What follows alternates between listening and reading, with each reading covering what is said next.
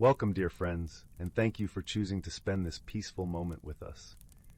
As the gentle embrace of spring wraps around us, it's the perfect time to unwind and nurture those cozy dreams. Tonight, you're invited to let go of your worries and sink into the delightful and calming stories we have in store for you. May this tranquil time lead to a wonderful start to your upcoming day. Story 1.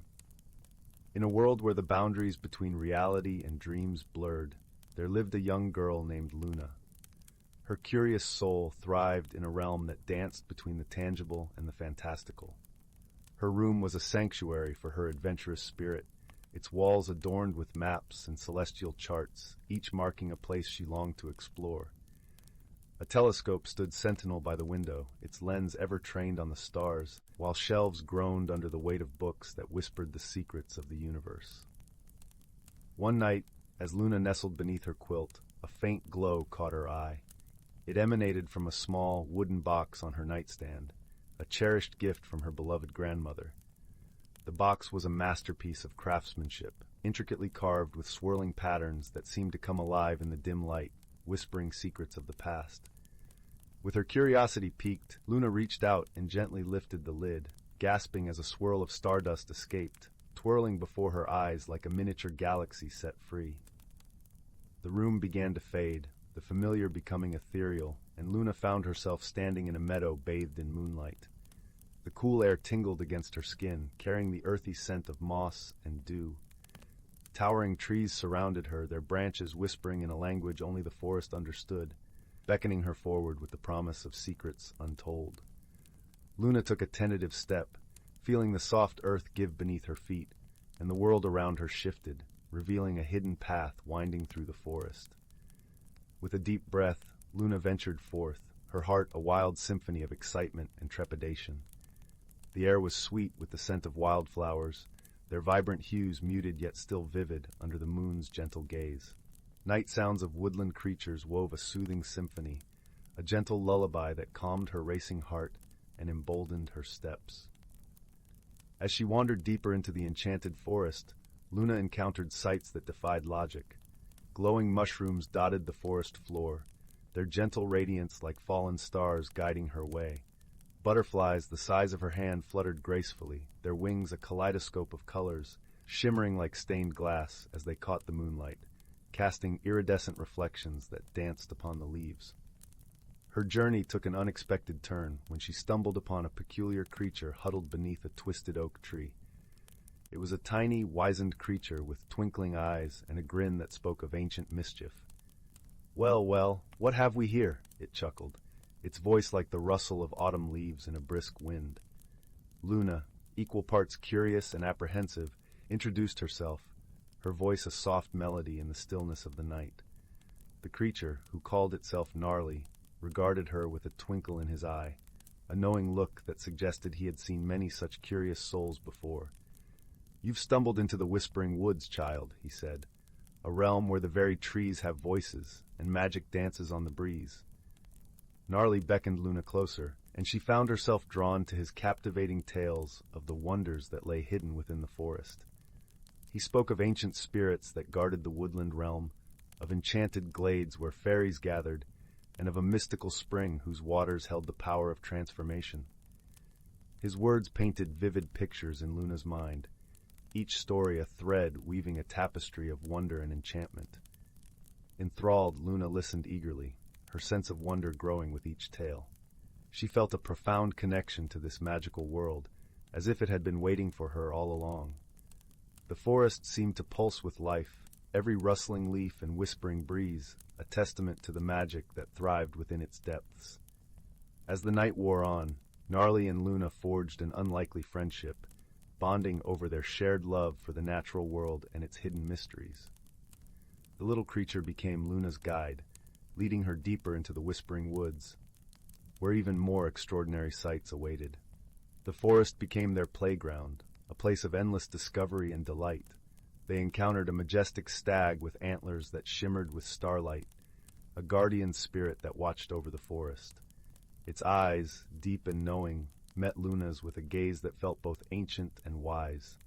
Luna marveled at the ethereal beauty of the glowing butterflies, their luminous wings casting a gentle glow upon the woodland path, guiding her steps with their radiant light.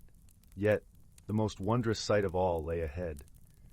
Gnarly led Luna to a secluded glade where a crystalline pool shimmered in the moonlight.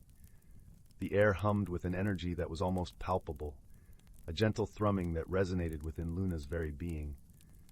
"This is the spring of transformation," he whispered reverently. "Its waters hold the power to change not just your physical form, but the very essence of who you are." Luna gazed into the depths of the pool, mesmerized by the rippling reflections that danced upon its surface. The water was impossibly clear, a mirror to the soul that seemed to reflect not just her image, but her very thoughts and dreams. A part of her longed to immerse herself in those mystical waters, to embrace the transformation they promised. As if sensing her hesitation, Gnarly spoke softly, his voice a gentle caress. "The choice is yours, Luna. The spring offers a path of self-discovery, but the journey is not without its challenges. Are you ready to embrace the unknown and emerge as your truest self?" Luna's heart pounded as she considered Gnarly's words. She had already experienced so much magic and wonder in the Whispering Woods, but the prospect of transformation filled her with a mixture of excitement and trepidation.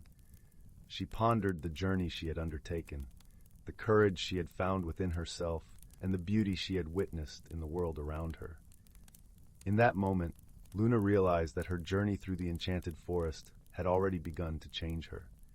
She had discovered a newfound courage, a willingness to embrace the unknown, and a deeper appreciation for the beauty and mysteries of the natural world. The forest had become a part of her, its magic entwined with her own spirit. With a deep breath, Luna stepped forward, allowing the cool waters of the spring to envelop her. A warm, tingling sensation washed over her, and she felt a profound shift within her very being. The water seemed to sing, a melody of transformation that resonated with her soul. As she emerged from the spring, Luna felt reborn, her spirit infused with a newfound sense of purpose and self-discovery. She turned to Gnarly, her eyes shining with gratitude and wonder, her heart brimming with the magic of the forest. The little creature smiled knowingly, his own eyes reflecting the magic of the Whispering Woods. "You have embarked on a journey of transformation, Luna," he said. "The path ahead may be filled with challenges, but always remember the lessons you've learned here. Embrace your truest self and let the magic of the world guide you." With a heavy heart, Luna bid farewell to Gnarly and the enchanted realm, knowing that a part of her would forever remain in the Whispering Woods. As she drifted back to the waking world, she clutched the wooden box close, a tangible reminder of the extraordinary journey she had undertaken. From that night on, Luna carried the magic of the Whispering Woods within her heart. She faced each new challenge with courage and wonder, embracing the transformations that life had in store. And whenever she felt lost or uncertain, she would open the wooden box, allowing the swirl of stardust to transport her back to the enchanted forest, if only in her dreams. For Luna had discovered a profound truth, that true magic lies not in the extraordinary, but in the beauty and mysteries that surround us every day, waiting to be uncovered by those with open hearts and curious souls. She learned that the journey of self-discovery and transformation was never truly complete, but a continuous adventure that unfolded with each new dawn.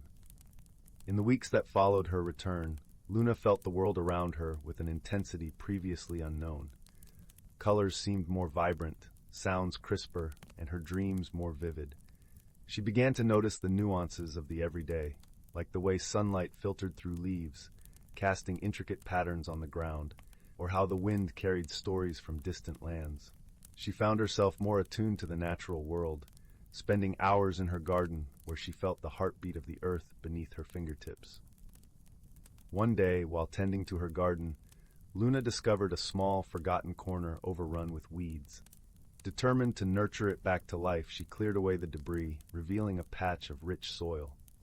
As she worked, she imagined the garden blooming with vibrant flowers and lush greenery.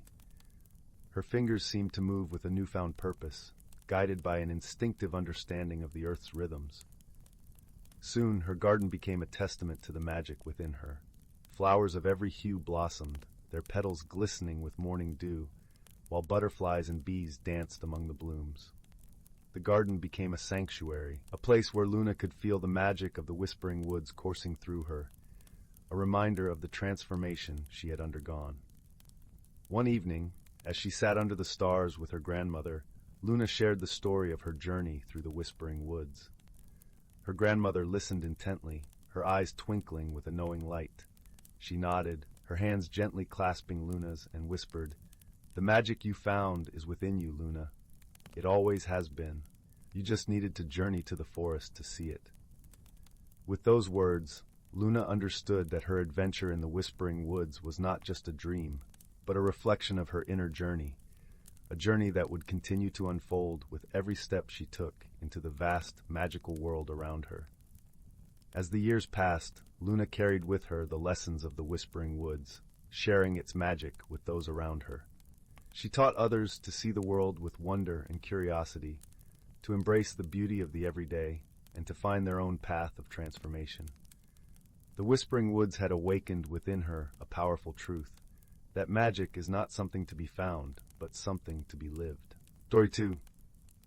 In the heart of the whispering woods, where sunlight trickled through the leaves like golden syrup, and the air was sweet with the scent of honeysuckle, there lay a quaint little village named Willowwind. The village was known for its bustling morning markets, where the aroma of freshly baked bread mingled with the earthy scent of ripe fruits. The gentle hum of laughter floated through its cobblestone streets, where children played and vendors called out their wares. But what truly set Willowwind apart was its library, a grand ivy-covered structure that seemed to hold all the secrets of the world within its stone walls. The library, a labyrinth of knowledge, was a sanctuary for the villagers. Its tall, arched windows allowed sunlight to spill onto the polished wooden floors, casting a warm, inviting glow. The scent of old parchment and ink mingled with the earthy aroma of the ivy, creating a comforting atmosphere that welcomed all who entered.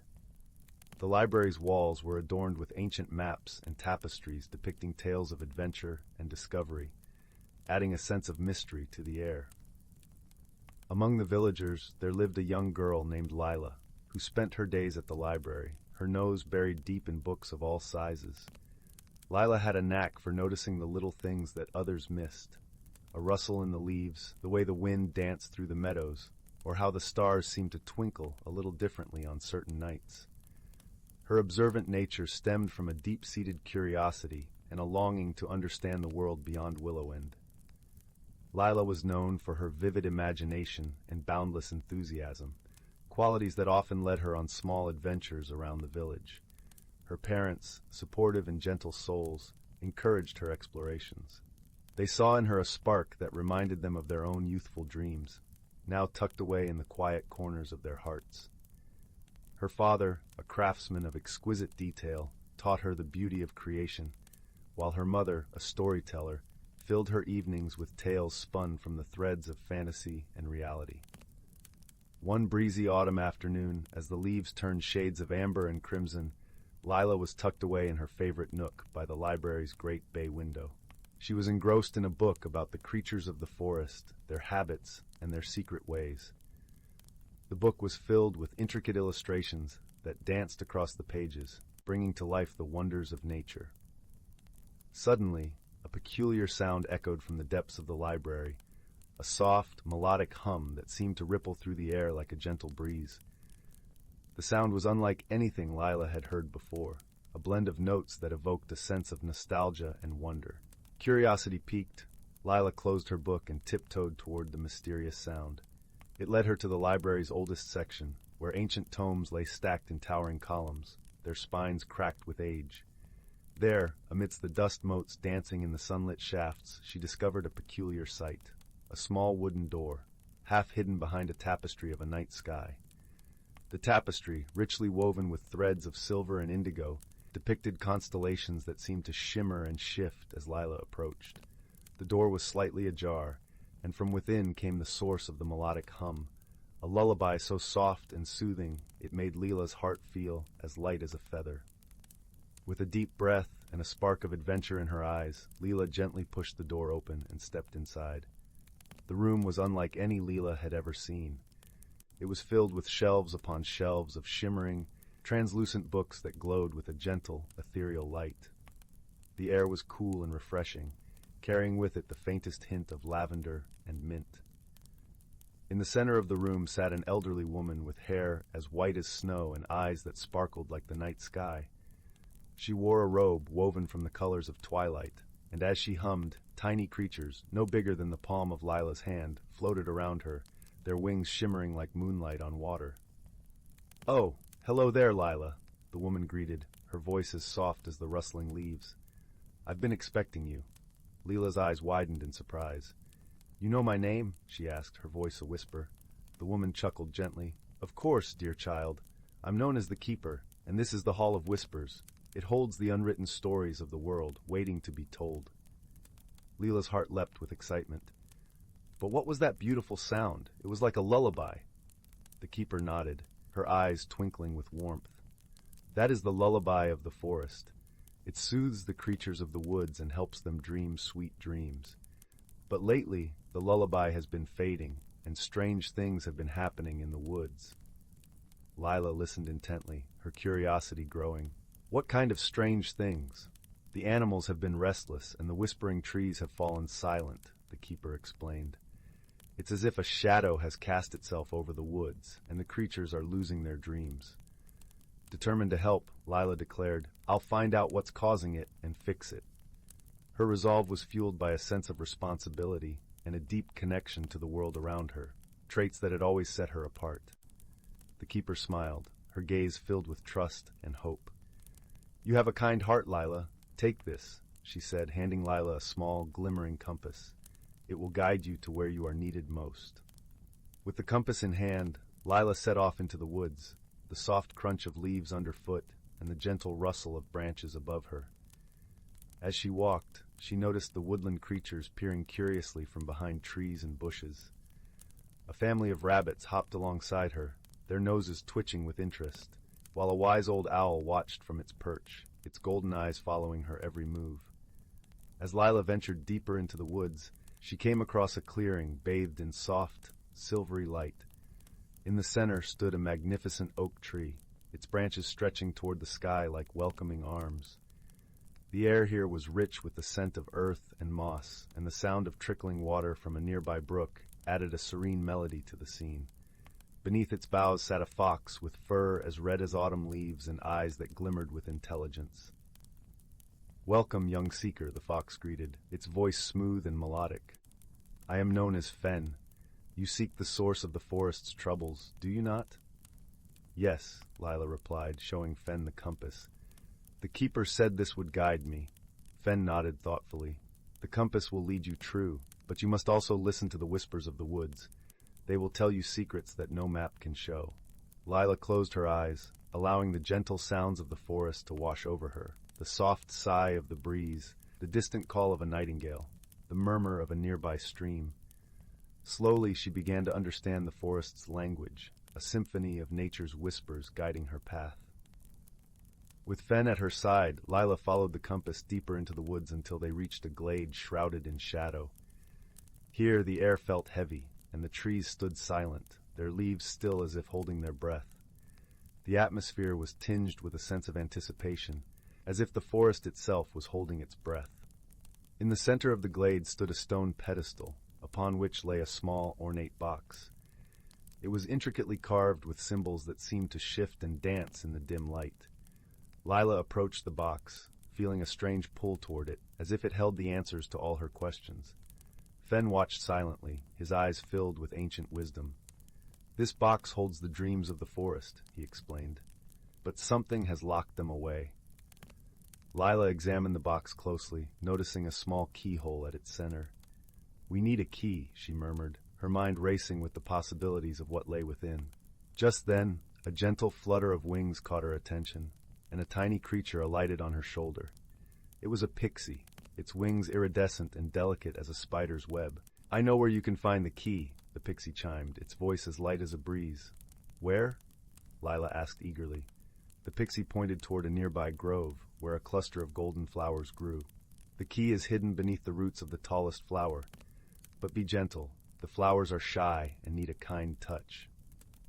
With care, Lila and Fen made their way to the grove.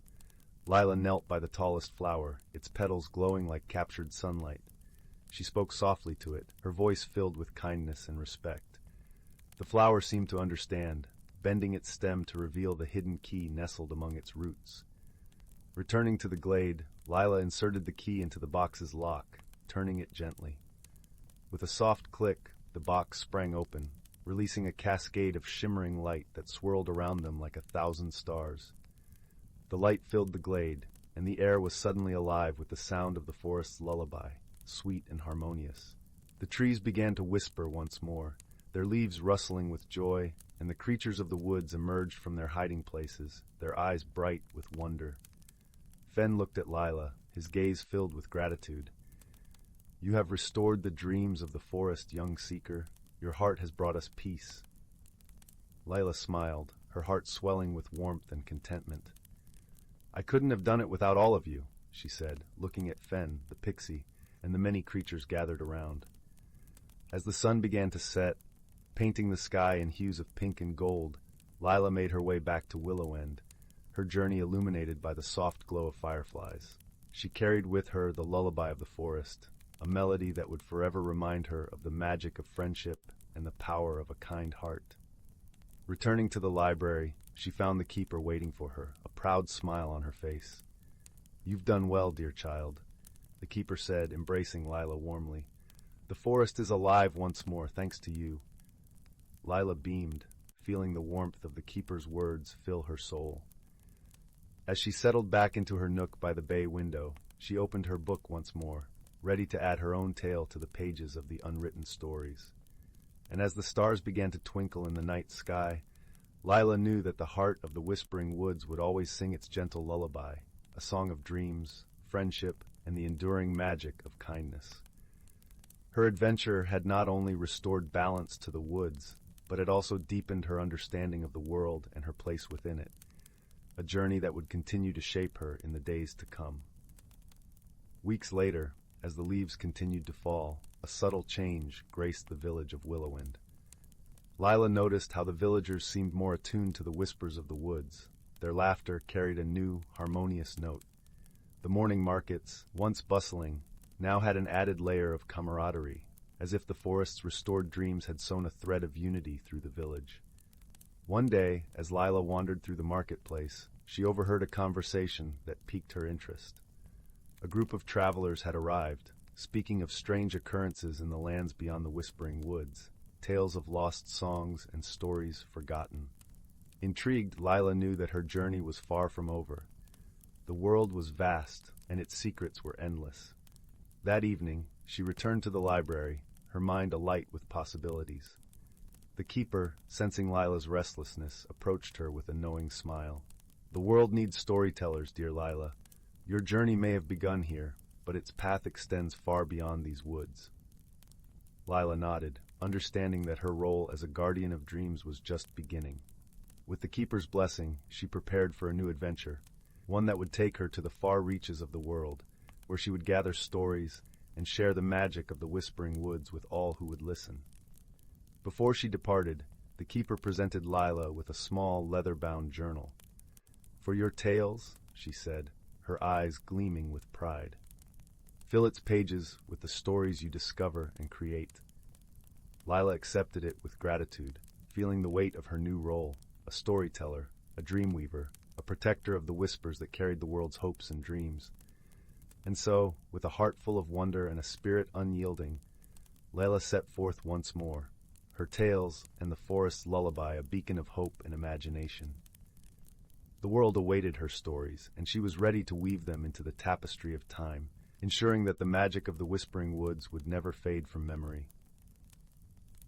As she journeyed further from Willowwind, crossing the borders of the whispering woods, Lila encountered landscapes that were as diverse as the stories she yearned to tell.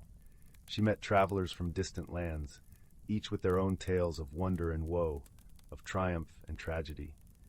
Lila listened intently, soaking in the lessons and wisdom each story imparted. She learned of mountains that sang with the voices of ancient spirits, of deserts where the sand danced with the wind's laughter, and of seas that whispered the secrets of the deep. In one such village, nestled by a crystalline lake, Lila found an old musician who crafted melodies that mirrored the soul's deepest yearnings. His songs wove tales of love, loss, and the inexorable passage of time. Inspired, Lila shared with him the lullaby of the whispering woods. Together, they composed a symphony that brought tears to the eyes of all who heard it, a testament to the enduring power of music and storytelling to bind hearts and heal wounds. Through these experiences, Lila's understanding of the world deepened. She realized that stories, like the roots of ancient trees, interconnected all beings. Each tale was a thread in the vast tapestry of existence, and her role was to ensure that none of these stories would fade into oblivion. As the seasons turned, Lila's journal filled with the chronicles of her adventures, her heart growing ever closer to the myriad souls she encountered. She returned to Willow End often, her presence a reminder of the world's vastness and the endless possibilities that lay beyond the village's borders. One evening, as she sat by the library's bay window, her gaze turned to the stars that shimmered like diamonds against the velvet night. Lila understood that her journey was a circle, ever expanding, drawing her closer to the heart of the stories she cherished. With each tale she penned, she added to the legacy of the Whispering Woods, a legacy that would echo through eternity, carried on the wings of imagination and the whispers of the wind. Story 3.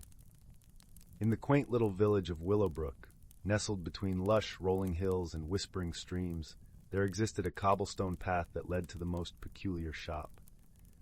The path, adorned with mossy stones and flanked by wildflower patches dancing in the breeze, seemed to hum with secrets waiting to be discovered. It was as if the very air vibrated with whispers of ancient tales, lingering just beyond the reach of human ears. This path led to a place of mystery and charm, known to the villagers simply as the Nook. Inside the Nook, nestled among shelves brimming with curious trinkets and artifacts that glimmered in the soft amber light, sat an old wooden chest that no one dared to open. It was not locked, yet it seemed to hold a quiet power that deterred the meddlesome. The shop itself was a tapestry of sensory delights. The scent of aged parchment and lilac candles mingled in the air, while the gentle creak of wooden floorboards accompanied every step like an old, familiar melody. One crisp autumn afternoon, as golden leaves pirouetted down from the trees, mingling with the scent of earth and wood smoke, a young girl named Clara wandered into the shop. Clara had a heart as warm as the summer sun, and eyes that twinkled with the curiosity of 1,000 questions. Her presence was as comforting as a lullaby sung under the moonlight, and she was known in Willowbrook for her kindness and vivid imagination, often seen sketching the world as she wished it to be with charcoal-stained fingers. Her sketches were not just drawings, they were windows into her dreams, capturing the beauty she saw in the world and the magic she believed lay just beneath the surface. The shopkeeper, a wise old man named Mr. Pendleton, greeted Clara with a nod and a wink from behind his counter piled high with books of spells and tales. His eyes, a deep shade of forest green, held the wisdom of many winters. His presence was a comforting one, like an old oak tree standing steadfast through the changing seasons. He had watched Clara grow, nurtured her inquisitiveness, and saw in her the same spark of wonder that had kindled his own youthful adventures. On this particular day, Clara seemed more contemplative than usual, her fingers grazing the spines of dusty tomes as if seeking a whisper of inspiration. As she perused the aisles, her gaze fell upon the old wooden chest, its surface polished by time, with intricate carvings of stars and moons etched into its surface. The carvings seemed to dance in the flickering candlelight, casting shadows that played like fleeting memories. Each shadow seemed to tell a story, hinting at the secrets the chest might contain. Entranced, Clara approached the chest, her small fingers tracing the celestial patterns. With a soft creak, she lifted the lid, revealing a collection of what appeared to be ordinary stones. Each stone was smooth and cool to the touch, shimmering with an inner light that pulsed gently like a heartbeat. They seemed to whisper to her, each pulse echoing an untold story. Curious, Clara picked up a stone, and as she did, the world around her seemed to shimmer and change. The air was filled with the scent of lavender and honey, and a gentle breeze whispered secrets through the leaves. Clara felt a warm presence beside her, and turning, she saw it was a small, luminescent creature with wings that glowed like the evening stars. Its presence was serene, and its eyes, like pools of starlight, brimmed with ancient tales. The creature introduced itself as Lumiel, a guardian of the stones, and explained that each stone held a unique magic, a gift waiting to be discovered. But to unlock its potential, Clara would need to embark on a journey of understanding and friendship. The stones, Lumiel explained, were fragments of the cosmos, each one a keeper of wisdom and wonder. They held the magic of the universe, waiting for a heart brave enough to seek their secrets. Over the weeks that followed, Clara and Lumiel set out on a series of adventures that took them across Willowbrook and beyond. They were joined by a merry band of helpers. Tobias, a jovial squirrel with a knack for finding hidden paths. Seraphina, a wise old owl with feathers as soft as velvet and eyes that saw the wisdom in darkness. And Merrick, a gentle giant of a bear with a heart as big as his paws. Each companion brought their own strengths to the journey, weaving a tapestry of friendship that grew stronger with each challenge they faced. One chilly morning, the group ventured to the edge of Willowbrook, where the air was crisp and filled with the scent of pine. They discovered an ancient map, hidden within the hollow of an old oak tree, its parchment yellowed with age and marked with symbols that seemed to hum with magic. This map, Lumiel explained, was a guide to places where the stone's magic could be awakened. It spoke of lands where the air shimmered with enchantment and creatures of legend roamed freely. Their journey took them through enchanted forests filled with the sweet songs of nightingales, across fields that glistened with dew like diamonds, and along rivers that sang tales of yore. Each place they visited held challenges that required Clara to use her heart and mind rather than force. She learned the language of the trees, deciphered the melodies of the rivers, and discovered that true magic lay in understanding and compassion. Along the way, Clara began to notice subtle changes within herself. She became more attuned to the whispers of the wind and the rustle of leaves, sensing the world with a depth she had never experienced before. Her sketches transformed, capturing not just the visible world but also the unseen threads of magic that wove through it. Her companions noticed this change, and their admiration for Clara deepened, their bonds strengthening with each shared laughter and challenge overcome. One day they arrived at a glen where the trees were twisted into shapes that spoke of ancient times. Here they encountered a challenge that put Clara's wisdom to the test. The path forward was blocked by a riddle inscribed upon the bark of the tallest tree. It read, "To move ahead, you must first let go of what holds you back, though you may not know. A heart unburdened, a mind set free, only then shall you find the key." Clara pondered the riddle long and hard, her companions offering gentle encouragement. She realized that the answer lay within herself. She needed to let go of her fears and doubts, to trust in the kindness and wisdom she had nurtured within. It was a moment of profound clarity, as if the very earth beneath her feet whispered its support and the sky above opened to reveal new paths. With newfound clarity, Clara placed her hand upon the tree, and as she did, the path ahead opened, bathed in the gentle glow of moonlight. They continued on their journey, each step lighter than the last, until they reached the heart of the enchanted forest, where the air was thick with magic and the night sky sparkled with possibilities. Here the stars seemed to bow down, listening to the stories that had unfolded beneath their watchful gaze. There in the heart of the forest, Clara discovered the true power of the stones. By embracing friendship, wisdom, and the courage to be true to herself, she unlocked the magic within. The stones transformed into a necklace that shimmered with the colors of the dawn, a symbol of her journey and the bonds she had forged. It was a reminder that the greatest magic was not in the stones themselves, but in the love and understanding that had guided her. As they turned to leave the forest, Clara paused, looking back at the path they had traveled. She felt a sense of peace, as if the forest itself had whispered its gratitude for her courage. Lumiel fluttered beside her, its wings casting patterns of light across the ground, a reminder that magic was not just in the stones, but within her heart and the hearts of those she held dear. With their quest complete, Clara and her companions returned to Willowbrook, their hearts full of stories and their minds brimming with dreams. The villagers welcomed them with open arms, eager to hear tales of their adventures by the fireside. The tales of their journey spread through the village like wildfire, igniting the imaginations of young and old alike. As the seasons passed and the leaves turned from gold to green once more, Clara would often sit by the fireplace with her friends, sharing stories of wonder and laughter. The necklace of stones became a cherished reminder of the journey they had taken and the magic they had found in the most unexpected of places.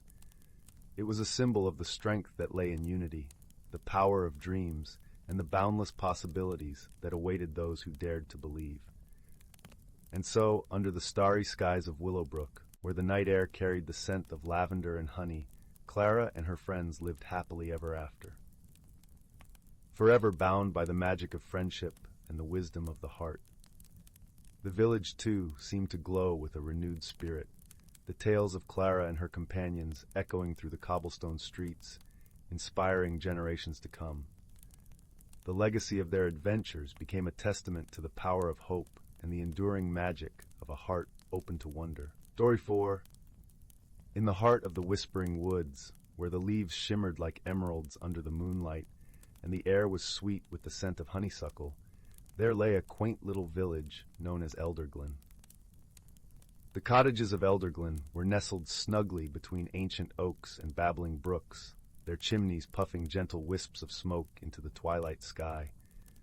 It was a village where the extraordinary felt ordinary, and magic wove through daily life like a gentle, invisible thread. In this village lived a young girl named Willa.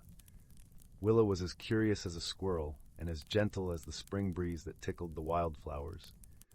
Her days were filled with adventures, exploring the nooks and crannies of Elderglen, her trusty lantern always in hand. She had a gift for noticing the little things, like the way the dew glistened on spider webs at dawn, or how the birds sang a little brighter after a rainstorm. One evening, as the sun dipped below the horizon and the stars began to twinkle like diamonds scattered across velvet, Willa noticed something peculiar. The fireflies that usually danced joyfully in the meadow behind her cottage were nowhere to be seen. Instead, the meadow was eerily still and dark, save for the soft glow of her lantern. Willa felt a flutter of curiosity mixed with concern. The fireflies were beloved by all in Elderglen, their nightly ballet a cherished spectacle. She decided then and there to solve the mystery of the missing fireflies. Slipping on her cloak, she padded softly down the cobblestone path, her lantern casting a warm golden light that flickered gently across the ground. As she wandered deeper into the woods, Willa met her dear friend Finn, a wise old owl whose feathers were as soft and silvery as moonlight. Finn had a knack for knowing things that others did not, and his eyes gleamed with the knowledge of centuries. "Good evening, young Willa," Finn hooted softly from his perch on a low-hanging branch. "You seem troubled. What brings you to the woods at this hour?" "The fireflies, Finn," Willa replied, her voice barely a whisper. "They've vanished, and I can't help but feel something's amiss." Finn blinked slowly, considering her words. "Indeed, that is curious, but I have heard whispers of late, carried on the breeze. Perhaps we should seek the counsel of Elder Willow." Elder Willow was the wisest tree in all of Elderglen, her branches stretching high and wide, her trunk thick and gnarled with age. She stood in the heart of the woods, a gentle guardian to all who lived there. Together, Willa and Finn made their way to Elder Willow. As they approached, Willa felt the familiar warmth of the tree's ancient magic wrap around her like a comforting hug. Elder Willow's voice drifted down to them, soft and soothing like a lullaby.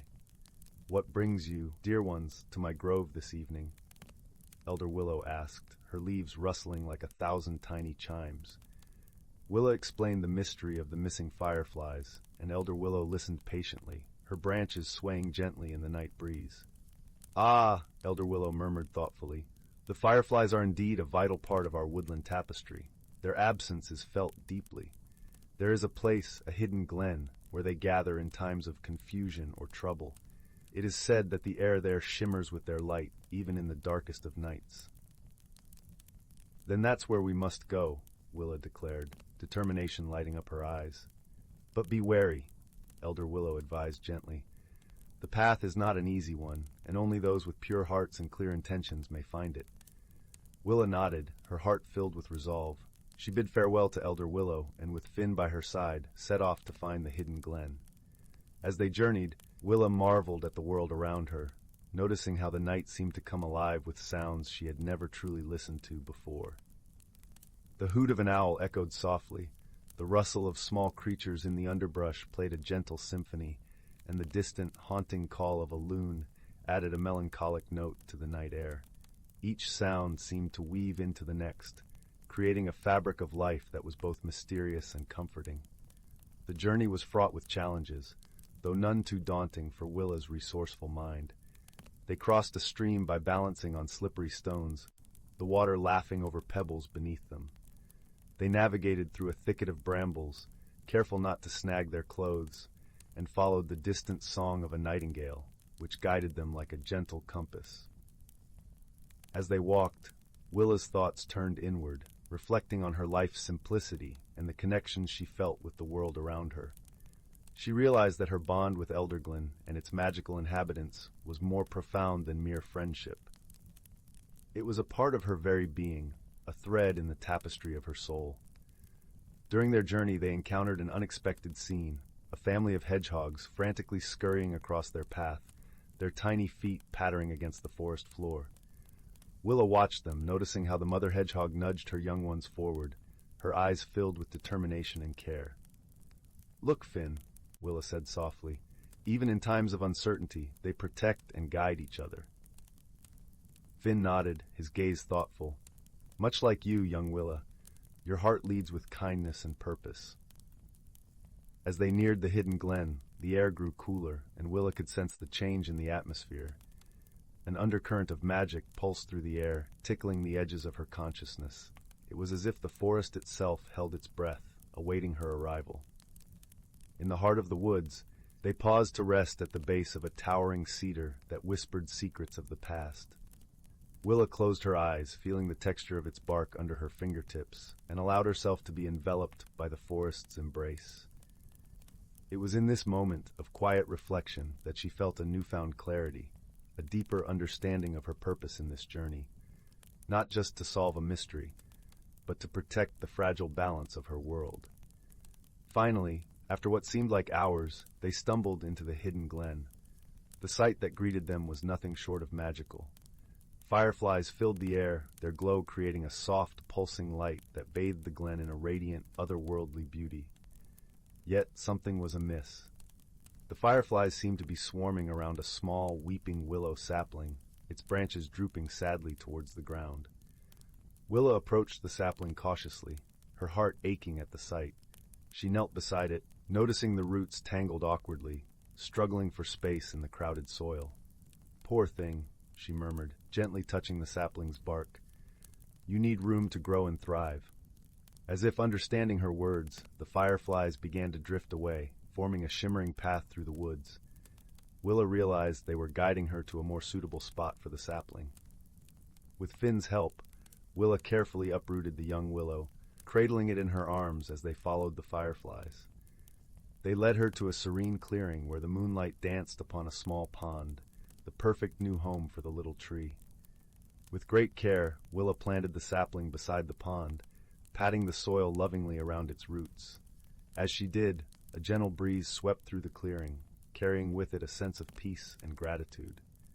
The fireflies, now content, resumed their joyful dance, their lights twinkling like tiny stars. The little willow seemed to sigh with relief, its branches lifting toward the sky, no longer burdened by the crowded soil of its previous home.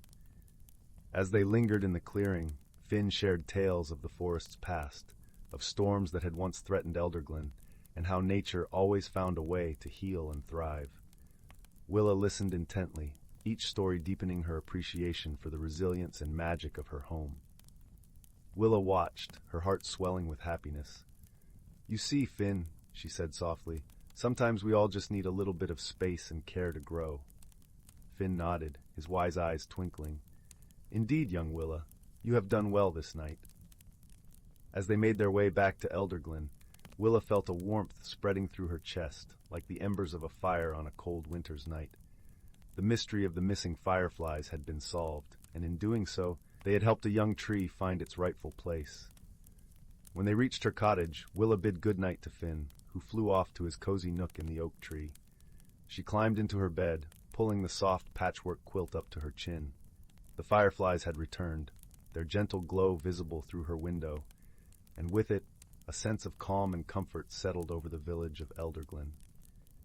As Willa drifted into sleep, the woods whispered a lullaby, carrying the peace of the night to all who listened. And in that quiet, magical world, the fireflies danced on, painting the darkness with their light, a reminder that even the smallest creatures can brighten the world with their presence. Story 5. In a forest where the trees stretched high, their branches whispering secrets to the sky, a hidden world thrived beneath the canopy. Here the sunlight danced through leaves like golden lace, dappling the forest floor with warmth and casting soft shadows that shifted with the breeze. This was the realm of the woodland kin, creatures of nature who lived in harmony with the land, their lives woven into the very fabric of the forest. Among these creatures was Bramble, a wise old hedgehog whose quills were tinged with silver, a testament to the many seasons he had seen. Bramble, with his gentle eyes and thoughtful demeanor, was known far and wide for his understanding of the forest and its ancient rhythms. He was a keeper of stories and secrets, passed down through generations, and he carried the weight of this knowledge with quiet dignity. One crisp autumn morning, as the air was filled with the earthy scent of fallen leaves and the distant call of a thrush, Bramble set out on his daily walk. The forest was alive with the rustle of creatures preparing for the winter ahead. Squirrels scampered through the branches, their cheeks bulging with acorns, while rabbits busied themselves among the roots, digging cozy burrows for the colder days to come.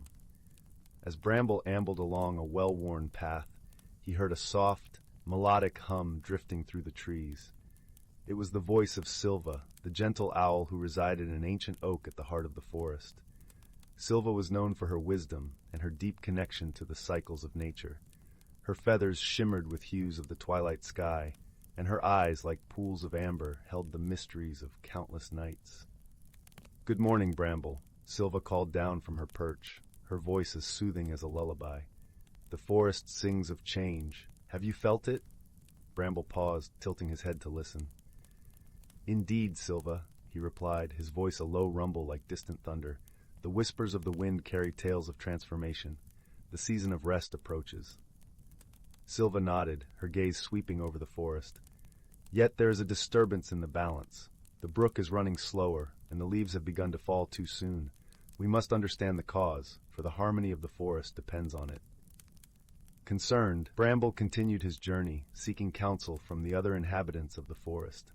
He spoke with the foxes, who had noticed the fish in the river were fewer, and with the bees, whose hives were yielding less honey. Each creature shared their observations, piecing together a puzzle that spoke of imbalance. As Bramble wandered deeper into the woods, he came across a hidden grove bathed in the soft glow of the setting sun. In this secluded haven, he found an old friend, Alara the turtle, her shell a mosaic of greens and browns. Alara, with her slow movements and thoughtful eyes, was a creature of patience and reflection. She listened intently as Bramble shared the concerns of the forest. "The earth is weary, Bramble," Alara said, her voice a gentle ripple on a quiet pond.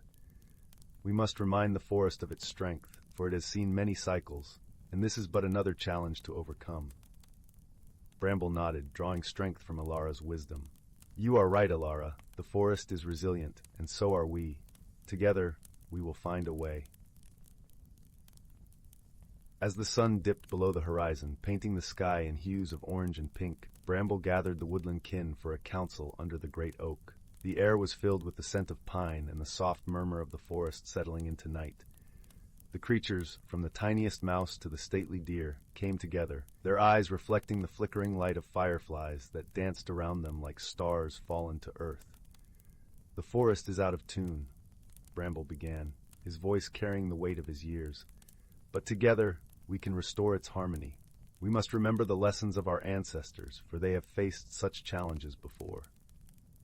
From the crowd, a young fawn with eyes as bright as the morning dew stepped forward.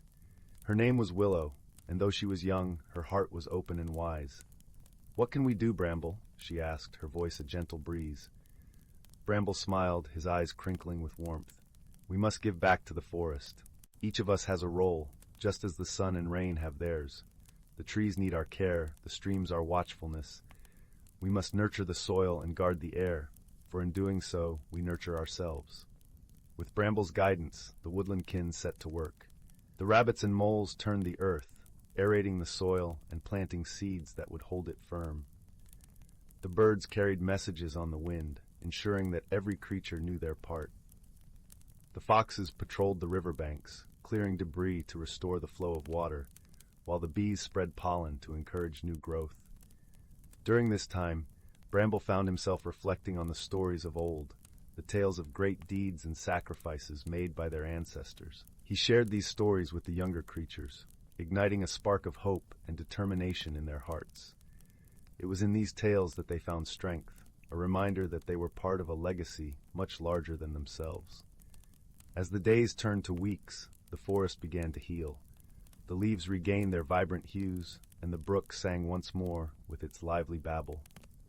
Everywhere, life thrummed with renewed vigor, and the air was filled with a sense of balance restored.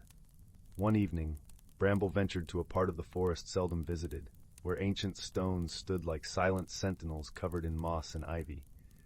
This place held echoes of the past, where the woodland kin of old would gather for ceremonies under the full moon.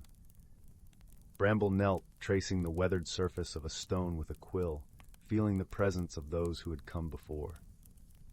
Here, in the quiet of this sacred ground, Bramble felt the forest's gratitude. A gentle breeze stirred, carrying the scent of pine and the promise of renewal. It was as if the very earth whispered its thanks, a song that resonated with his soul. Returning to the great oak, Bramble found Silva waiting. "You have done well, old friend," Silva said, her voice soft with gratitude. "The wisdom of the past, carried forward by the hearts of the present, has saved us." Bramble nodded, contentment glowing in his eyes. "It is the way of the forest, Silva. We live, we learn, and we pass on what we know. In this, the cycle continues." As the snow fell gently around them, the woodland kin gathered once more, sharing stories and songs beneath the starlit sky. Together, they celebrated not just the turning of the seasons, but the enduring bond they shared with the land and with each other. And so, as the forest slumbered under its winter quilt, the creatures nestled into their homes, secure in the knowledge that they were part of something greater, a tapestry of life woven together by love, wisdom, and the timeless dance of the natural world. In the quiet aftermath of their efforts, Bramble found himself revisiting the grove where Alara had first shared her insights. This time, the air was filled with the soft rustle of leaves and the gentle hum of insects, a symphony of nature's resilience. As he pondered the events that had unfolded, Bramble realized that the forest's recovery was more than just a return to balance. It was a testament to the unity and collaboration of its inhabitants. Reflecting on this, Bramble decided to establish a new tradition. Each year, as autumn gave way to winter, the woodland kin would gather not just to celebrate the passing of the seasons, but to share their experiences and learnings from the year. It would be a time to honor the forest's wisdom, to listen to its whispers, and to ensure that the knowledge of the past was carried forward into the future. The first of these gatherings was held in the grove, under the watchful eyes of the ancient oaks and the gentle gaze of the moon. Creatures from all corners of the forest came, their footsteps weaving a tapestry of paths that converged in this sacred space. They brought tales of their encounters, the challenges they had faced, and the solutions they had discovered. Silva, perched high above, listened with pride as the woodland kin shared their stories. Willow recounted her journey alongside the bees, how she had learned which flowers thrived in the changing climate and helped spread their seeds. The foxes spoke of their newfound understanding of the river's needs and how they had ensured its flow remained strong and true. Each tale was a thread, woven together to form a tapestry of resilience and hope. As the gathering drew to a close, a sense of unity enveloped the grove. Bramble looked around at the faces illuminated by the moonlight, seeing in them the spirit of the forest itself. "We are the stewards of this land," he said, his voice resonant with the strength of his conviction. "As long as we live in harmony with the earth and with each other, the forest will thrive." With those words, the woodland kin knew that their bond with the land was unbreakable. They understood that their lives were inextricably linked to the cycles of nature, and that by nurturing the forest, they nurtured themselves. And so, as the years turned and the seasons changed, they continued to gather, to learn, and to grow, their stories echoing through the ages like the gentle rustle of leaves in the wind. In the following spring, a new challenge arose that tested the resolve of the woodland kin. A fierce storm swept through the forest, uprooting trees and flooding the streams. Panic rippled through the community, but Bramble, with his steady presence, gathered the creatures once more. "We have faced adversity before," Bramble reminded them, his voice calm amid the chaos. "Together we will weather this storm." Silva, her wings slightly ruffled from the wind, spoke from her perch. "The storm is a reminder of nature's power, but also of its beauty. We must rebuild, not just our homes, but our spirits."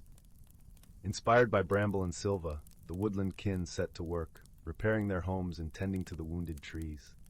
They found strength in their unity, each creature contributing in its own way.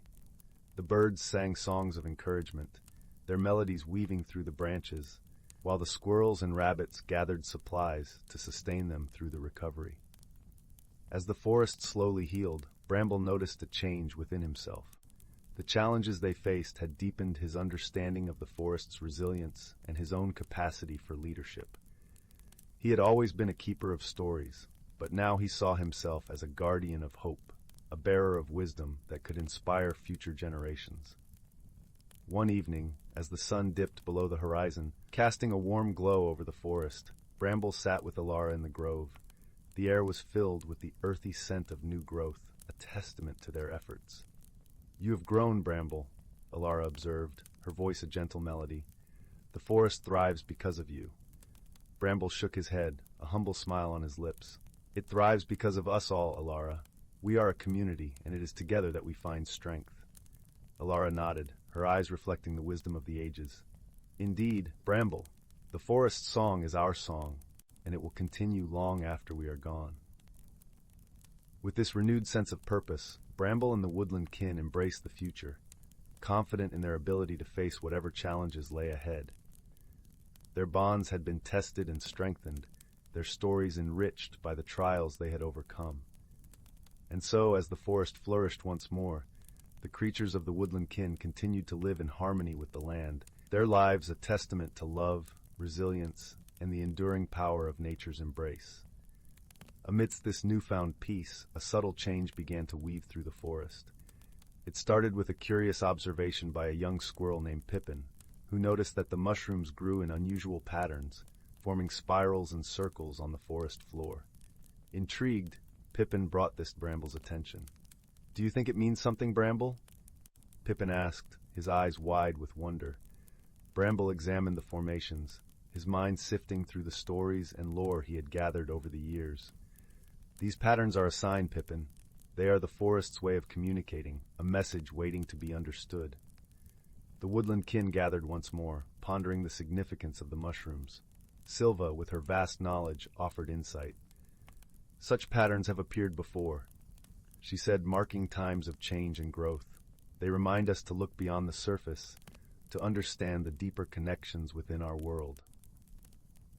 Moved by this revelation, the creatures began to pay closer attention to the intricacies of their environment. They observed how the vines climbed the trees, how the flowers opened at dawn and closed at dusk, and how the wind carried seeds across the land. These small miracles, often overlooked, became a source of inspiration and guidance. Bramble, feeling the weight of the forest's wisdom more than ever, encouraged the woodland kin to share their discoveries. "Let us learn from the forest's language," he urged, "for it speaks of balance and harmony, of a world that thrives when we listen and understand." As they embraced this new chapter, the woodland kin deepened their connection to the land. They learned to read the signs, to anticipate the changes of the seasons, and to celebrate the cycles of life in all their forms. The forest, in turn, flourished like never before, its vitality a reflection of the unity and understanding within its community. In time, Bramble came to realize that this journey was not just about survival, but about transformation. The forest had taught him to see the world through new eyes, to appreciate the beauty in all its forms, and to cherish the bonds that held them together. It was a lesson he carried with him always, a testament to the enduring spirit of the woodland kin and the land they called home. 6. The Whispering Amulet. In a quaint village nestled within the gentle embrace of rolling hills and ancient forests, there existed a legend that was as old as the stones themselves. This was the story of the Whispering Amulet, a mystical object said to hold the power to reveal hidden truths and guide lost souls. The village, with its cobblestone streets and thatched roof cottages, was a place where time seemed to flow as lazily as the river that meandered through its heart.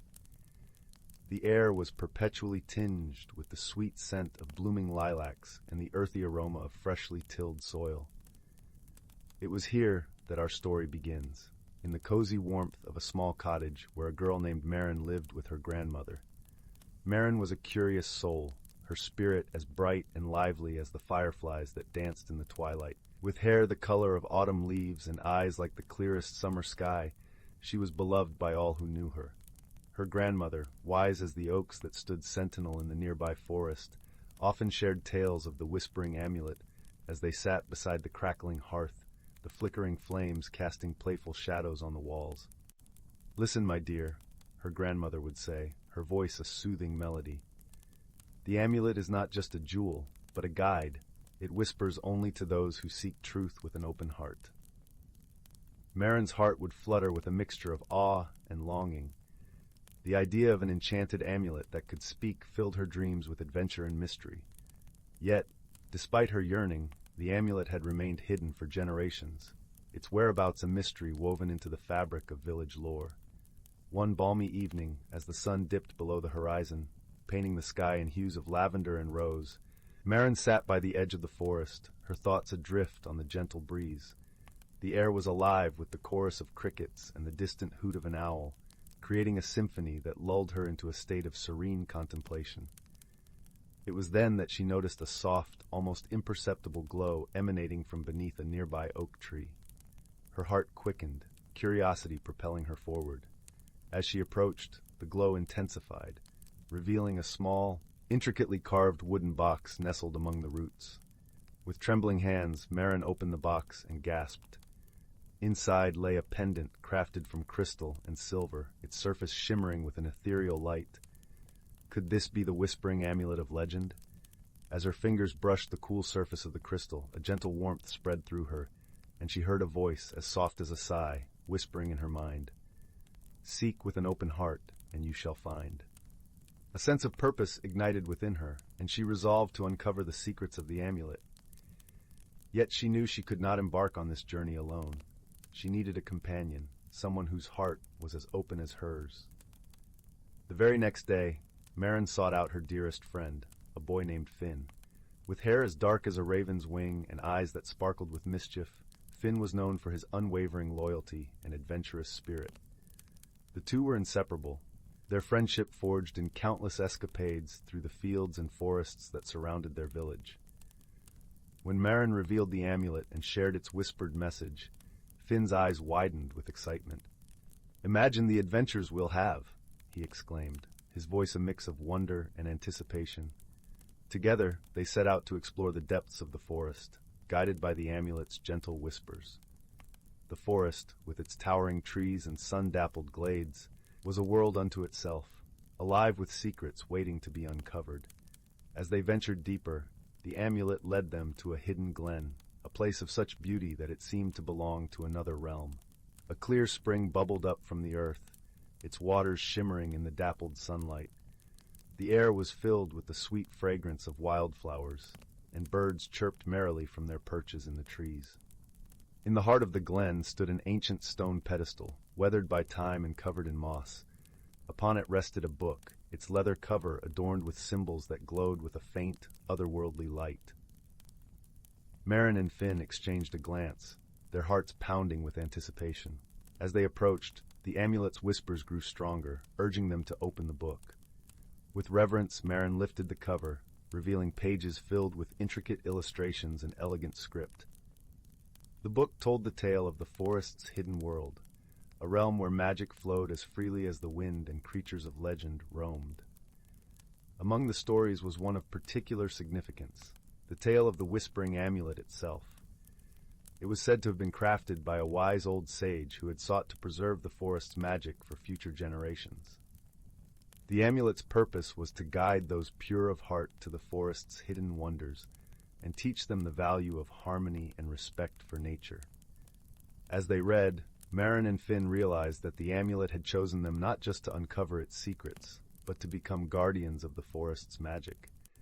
The responsibility was great, but their hearts were steadfast, and their bond unbreakable. With newfound understanding, they closed the book and returned it to its resting place. The amulet's whispers faded, replaced by a feeling of contentment and peace. They knew their journey was just beginning, and that there were many more wonders to discover. As the sun began its descent, casting the forest in a golden glow, Marin and Finn made their way back to the village. The path seemed different now, as if the forest itself had embraced them as its own. That night, as they sat by the hearth, Marin shared the day's adventures with her grandmother, who listened with a knowing smile. "The forest has chosen well," she said, her voice filled with pride, "and so it begins." In the days that followed, Marin and Finn continued to explore the forest, learning its secrets and nurturing its magic. They discovered hidden groves, befriended the creatures that dwelled within, and grew ever closer as they shared their adventures. The village, too, began to change. Inspired by Marin and Finn's tales, the villagers came to see the forest not as a place of mystery to be feared, but as a sanctuary to be cherished and respected. They planted trees, tended to the land, and learned to live in harmony with the natural world. The Whispering Amulet had fulfilled its purpose, guiding not just Marin and Finn, but an entire village toward a deeper understanding of the world around them. And in doing so, it had woven a story of friendship, transformation, and growth that would be told for generations to come. As the years passed, Marin and Finn remained guardians of the forest, their bond as strong as ever. The amulet, now a treasured heirloom, continued to whisper its wisdom to those who would listen, ensuring that the magic of the forest would endure. And so the legend of the Whispering Amulet lived on, a testament to the power of friendship, the beauty of nature, and the wondrous possibilities that await those who seek with open hearts. Once upon a time, in a village embraced by rolling hills and ancient forests, there lived a girl named Marin who discovered the Whispering Amulet. With her friend Finn by her side, they embarked on a journey into the heart of the forest, uncovering its secrets and learning to live in harmony with its magic. Through their adventures, they transformed their village and forged a bond that would last a lifetime. And so, the legend of the Whispering Amulet continued, a story of friendship, transformation, and the enduring power of nature's magic. Story 7. Once upon a time, in a cozy little village nestled between rolling hills, there lived a young girl named Lily. She was a quiet soul with a heart full of dreams and a mind brimming with curiosity. Little did she know, her world was about to be turned upside down by the most unexpected of companions. One crisp autumn evening, as Lily sat by the crackling hearth, she noticed a peculiar glow emanating from the old wooden chest in the corner of the room. Drawn by its warm light, she cautiously approached and peered inside. To her astonishment, nestled among the jumbled treasures lay a single feather, but this was no ordinary feather. It shimmered with 1,000 hues, each color more vibrant than the last. As Lily reached out to touch it, the feather stirred to life, dancing and swirling before her eyes. A melodious voice whispered in her ear, "Lily, you have been chosen to embark on a wondrous journey. This feather holds the key to unlocking the secrets of the world around you." Lily's heart raced with a mixture of excitement and trepidation. She knew that accepting this quest would change her life forever, but the allure of adventure was too strong to resist. The feather instructed her to gather a few simple belongings and set off into the night. As Lily stepped out into the inky darkness, the feather's glow illuminated the path before her, leading her deeper into the forest. Along the way, she encountered a trio of unlikely companions, a wise old owl named Horace, a mischievous raccoon named Rascal, and a gentle doe named Willow. Each had their own unique talents and perspectives, and together they formed an unbreakable bond. Their journey was not without its challenges. They faced treacherous terrain, cunning riddles, and even the occasional bout of mischief from Rascal. But through it all, the feather's guidance and the unwavering support of her newfound friends sustained Lily. One night, as they huddled around a campfire, the feather revealed its true nature. "Lily, I am a fragment of the ancient magic that flows through all living things. By learning to harness this power, you will gain the ability to understand the language of nature itself." With the feather's teachings, Lily began to perceive the world in a whole new way. The whispers of the wind, the songs of the birds, and the gentle rustling of the leaves all held profound meaning. She could communicate with the very elements that surrounded her, forging a deep connection with the natural world. As their journey neared its end, they encountered a formidable obstacle, a raging river that barred their path. The feather warned that brute force would be futile against the torrent's might. Instead, it counseled patience and wisdom. Lily listened intently to the river's song, discerning its secrets and respecting its power. With gentle coaxing and a newfound understanding, she persuaded the waters to part, creating a safe passage for her and her companions. At last, they reached their destination, a hidden glade where the feather's magic could be fully realized. In a ceremony of wonder and reverence, the feather bestowed upon Lily the gift of nature's language, forever intertwining her destiny with the rhythms of the earth. As the feather faded into the ether, Lily knew that her journey had only just begun. With her new abilities and the steadfast companionship of Horace, Rascal, and Willow, she vowed to be a guardian of the natural world, using her wisdom to protect and nurture all that surrounded her. And so, on many a quiet evening, if you listen closely, you might hear the gentle whispers of Lily conversing with the trees, the winds, and the very essence of life itself. A living reminder that magic dwells in the most unexpected of places, waiting to be discovered by those with open hearts and curious minds. Story 8. Once upon a time, nestled in a quaint village cradled by the gentle arms of emerald hills, there lay a small cottage with ivy-clad walls and a thatched roof, thatched with golden straw. Its windows were adorned with lace curtains, and from the chimney a thin wisp of smoke curled lazily into the air, carrying the comforting scent of burning pine. This was the home of an elderly woman named Agnes, whose gentle demeanor and twinkling eyes made her beloved by all who knew her. Agnes lived a simple yet contented life, surrounded by the humble beauty of nature and the warmth of the village community. Her days were filled with tending to her vibrant garden, where flowers of every hue danced in the breeze, and in the evenings she would sit by the fireplace, knitting colorful scarves and mittens for the village children. One crisp autumn morning, as leaves of amber and gold crunched underfoot, Agnes ventured into the nearby forest to gather herbs. The forest was a place of magic and mystery, with towering trees that whispered secrets to the wind and streams that glistened like ribbons of silver. As Agnes wandered deeper into the woods, she stumbled upon a clearing she had never seen before. In the heart of the clearing stood an ancient oak tree, its gnarled branches stretching toward the sky like the arms of a wise old giant. At the base of the tree lay a peculiar object, half buried in the earth. It was a small, intricately carved wooden box, its surface etched with delicate patterns that seemed to shimmer in the dappled sunlight. Agnes knelt beside the box, her heart fluttering with curiosity.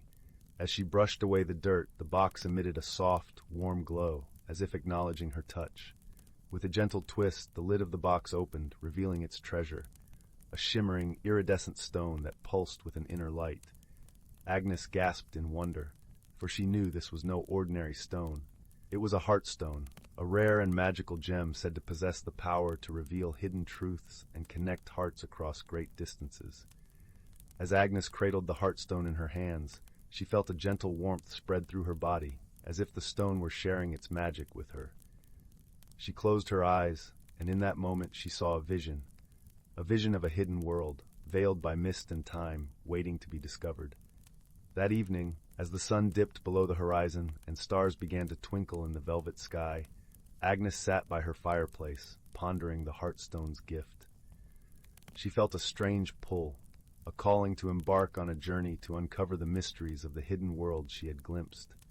Though her heart was filled with trepidation, she knew she could not ignore the Heartstone's message. The next morning, Agnes packed a small satchel with provisions for her journey: a loaf of freshly baked bread, a flask of sweet elderberry tea, and a warm woolen shawl to ward off the chill. She tucked the Heartstone safely into her pocket, its comforting warmth reassuring her as she set off toward the forest once more. As Agnes ventured deeper into the woods, the trees seemed to part, creating a path that wound like a ribbon through the undergrowth. The forest was alive with the sounds of chirping crickets and rustling leaves, and beams of sunlight filtered through the canopy, casting playful patterns on the forest floor. After hours of walking, Agnes came upon a shimmering curtain of mist, hovering like a veil between the trees. She hesitated for a moment, then stepped forward, her heart pounding with anticipation. As she passed through the mist, a wondrous sight unfolded before her eyes. A hidden world, untouched by time, where the air shimmered with magic and the colors of the landscape danced with an otherworldly vibrancy. In this hidden world, Agnes encountered creatures she had only ever heard of in fairy tales. There were gentle deer with coats of iridescent silver, birds with feathers that glowed like jewels, and tiny woodland sprites that flitted about, leaving trails of sparkling light in their wake. One of these sprites, a mischievous little being with eyes like twinkling stars, approached Agnes with a playful grin. "Welcome, kind traveler," the sprite chimed, its voice tinkling like a bell. "We have been waiting for you." Agnes was taken aback by the sprite's words, but she felt an inexplicable sense of belonging in this magical realm. "Waiting for me?" she asked, curiosity and wonder mingling in her voice. "Indeed," the sprite replied, its tiny wings fluttering. "The Heartstone has chosen you, and with it, you hold the power to mend the rift that has divided our world from yours." As the sprite spoke, Agnes learned of a great mystery that had shrouded the hidden world in sorrow.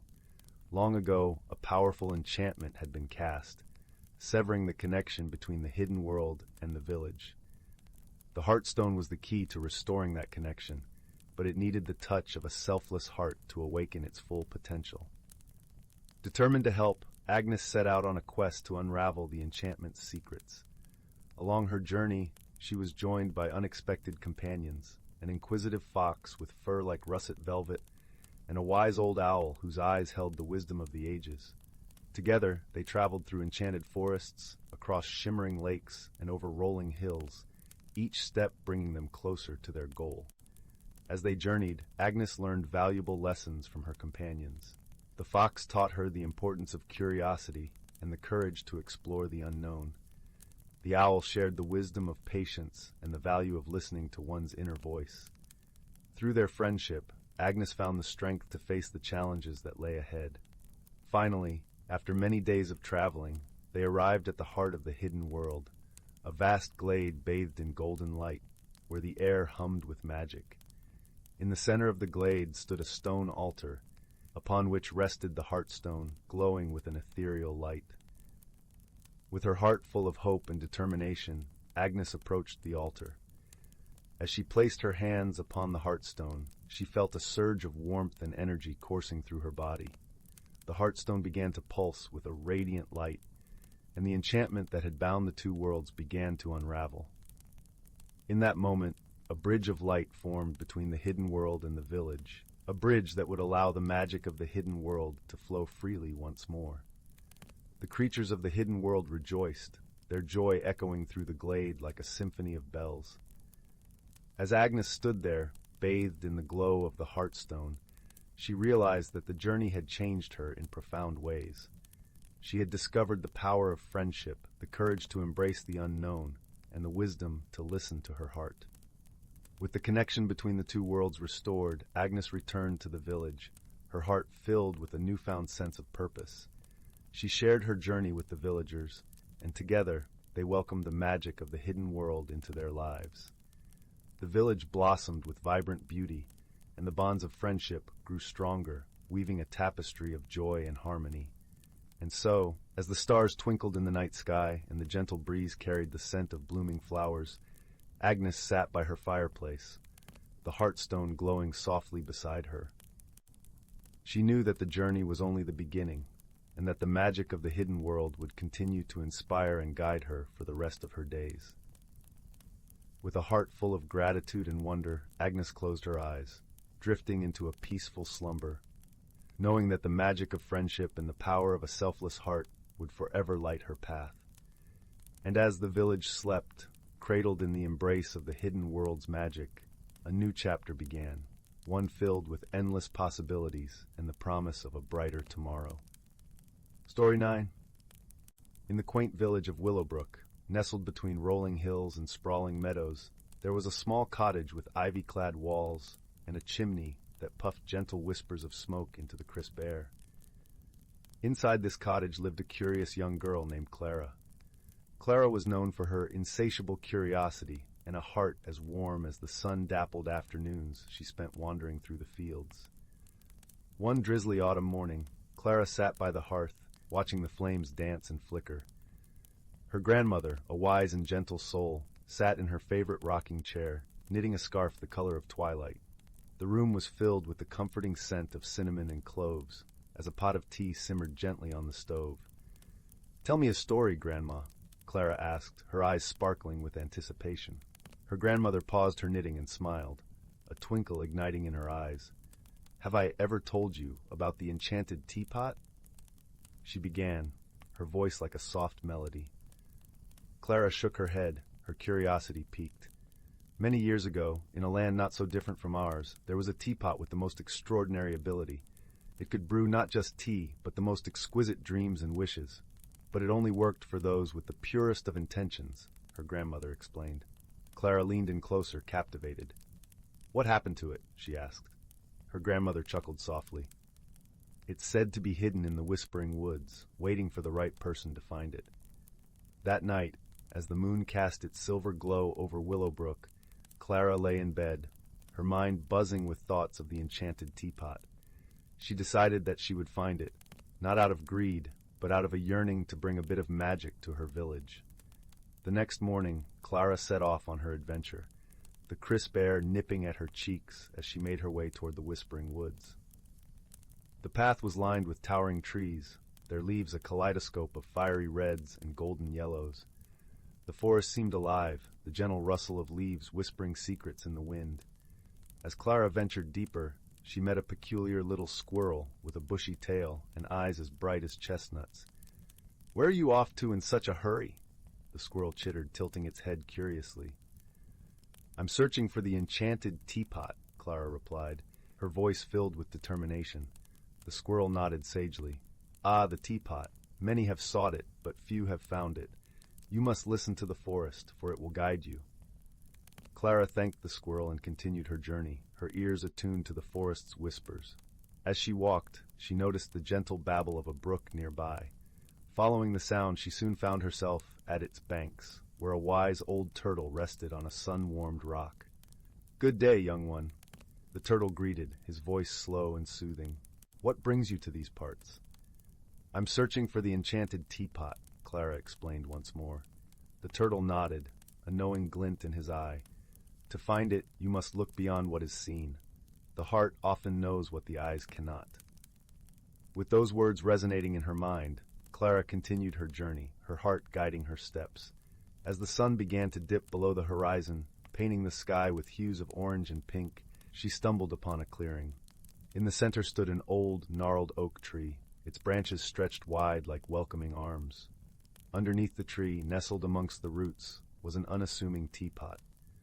Clara approached it with a mixture of awe and reverence. As she touched the teapot, she felt a warmth spread through her fingers, a gentle hum of magic that seemed to resonate with her very soul. She closed her eyes, thinking of the dreams and wishes she held for her village. When she opened them again, the teapot began to shimmer softly, as if acknowledging her pure intentions. With the teapot cradled in her arms, Clara made her way back to Willowbrook, her heart light with joy. The villagers gathered around her, their eyes wide with wonder as she shared the teapot's magic with them. Each person who sipped from it found their dreams woven into the fabric of their lives, bringing comfort and happiness to all. And so the tale of the enchanted teapot spread far and wide, a reminder that magic thrives in the purest of hearts, and that sometimes the greatest treasures are those found when we listen closely to the whispers of the world around us. As the stars began to twinkle in the night sky, Clara sat by the hearth once more, her heart full and content. Her grandmother smiled at her, the firelight dancing in her eyes. "You see, my dear, the greatest magic is often the kindness we share and the dreams we help others to find." Clara nodded, her heart aglow with the warmth of friendship and the magic of dreams fulfilled. And as she drifted off to sleep, she knew that the enchanted teapot had found its true home, right here in the heart of Willowbrook. Story 10.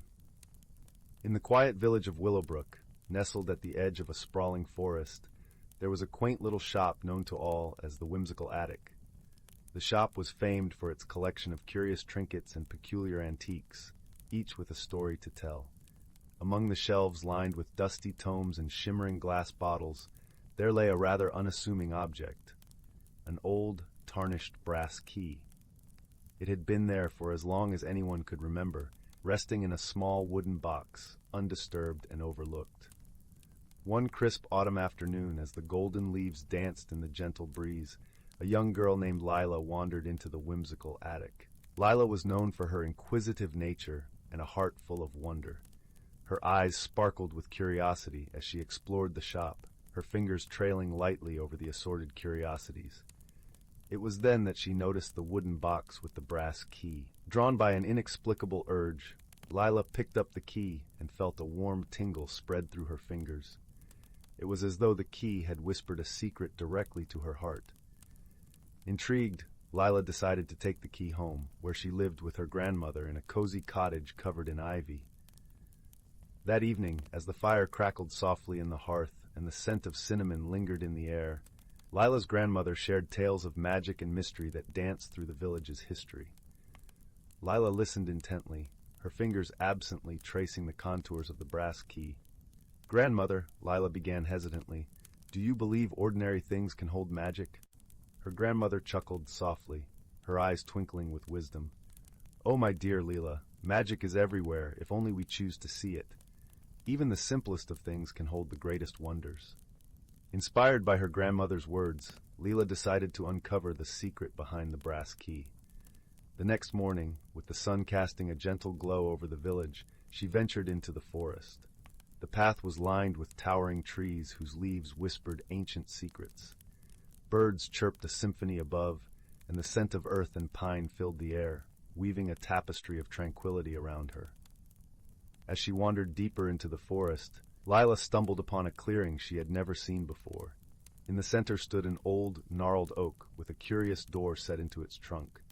The door was etched with intricate patterns that seemed to shimmer in the dappled sunlight. Heart pounding with anticipation, Lila approached the door, and as if guided by an unseen hand, she slipped the brass key into the lock. It turned smoothly, and the door creaked open to reveal a hidden world beyond. Stepping through the door, Lila found herself in a realm filled with vibrant colors and soft, melodious sounds. The sky was painted with hues of lavender and rose, and gentle creatures flitted about, their laughter a soothing melody. In this enchanted land, Lila met a host of delightful characters, a wise old tortoise named Oliver, a sprightly sprite named Willow, and a gentle rabbit called Thistle. Each offered their friendship and guidance, sharing stories of the wonders and challenges of their world. Together they embarked on a journey to discover the magic that lay within and around them. As they traveled through lush meadows and over sparkling streams, Lila learned invaluable lessons from her companions. Oliver, with his patient demeanor, taught her the importance of taking time to think and reflect. Willow, with her boundless energy, showed her the joy of embracing the present moment. Thistle, ever gentle and kind, reminded her of the strength found in compassion and understanding. Their journey was not without its challenges. They soon encountered the forest guardian, a towering being who protected the balance of magic in the realm. To gain passage, the guardian presented them with a riddle, knowing that only wisdom could unlock the path forward. The riddle spoke of finding truth in simplicity and strength in humility. Lila pondered deeply, drawing upon the lessons she had learned from her friends. It was the gentle thistle who, with a soft smile, whispered a reminder of their journey's essence. With newfound clarity, Lila answered the riddle with words of simplicity and humility, unlocking the path forward. The guardian, pleased with Lila's insight, granted them passage, and they continued their journey. As they reached the heart of the enchanted realm, Lila discovered a hidden grove bathed in golden light. In its center stood a majestic tree, its branches adorned with shimmering leaves that whispered the wisdom of ages. It was here that Lila realized the true magic lay not in the key or the door, but in the journey itself and the friendships she had forged along the way. With a heart full of gratitude and a deeper understanding of the world and herself, Lila bid farewell to her newfound friends. As she stepped back through the door, she found herself once again in the familiar embrace of the forest. The sun was setting, casting a warm glow over the village, and Lila felt a sense of peace and contentment settle within her. Returning home, Lila shared her adventure with her grandmother, her eyes alight with joy and wonder. Her grandmother listened with a knowing smile, understanding that Lila had discovered a treasure far greater than any magical key. As the fire flickered gently in the hearth and the stars twinkled in the night sky, Lila drifted off to sleep, her heart full of dreams and the promise of new adventures. And from that day forward, she carried the lessons of the enchanted realm within her, a reminder that magic was indeed everywhere, waiting to be discovered by those willing to see with open hearts and curious minds. And so in the quiet village of Willowbrook, where the leaves whispered secrets and the forest held mysteries untold, Lila's story became one of many. A gentle reminder of the wonder that lies within the ordinary, ready to be found by those who believe in the magic of the world. Story 11. Once upon a time, nestled in a quaint village surrounded by rolling hills and whispering woods, there lived a young lad named Finn. Finn was an inquisitive soul with a heart as warm as the summer sun and a mind forever curious about the world around him. He lived with his grandmother in a cozy, ivy-clad cottage that stood at the edge of the village, just where the forest began to weave its tapestry of emerald and mystery. One crisp autumn morning, as golden leaves danced down from the trees, Finn set off on his daily wander through the woods. The air was laced with the scent of pine and earth, and the gentle rustle of leaves accompanied his every step. On this particular day, the forest seemed to hum with a magical energy that Finn couldn't quite place, a feeling that something extraordinary was waiting just beyond the next bend. As he meandered deeper into the forest, Finn stumbled upon an ancient, twisted tree whose roots curled into the ground like the fingers of an old, wise hand. Nestled among its gnarled roots was an unusual object, an ornate silver key that glinted in the dappled sunlight.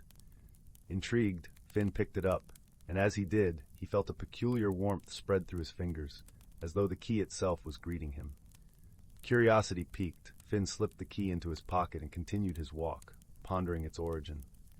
Little did he know, this key was the beginning of an adventure that would change him forever. As evening drew near, Finn returned to his grandmother's cottage, where the comforting aroma of her stew beckoned him inside. By the fireside, he recounted his discovery, watching her eyes twinkle with the same wonder that often mirrored his own. That key, she mused, is not just any key. It is said that long ago, the forest was home to creatures of great wisdom, who entrusted such keys to those they deemed worthy. These keys unlock doors not of wood or stone, but of understanding and truth. Finn listened, his heart swelling with a mix of excitement and trepidation. That night, as the stars winked down from a velvet sky, he fell asleep with the key clasped tightly in his hand, dreaming of what lay ahead. The next morning, Finn awoke with a newfound resolve. He decided to explore the forest further, hoping to uncover the secrets the key promised to reveal. As he ventured deeper, the forest unfolded its secrets to him, a path he had never noticed before, lined with glowing mushrooms that illuminated his way like tiny lanterns.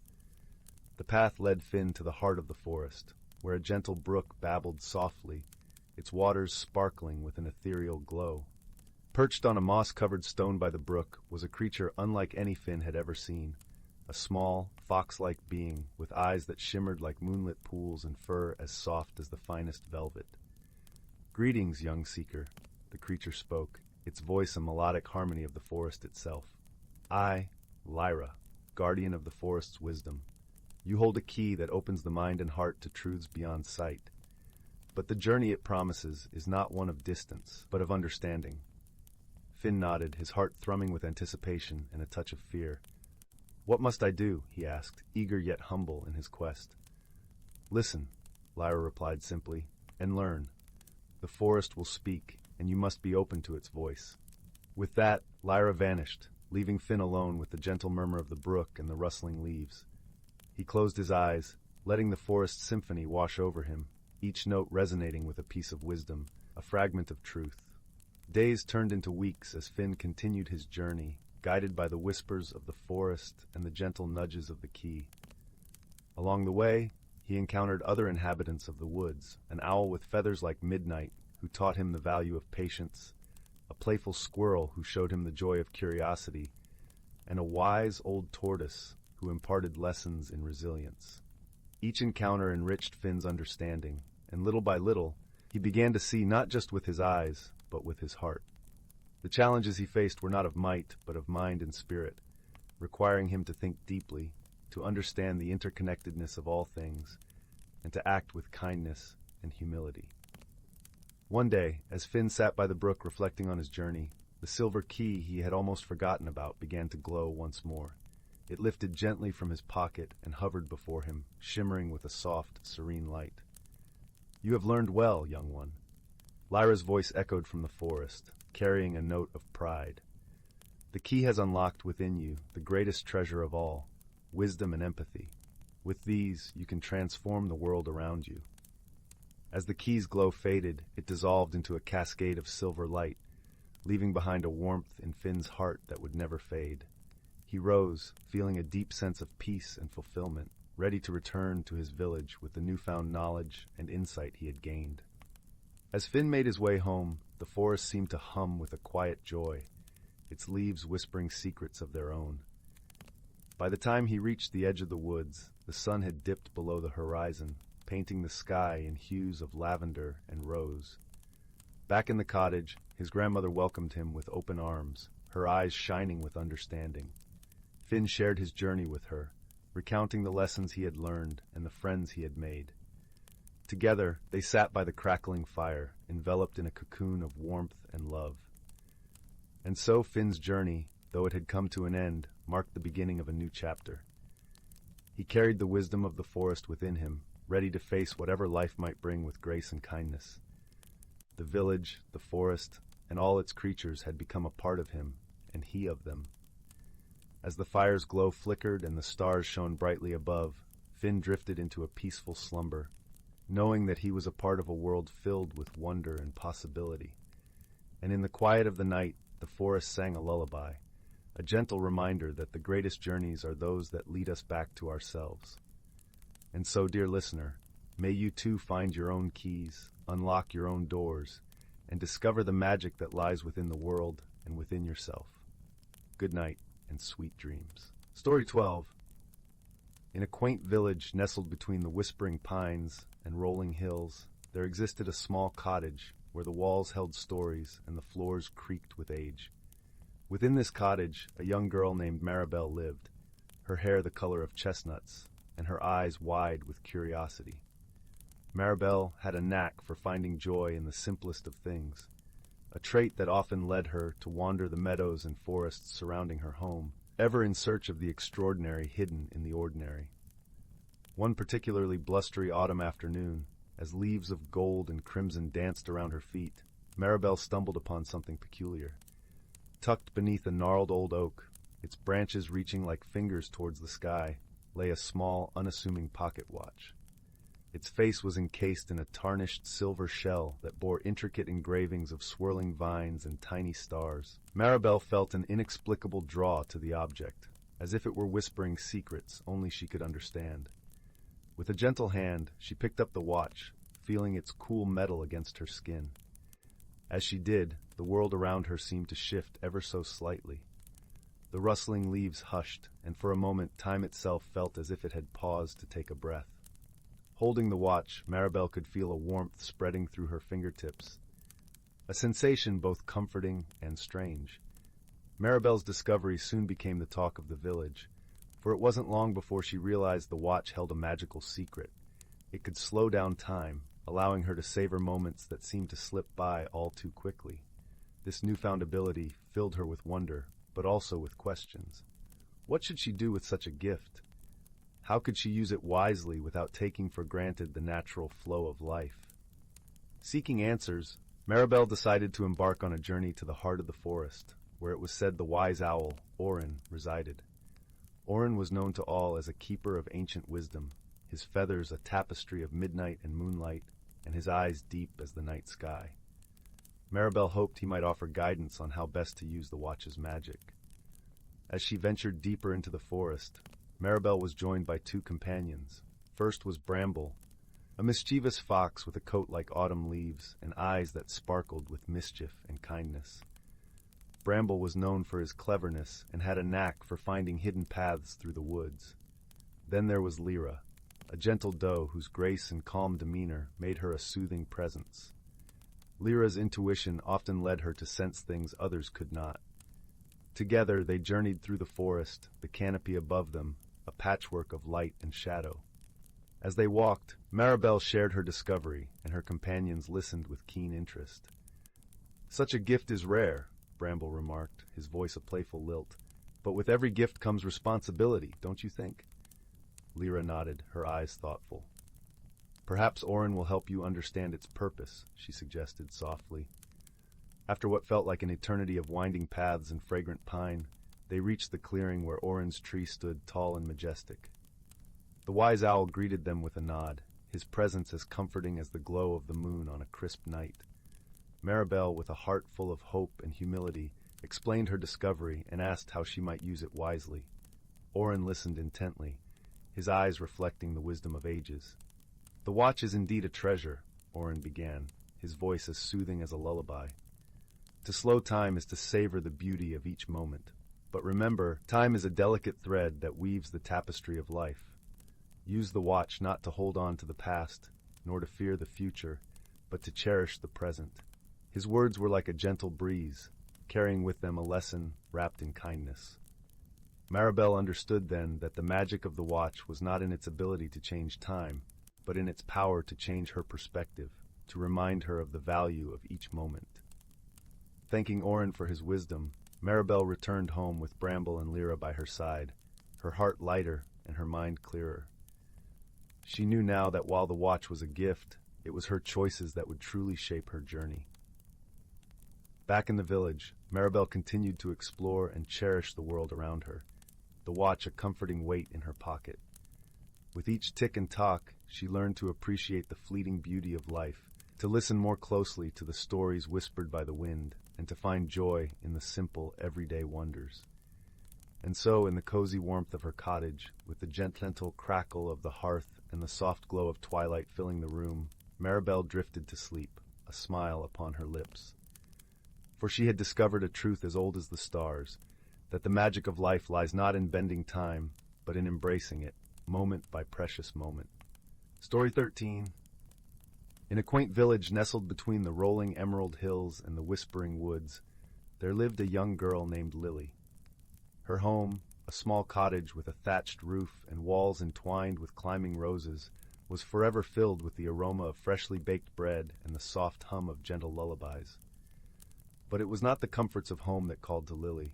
It was the mysterious, uncharted forest that lay just beyond her garden gate. One crisp autumn morning, as the sun kissed the dew-laden meadows with its golden light, Lily set out on an adventure.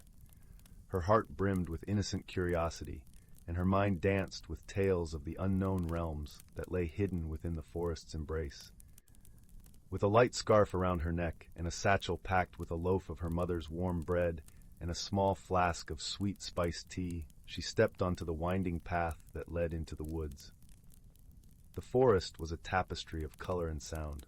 Leaves whispered secrets to the wind as they fluttered down like confetti, carpeting the ground in hues of amber and crimson. Sunlight trickled through the canopy in shimmering beams, painting patterns of light on the forest floor. The air was rich with the scent of pine and earth, creating a symphony of scents that was as intoxicating as it was invigorating. As Lily ventured deeper, she encountered a brook that babbled merrily over moss-covered stones.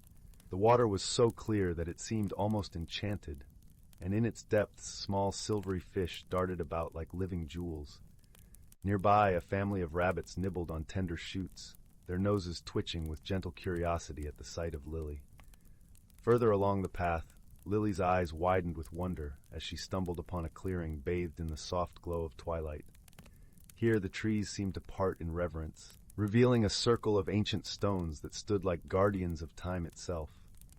Atop one of these stones perched a creature unlike any Lily had ever seen, a small dragon, no larger than a kitten, with scales that shimmered like opals in the fading light. The dragon blinked at Lily with eyes as deep and wise as the forest itself. It did not hiss or roar, but instead it chirped a gentle greeting, its voice like the tinkling of bells. Lily, undeterred by its peculiar appearance, smiled warmly and offered it a piece of her bread. The dragon accepted the gift graciously, and in return it nudged a small, luminescent stone towards her with its snout, a token of friendship.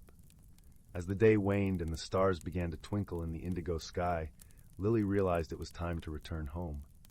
The path back seemed shorter, as if the forest itself was guiding her with a gentle hand. With each step, she felt a newfound courage blossoming within her, a courage born not of bravado, but of understanding and respect for the wonders she had encountered. When Lily finally reached her garden gate, she paused for a moment, looking back at the enchanted forest. The stone gifted to her by the dragon glowed softly in her palm, a reminder of the magic and friendship she had discovered. As she stepped inside her cozy cottage, she felt a warmth that reached beyond the hearth's glow, a warmth that came from knowing she had ventured into the unknown and had returned with more than she could have ever imagined. That night, as Lily drifted into a peaceful slumber, cradled by the lull of the crackling fire and the soft rustle of leaves outside her window, she carried with her the gentle lesson of her journey. That courage is not the absence of fear, but the embrace of wonder and the willingness to explore the paths less traveled. And so, her dreams were filled with the promise of more adventures to come, each one a gentle reminder that the world was a place of endless magic, just waiting to be discovered by those who dared to seek it.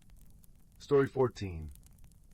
Once upon a time, nestled in a quaint village where the air was always sweet with the scent of blooming wildflowers, there lived a young girl named Mia. Mia was known for her boundless curiosity and a heart that brimmed with the spirit of adventure. Her favorite spot was a little hill just beyond the village, crowned by a grand old oak tree whose branches stretched wide as if to embrace the sky.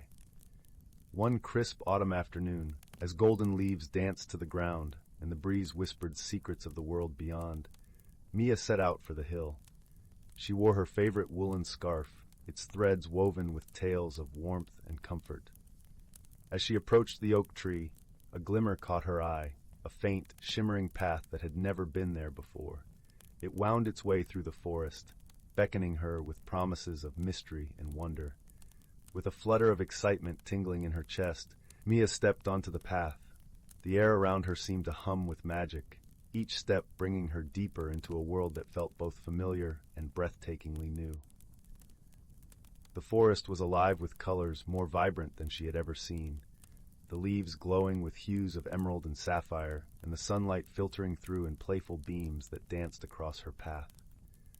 As Mia ventured further, she encountered a brook that giggled over smooth stones, its waters as clear as the morning sky.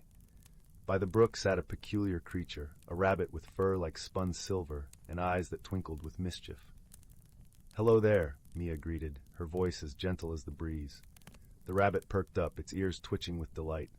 "Hello, young traveler," the rabbit replied, its voice soft and warm. "Few come this way, but those who do find wonders untold." Mia's eyes sparkled with curiosity. "What lies beyond the brook?" she asked. The rabbit gave a knowing smile. "Beyond is a place where the heart's courage becomes as boundless as the sky. But be mindful, for it is not just the eyes that must see, but the heart as well." With a nod of understanding, Mia thanked the rabbit and continued on her way, her heart pounding with anticipation. As she crossed the brook, the world around her grew more extraordinary. The trees whispered ancient songs, and flowers bloomed in colors that seemed to sing in harmony with the forest. Soon, Mia came upon a meadow where butterflies danced like living rainbows. In the center stood a wise old tortoise, its shell etched with intricate patterns that seemed to tell stories of ages past. The tortoise looked up as Mia approached, its eyes filled with the gentle wisdom of the earth. "Welcome, dear one," the tortoise rumbled. "What is it you seek in this enchanted place?" Mia pondered for a moment, feeling the weight of her thoughts lift like a morning mist. "I seek to know the world and find the courage to explore it," she replied earnestly. The tortoise nodded slowly. "Courage is not the absence of fear, but the triumph over it. Remember, the bravest hearts are those that dare to dream." With those words resonating in her heart, Mia moved forward, feeling a newfound strength in her step. The path wound through fields of whispering grass and beneath arches of moonlit vines, each step a gentle challenge that she met with growing confidence. As twilight painted the sky in hues of lavender and rose, Mia found herself at the edge of a tranquil lake, its surface a mirror to the stars. On the shore stood a figure, an ethereal woman cloaked in moonlight, her presence both calming and kind. "You have traveled far," the woman spoke, her voice a soothing melody. "What have you learned on your journey?" Mia smiled, her heart full of the wonders she had seen and the wisdom she had gathered. "I've learned that courage is the key to unlocking the world's mysteries, and that true exploration is guided by both heart and mind." The woman nodded, her eyes filled with warmth. "Then you are ready, not just to explore, but to embrace the beauty of the world with open arms." As the moon rose high, casting a silvery glow over the land, Mia felt a gentle tug at her heart, a call to return home, to share her newfound courage and the stories of her journey. With a heart full of gratitude and wonder, she turned back along the path, the stars lighting her way. When Mia returned to her village, she carried with her the magic of the enchanted forest, her spirit forever touched by the beauty she had discovered. She shared her tales by the fireside, her stories weaving a tapestry of courage and exploration that inspired all who listened. And so, Mia's adventures became part of the village's lore, a reminder that the world is vast and full of wonders waiting to be explored, and that the bravest journeys are those taken with an open heart and a curious mind. As the village settled into a peaceful slumber, the stars above twinkled with the promise of dreams yet to be dreamed, and the gentle rustle of the old oak tree sang a lullaby to the night. Mia drifted to sleep, her heart light and her dreams filled with the boundless possibilities of tomorrow. Story 15. Title: Whispering Woods, The Tale of the Evergreen Compass. The sun had just begun its descent beyond the horizon, painting the sky in hues of lavender and rose as the village of Willowbrook nestled into the embrace of evening. Soft wisps of smoke curled upwards from the chimneys of quaint cottages, merging with the cool night air. A gentle breeze carried the sweet scent of blooming lilacs through the cobblestone streets, where children laughed and played, their voices a cheerful symphony that echoed through the dusk. In one such cottage, nestled between two ancient oaks, lived a young girl named Leela. With hair the color of chestnuts and eyes as bright as the morning sun, she was known throughout the village for her kind heart and gentle spirit. On this particular evening, Leela was seated by the fireplace, her fingers tracing the delicate carvings of a small, peculiar compass that had once belonged to her grandmother. The compass was unlike any other, its needle not pointing north, but instead spinning lazily as if searching for something elusive. Its surface shimmered with an iridescent gleam, and the face was etched with tiny, intricate patterns that seemed to dance in the flickering firelight. Lila's grandmother had always called it the Evergreen Compass, and whispered tales of its magical properties that had long been woven into the fabric of family lore. "Leela, dear, it's almost time for bed," her mother called from the kitchen, the comforting aroma of honeyed bread wafting in with her words. "Just a little longer, Mama," Leela replied, her gaze still fixed on the compass. She was mesmerized by its gentle hum, a sound that seemed to resonate with a melody only she could hear. Her mother appeared in the doorway, her hands dusted with flour, and smiled softly. "That old compass of your grandmother's has always had a bit of magic about it. You know she used to say it could guide you to what your heart truly desires." Lila nodded, a spark of curiosity igniting within her. "Do you think it's true? Could it really lead me somewhere special?" Her mother chuckled, brushing a stray lock of hair behind her ear. "Perhaps. But remember, Lila, the journey is often more important than the destination."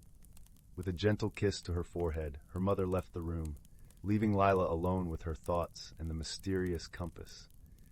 As the fire crackled softly beside her, Lila closed her eyes, imagining the adventures that might await her beyond the familiar boundaries of Willowbrook. Little did she know that her imaginings were about to take flight in the most unexpected of ways. The next morning, as the first light of dawn spilled over the village, Lila awoke with a sense of anticipation tingling in her veins. Clasping the compass tightly in her hand, she decided to explore the Whispering Woods, a forest that lay on the outskirts of Willowbrook.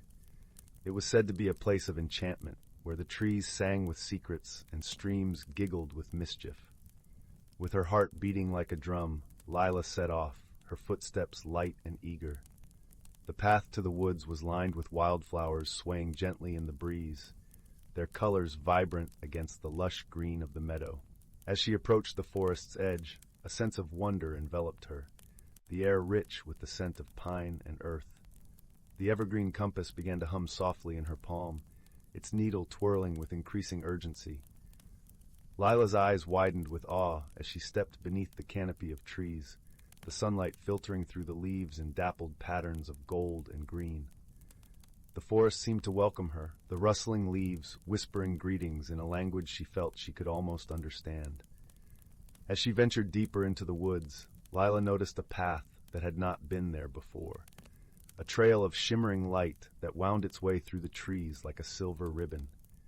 The compass in her hand pulsed in rhythm with her heartbeat, guiding her along this newfound route. The path led her to a clearing bathed in ethereal light, where an ancient oak stood at its center, its branches sprawling like the arms of a guardian. Nestled among its roots was a small, glimmering pond, its waters as clear as crystal and reflecting the sky above with perfect clarity. Drawn by an invisible force, Lila approached the pond and knelt beside it. The compass was now vibrating with an intensity that matched her own excitement, its needle pointing steadfastly to the heart of the pond. As she gazed into the water, she saw not her own reflection, but a vision of a world hidden beneath the surface. A realm of vibrant colors and fantastical creatures unfolded before her eyes, a place where the ordinary laws of nature seemed to hold no sway. Butterflies with wings like stained glass fluttered among flowers that glowed with inner light, and gentle creatures with eyes full of wisdom ambled through lush, verdant glades. Lila gasped, the beauty of the hidden world rendering her speechless. It was then that she noticed a figure emerging from the depths of the pond, its form taking shape as it drew closer. It was a creature unlike any she had ever seen, an elegant, shimmering fox with fur that sparkled like moonlit snow. "Welcome, Lila," the fox spoke, its voice as soft as a breeze. "I am Aurelius. The compass has chosen you, and you have found your way to the echoing glade." Lila blinked, her mind racing with questions. "How do you know my name? And why has the compass brought me here?" Aurelius chuckled, a sound like tinkling bells. "The evergreen compass is a guide of the heart, and your heart has led you here for a reason. The world you see before you is the Enchanted Realm, a place where the dreams of the forest dwellers come to life." "But why me?" Lila asked, her voice tinged with wonder and a hint of trepidation. "Because, dear child," Aurelius replied, "you possess the gift of seeing beyond the surface, of understanding the language of the forest, and there is a challenge that only you can help us overcome." Lila listened intently as Aurelius explained that the Enchanted Realm was in danger. A shadow had fallen over their world, a mysterious force that was draining the life from the land, causing the flowers to wilt and the streams to run dry. The creatures of the realm were losing their vibrant colors, and soon, they feared, the magic would fade entirely. "We need your help, Lila," Aurelius pleaded, his eyes earnest and hopeful. With your kindness and courage, you can restore the balance and bring the magic back to our world." Determined to help, Lila agreed without hesitation. Aurelius led her through the enchanted landscape, introducing her to the realm's inhabitants. Majestic deer with antlers woven from vines, playful sprites that danced on the breeze, and wise old turtles who moved with the grace of time itself. Together they journeyed to the heart of the forest, where the shadow had taken root, a dark, swirling mass that pulsed with malevolence. Lila felt a chill run down her spine as she approached, but she knew that she could not turn back. The compass in her hand glowed with a warm, reassuring light, its presence a balm to her fears. With a deep breath, Lila stepped forward, her heart steady and her resolve firm. She closed her eyes and focused on the warmth within her, the kindness that had always been her guiding star. As she did, the compass began to hum with a powerful melody, a song of hope and renewal that resonated through the forest. The creatures gathered around her, lending their strength to the song, and together they faced the shadow. With each note, the darkness began to dissolve, unraveling like mist before the morning sun. The land beneath their feet thrummed with life, the colors of the realm blossoming into brilliance once more. As the last remnants of the shadow vanished, a hushed silence fell over the forest, broken only by the joyous laughter of the creatures as they celebrated their victory. Lila's heart soared with happiness, knowing that she had played a part in restoring the magic to the enchanted realm. Aurelius approached her with a grateful smile. "Thank you, Lila. You have given us a gift beyond measure." Lila blushed, feeling a warmth spread through her chest. "It was the compass that led me here. I'm just glad I could help." The fox nodded, his eyes gleaming with wisdom. "The compass is a tool, but it was your heart that showed you the way. Never forget that." As the sun began to set, painting the sky in shades of twilight, Lila knew it was time to return home. The creatures of the realm bid her farewell, their eyes filled with gratitude and affection. Aurelius accompanied her back to the edge of the forest, where the path to Willowbrook awaited. "Remember, Lila," Aurelius said softly, "the magic of the compass is always with you. Trust in your heart, and it will guide you through the darkest of times." With a final hug, Lila turned and made her way home, the compass in her hand and a newfound sense of purpose in her heart. The journey had changed her, teaching her the power of friendship and the strength within herself. As she crossed the threshold of her cottage, her mother greeted her with a warm smile, the comforting aroma of home welcoming her back. Lila knew she would treasure the memories of the enchanted realm and the friends she had made there, carrying them with her like a gentle flame that would never fade. And so, beneath the watchful gaze of the moon, Lila drifted off to sleep, the evergreen compass resting beneath her pillow. Its gentle hum lulled her into dreams of adventure and wonder, a reminder that magic was all around her, waiting to be discovered by those who dared to look beyond the surface. In the days that followed, Lila's heart remained open to the whispers of the forest, her footsteps light with the knowledge that kindness and courage could overcome any challenge. The village of Willowbrook continued to thrive, its people carrying on with their lives, blissfully unaware of the hidden world that lay just beyond their reach. And every so often, when the wind rustled through the trees just so, Lila would catch a glimpse of shimmering wings or hear the distant laughter of her friends in the enchanted realm, a gentle reminder of the magic that dwelled within her heart and the compass that had guided her to her truest self. Story 16. In the quaint village of Meadowbrook, nestled between rolling hills and ancient oak trees, there was a small, unassuming library.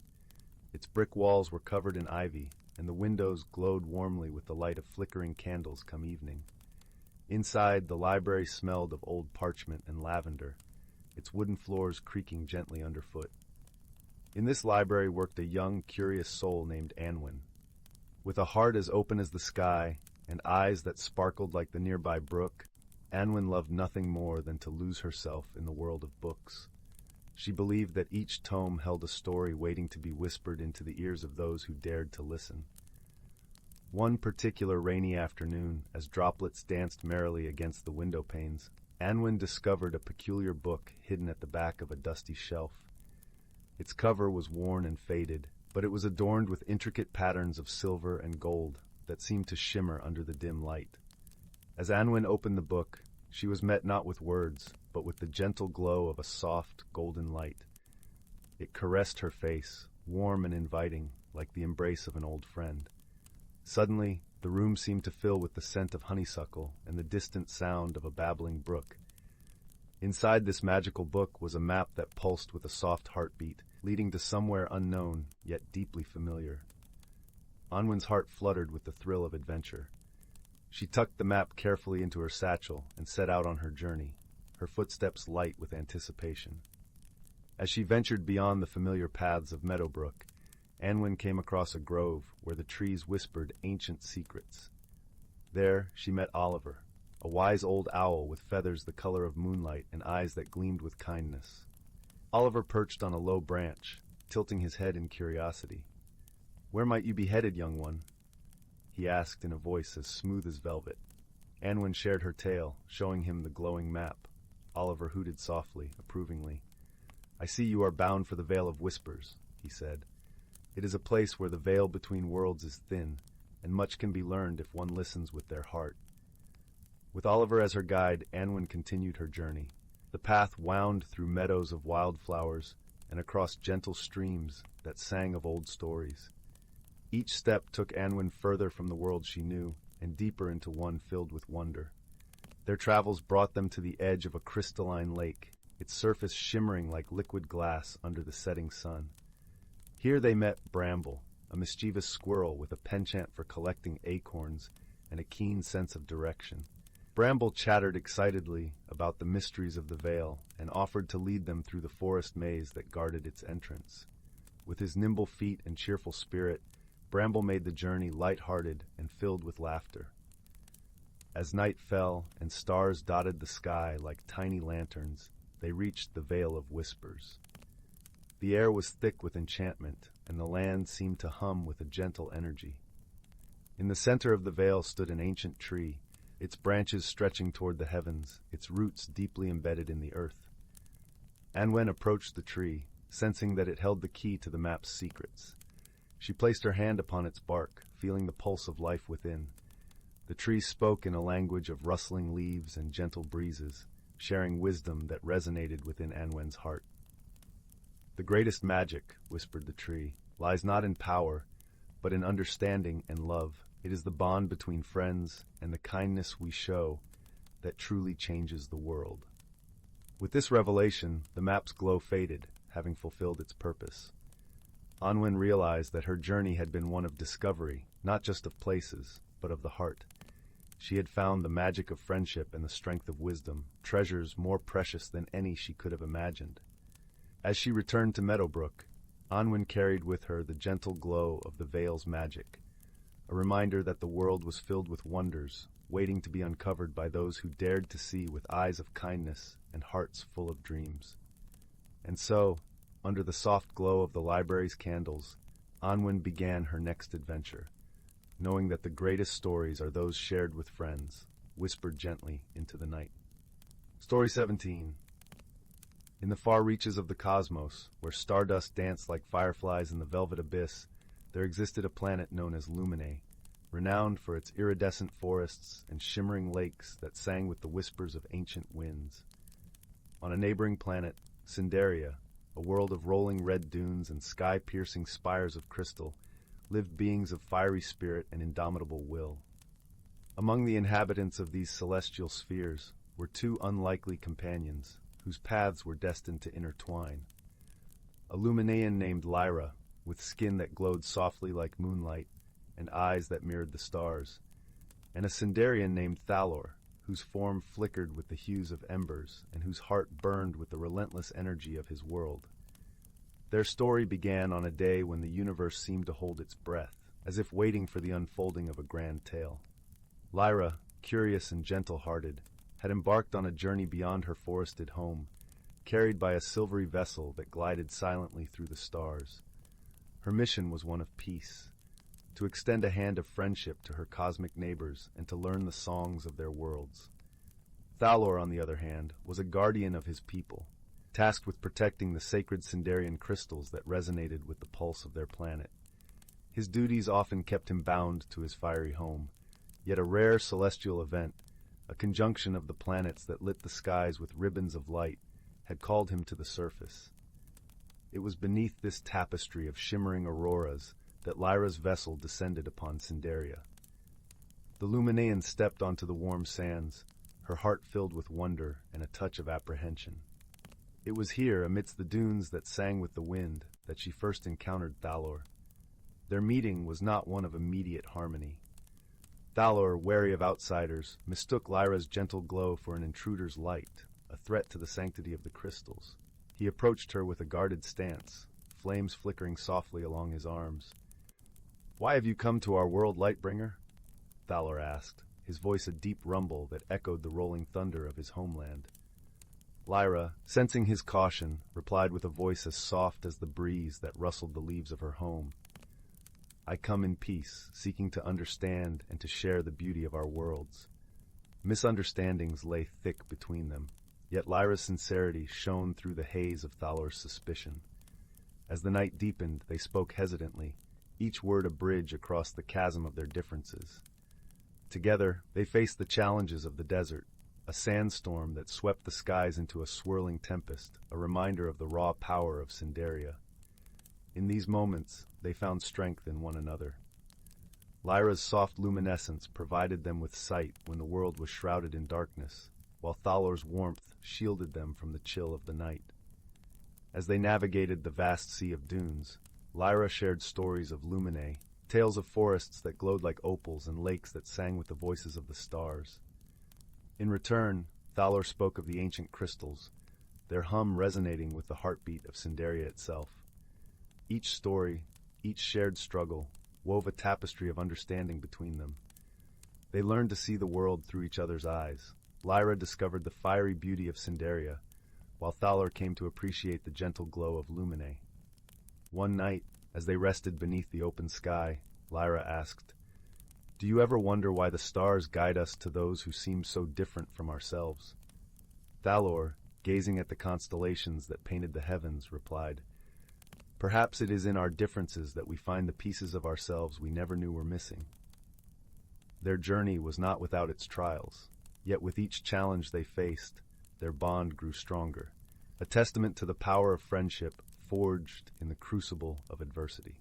Misunderstandings became stepping stones to deeper understanding, and what began as a chance encounter blossomed into a friendship that transcended the boundaries of their worlds. As the celestial conjunction drew to a close, Lyra prepared to return to Luminae, her heart heavy with the thought of parting from her newfound friend. Thalor, too, felt the weight of the impending farewell. "You have shown me the light of your world, Lyra," Thalor said, his voice a gentle ember in the cool desert air. "And you have taught me that even amidst the fiercest flames, there is room for the soft glow of understanding." Lyra smiled, her eyes reflecting the twinkling stars above. "And you have shown me the strength that lies in the heart of the fire, Thalor. Our worlds are richer for the friendship we have found." With a final embrace, they parted, each carrying a piece of the other's world within their hearts. As Lyra's vessel ascended into the night, the stars seemed to shine a little brighter, as if celebrating the bond formed between two souls from different worlds. And so, under the vast canopy of the cosmos, Lyra and Thalor discovered the true meaning of friendship, not in the similarities that drew them together, but in the differences that taught them to see the universe anew.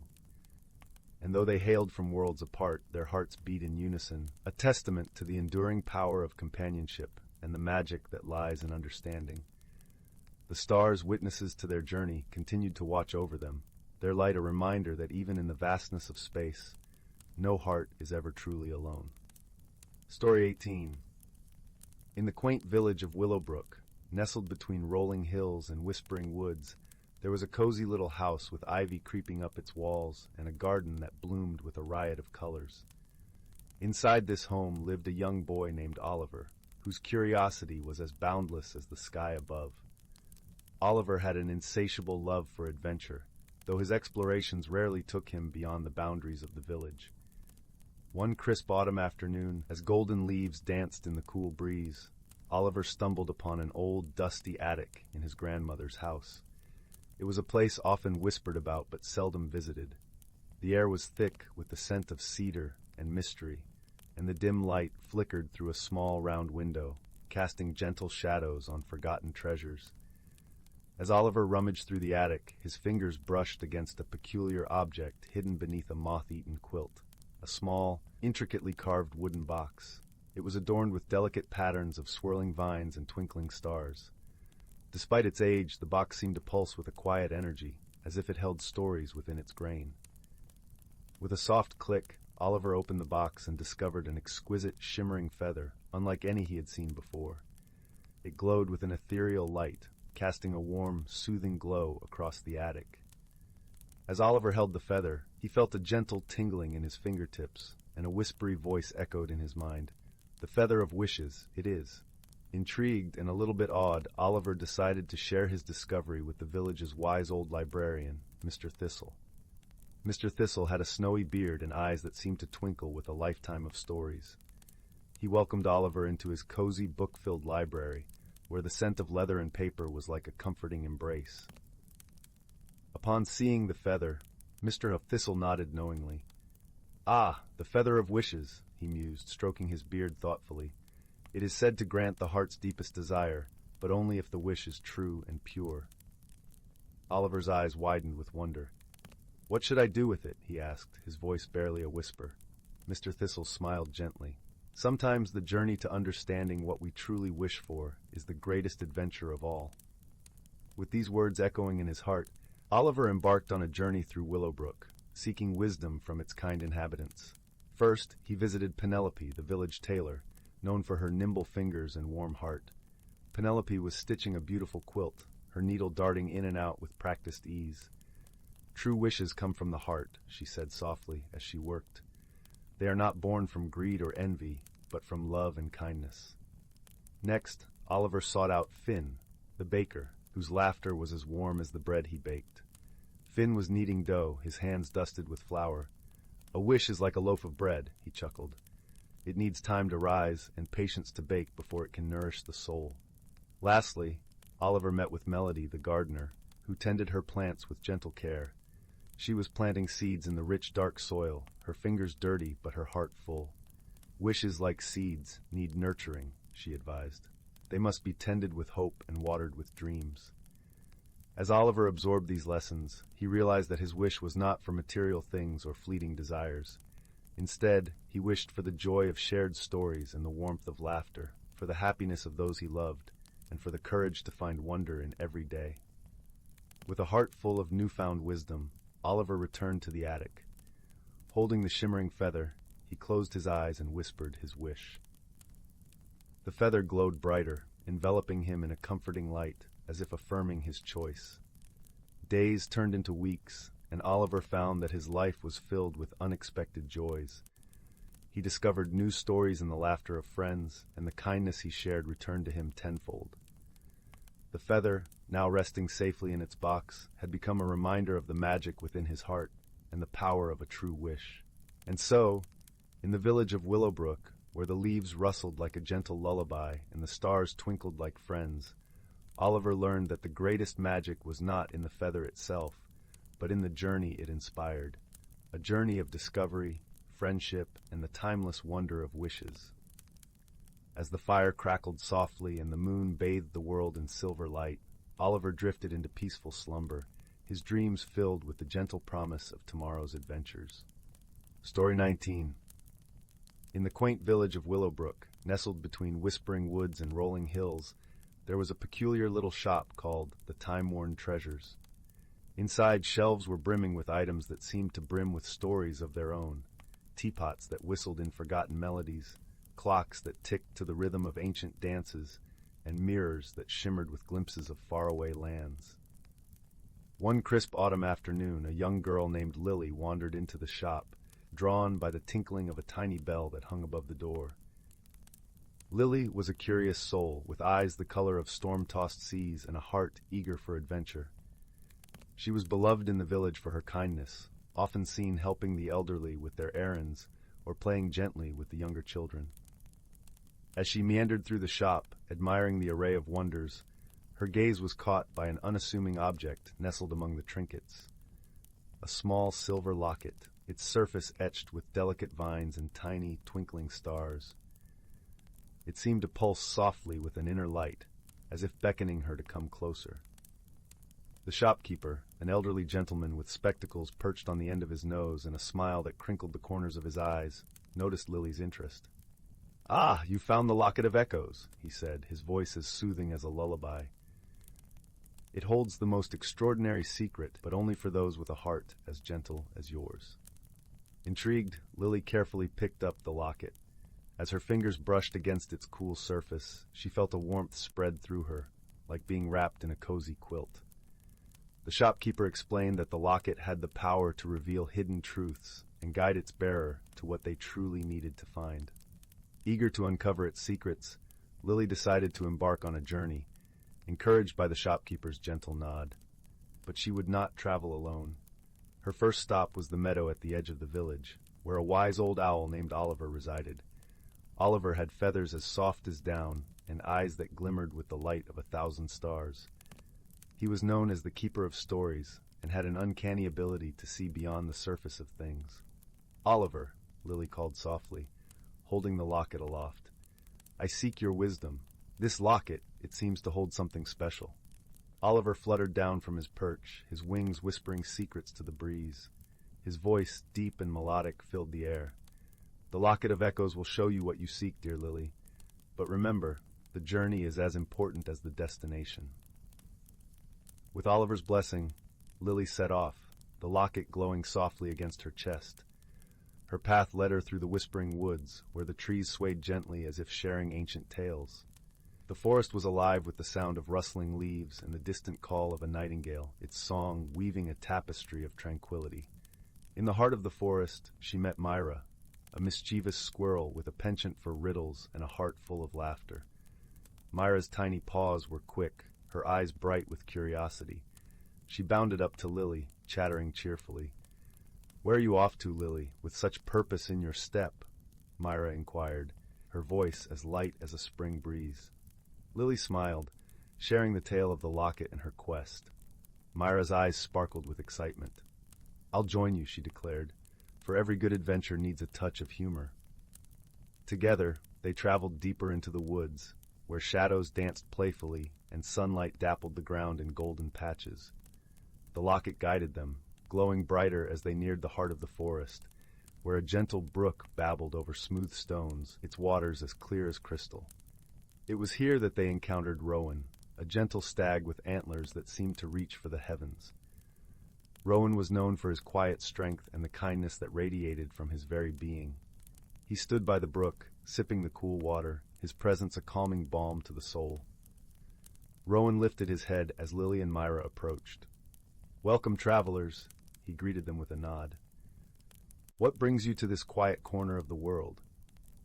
Lily explained her journey, the locket catching the sunlight and casting tiny rainbows around them. Rowan listened intently, his deep brown eyes reflecting the wisdom of the ages. "The heart of the forest holds many secrets," Rowan said, "but it also holds the key to understanding them. Sometimes the answers we seek are not found in grand gestures, but in the gentle whisper of the wind, the rustle of leaves, and the stillness of our own hearts." As they rested by the brook, Lily closed her eyes, letting the sounds of the forest wash over her. Slowly, the locket began to shimmer and hum softly, its light enveloping her in a gentle embrace. In her mind's eye, she saw images of the village, the people she loved, and the simple joys that filled their days. It was then that she understood the locket's true gift, the power to reveal the beauty and wonder that had always been around her, hidden in plain sight.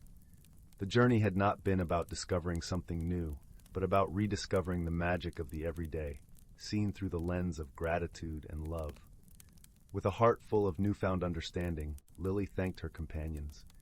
"You've helped me see what was always there," she said, her voice soft with emotion. Oliver, Myra, and Rowan each nodded, their expressions warm and knowing. "The world is full of wonders," Oliver said, his eyes twinkling. "Sometimes it just takes a gentle nudge to see them." Lily returned to Willowbrook, the locket a cherished reminder of her journey. She carried with her the lessons of the forest, sharing them with the villagers through her stories and her actions. The love and wisdom she had gained spread like ripples in a pond, touching the lives of all who knew her. And so, in the cozy warmth of her home, with the fire crackling merrily and the scent of lavender in the air, Lily would often find herself gazing at the locket, its soft glow a comforting presence. The village thrived in its gentle embrace, a testament to the power of kindness, friendship, and the magic of seeing the extraordinary in the everyday. Thus, the story of the Locket of Echoes became a cherished tale in Willowbrook, a gentle reminder that the greatest treasures are found not in grand adventures, but in the simple, loving moments that fill our days. And as the night deepened and the stars twinkled in the velvet sky, Lily drifted into a peaceful sleep, her dreams filled with the beauty and wonder of the world she had rediscovered. Story 20. In a quaint village nestled deep within an enchanted forest, strange occurrences had been puzzling the residents for quite some time. It all began one crisp autumn evening when old Mrs. Hawthorne's prized pumpkin patch seemingly vanished overnight, leaving not a single vine or orange gourd in sight. Young Willow, an inquisitive and kind-hearted girl, couldn't shake the feeling that there was more to this mystery than met the eye. With her trusty companion, a mischievous yet lovable sprite named Gilly, by her side, she set out to unravel the peculiar happenings. As they ventured into the heart of the forest, Willow and Gilly stumbled upon a clearing where the trees seemed to whisper with ancient wisdom. There, they encountered a wise old oak tree named Oakley, whose branches swayed as if beckoning them closer. "Greetings, little ones," Oakley's gentle voice echoed. "I've been expecting you. The forest has been abuzz with tales of the vanishing pumpkins, and I believe I may know the cause." Willow's eyes widened with curiosity, and Gilly fluttered excitedly around Oakley's trunk. "Please tell us what you know," Willow implored. Oakley explained that deep within the forest dwelled a colony of mischievous yet harmless creatures called pumpkinlins. These tiny orange-hued beings thrived on the energy of pumpkins, and when their supply dwindled, would seek out new patches to sustain themselves. "But fear not," Oakley reassured them. "The pumpkinlins mean no harm. They simply crave the warmth and nourishment that pumpkins provide." With newfound determination, Willow and Gilly set out to locate the pumpkinlins' hidden home. They followed a trail of scattered pumpkin seeds, which led them deeper into the forest's heart. Finally, they stumbled upon a hollowed-out tree stump, where dozens of pumpkinlins scurried about, tending to a vast collection of purloined pumpkins. Willow, ever the diplomat, approached the pumpkinlins with a warm smile. "Dear friends," she said gently, "we understand your need for pumpkins, but taking them from the villagers has caused quite a stir. Perhaps we can find a way for you to have your fill without causing any more distress." The pumpkinlins, initially wary, were soon won over by Willow's kindness and Gilly's playful antics. After much discussion and a few spirited games of pumpkin rolling, a solution emerged. With the help of Oakley and the forest's other gentle inhabitants, a new pumpkin patch would be cultivated in a secluded glade, tended to by the pumpkinlins themselves. In exchange, the villagers would receive a portion of the bountiful harvest, ensuring that everyone's needs were met. And so, as the first crisp leaves of autumn began to fall, a newfound harmony settled over the forest. The pumpkinlins had found a sustainable home, the villagers had regained their beloved pumpkin patches, and Willow and Gilly had once again proved that wisdom, kindness, and a little bit of magic could solve even the most perplexing of mysteries. As the warm glow of the harvest moon illuminated the forest, Willow and Gilly would often visit the pumpkinlins' glade, exchanging stories and laughter around a crackling fire. And on those cozy nights, the gentle whispers of the trees seemed to carry the echoes of a tale well told, a mystery unraveled, and a friendship that would last for seasons to come. Story 21. In a quaint little village nestled within the gentle embrace of rolling emerald hills, there lived a young girl named Leora. The village was a place where time seemed to slow, where the whispering winds carried the scent of blooming wildflowers, and the days were gilded by the golden hue of endless sunshine.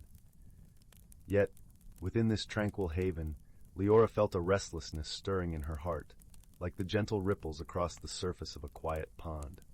Leora was known for her vibrant spirit, her laughter as infectious as the songs of the larks that danced across the morning sky. But lately, she found herself facing a change that she couldn't quite understand. It was as if her world, familiar and comforting, had shifted ever so slightly, leaving her feeling out of place. The village, with its cobblestone paths and thatched roof cottages, seemed unchanged, yet Leora sensed a transformation within herself, one she couldn't yet name. One crisp autumn morning, as the leaves turned to shades of amber and crimson, Leora decided to seek solace in the enchanted woodlands bordering the village. These woods were known for their ancient magic, a place where time and nature seemed to weave together in a tapestry of wonder. The villagers often spoke of the woods with reverence, for within them lay the heart of the land's magic, a place where dreams were said to take flight. As Leora stepped beneath the canopy of trees, the air shimmered with a gentle, otherworldly light. Sunbeams filtered through the leaves, casting a mosaic of warmth upon the forest floor. The scent of pine and earth enveloped her, grounding her in the present moment. She walked along the winding path, her footsteps light as whispers, until she reached the heart of the woods, a glade where an ancient oak stood sentinel, its branches reaching towards the heavens. Nestled beneath the oak's protective boughs was the wisest of the forest's inhabitants, an old tortoise named Sylvan. His shell was etched with patterns as intricate as the labyrinthine paths of the forest itself. Leora had often come to him for guidance, for Sylvan was known for his gentle wisdom and the stories he wove with the patience of time. "Ah, Leora," Sylvan greeted her in a voice as smooth and steady as the river's flow. "What brings you to the heart of the woods on this fine autumn day?" Leora sat beside him, the cool grass a welcome cushion. "I feel different," she admitted, her voice tinged with uncertainty. "As if something inside me is changing, but I don't understand what it is." Sylvan nodded, his eyes twinkling with the light of understanding. "Change, my dear, is the essence of life. Just as the seasons turn, so too do we grow and transform. What you feel is the stirring of your own inner magic, waiting to unfurl like a blossom in spring." "But I don't know how to embrace it," Leora confessed, her gaze drawn to the shifting patterns of sunlight on the forest floor. "I fear losing who I am." Sylvan chuckled softly, the sound like the rustle of leaves in a gentle breeze. "You cannot lose yourself, Leora, for you are not a static being, but a river, ever-flowing, ever-changing. Embrace this transformation, and you will find that you are simply becoming more of who you are meant to be." As the days passed, Leora returned to the woods often, seeking not only Sylvan's counsel, but also the company of the woodland creatures. There was Nia, the playful squirrel, whose acrobatics among the branches taught Leora the joy of spontaneity, and Orin, the wise old owl, whose silent flight through the night skies spoke of quiet strength and introspection. Each visit to the woods brought new revelations, mirrored by the magic that danced through the air. Leora began to notice subtle changes within herself, as if the magic of the forest had awakened something dormant. Her laughter became more vibrant, her steps lighter, and her heart more open to the wonders around her. One evening, as twilight painted the sky in hues of lavender and rose, Leora returned to the glade. There, she found Sylvan waiting, a knowing smile upon his face. "Tell me, Leora," he said, "what have you discovered on this journey?" Leora sat beside him, the gentle hum of the forest enveloping them. "I've learned that change is not to be feared, but embraced," she replied, her voice steady and sure. "That my inner magic, like the magic of these woods, is a part of me, guiding me towards who I am meant to become." Sylvan nodded, his eyes filled with warmth. "And so you have grown, my dear. For true transformation comes not from the outside, but from within. It is the journey of the heart and soul, ever expanding, ever evolving." In that moment, Leora felt a peace settle within her, as if the pieces of her heart had aligned to form a new, vibrant whole. She understood that change was not an ending, but a beginning, a dance of life that continued to unfold with each step she took. As the stars began to twinkle in the velvet sky, Leora said her farewells to Sylvan and the woodland creatures, her heart full of gratitude for their guidance. She made her way home, the path illuminated by the soft glow of fireflies that danced like tiny lanterns in the night. the village awaited her return, unchanged yet somehow different in her eyes. For she carried within her the magic of the woods, a newfound understanding that who she was becoming was a beautiful tapestry woven from the threads of her past and the promise of her future. And so, beneath the watchful gaze of the moon, Leora lay down to sleep, her dreams filled with the gentle whispers of the forest, guiding her ever onward on her journey of discovery and transformation. In the quiet of the night, as the world slumbered, the village remained a sanctuary of peace, a place where magic and life intertwined in a dance as old as time itself, and where a young girl named Leora had learned to embrace the beauty of her own becoming. Story 22. Title: The Whispering Canopy. Beneath the great arch of the sky, where the sun's last rays kissed the tops of ancient oaks, lay the quaint village of Willow Glen. Tucked among rolling hills and babbling brooks, Willow Glen was a place where time seemed to flow as gently as the streams that crisscrossed the land. The village was known for its lush, sprawling forest, a haven of whispering leaves and dappled sunlight. It was here that our story unfolds, in a world where the ordinary and the extraordinary intertwined beneath the emerald canopy. In the heart of Willow Glen lived a gentle soul named Finn. With hair the color of autumn leaves and eyes that mirrored the sky's deepest blue, Finn was known for his kindness and an insatiable curiosity about the world around him. He spent his days exploring the forest, accompanied by his faithful companion Luna, a clever fox with fur as white as freshly fallen snow. One evening, as the sun dipped below the horizon, painting the sky in hues of gold and crimson, Finn and Luna ventured deeper into the woods than ever before. The air was cool and crisp, carrying the scent of pine and earth. As they walked, the forest seemed to come alive with the murmur of leaves and the rustle of unseen creatures. "Do you hear that, Luna?" Finn whispered, his voice barely louder than the breeze. The fox pricked her ears, her keen eyes scanning the shadows. A gentle hum seemed to resonate through the trees, a sound both foreign and familiar, as if the forest itself was singing a lullaby. Guided by the melody, Finn and Luna found themselves in a secluded glade, where the moonlight pooled like liquid silver. At the center stood an ancient tree, its gnarled branches reaching skyward like the arms of some primeval sentinel. Draped around its trunk was a shimmering vine, its leaves glistening with an ethereal glow. Finn approached the tree with reverence, his heart pounding with a mix of awe and anticipation. He reached out to touch the vine, its cool surface tingling beneath his fingertips. As if in response, the vine pulsed with light, casting a soft, soothing glow across the glade. "Finn," a voice murmured, gentle as a dream. Startled, he glanced around, but saw only Luna, watching with eyes full of understanding. It was then he realized the voice came not from the forest, but from the vine itself, its luminescent leaves whispering secrets only he could hear. "What are you?" Finn asked, his voice a blend of wonder and disbelief. "I am the whispering vine," the voice replied, its tone as gentle as a mother's embrace. "I dwell within this ancient tree, guardian of the forest's secrets and keeper of its stories." Finn's heart swelled with a sense of destiny, as if he had been waiting his whole life for this moment. "Why have you called me here?" "The forest is in peril," the vine whispered, its glow dimming ever so slightly. "A shadow has fallen over this land, and only one with a pure heart can lift it. Will you help us, brave Finn?" Without hesitation, Finn nodded, his resolve as steadfast as the oak trees that surrounded him. "Tell me what I must do." The whispering vine shimmered with approval. "Beyond the forest lies the Vale of Echoes, a hidden world where the shadows gather. You must journey there, find the source of the darkness, and restore the balance." With a newfound sense of purpose, Finn prepared for the journey ahead. Luna nuzzled his hand reassuringly, her presence a comforting constant. Together they set off, guided by the vine's gentle glow that lit the path through the forest. As they traveled, the landscape shifted, the familiar giving way to the unknown. The air grew cooler, carrying the scent of mystery and the promise of adventure. Finn felt a change within himself, a subtle shift as if the forest's magic was awakening something deep inside him. Days passed in a blur of discovery and wonder.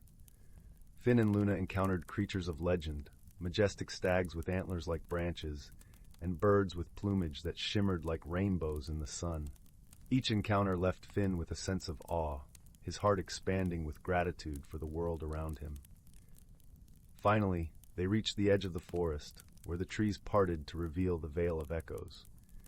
It was a place of breathtaking beauty, where the earth seemed to hum with energy and the sky stretched endlessly above. Yet, a shadow lingered at its edges, a darkness that seeped into the vibrant hues of the land. Determined to uncover the source, Finn and Luna ventured deeper into the vale. The path led them to a tranquil lake, its surface reflecting the sky's azure expanse.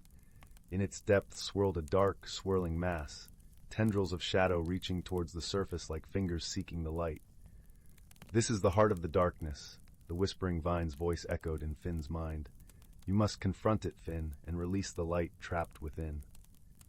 Finn took a deep breath, the weight of his task settling upon his shoulders. With Luna by his side, he approached the lake's edge, his reflection wavering in the water. As the shadows reached for him, he closed his eyes, focusing on the warmth of the forest, the strength of the trees, and the courage that pulsed within his heart. In that moment, Finn understood the true power of the whispering vine. It was not merely a magical object, but a conduit for the forest's wisdom, a reminder of the interconnectedness of all things. With this realization, he reached out, his hand brushing the surface of the lake. The water rippled with light, dispelling the shadows in a brilliant cascade of color. The darkness recoiled, retreating into the depths from whence it came. Finn opened his eyes, witnessing the rebirth of the vale as life returned to its vibrant hues. Exhausted but triumphant, Finn sank to his knees, Luna curling up beside him. The whispering vine's glow enveloped them both, its warmth a balm for their weary souls. "You have done well, brave Finn," the vine's voice whispered, filled with gratitude and pride. "The balance has been restored, and the forest will thrive once more." As the sun set on the Vale of Echoes, casting the land in shades of gold and amber, Finn felt a profound sense of peace. He had embarked on a journey of discovery, not only of the world around him, but of his own heart. The forest's magic had awakened something within him, a light that would guide him always. With Luna by his side, Finn returned to Willow Glen, the forest welcoming them home with open arms. The whispering vine's song echoed in his mind, a melody of hope and harmony that would resonate through the ages. And so, beneath the whispering canopy, Finn found his place in the world, a guardian of secrets and teller of tales. The forest had shared its wisdom with him, and in doing so, had changed him forever. Together, they would face whatever challenges lay ahead, for in the heart of the forest, they had discovered the true magic of friendship and the strength of a pure heart. As the stars twinkled overhead, casting their gentle light upon the sleeping village, Finn and Luna lay beneath the ancient oak, lulled to sleep by the forest's lullaby. In the stillness of the night, the whispering vine's glow shimmered softly, a beacon of hope in the darkness. And so the tale of the whispering canopy came to an end, its story woven into the fabric of the forest, a timeless reminder of the power of courage, friendship, and the light within us all. Story 23. In the heart of the whispering woods, where the trees murmured secrets and the moonlight danced upon the leaves, there lay a quaint little village named Fern Hollow. The village was nestled in a gentle valley, with cobblestone paths winding between charming cottages that seemed to hum with enchantment of their own. Each home had a garden that brimmed with flowers of every hue, and the air was perpetually scented with the soft aroma of lavender and honey. One crisp autumn evening, as the sun dipped low and painted the sky with shades of amber and rose, a peculiar event began to unfurl. It started with the village's beloved clock tower, which stood at the heart of Fern Hollow. Its chimes marked the hours with a melody so sweet it often lulled the townsfolk to sleep. But that evening, the clock refused to chime at all. Instead, it emitted a hush, as if holding its breath. The villagers gathered in the square, their breaths forming little clouds in the cool night air. Among them was a young girl named Lila, who had a heart as warm as the hearths that glowed in every cottage. She had eyes that sparkled with curiosity and a mind that whirred with wonder. Lila was known for her gentle nature and her uncanny ability to notice what others might overlook.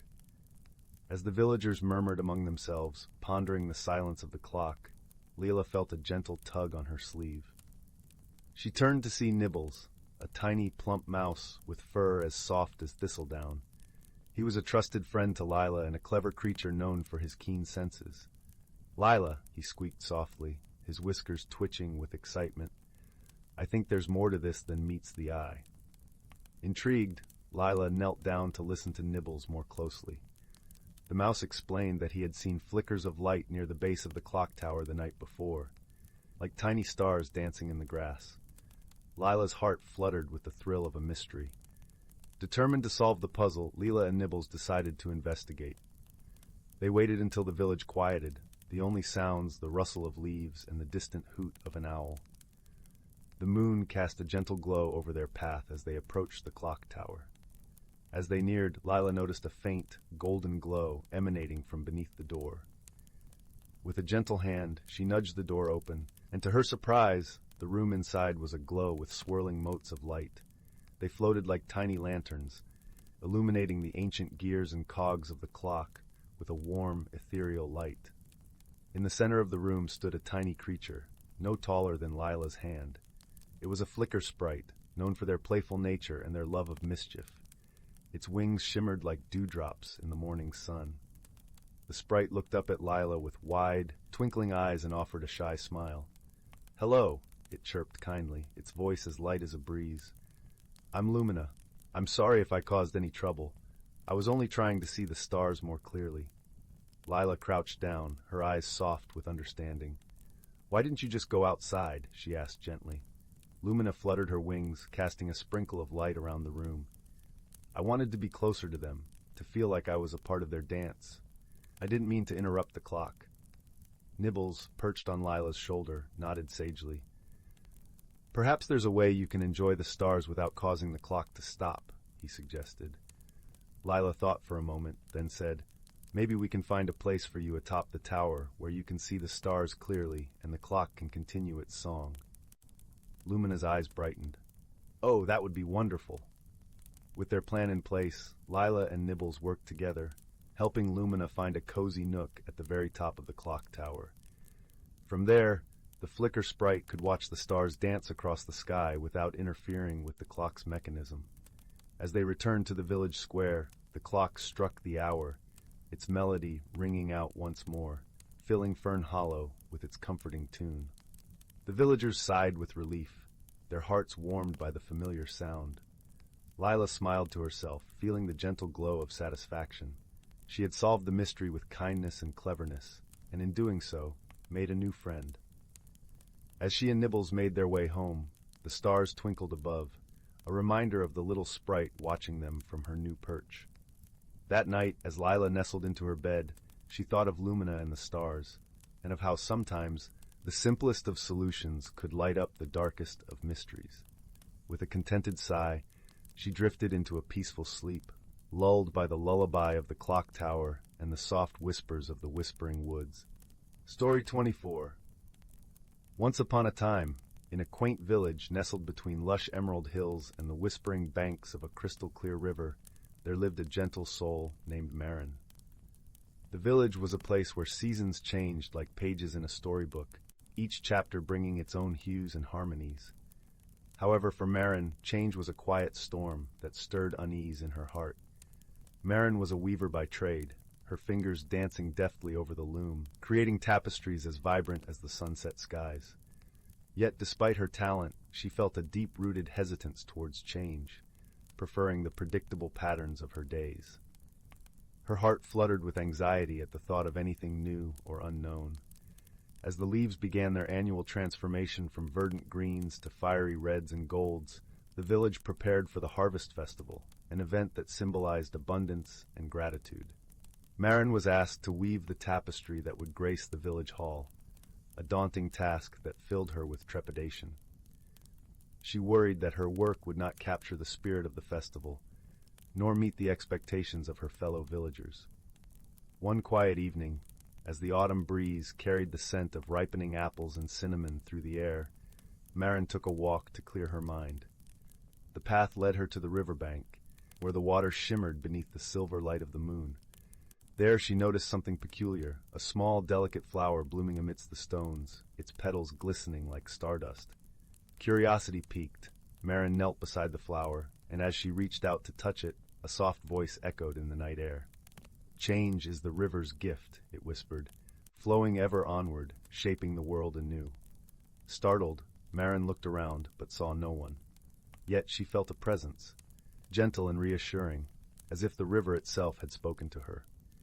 She closed her eyes, listening to the flowing water, and in that moment a strange warmth filled her chest, a blossoming hope that perhaps change was not something to fear, but to embrace.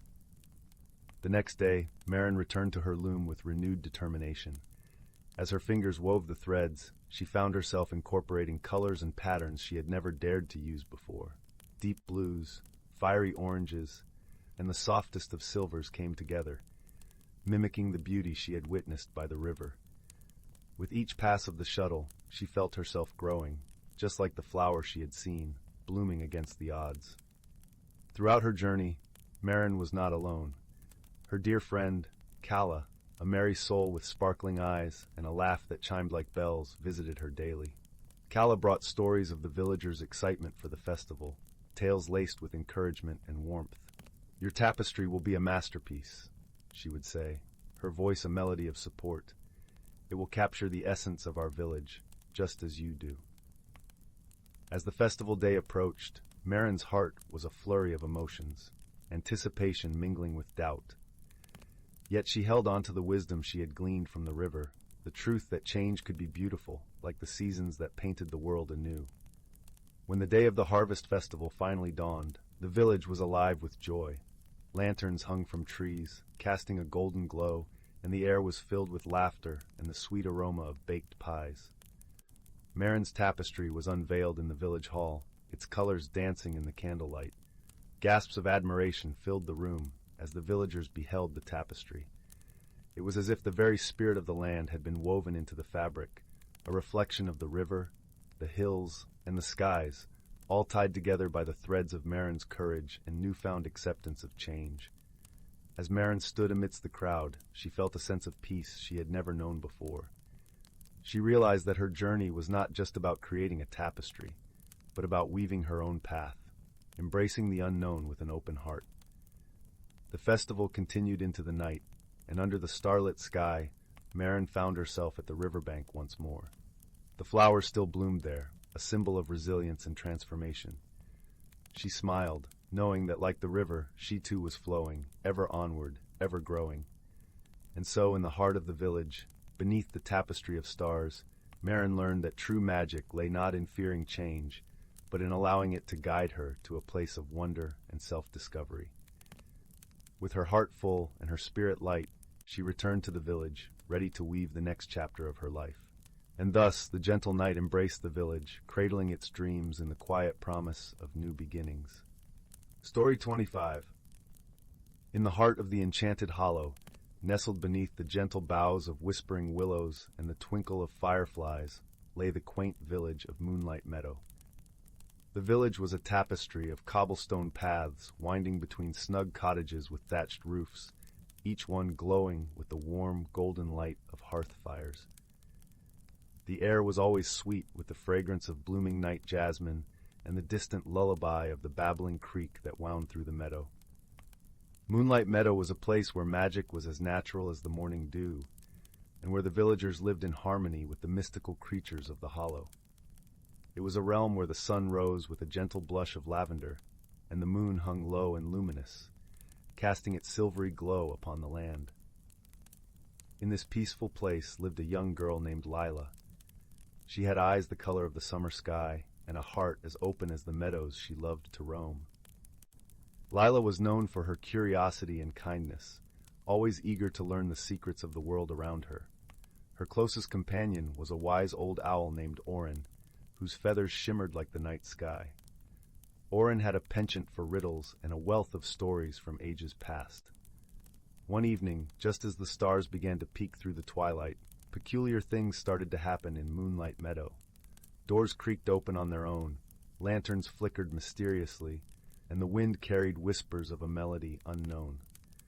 The villagers, though puzzled, were not frightened, for they trusted the magic of their land and knew that such mysteries often held gentle lessons. Determined to uncover the source of the strange occurrences, Lila set out with Orin perched on her shoulder. They strolled along the cobblestone paths, listening to the rustle of the leaves and the soft chorus of frogs from the creek. As they walked, the cool breeze carried the scent of honeysuckle, and the soft glow of the moon bathed everything in a silvery light.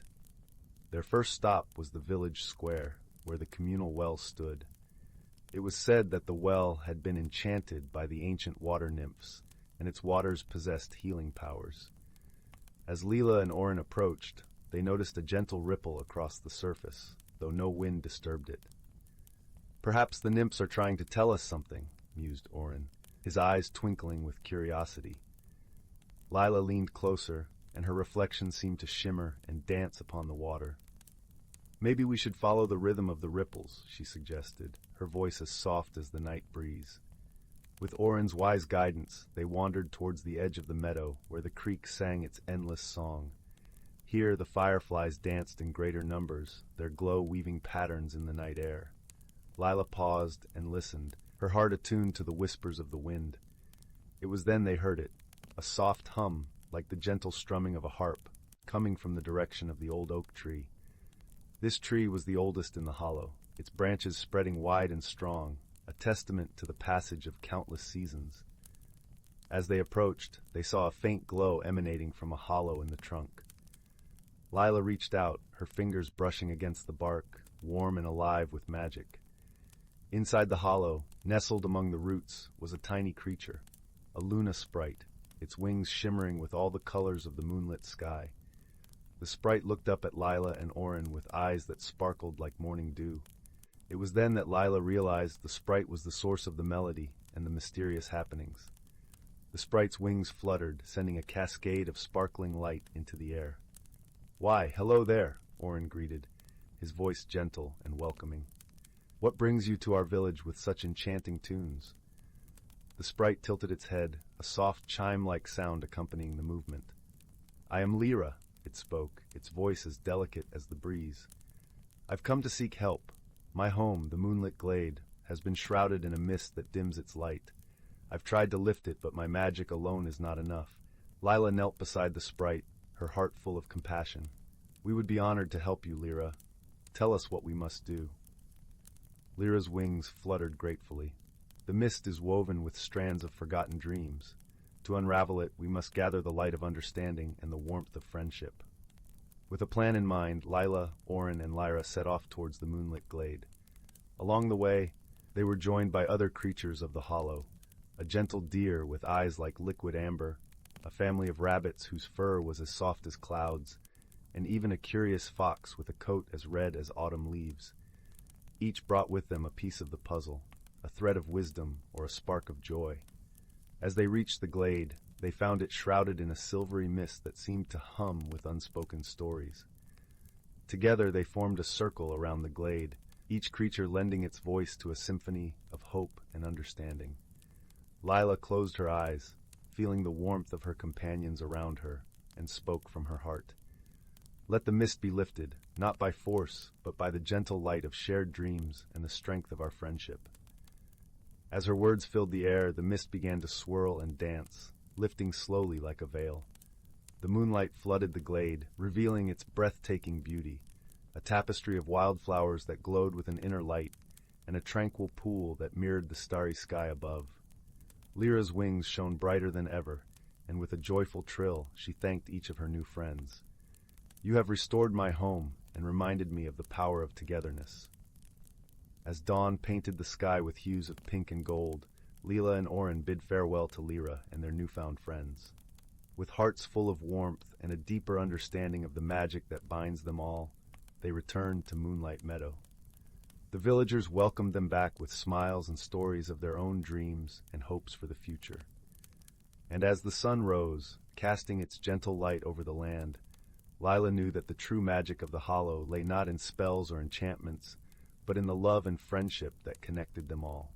And so, as the fireflies dimmed and the village awoke to a new day, Moonlight Meadow remained a place of peace and wonder, where mysteries were solved with kindness, and every heart beat to the rhythm of a shared dream. Story 26. In the heart of the whispering woods, where trees whispered secrets to the wind and the ground was carpeted in soft moss, lay a quaint village named Haven Whistle. The village was known for its vibrant gardens and the gentle glow of lanterns that lit up the cobblestone paths every evening. The villagers were kind-hearted and lived in harmony with the magical creatures that called the forest home. One crisp autumn morning, as the golden leaves danced in the breeze, a peculiar event stirred the village. The residents awoke to find their beloved sunflower field, which always faced the sun, mysteriously turned towards the moon. The sunflowers, normally bright and cheerful, seemed enchanted by the moon's gentle glow, casting silvery reflections across the dew-kissed ground. The villagers gathered, murmuring softly in confusion, their breath visible in the cool morning air. Among them was young Finn, a curious and observant soul with a knack for noticing the tiniest details. He had eyes the color of the forest canopy and a heart as warm as a summer's day. Finn had spent countless hours exploring the whispering woods, befriending the woodland creatures, and learning from the forest's wise old owl, Sage. Sensing the villagers' unease, Finn decided to unravel the mystery of the moonlit sunflowers. He started by visiting Sage, who perched on a low branch of the ancient oak tree, a wise glint in his amber eyes. "Ah, Finn!" Sage hooted softly, his feathers rustling like pages of an old book. "The forest speaks in riddles tonight. What brings you here?" Finn explained the strange occurrence, his voice as gentle as the stream that meandered through the woods. Sage listened intently, nodding slowly. "Perhaps the answer lies not in what is seen, but in what is felt," Sage suggested, his words echoing like a distant melody.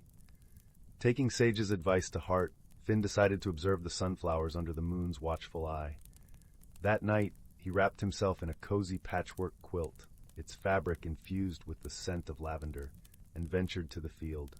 The moon hung low, casting a silvery light that turned the fields into a sea of shimmering stars. As Finn settled among the flowers, he noticed a soft melodic hum weaving through the air. It was a lullaby, a gentle tune that seemed to cradle the night itself. Finn realized it was coming from the silver-winged fireflies, flitting around the sunflowers in a delicate dance.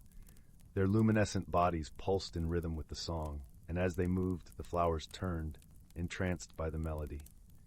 The following morning, Finn gathered the villagers to share his discovery.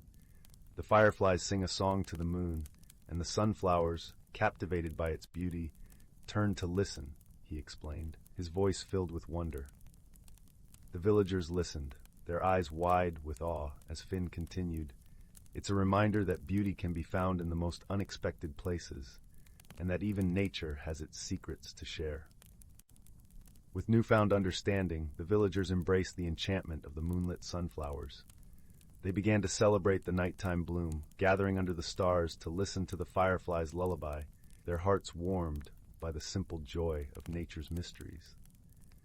And so, the strange occurrence that had puzzled the village turned into a cherished tradition, a reminder that sometimes the answers lie not in changing what we see, but in changing how we see it. Finn, with his curiosity and wisdom, had once again shown that with a little observation and an open heart, even the most puzzling of mysteries could be unraveled, leaving behind a trail of wonder and delight. In the end, the village of Haven Whistle became a place where the sunflowers danced to the moon's tune, and the villagers, wrapped in their cozy quilts, found peace in the gentle glow of the fireflies' song, their lives enriched by the magic that lay in every corner of the whispering woods. Story 27. Once upon a time, in a quaint village nestled between rolling hills and whispering woods, there lived a young girl named Clara. Clara had an insatiable curiosity and a heart brimming with dreams. She often spent her days wandering through the village, imagining adventures in far-off lands. Her favorite stories were those of the Enchanted Glade, a place said to be hidden deep within the forest, where magic danced like fireflies in the night. One sunny morning, as Clara meandered along the edge of the forest, she stumbled upon a path she had never noticed before. It was a narrow trail, carpeted with soft moss and flanked by trees whose leaves shimmered with an otherworldly glow. Her heart fluttered with excitement and a touch of trepidation. With a deep breath, she stepped onto the path, her steps light as the forest seemed to welcome her with open arms. The air grew fragrant with the scent of blooming jasmine and honeysuckle, and the gentle rustle of leaves whispered secrets of the forest. As Clara ventured deeper, she encountered a brook that babbled over smooth stones, its waters sparkling like liquid crystal under the dappled sunlight. She paused to admire the brook's dance, and was soon joined by a curious creature. It was a tiny, feathered being with wings like a kingfisher's, glinting in shades of turquoise and gold. The creature chirped a melodious tune, its eyes twinkling with mischief. It flitted about Clara's head, inviting her to follow with a playful nod.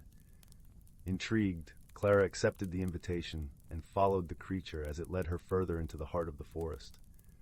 The path wound through towering trees and past luminous fungi that cast a gentle glow upon the forest floor. Clara felt as if she were walking through a living tapestry, each step unveiling new wonders. She marveled at a family of squirrels performing acrobatics among the branches and a pair of deer gracefully leaping across her path, their coats glistening like stardust. Eventually, the path opened into a clearing bathed in golden light. In the center stood a magnificent tree, its branches stretching toward the sky like an ancient guardian. Its trunk was wide and gnarled, adorned with delicate blossoms that emitted a soft, sweet fragrance. Clara approached the tree, her heart thrumming with awe. As she circled the tree, she discovered a door set into its trunk. It was a small, intricately carved door with patterns that seemed to shift and change under her gaze. Clara hesitated for a moment, her fingers brushing the wood. She remembered the tales of the enchanted glade and felt a spark of courage ignite within her. With a gentle push, she opened the door and stepped inside. Inside, Clara found herself in a cozy chamber lit by the warm glow of 100 tiny lanterns. The walls were lined with books and trinkets that glinted like hidden treasures. In the center of the room, a friendly old tortoise sat in a rocking chair, its shell adorned with colorful, swirling patterns. "Welcome, dear traveler," the tortoise said, its voice as soothing as a lullaby. "You have found the heart of the glade." Clara smiled and sat down on a cushion beside the tortoise. She listened as it spoke of the forest's wonders and the importance of nurturing one's curiosity. The tortoise shared stories of courage and exploration, reminding Clara that the world was vast and full of mysteries waiting to be uncovered. As the sun began to set, casting a warm glow through the open door, Clara knew it was time to return to her village. She thanked the tortoise and promised to keep her heart open to the wonders of the world. With a light heart and a head full of dreams, she made her way back along the path, the forest now a familiar friend. When Clara emerged from the woods, the village was bathed in the soft hues of twilight. She carried with her the magic of the enchanted glade and the reassurance that courage would guide her wherever she might go. And so, as the stars began to twinkle in the vast night sky, Clara returned home, her heart aglow with the promise of endless adventures yet to come. And in the quiet of her room, as she lay beneath her warm quilt, Clara whispered a thank you to the forest, to the creatures, and to the courage that had led her on such an enchanting journey. With a contented sigh, she drifted into a peaceful sleep, dreaming of the wonders that awaited her in the world beyond. And there, under the starlit sky, the village slept, cradled in the gentle embrace of the whispering woods, where magic was as eternal as the stars themselves. Story 28. In the quiet expanse of the galaxy, where stars twinkled like scattered diamonds on velvet, there was a small, bustling space station named Solara Haven. It was a place where travelers from every corner of the universe came together, exchanging stories, goods, and sometimes more than they expected. On this particular day, an unusual pair found themselves stepping off different ships at the same time. The first was Lyra, a gentle, blue-skinned Aurelian with eyes that shimmered like liquid silver.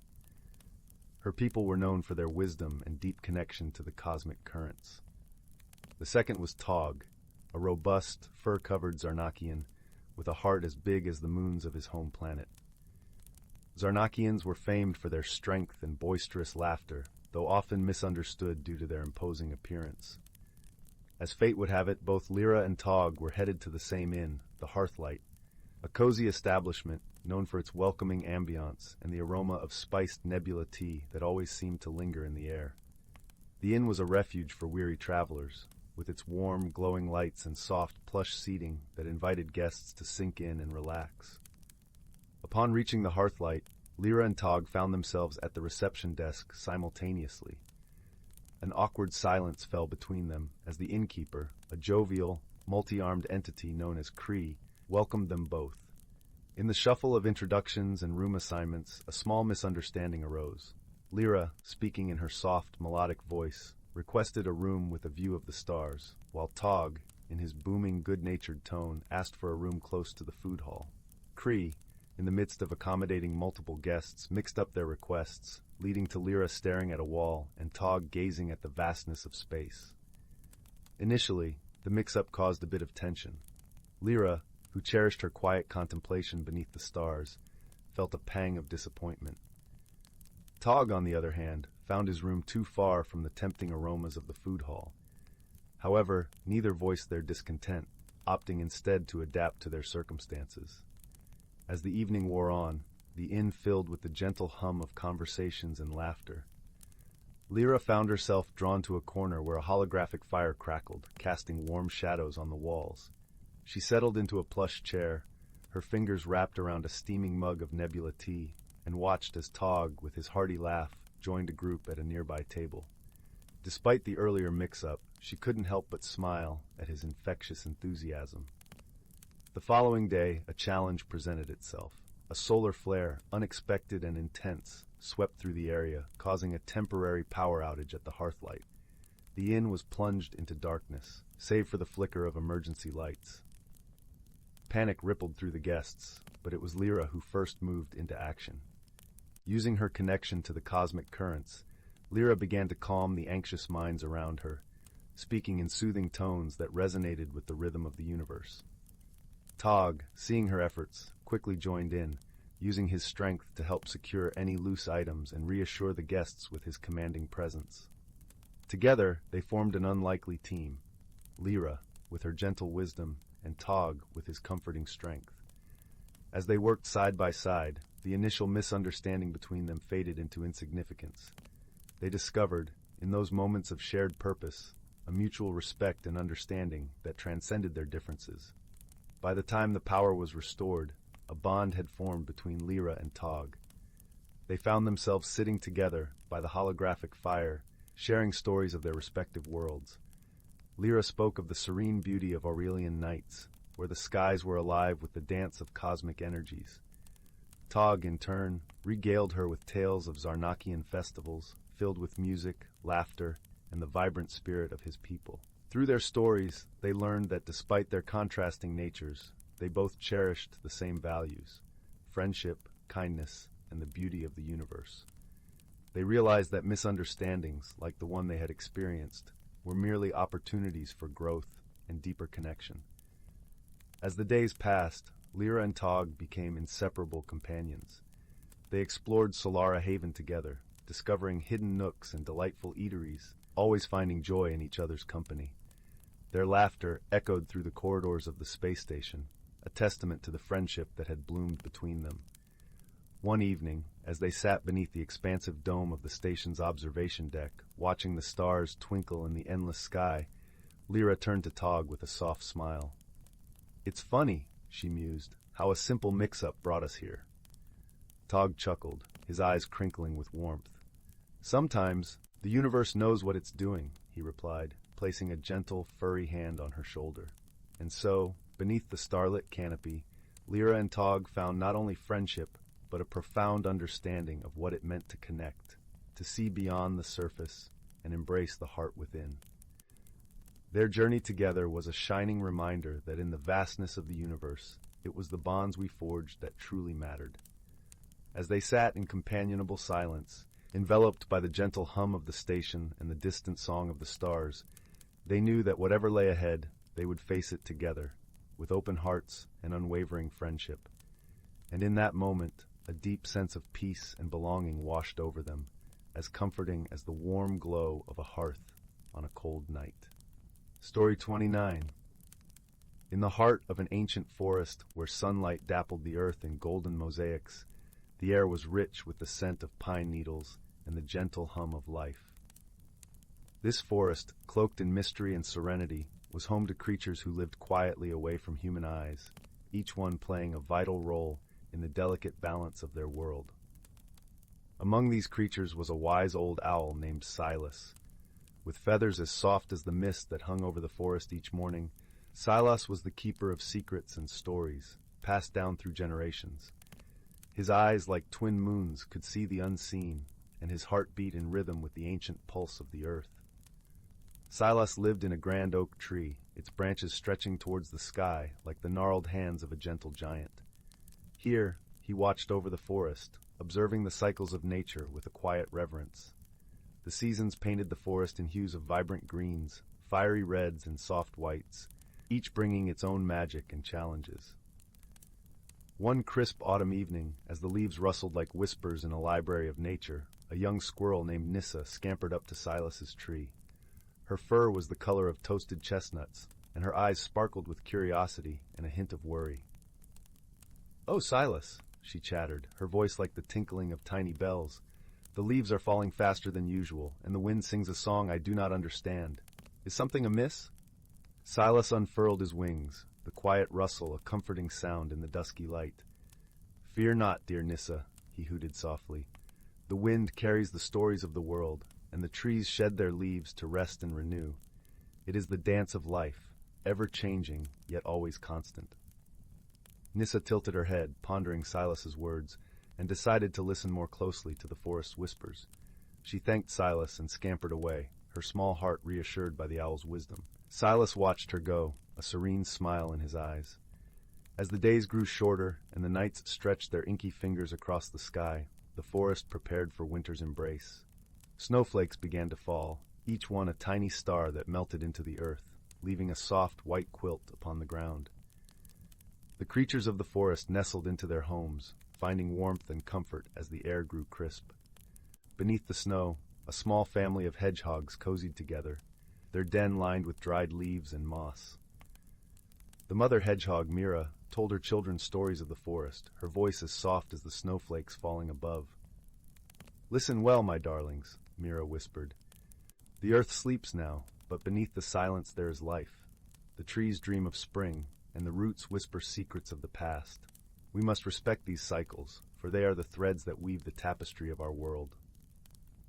The young hedgehogs listened, their eyes wide with wonder, the warmth of their mother's words wrapping around them like a snug blanket.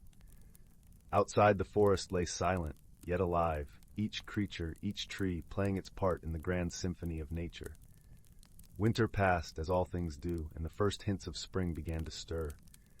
The snow receded, revealing the earth below, now eager to burst forth with life. Buds appeared on branches, and the air was filled with the fresh scent of new beginnings. One morning, as the sun painted the forest with the soft glow of dawn, Silas spread his wings and soared above the canopy. Below, the forest awakened, each creature greeting the day with a song of its own. The harmony of their lives, the balance they maintained, was a testament to the wisdom passed down through generations. And so, the cycle continued, the forest and its inhabitants thriving in their hidden world. They lived in a delicate balance, each season a reminder of the magic that exists in harmony with nature. Silas, the wise old owl, watched over them all, his heart full of the stories of the forest, a guardian of the ancient secrets that wove their lives together. As the evening sun dipped below the horizon, casting long shadows that danced among the trees, the forest settled into a peaceful slumber. The wind whispered lullabies through the branches, and the stars blinked to life in the vast expanse above, watching over the ancient forest and its hidden wonders. And so, under the watchful eye of the moon, the creatures of the forest slept, cradled by the earth that sustained them, dreaming of the seasons to come and the endless cycle of life that connected them all. Story 30. On the edge of a quaint little village, nestled between rolling hills and whispering forests, there stood a charming cottage with ivy-wrapped walls and a roof adorned with moss. Here lived a gentle-hearted woman named Marigold, known throughout the village for her kindness and her knack for discovering the extraordinary in the mundane. Marigold spent her days tending to her vibrant garden, where flowers bloomed in a riot of colors and fragrances that seemed to dance on the breeze. Her evenings, however, were reserved for crafting intricate tapestries, each thread a story, each pattern a memory. One crisp autumn morning, while gathering herbs along the forest's edge, Marigold stumbled upon an unassuming little stone, half buried in the earth. It was smooth and round, with a peculiar luster that caught the light in a way that was almost mesmerizing. Curious, Marigold slipped the stone into her pocket and continued with her day. But that night, as she sat by her fireplace with her weaving, she felt a gentle warmth emanating from the stone. It thrummed softly, like a distant heartbeat, and when she placed it on the table beside her loom, the threads began to shimmer with an ethereal glow. As she worked, Marigold realized that the stone had gifted her tapestries with a touch of magic. Each creation now held a story that was more than just a tale. It was a living memory, capable of transporting its viewer into the very heart of its narrative. Word of Marigold's enchanted tapestries spread quickly, and soon people from neighboring villages came to visit her cottage, eager to experience the wonder of her creations. But with each tapestry she wove, Marigold noticed the stone grew dimmer, its warmth fading as though it were slowly giving itself away. One evening, as she sat contemplating the stone's dwindling magic, a small group of woodland creatures gathered at her window. There was Bramble, a wise old hedgehog with eyes that twinkled like starlight, Willow, a sprightly squirrel with a penchant for mischief, and Thistle, a timid rabbit with a heart as gentle as a summer breeze. "We've come to help," Bramble announced, his voice a soft rustle like leaves in the wind. "The stone you found is part of our forest's heart, and it needs to be returned to its place." Marigold listened intently as the animals explained that the stone was one of many, scattered long ago, each holding a piece of the forest's magic. Without it, the balance of nature would slowly unravel, and the enchantments that protected their home would fade. Understanding the importance of their mission, Marigold agreed to journey with them into the depths of the forest to return the stone. As they ventured deeper into the woods, the path became a tapestry of its own, woven with the soft crunch of leaves underfoot, the sweet scent of pine, and the gentle chorus of birdsong. Along the way, Marigold and her companions faced challenges that required more than just courage. There was the chittering maze of the singing thicket, where their own voices echoed back with confusing directions. Here, Willow's cleverness proved invaluable as she listened closely to find the true path hidden within the cacophony. Then there was the River of Reflections, where the water's surface revealed not what was above, but what lay within one's heart. Thistle, though timid, stepped forward and shared her gentle wisdom, showing them how to see past their fears and doubts to find the stepping stones that led them safely across. Finally, they reached the heart of the forest, a grove bathed in moonlight, where the air shimmered with a quiet, serene magic. At its center was a stone pedestal, empty and waiting. Marigold placed the stone upon it, and as she did, a soft luminescence spread through the grove, wrapping around the trees like a warm embrace. The forest sighed in relief, its magic restored. Marigold felt a deep sense of peace settle within her, as if the very heart of the forest now beat in time with her own. With their mission complete, Marigold and her friends returned to the village.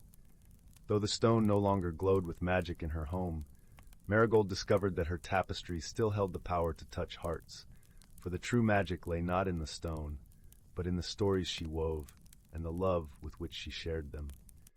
And so, Marigold continued to create, her cottage a beacon of warmth and wonder, where the extraordinary was found in the simplest of things, and where friends, new and old, were always welcome by the fire. Story 31. In the heart of the whispering woods, where the trees murmured secrets to the breeze and the moonlight spun silver webs across the forest floor, there lay a quaint little village named Willowbrook. The village was a tapestry of cobblestone paths and ivy-clad cottages, each with a chimney gently puffing out curls of smoke, creating a scene so inviting that it felt like stepping into a warm hug. Willowbrook was home to many kind-hearted folk, including a young girl named Clara.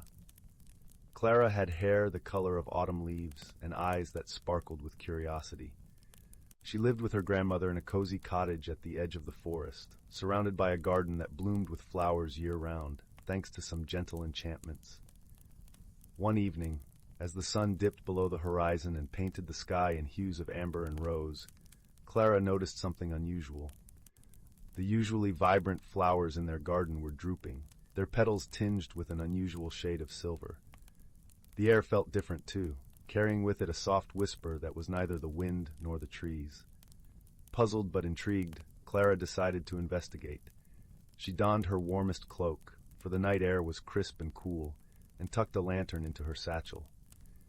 As she stepped outside, the familiar scents of lavender and chamomile wrapped around her, a comforting reminder of home.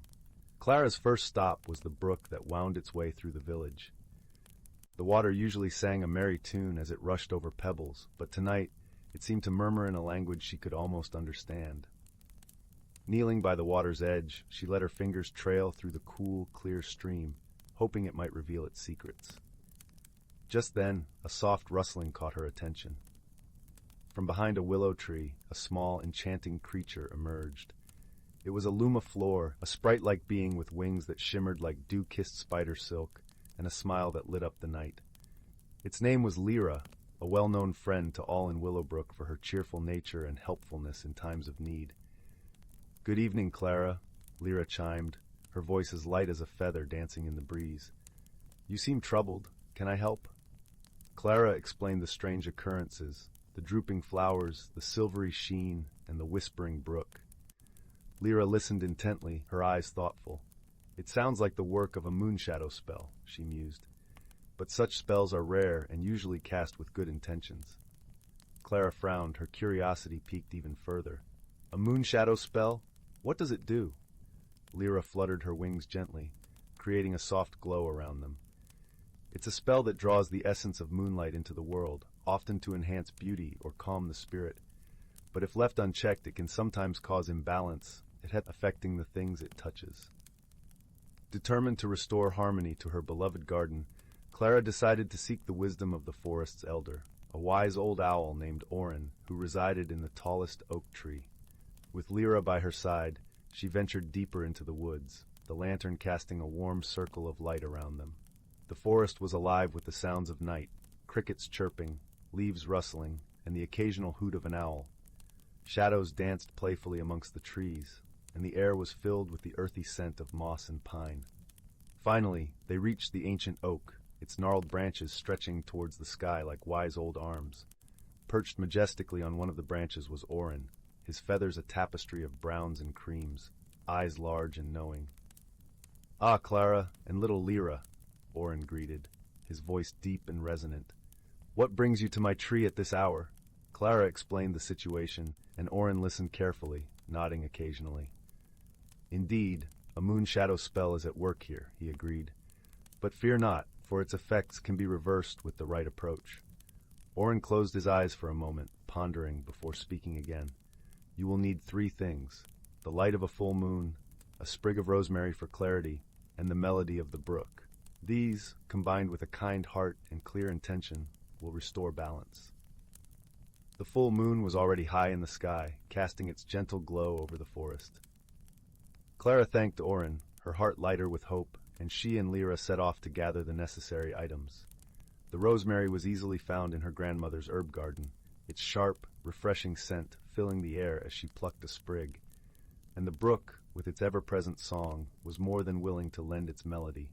Standing by the brook, Clara held the rosemary aloft, letting the moonlight bathe it in silver. She closed her eyes, focusing on her wish to restore the flowers in the village to their natural beauty. As she did, Lyra began to hum softly, her voice blending with the brook's melody, creating a harmonious lullaby that seemed to wrap around them like a soft blanket. Slowly, the air changed. The whispering ceased, replaced by a gentle sigh of relief. The flowers in the garden began to lift their heads, their petals regaining their vibrant hues, and the silver sheen faded away, leaving everything as it should be. Clara opened her eyes, a smile spreading across her face as she saw the results of their efforts. The garden was alive again, bursting with color and life. She turned to Lyra, gratitude shining in her eyes. "Thank you, Lyra, and thank you, Orin," she said, her voice warm with appreciation. Lyra twinkled with joy, her wings fluttering in delight. "It was your kindness and determination that made it possible, Clara. Remember, magic is strongest when it comes from the heart. As they made their way back to the village, Clara felt a deep sense of peace. The mystery had been solved and harmony restored, all through the power of friendship and a little bit of magic. That night, as she snuggled under her soft quilt, the soothing sounds of the forest lulling her to sleep, Clara knew that in the whispering woods there was always a way to make things right. And so, the village of Willowbrook continued to thrive, its secrets safe in the gentle embrace of the forest, with Clara and her friends ready to explore any new mysteries that might arise, always guided by the light of the moon and the warmth of their hearts. Story 32. Once upon a time, in a realm where magic danced through the air like glittering fireflies, there lived a young rabbit named Thistle. She resided in a cozy burrow nestled beneath an ancient willow tree, whose whispering leaves seemed to carry the secrets of the forest. One crisp autumn evening, as Thistle was preparing for bed, she noticed something peculiar. The enchanted lanterns that usually illuminated her burrow with a warm golden glow had flickered and dimmed. Thistle frowned, her long ears twitching with curiosity. She tiptoed outside and gasped in surprise. The entire forest seemed shrouded in a strange milky fog. As the days passed, more and more odd occurrences began to unfold. The babbling brook that wound through the woods had slowed to a trickle, and the usually vibrant wildflowers drooped, their petals faded.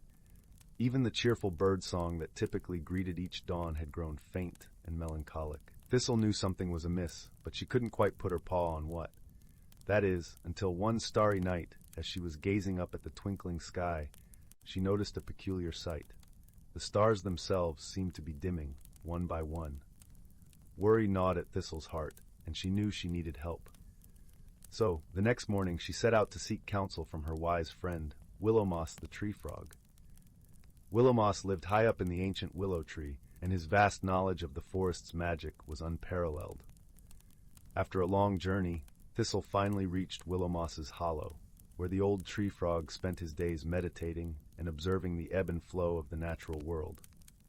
"Dear Willowmoss," Thistle began, her voice trembling with concern, "the most peculiar things have been happening in our forest. The lanterns are dimming, the flowers are wilting, and even the stars seem to be fading. What could be causing such strange occurrences?" Willowmoss stroked his mossy chin, his eyes growing distant as he pondered Thistle's words. After a long silence, he spoke in a hushed croak. "My dear Thistle, I believe these events are connected to the ancient magic that flows through our realm. Something or someone is disrupting the delicate balance." Thistle's eyes widened with worry, but Willowmoss placed a comforting hand on her paw. "Fear not, little one. The answer lies in the heart of the forest, where the great elderwood tree stands sentinel. There, you will find the key to restoring the magic's harmony." With a newfound sense of purpose, Thistle thanked Willowmoss and set off towards the ancient elderwood. As she neared the towering tree, she felt a strange, tingling sensation in the air, as if the very magic itself was humming with anticipation. At the base of the elderwood, Thistle discovered a small, glowing portal, barely visible through the misty air. Summoning her courage, she stepped through the shimmering veil and found herself in a breathtaking realm. A vast, crystalline cavern where the walls glowed with an otherworldly radiance. In the center of the cavern stood a magnificent pedestal, upon which rested a glimmering orb pulsing with pure, unbridled magic. As Thistle approached, she noticed a tiny figure darting to and fro, siphoning off wisps of energy from the orb. It was a mischievous sprite, no bigger than Thistle's paw, with gossamer wings and an impish grin. The sprite seemed utterly entranced by the magic, greedily hoarding it for itself. Thistle cleared her throat, and the sprite froze, its eyes widening in surprise. "Please, little one," Thistle said gently, "that magic does not belong to you alone.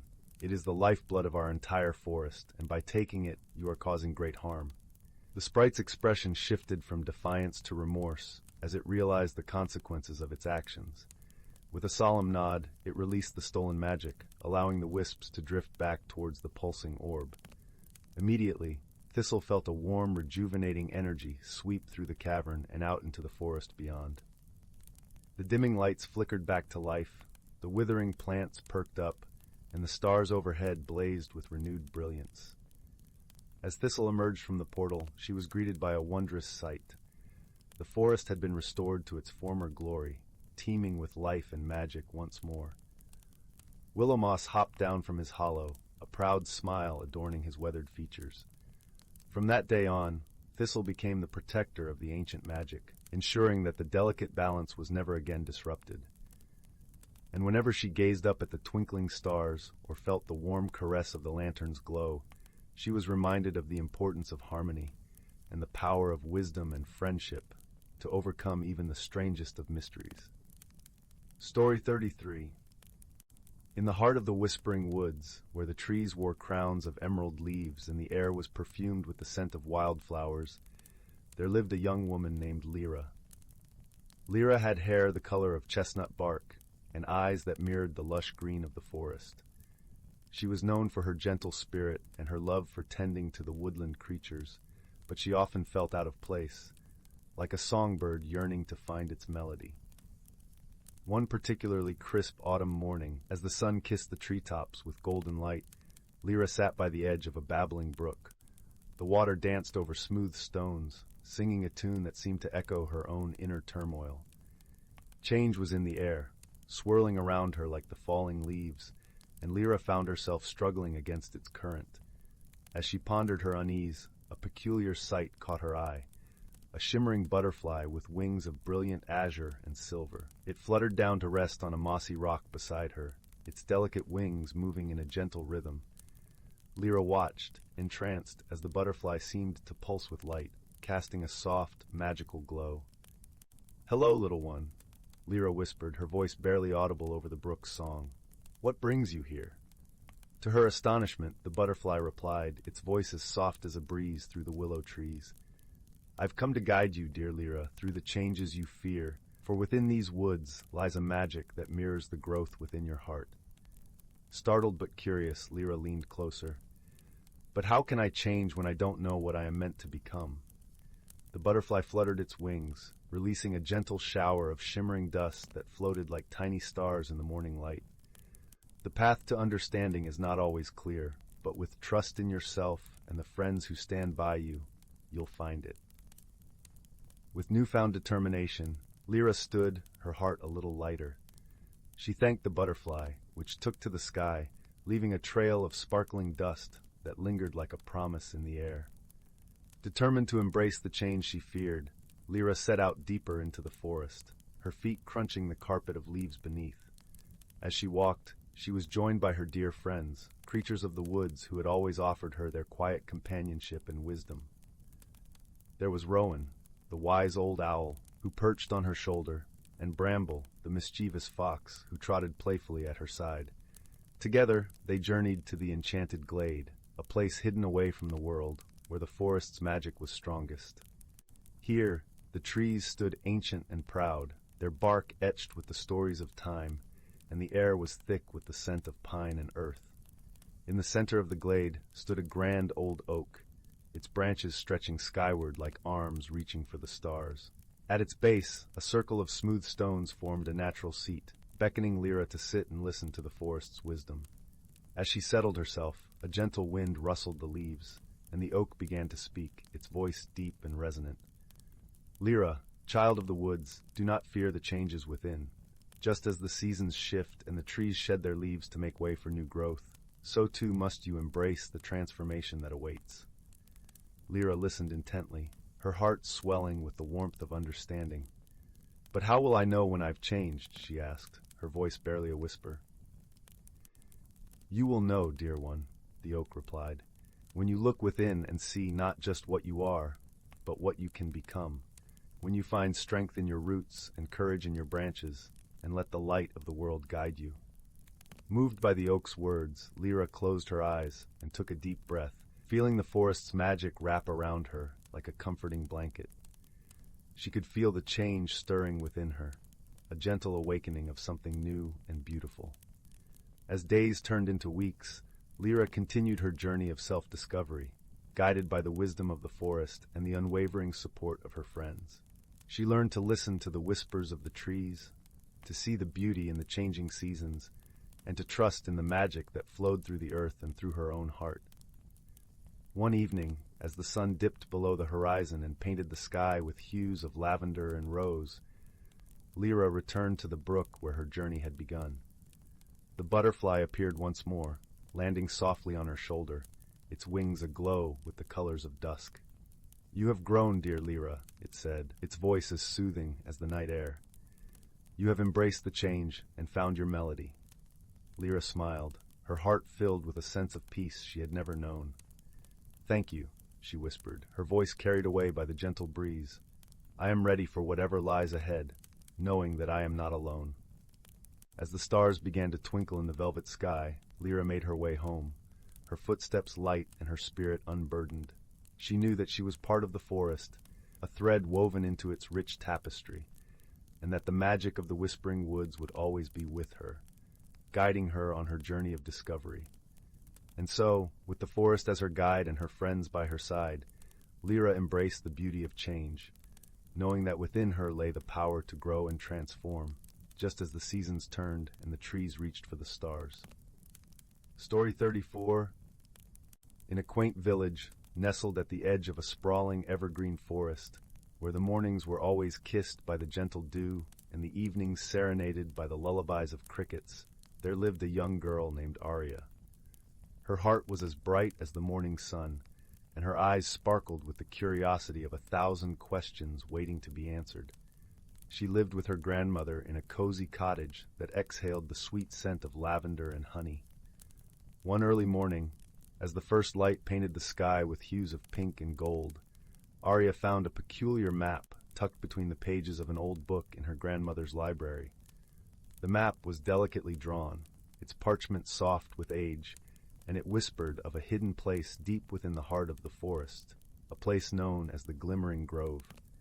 Arya's heart fluttered with excitement and a hint of apprehension.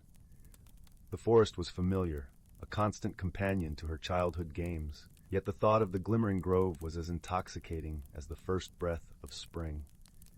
With a small knapsack filled with essentials, a warm cloak, a loaf of bread, and a bottle of sweet apple cider, she set off, leaving a note for her grandmother, promising to return by dusk. The forest welcomed her with open arms, its towering trees swaying gently as if nodding in approval of her quest. Sunlight filtered through the canopy, dappling the forest floor in a dance of light and shadow. The air was crisp and filled with the earthy scent of pine and moss, each step she took cushioned by a carpet of soft leaves. As Arya journeyed deeper, she encountered a symphony of whimsical sounds. A family of squirrels chattered animatedly above, leaping from branch to branch, their bushy tails trailing like ribbons in the wind. Birds, with feathers as vibrant as a painter's palette, sang melodiously, their songs weaving through the trees like a gentle breeze. It wasn't long before Arya stumbled upon a brook, its waters sparkling like 1,000 tiny diamonds in the sunlight. Kneeling by the edge, she cupped her hands and drank, the water cool and refreshing. As she straightened, she noticed a peculiar sight, a small creature peering at her from behind a cluster of ferns. It was a creature unlike any she had seen, with eyes like amber gemstones and fur that shimmered in the light. It was a pufferkin, a creature of legend known to dwell in the heart of the forest, rarely seen by human eyes. "Hello there," Arya said softly, her voice gentle and inviting. The pufferkin tilted its head, eyes twinkling with curiosity and mischief. To her surprise, the creature responded in a voice as soft as a whisper. "Greetings, young traveler. What brings you to these ancient woods?" Arya explained her quest, her voice filled with wonder and excitement. The pufferkin listened intently, nodding its head in understanding. "The Glimmering Grove is a place of beauty and secrets," it said, "but the path is not without its challenges. Fear not, for you have the heart of a true explorer." With the pufferkin as her guide, Arya continued her journey. The forest seemed to shift and change around them, as if it were alive, guiding them ever closer to their destination. Along the way, Arya faced gentle challenges, a fallen tree blocking the path, a puzzle of stepping stones across a wide stream. Each challenge was met with patience and cleverness, her spirit undeterred. As they traveled, the pufferkin shared tales of the forest and its inhabitants, stories of ancient trees that whispered secrets of the past, and of hidden meadows where time seemed to stand still. Arya listened with wide-eyed wonder, her heart swelling with admiration for the world around her. At long last, as the sun began its descent, painting the sky with shades of orange and violet, they arrived at the glimmering grove. It was a sight beyond imagination, a clearing bathed in ethereal light, where the trees glowed with a soft luminescence, and the ground was covered in flowers that shimmered like stars. In the center of the grove stood a magnificent tree, its branches reaching skyward as if in eternal embrace. The pufferkin led Arya to the tree, where she found a small, intricately carved box nestled among the roots. Inside was a single, radiant feather, its colors shifting like the dawn. "This feather is a gift," the pufferkin explained, "a symbol of your courage and the friendship you have forged with the forest.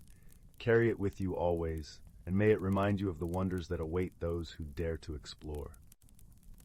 With the feather safely tucked into her knapsack, Arya bid farewell to the pufferkin, her heart filled with gratitude and joy. As she retraced her steps through the forest, the path seemed shorter, each step lighter than the last. When she finally emerged from the woods, the village was aglow with the warm light of evening. Her grandmother awaited her on the porch, a knowing smile on her face. Arya shared her tale, the words tumbling from her lips like a bubbling brook, and her grandmother listened, her eyes twinkling with pride. That night, as Arya lay in her bed, the feather resting beside her, she felt a warmth and peace envelop her. Her adventure had taught her that the world was vast and full of wonder, and that courage was not the absence of fear, but the triumph over it. With a heart as light as the feather, she drifted into a gentle sleep, dreams filled with shimmering groves and whispering trees. And so, in the little village by the forest's edge, a story was born, a tale of exploration, friendship, and the magic that awaits those who dare to wander beyond the familiar into the embrace of the unknown. Story 35. The Whispering Woods and the Moonlit Journey. Once upon a time, nestled between rolling hills and shimmering lakes, lay the quaint village of Elderglen. It was a place where the air was always sweet, with the scent of wildflowers, and the gentle hum of bees could be heard from dawn till dusk. But what truly set Elderglen apart was the edge of the forest that bordered it, a forest known as the Whispering Woods. Legends spoke of the Whispering Woods as a place where the trees could talk and the streams sang lullabies. It was said that within its depths lay secrets and wonders that had been there since time immemorial. The villagers treated the forest with reverence, often leaving offerings of honey and bread at its edge to appease the spirits within. In this village lived a young girl named Lyra, whose heart was as bright as the morning sun. She had grown up listening to tales of the Whispering Woods, her imagination painting vivid pictures of the magical creatures and hidden worlds that might exist just beyond the tree line. Lyra was kind-hearted and curious, traits that endeared her to everyone she met. One crisp autumn afternoon, as golden leaves danced in the breeze, Lyra sat by the edge of the forest, her favorite spot. The sunlight filtered through the branches, casting a mosaic of light on the forest floor. She hummed a tune as she wove daisy chains, lost in her thoughts. Suddenly, a gentle rustling interrupted her reverie.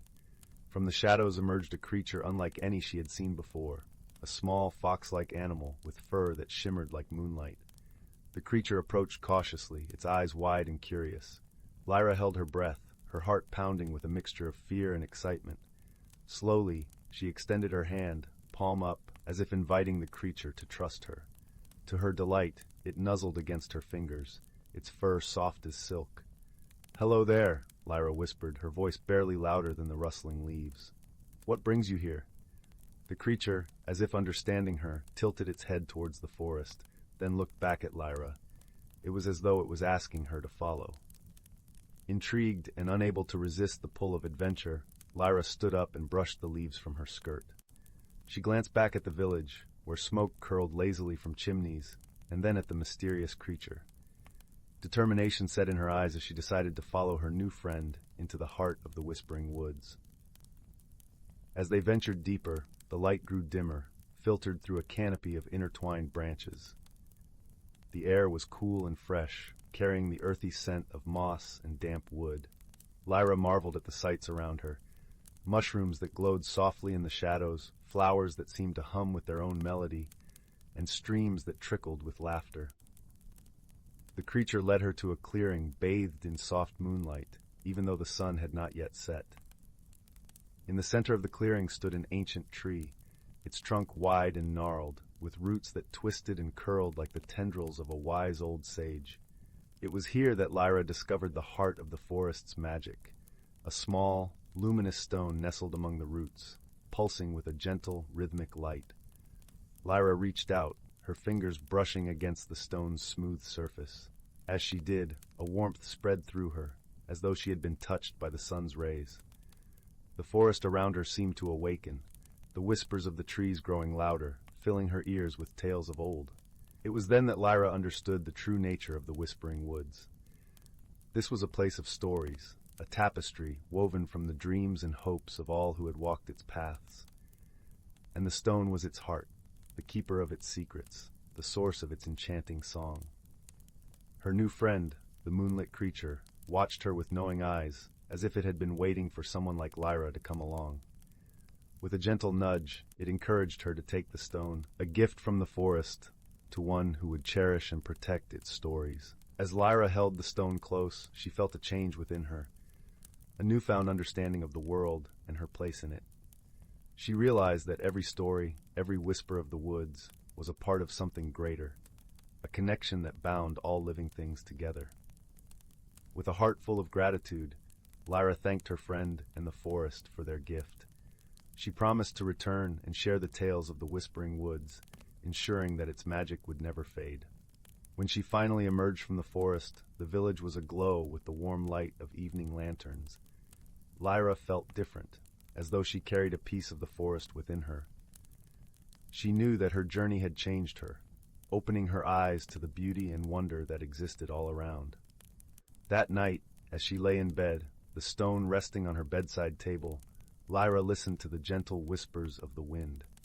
Her heart was at peace, knowing that she was now a part of the Whispering Woods' eternal story. And as she drifted into dreams, the moonlight creature watched over her from the forest's edge, content in the knowledge that its secret was safe with her. In the days that followed, Lyra shared her adventure with the villagers, weaving tales of the magical forest and the wonders it held.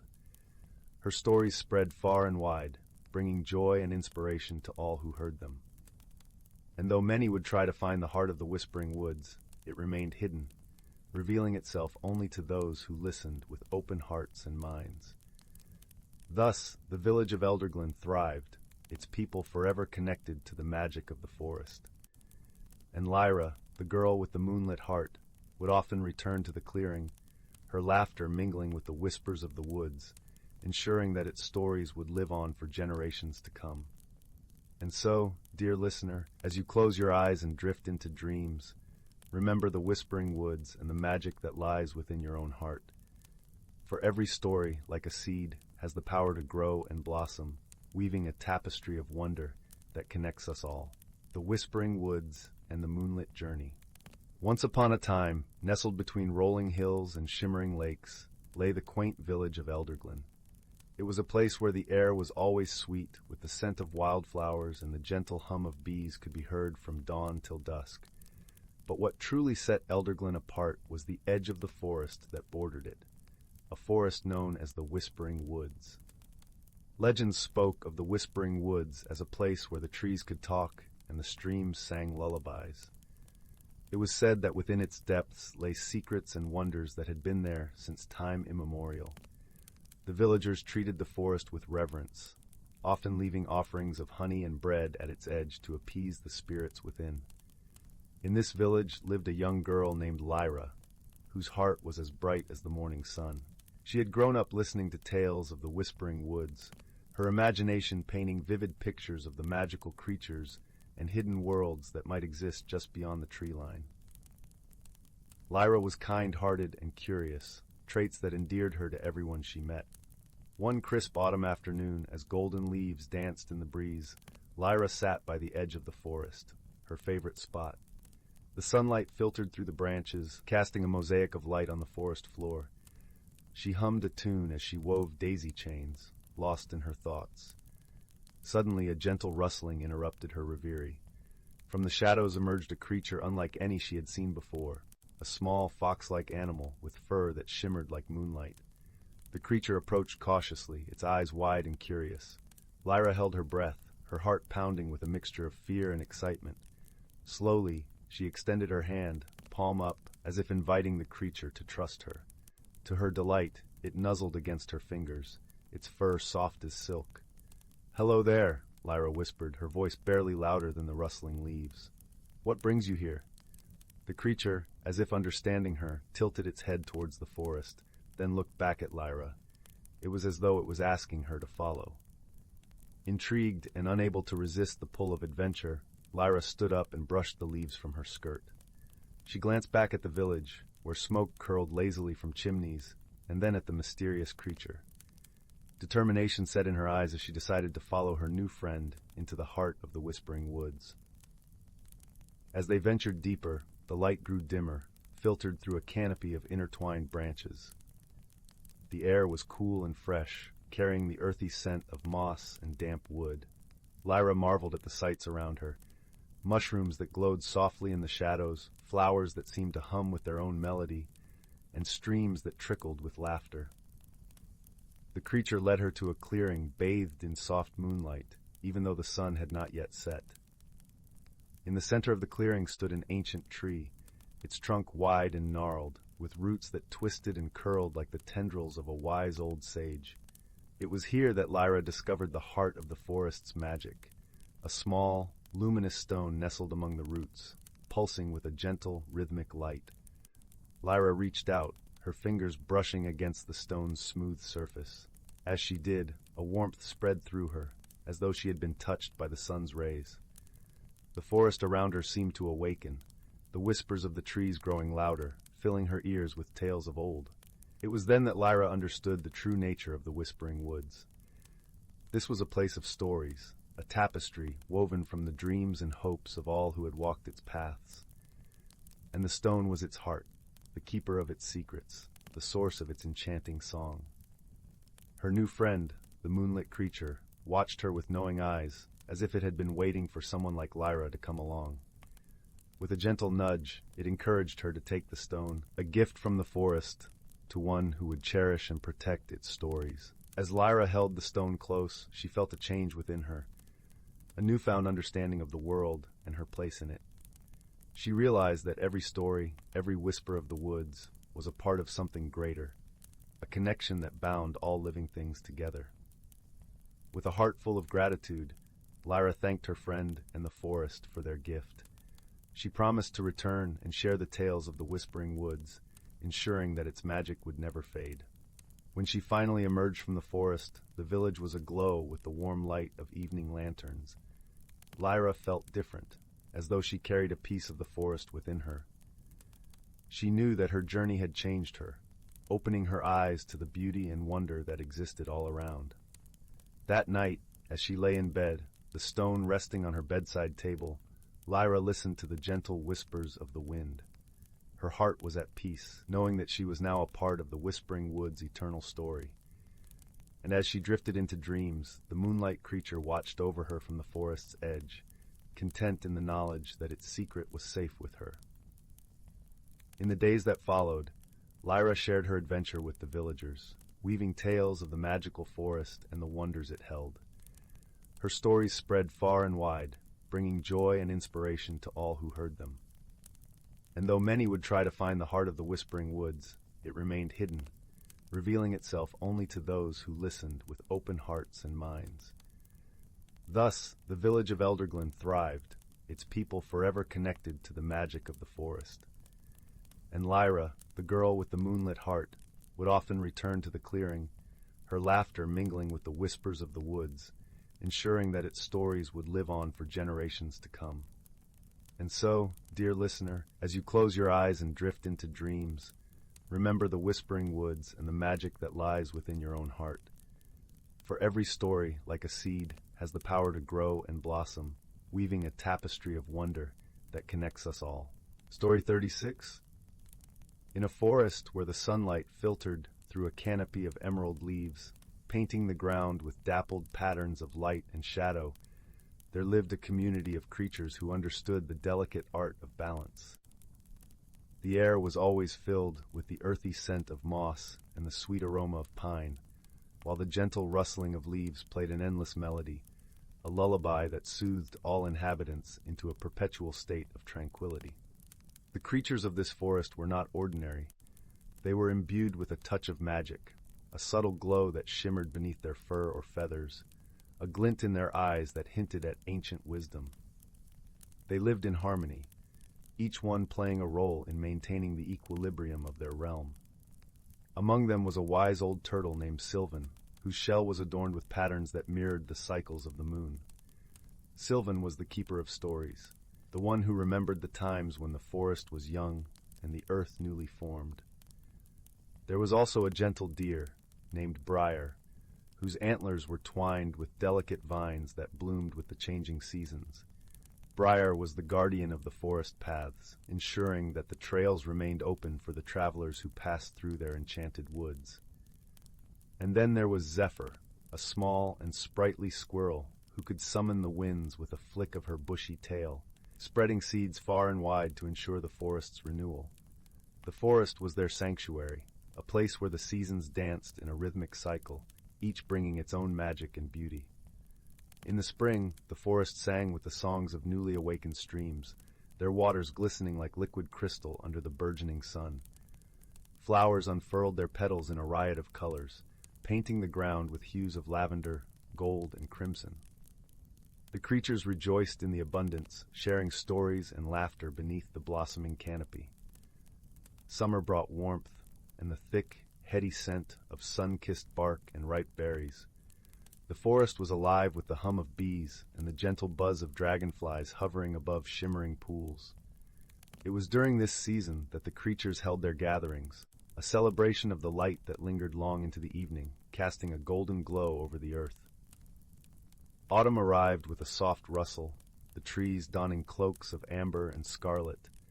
The air grew crisp, carrying with it the earthy fragrance of fallen leaves and the faint hint of distant fires.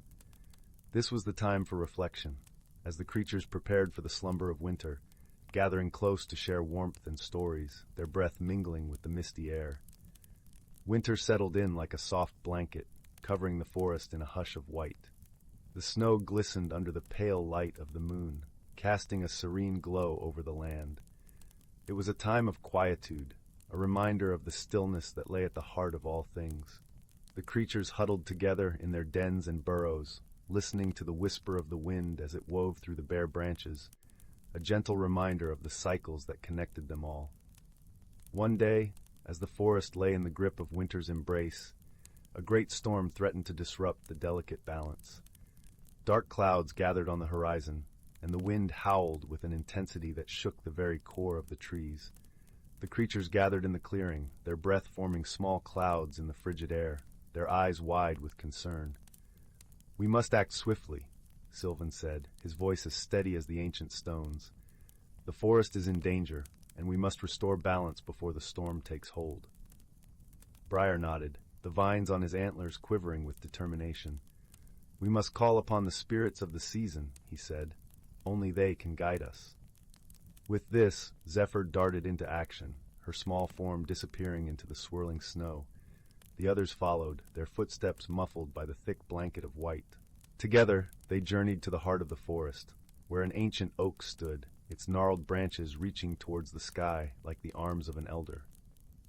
Beneath its boughs lay a circle of stones, worn smooth by time and the elements. It was here that the spirits of the seasons could be summoned, their presence felt in the gentle rustling of leaves or the whispering of the wind. As the creatures gathered around the circle, they began to chant, their voices rising and falling in a harmonious melody that echoed through the trees. The wind stilled, and the snow ceased its descent, as if the very world held its breath in anticipation. From the depths of the forest the spirits emerged, their forms shimmering like ethereal wraiths. Spring appeared first, her gown woven from the petals of the earliest blooms, her hair a cascade of verdant leaves. Summer followed, his presence warm and golden, the scent of sun-drenched fields clinging to him. Autumn came next, her cloak a tapestry of rich colors, her eyes wise and knowing. Finally, Winter stepped forward, his touch as gentle as the first snowfall, a reminder of the peace that lay in stillness. "We hear your call," Spring said, her voice like the tinkling of 1,000 tiny bells, "and we will aid you." "We must restore the balance," Sylvan explained, his eyes meeting those of the spirits. "The storm threatens to unravel the harmony we have worked so hard to maintain." The spirits nodded, understanding the gravity of the situation. Together with the creatures, they set to work, weaving their magic into the very fabric of the forest. Spring called forth the first shoots of green, their energy pushing back against the encroaching darkness. Summer warmed the earth, melting the ice that threatened to suffocate the life beneath. Autumn gathered the fallen leaves, creating a protective barrier against the chill. And winter, with a gentle breath, calmed the winds, cradling the forest in a cocoon of tranquility. As the storm abated, the creatures breathed a collective sigh of relief. The balance had been restored, and the forest once again lay in peaceful slumber beneath its cover of snow. The spirits bid farewell, their forms dissolving into the mist, leaving behind a sense of serenity that lingered in the air. The creatures returned to their homes, grateful for the wisdom and friendship that had guided them through the storm. That night, as the stars twinkled overhead, Sylvan gathered the creatures around him, his shell glowing softly in the moonlight. "Remember," he said, his voice a gentle murmur, "we are all part of this great tapestry. Each of us has a role to play, and it is through our unity that we find strength." The creatures nodded, their hearts full of gratitude and understanding. They knew that no matter the challenges they faced, they would always have each other and the wisdom of the forest to guide them. And so, as the fire crackled softly in the hearth of nature, casting a warm glow over the snow-covered earth, the forest settled into a deep and peaceful sleep, knowing that when the sun rose once more, it would awaken to a world renewed, a testament to the enduring power of balance and harmony. Story 37.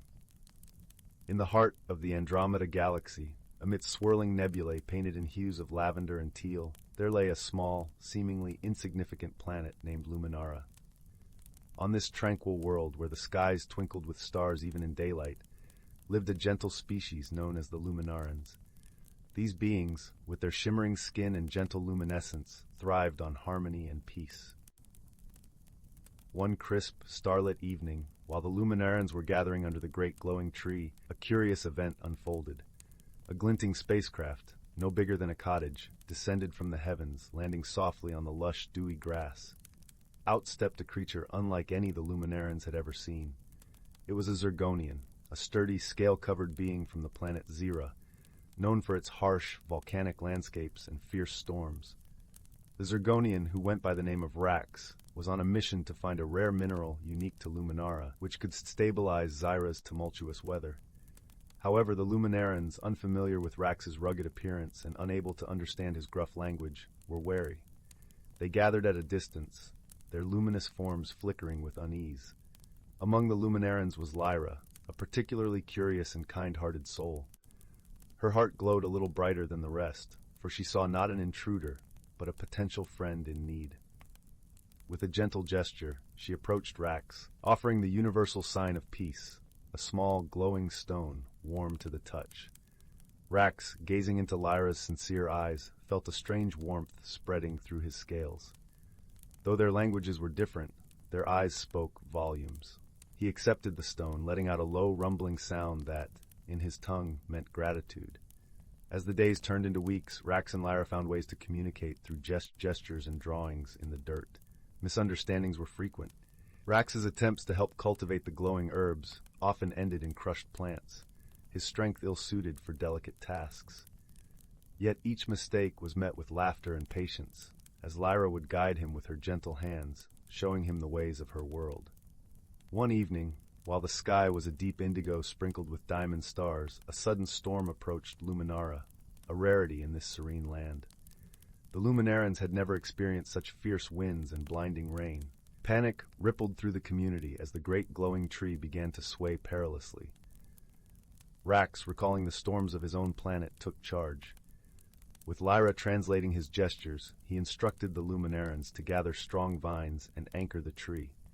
Together, they worked under the storm's onslaught, Rax's strength and Lyra's guidance weaving a bond that held firm against the fury of nature. When the storm finally passed, the great glowing tree stood tall, its luminescence a beacon of hope.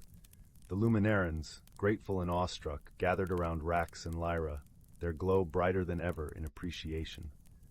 Through this shared challenge, Rax and Lyra's friendship deepened. They learned the value of different strengths, the beauty in diverse perspectives, and the power of unity. Rax, with Lyra's help, also found the mineral he sought, ensuring a peaceful future for his own planet. As Rax prepared to leave, the Luminarans gathered once more under the great glowing tree. Lyra, her heart a radiant glow of warmth and gratitude, offered Rax a small pouch filled with glowing stones, a symbol of their everlasting friendship. Rax, touched beyond words, placed a zirconian crystal in Lyra's hand, its surface shimmering with all the colors of a Zyra sunset. As he boarded his ship, he looked back at the Luminarans, his heart fuller than when he arrived. And so, under the vast, starlit tapestry of the Andromeda sky, two unlikely companions discovered the true meaning of friendship. Their bond, forged through understanding and kindness, would forever be a luminous thread, tying their worlds together. As the spacecraft soared into the night, Lyra watched it become a distant star, her heart aglow with the comforting knowledge that true friendship transcends even the farthest reaches of the galaxy. Story 38. On the outskirts of a quaint little village, nestled between rolling hills and whispering forests, there lay a small, unassuming cobbler's shop. The shop was known for its cozy warmth, the sweet aroma of freshly polished leather mingling with the earthy scent of wood shavings. It was run by a gentle man named Thaddeus, whose hands, though calloused, held a delicate touch that could mend the most worn soles and breathe new life into old shoes. One crisp autumn afternoon, as golden leaves danced in the gentle breeze, a peculiar customer entered Thaddeus's shop. She was an elderly woman, her eyes twinkling with mischief and wisdom, wrapped in a cloak that seemed to shimmer with colors that changed with each shift in the light. She placed an unusual pair of shoes on the counter, soft, supple, and iridescent, as if woven from moonbeams themselves. "I need these repaired," she said, her voice like the rustle of silk.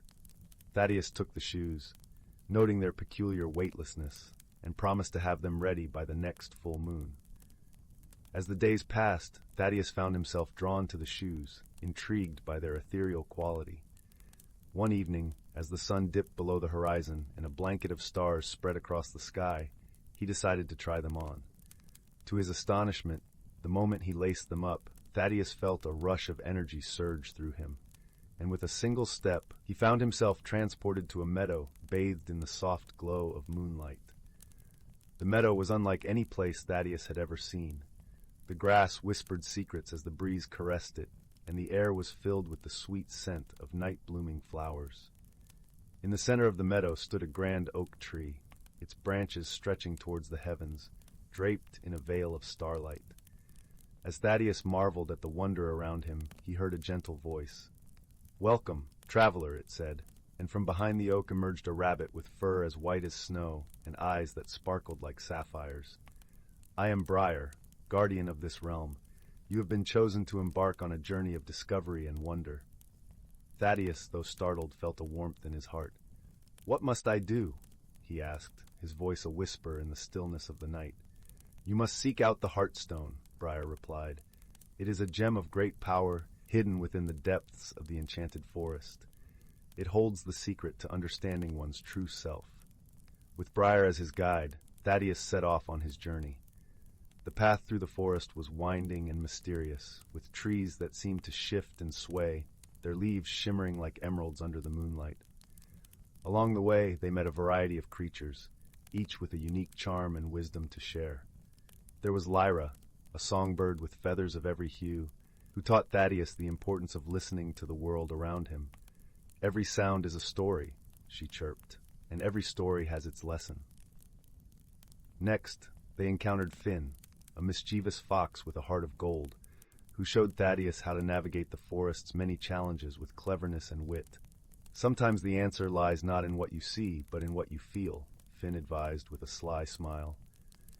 As they journeyed deeper into the forest, Thaddeus began to notice a change within himself. He felt lighter, more attuned to the whispers of the world, and his heart swelled with a newfound sense of wonder and possibility. Finally, they reached the heart of the forest, where the trees parted to reveal a glade bathed in soft moonlight. In the center lay the Heartstone, a radiant gem pulsating with a gentle, inviting glow, but it was guarded by a majestic stag, its antlers crowned with shimmering leaves. "You must answer my riddle to claim the Heartstone," the stag intoned, its voice deep and resonant like the distant roll of thunder. "What is it that grows when shared, yet diminishes when hoarded?" Thaddeus paused, contemplating the riddle. He thought of the lessons he'd learned from his companions, the importance of listening, the value of cleverness, and the power of embracing one's true self. With a smile, he answered, "Wisdom." The stag bowed its head in acknowledgement, and the Heartstone floated towards Thaddeus, enveloping him in a warm, comforting light. In that moment, he understood the true magic of the shoes and the journey they had led him on. A journey not just of discovery, but of self-realization and connection to the world around him. With a grateful heart, Thaddeus returned to the cobbler's shop, the shoes now a part of him, imbued with the magic of the Heartstone. The elderly woman returned as promised on the night of the full moon, her eyes twinkling with knowing. "You've found what you were meant to," she said, her voice soft and kind. "The shoes have served their purpose." From that day forth, Thaddeus continued his work as a cobbler, but with a newfound glow about him. He shared the wisdom he had gained with the villagers, helping them find their own paths of discovery and wonder. And though the shoes were no longer needed, their magic remained a part of Thaddeus, guiding him with every step he took. And so, under the watchful eyes of the stars, the village thrived, forever touched by the gentle magic of an ordinary cobbler who had dared to step into the extraordinary. As the fires crackled softly in the hearth and the village settled into the deep embrace of night, the winds carried whispers of the cobbler's tale, a story of discovery, friendship, and the boundless magic found within the heart. Story 39. In the heart of the whispering woods, where the trees swayed in gentle rhythm to the whispers of the breeze, there lay a quaint little village named Lumendale. Its cobblestone paths meandered through clusters of ivy-draped cottages, each with a chimney that puffed the faintest curls of smoke, like soft breaths in the brisk evening air. The villagers lived peacefully, tending to their gardens of vibrant moonflowers and starberries that shimmered under the moon's gentle gaze. However, one crisp autumn evening, a peculiar thing began to unfold. The village clock, an ancient and beloved landmark standing in the village square, started to chime at odd hours. It echoed throughout Lumendale, a melody that seemed to dance with the rustling leaves, yet it was not the familiar tune the villagers were accustomed to. The clock had always been a faithful keeper of time, its face marked by the delicate hands of a master craftsman from ages past. Intrigued and slightly bewildered, the villagers gathered in the square, their knitted shawls wrapped tightly against the cool, nipping air. Among them was a young scholar named Finn, known for his curious mind and kind heart. With his spectacles perched upon his nose and a notebook always tucked in his satchel, Finn was beloved by all for his gentle nature and insatiable curiosity. As Finn stood beneath the towering clock, he listened carefully to its peculiar song. "There's a mystery here," he mused, his breath visible in the chilly air. "But it's a mystery that can surely be solved." That night, as the village tucked itself to sleep under a quilt of stars, Finn sat by his fireplace, the crackling logs casting a warm, golden glow. He sipped his spiced apple tea, pondering the symphony of chimes. Then, with a spark of determination, he decided to seek the counsel of the wisest creature in the forest, an ancient owl named Morwenna, whose feathers glimmered like the night sky itself. The following morning, Finn set out towards the heart of the whispering woods. The path was lined with golden leaves, and the sweet scent of pine filled the air. As he ventured deeper, the rustling branches seemed to guide him, gentle whispers urging him onward. At last he arrived at the old oak tree where Morwenna resided. The owl perched gracefully on a low branch, her eyes like liquid amber. "Good morning, Finn," she hooted warmly, as if she had been expecting him. "What brings you so deep into the woods on this fine day?" Finn explained the odd happenings with the village clock, and Morwenna listened intently, occasionally nodding her wise head. "Ah, I see," she said thoughtfully, her voice as soft as the wind through the leaves. "The clock's song has changed, you say? This is indeed curious." Morwenna paused, her eyes twinkling with ancient knowledge. "The clock is more than just gears and hands, dear Finn. It is woven with a magic that is as old as the forest itself, a magic bound by harmony and balance." Intrigued, Finn asked, "How can I restore its song to harmony?" Morwenna spread her wings and took flight, her feathers brushing against the cool morning air.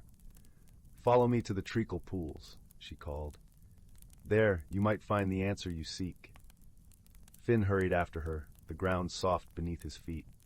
They arrived at the treacle pools, a series of glistening ponds where the water was as smooth as glass, reflecting the sky above like a mirror. The air was sweet with the scent of honeysuckle, and the sound of trickling water was a lullaby to the senses. Morwenna gestured with a wing to the largest pool. "Look deep into its waters, Finn. What do you see?" Finn knelt by the pool's edge, peering into its depths. At first, he saw only his reflection, but as he gazed deeper, a vision began to emerge. He saw the village square, the clock shimmering in the moonlight, and at its base, a small door that he had never noticed before. "Thank you, Morwenna," Finn said, his voice filled with newfound resolve. "I know what I must do." With the first rays of dawn lighting his path, Finn returned to Lumendale. The village was slowly waking, the sweet smell of freshly baked bread wafting through the air. Finn hurried to the village square, where the clock stood in silent grandeur. Crouching at its base, Finn found the tiny door from his vision. He gently pushed it open, revealing a winding staircase that spiraled upwards into the clock's heart. Taking a deep breath, he ascended the stairs, placed each step creaking softly beneath his feet. At the top, he found a cozy chamber filled with gears and cogs that ticked in a mesmerizing dance. In the center stood a tiny figure, a clock sprite, her wings fluttering like the pages of a book caught in a gentle breeze. The sprite looked up, her eyes wide with surprise and relief. "Oh, hello," she chirped, her voice as delicate as a chime. "I've been trying to fix the melody, but it's a bit beyond my small hands." Finn smiled warmly. "Perhaps we can work together," he suggested. Carefully, they adjusted the gears, aligning the cogs with the precision of a symphony conductor. As they worked, Finn noticed a small, fallen star caught in the mechanism, its light flickering softly. With a gentle hand, Finn freed the star, placing it in the sprite's tiny hands. "This must have caused the disruption," he said softly. The sprite nodded, her wings fluttering with gratitude. "Thank you, kind Finn. You've restored balance to our song." Together they descended the staircase, emerging into the village square just as the morning sun peeked over the horizon. The clock chimed once more, its melody rich and full, wrapping the village in a comforting embrace. The villagers gathered, their faces alight with joy and relief. Finn felt a warmth spread through his heart, a sense of fulfillment that glowed brighter than the morning sun. As the villagers celebrated, Morwenna watched from the edge of the forest, her eyes glinting with pride. Finn had not only solved the mystery, but had also forged a new friendship that would echo through the ages. That night, as Lumendale settled beneath its starry blanket, Finn lay in his bed, the soft hooting of an owl lulling him to sleep. The village clock chimed gently in the distance, its melody a lullaby that promised sweet dreams and peaceful nights to all who listened. And so the village slept, cradled in the harmony of wisdom, kindness, and the gentle magic of the whispering woods. Story 40. In a quaint village nestled between rolling hills and whispering woods, there lived a young woman named Clara. Her home was a charming cottage draped in ivy, its stone walls warmed by the golden glow of the evening sun. Clara was known for her gentle heart and a smile that could light up the darkest days. But beneath her cheerful exterior, Clara wrestled with a secret discomfort, an unease that stemmed from the changes she felt lurking in the shadows of her life. The seasons were shifting from summer's lush greenery to autumn's fiery palette, and with this change, Clara felt a stirring within her soul. She often strolled through the village, her feet crunching over fallen leaves, her thoughts a flurry of uncertainty. "Why must things change?" she would whisper to the rustling trees, as if seeking solace in their ancient wisdom. One crisp morning, while gathering herbs in the forest, Clara stumbled upon a peculiar sight. There, nestled among the roots of an old oak, was a tiny door, intricately carved with symbols that seemed to dance in the dappled sunlight. Curiosity piqued, Clara knelt down and lightly traced the carvings with her fingers. Suddenly she heard a soft, musical voice. "Do you wish to enter, dear one?" the voice asked, gentle as the breeze. Startled, Clara looked around but saw no one. With her heart fluttering like the wings of a sparrow, she nodded. The door creaked open, revealing a shimmering pathway that seemed to beckon her onward. As she stepped through the threshold, Clara found herself in a wondrous realm where the air was fragrant with the scent of wildflowers and the sky blushed with hues of lavender and rose. The landscape was alive with magic. Trees with leaves spun from silver, streams that sang as they flowed, and creatures that glimmered with a luminescent glow. It was here she met Silas, a wise and gentle creature resembling both a fox and a deer, with eyes like pools of starlight. "Welcome, Clara," he said, his voice as soothing as a lullaby. "You've entered the realm of reflection, where inner truths are revealed through the magic that surrounds you." Silas became Clara's guide, leading her through this enchanted land where every step seemed to mirror the transformations she feared. Together, they wandered through fields of golden grass that whispered secrets in the wind, and visited groves where the trees sang songs of old. One afternoon, as they rested by a crystal-clear pond, Silas spoke gently. "Change is like the seasons, dear Clara. It is the nature of life to evolve and grow. It is not something to fear, but to embrace." Clara watched her reflection ripple in the pond, noticing how the water distorted and reshaped her image. She realized that just as the pond could change her reflection, so too could she adapt to the changes within and around her. With each passing day in the magical realm, Clara found herself growing more attuned to the subtle rhythms of life. She learned from the creatures of the forest, who navigated their world with grace and acceptance. From the flowers that bloomed and faded with the sun, she learned the beauty of cycles and renewal. The time came when Clara felt a deep sense of peace settle within her heart, a gentle acceptance of the inevitable changes that life would bring. She thanked Silas for his wisdom and friendship, his presence a comforting balm to her soul. As she prepared to leave the realm of reflection, Silas gifted her a small, translucent stone that shimmered with all the colors of the realm. "Keep this close to your heart," he said, "and remember the lessons you've learned here." Clara stepped back through the tiny door, returning to her village, but the world seemed different now. The autumn leaves no longer whispered of endings, but of new beginnings. Her heart, once burdened with fear, now danced with hope and possibility. As the days turned to weeks and autumn gave way to winter, Clara shared her newfound wisdom with her friends and neighbors, helping them see the beauty in life's ever-turning wheel.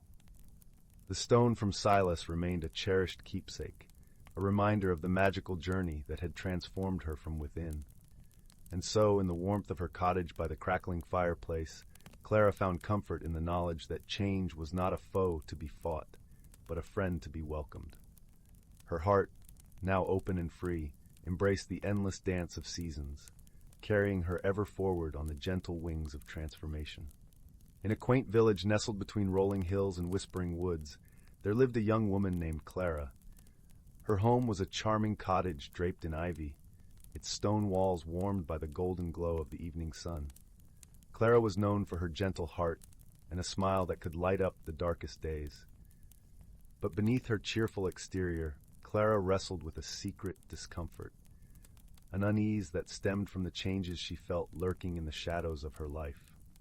The seasons were shifting from summer's lush greenery to autumn's fiery palette, and with this change, Clara felt a stirring within her soul. She often strolled through the village, her feet crunching over fallen leaves, her thoughts a flurry of uncertainty. "Why must things change?" she would whisper to the rustling trees, as if seeking solace in their ancient wisdom.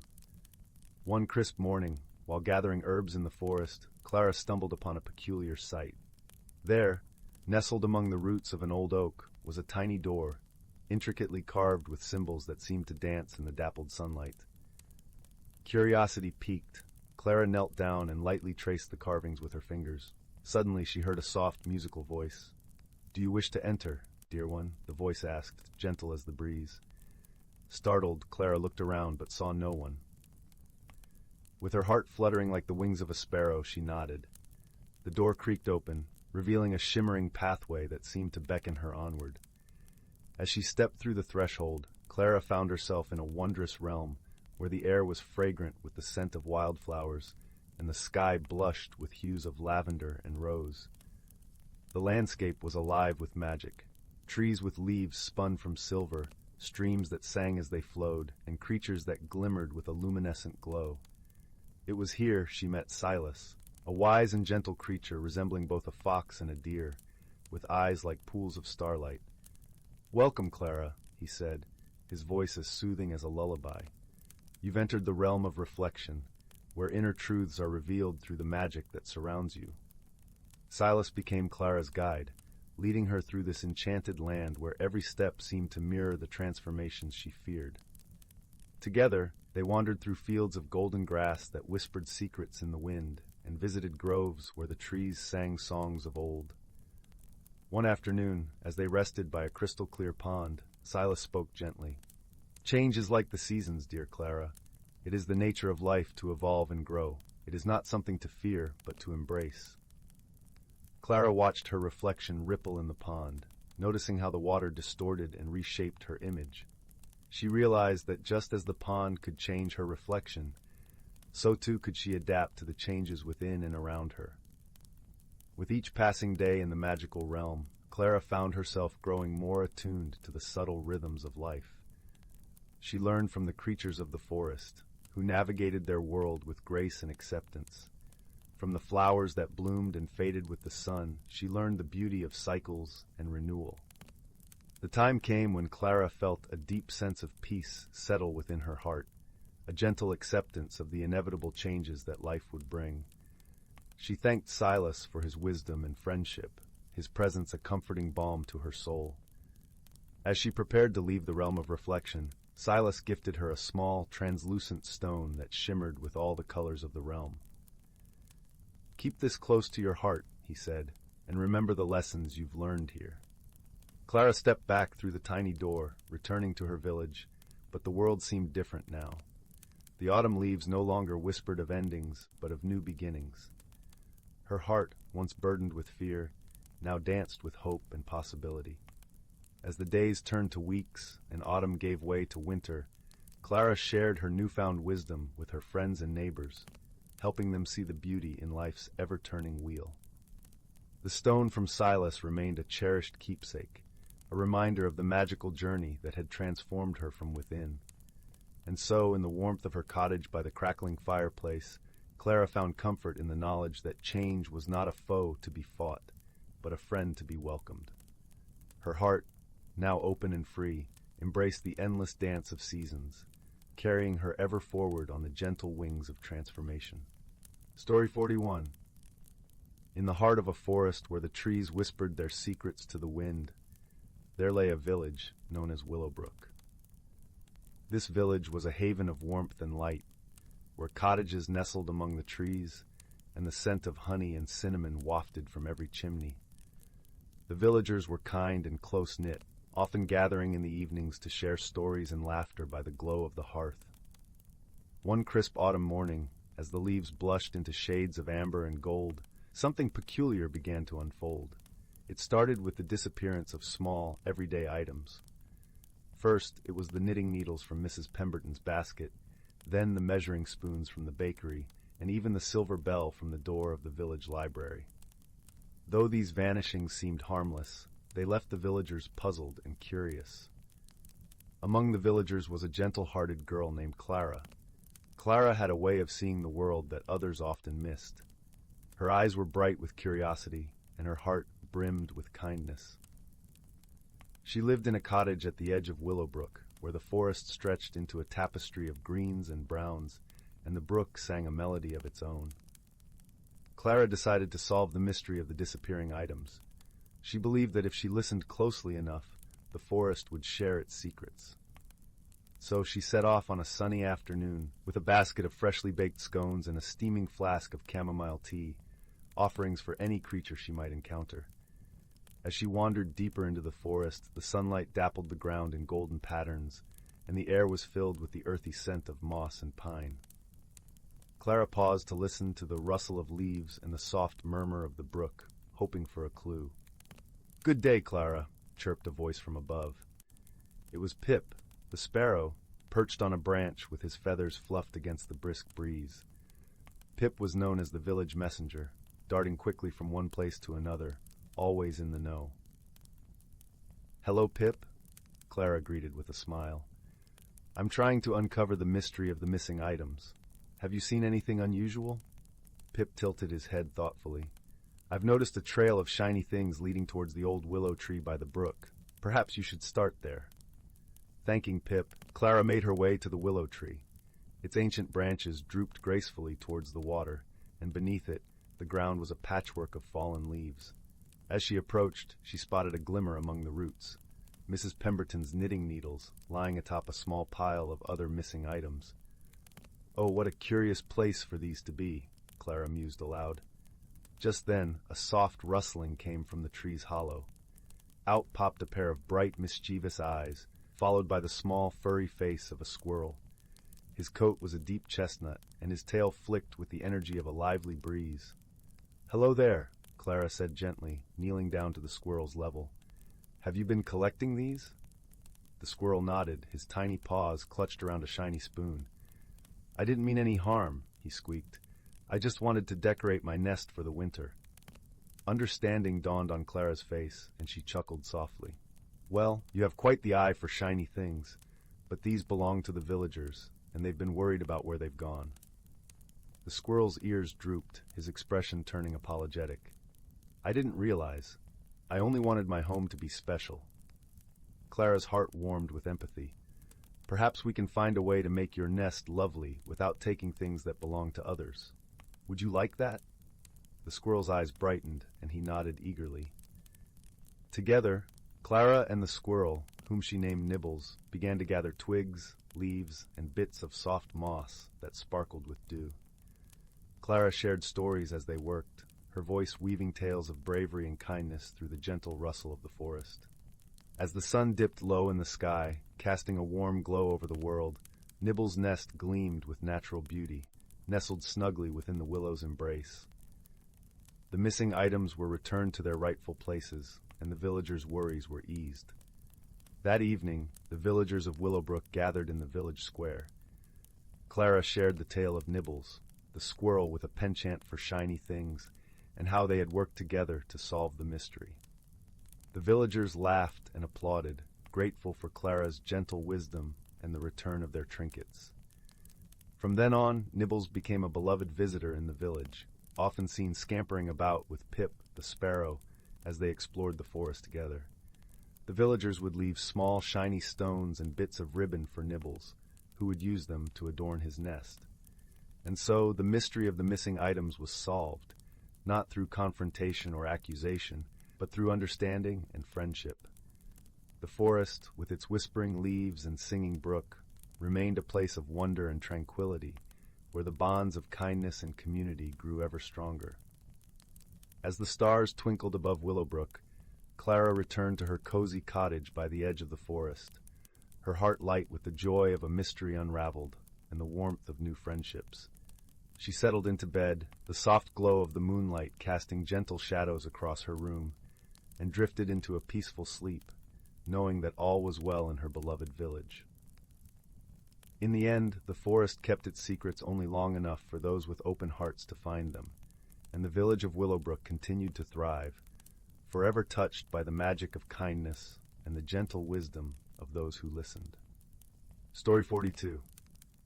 Story 43? Once upon a time, in a forest brimming with secrets, there lived a curious young squirrel named Nutkin. Though small in stature, Nutkin possessed a heart filled with boundless wonder and an insatiable thirst for adventure. Deep within the heart of the ancient woodlands lay a hidden glade, where the soft light of the moon seemed to dance upon the emerald grass.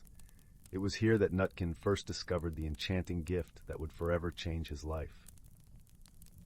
As he scampered through the undergrowth, gathering acorns for the winter, a peculiar glimmer caught his eye. Nestled among the vibrant wildflowers was a radiant gemstone, its facets sparkling with a mesmerizing azure hue. Nutkin's paws trembled as he grasped the ethereal treasure, and in that instant a warmth spread through his tiny body, igniting a spark of magic within. From that day forward, Nutkin possessed the extraordinary ability to communicate with the creatures of the forest. Their voices, once muted, now sang in perfect harmony, revealing a realm of secrets hidden from ordinary eyes. Emboldened by his newfound power, Nutkin ventured deeper into the heart of the woodlands, eager to unravel the mysteries that lay beyond the familiar paths. His journey led him to encounter beings he had only heard whispers of in the tales of his elders. First, he met Willow, a gentle doe whose graceful steps left no trace upon the mossy ground. She welcomed Nutkin into her secret glen, a realm of tranquility where the trees seemed to whisper ancient melodies. Under Willow's guidance, Nutkin learned the art of patience and the importance of cherishing the simple beauties of the natural world. Next, Nutkin stumbled upon a colony of industrious ants, led by the wise and formidable Queen Formica. Though initially intimidated by their unwavering discipline, Nutkin soon discovered the value of unity and teamwork, as the ants worked tirelessly to fortify their subterranean kingdom. As the seasons turned, Nutkin's journeys took him to the deepest recesses of the forest, where he encountered beings of myth and legend. He befriended a majestic stag, whose antlers seemed to scrape the very heavens, and learned the ways of courage and resilience from the mighty beast. Yet, amidst his wondrous adventures, Nutkin never forgot the true essence of his gift, the ability to forge bonds of friendship that transcended the boundaries of species. It was this quality that led him to forge an unexpected alliance with a cunning fox named Russet. At first, their encounter was one of mistrust and suspicion, for foxes were known to prey upon creatures as small as Nutkin. However, through patient understanding and a willingness to see beyond appearances, the two formed an unbreakable bond.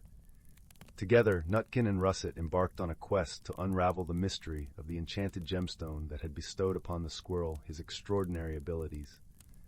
Their search led them to the heart of the forest, where an ancient oak stood as a silent sentinel, its branches cradling the whispers of ages past. It was here that they encountered the wise old owl, Gaia, whose piercing gaze seemed to penetrate the very depths of their souls. Gaia revealed that the gemstone was a remnant of a long-forgotten era, a time when the balance between the natural world and the realm of magic was in perfect harmony. Alas, the greed and disregard of humankind had severed this delicate equilibrium, and the gemstone's power had faded, scattered among the creatures of the forest. Nutkin's gift, Gaia explained, was a glimmer of hope, a chance to restore the balance and heal the rift between the two realms. Emboldened by this revelation, Nutkin and his companions embarked on a perilous quest, seeking out the remaining fragments of the gemstone's power.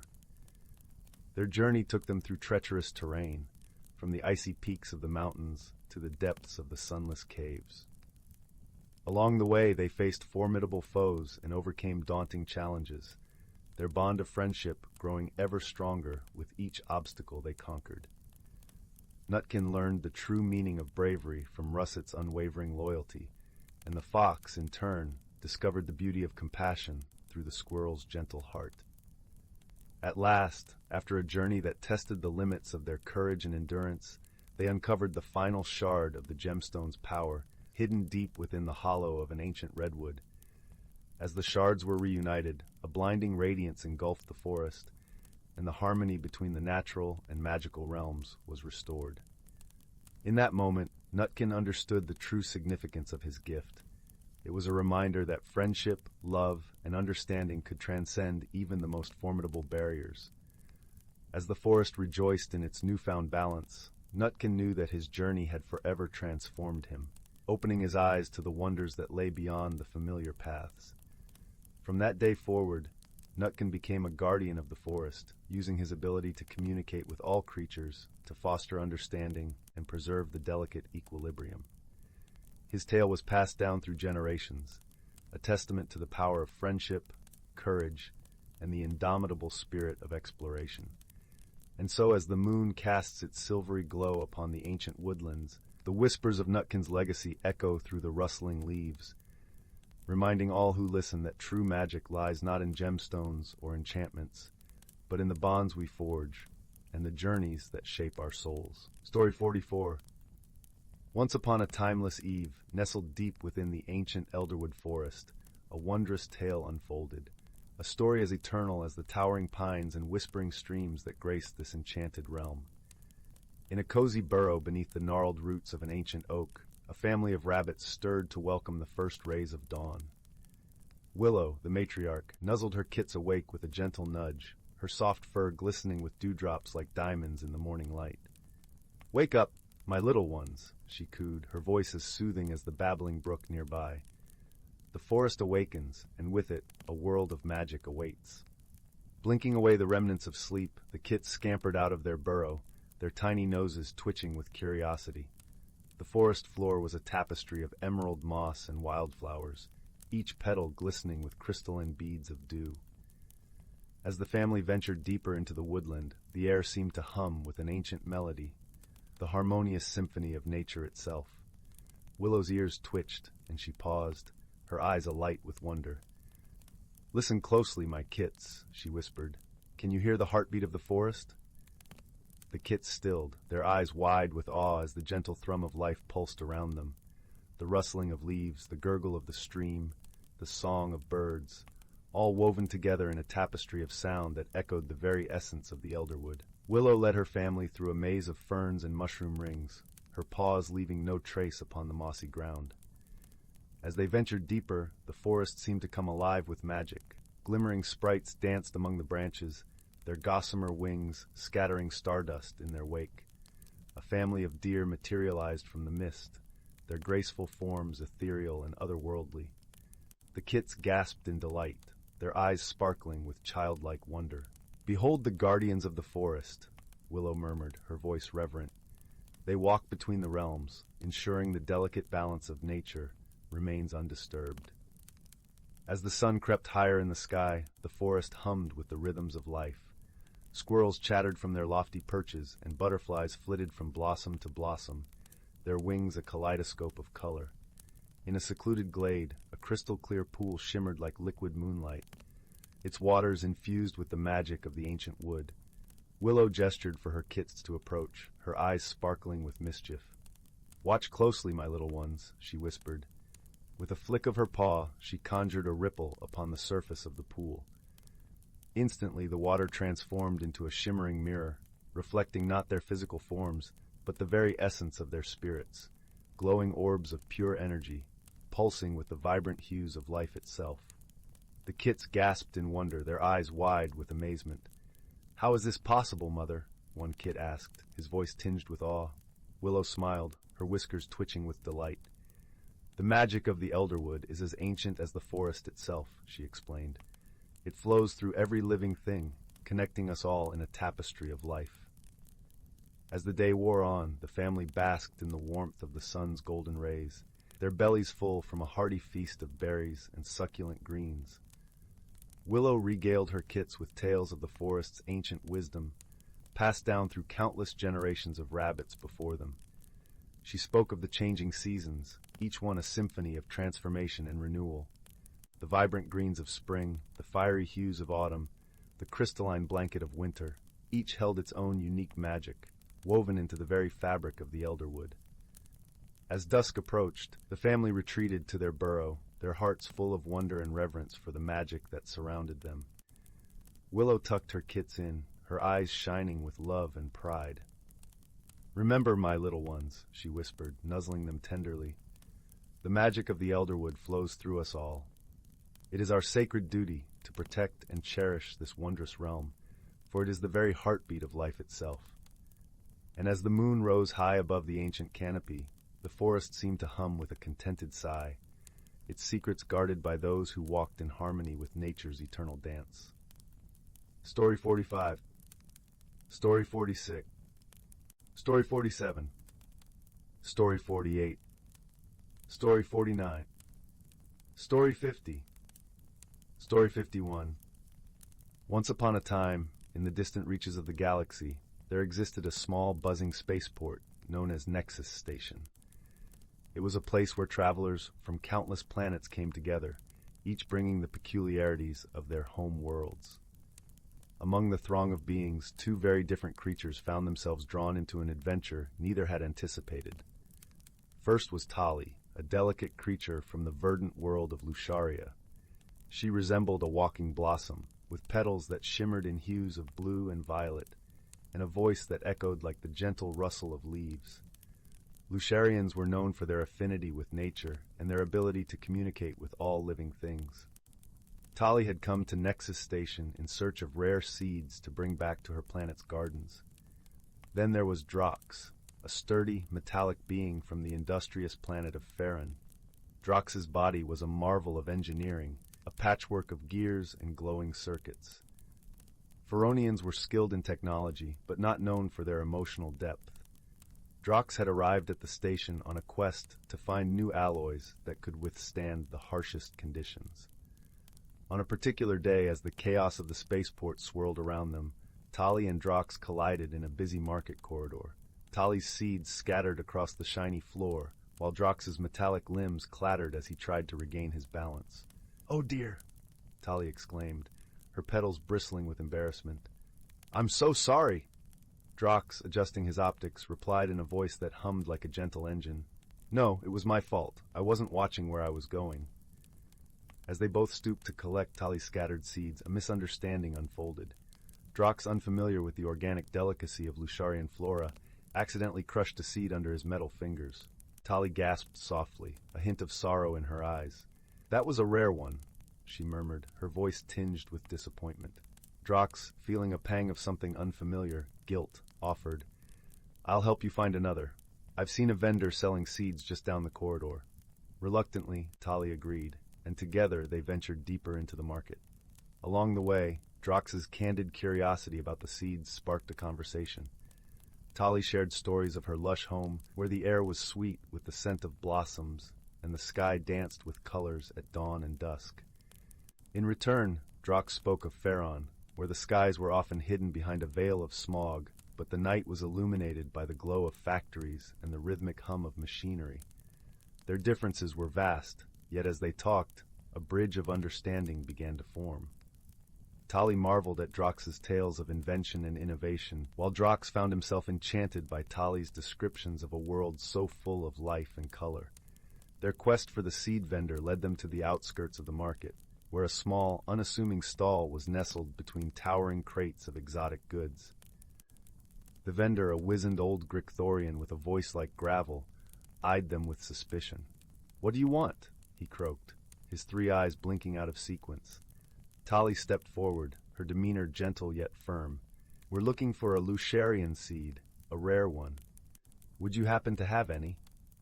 The Gricthorian grumbled, rummaging through his collection. Eventually, he produced a small, shimmering seed that seemed to pulse with a gentle light. "This is what you're looking for, but it's not cheap," he warned. Drox, understanding the importance of the seed, offered to pay with a portion of the precious Faronian alloys he had brought to trade. The vendor agreed, and Tali's eyes sparkled with gratitude. "Thank you, Drox," she said softly. "This means a lot to me." Drox, feeling a warmth spreading through his circuits, simply nodded. "It's the least I could do after my clumsiness." As they returned to the heart of the spaceport, a sudden announcement crackled through the station's speakers. A solar storm was approaching, threatening to disrupt travel and communication throughout the sector. Panic rippled through the crowd, and travelers hurried to secure passage before the storm hit. Tali and Drox found themselves caught in the throng, but instead of being swept away by the chaos, they grew more determined to stick together. In the midst of the frenzy, they discovered that the storm's arrival would trap them at Nexus Station for several days. With no choice but to wait out the storm, Tali and Drox decided to make the best of their situation. They found refuge in a quaint corner of the station, a small garden dome where exotic plants from various worlds grew under artificial sunlight. It was here, surrounded by the calming presence of greenery, that they began to truly understand one another. In the serene atmosphere of the garden dome, Tali taught Drox about the art of Lusharian meditation, a practice that involved tuning into the symphony of life around them. As Drox attempted to still his mechanical mind, he experienced a strange new sensation, a sense of peace and connection he had never known. In return, Drox shared the wonders of Feronian technology with Tali, demonstrating how his internal systems worked and explaining the intricacies of his design. Tali, fascinated by the precision and ingenuity, found herself seeing Drox not just as a machine, but as a reflection of the beauty that could be found in creation of all kinds. As the days passed, the storm outside raged on, but inside the garden dome, a bond was forming. They laughed and shared stories, their initial misunderstandings giving way to a deeper appreciation for each other's perspectives. One evening, as they watched the swirling vortex of the storm through the dome's transparent ceiling, Tali turned to Drox with a thoughtful expression. "I've learned so much from you, Drox. You've shown me that even things that seem cold and mechanical can have a warmth all their own." Drox, feeling an unexpected emotion welling up, replied, "And you've taught me that even a being of metal and circuits can find beauty in the natural world. I think we make quite the team." Their mutual support became evident when a sudden power outage plunged the station into darkness. Panic threatened to erupt among the stranded travelers, but Tali and Drox, guided by their newfound friendship, sprang into action. Using his internal battery, Drox provided a temporary source of light and power, while Tali, with her calming presence and gentle words, reassured those around them. Together they organized a safe, comfortable space for everyone to wait until the power was restored.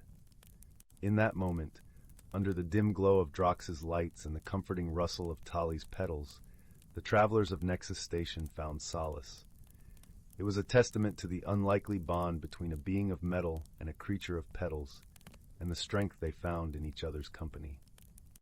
Finally, as the solar storm subsided and the station's systems flickered back to life, Tali and Drox prepared to part ways. Their journey together had come to an end, but the friendship they had forged would linger in their hearts. As they stood at the threshold of the garden dome, Tali offered Drox a small, vibrant blossom from her world. "To remember our time together," she said with a smile.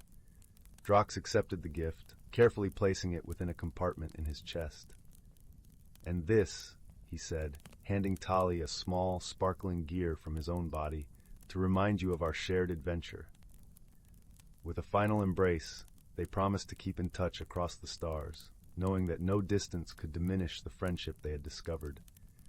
As Tali and Drox departed, each to their own world, they carried with them the lessons they had learned, that true friendship transcends differences, that understanding can overcome any misunderstanding, and that even the most unlikely companions can find harmony in each other's presence. And so in the vastness of the galaxy, under the endless tapestry of stars, Tali and Drox's story continued to echo, a gentle reminder of the beauty found in friendship and the warmth of a bond forged through shared trials and heartfelt understanding. Story 52. Story 53. Story 54. Story 55. Story 56. Story 50. Story 58. Story 59. Story 60. In the heart of the misty blue forest, where trees wore coats of moss and squirrels played hide-and-seek with the sunbeams, there lay a tiny, bustling village known as Twinklewood Hollow. This was no ordinary village, for its inhabitants were as unique and whimsical as the forest itself. You see, Twinklewood was home to a medley of magical creatures, each with their own delightful peculiarity. At the center of the hollow lived a merry little gnome named Pipkin. Pipkin was known far and wide for his penchant for wearing mismatched socks, believing they brought him good luck. His home was a cozy burrow beneath an ancient oak, with windows framed by ivy and a door that creaked a friendly greeting each time it opened. Pipkin's most cherished possession was a brass kettle that whistled the tune of "Twinkle, Twinkle, Little Star" whenever the tea was ready. Next door to Pipkin, in a treehouse woven from willow branches, lived a sprightly fairy named Flick. Flick had wings as delicate as a dragonfly's, shimmering in hues of lavender and gold. She had an infectious giggle that sounded like wind chimes in a gentle breeze, and was known for her remarkable skill in painting the most vibrant rainbows across the sky with her magic paintbrush. A little further down the cobblestone path, one would find the abode of Terence, the talking tortoise. Terence was never in a rush, and he often reminded his friends that the best way to enjoy life was one slow step at a time.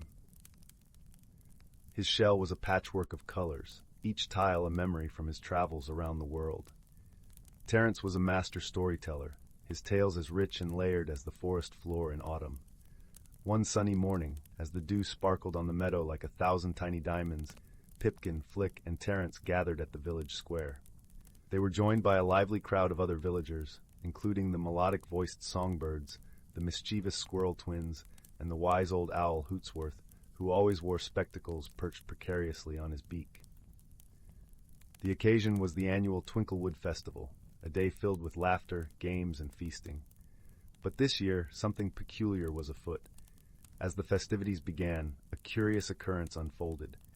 The air shimmered with a peculiar iridescent glow, and suddenly, every sound in the village turned into a melody. The rustling leaves sang a gentle lullaby, the bubbling brook played a merry jig, and even the clattering of dishes at the feast was transformed into a cheerful tune. At first, the villagers found this quite amusing. They danced to the melody of their chores and chuckled at the serenading sounds all around them. However, as the day wore on, it became apparent that this magical melody was more than just a harmless enchantment. Every spoken word was now a song, and trying to communicate became a comical opera of misunderstandings. "We need to solve this musical mystery," declared Pipkin, his words tumbling out in a lively aria that made the crowd giggle. Flick fluttered her wings excitedly, her voice a playful soprano. "Let's head to the Whispering Glade. Perhaps the trees can tell us what's causing this tuneful trouble." The villagers agreed, and off they went, a parade of singing, humming, and whistling creatures, weaving their way through the forest to the Whispering Glade. The glade was a special place where the oldest trees in the forest stood, their branches entwined like the fingers of old friends. It was said that these trees could speak if you listened closely enough. As they reached the glade, the villagers quieted, their melodic chatter turning into a harmonious hum. Pipkin stepped forward, his mismatched socks peeking out from beneath his trousers, and addressed the trees in a gentle ballad. "O wise trees, what is this magical melody that fills our village? Can you help us find a way to bring back our normal voices?"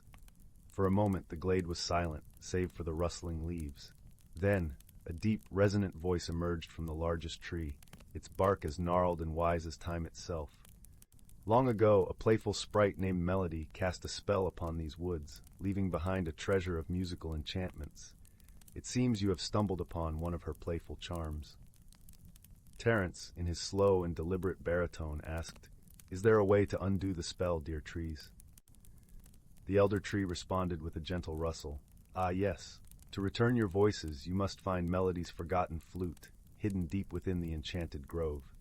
Play a tune of friendship, and the spell shall be undone." With newfound determination, Pipkin, Flick, and Terence set out towards the enchanted grove, a place known for its magical wonders and delightful surprises. The path was lined with flowers that opened and closed like little music boxes, and birds that flew in synchronized patterns, creating an aerial symphony. As they reached the grove, they were greeted by a sight that took their breath away. The trees here were not ordinary. Their trunks twisted into fantastical shapes, and their leaves glowed in every color imaginable. In the center of the grove stood a pedestal made of crystal, and atop it lay a flute, its surface shimmering like a moonlit lake.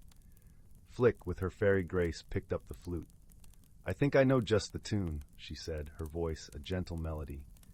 She placed the flute to her lips and began to play. The notes floated through the air, a sweet, simple tune that spoke of friendship and harmony. As the melody swirled around them, the iridescent glow that had filled the village began to fade, and the sounds returned to their natural state.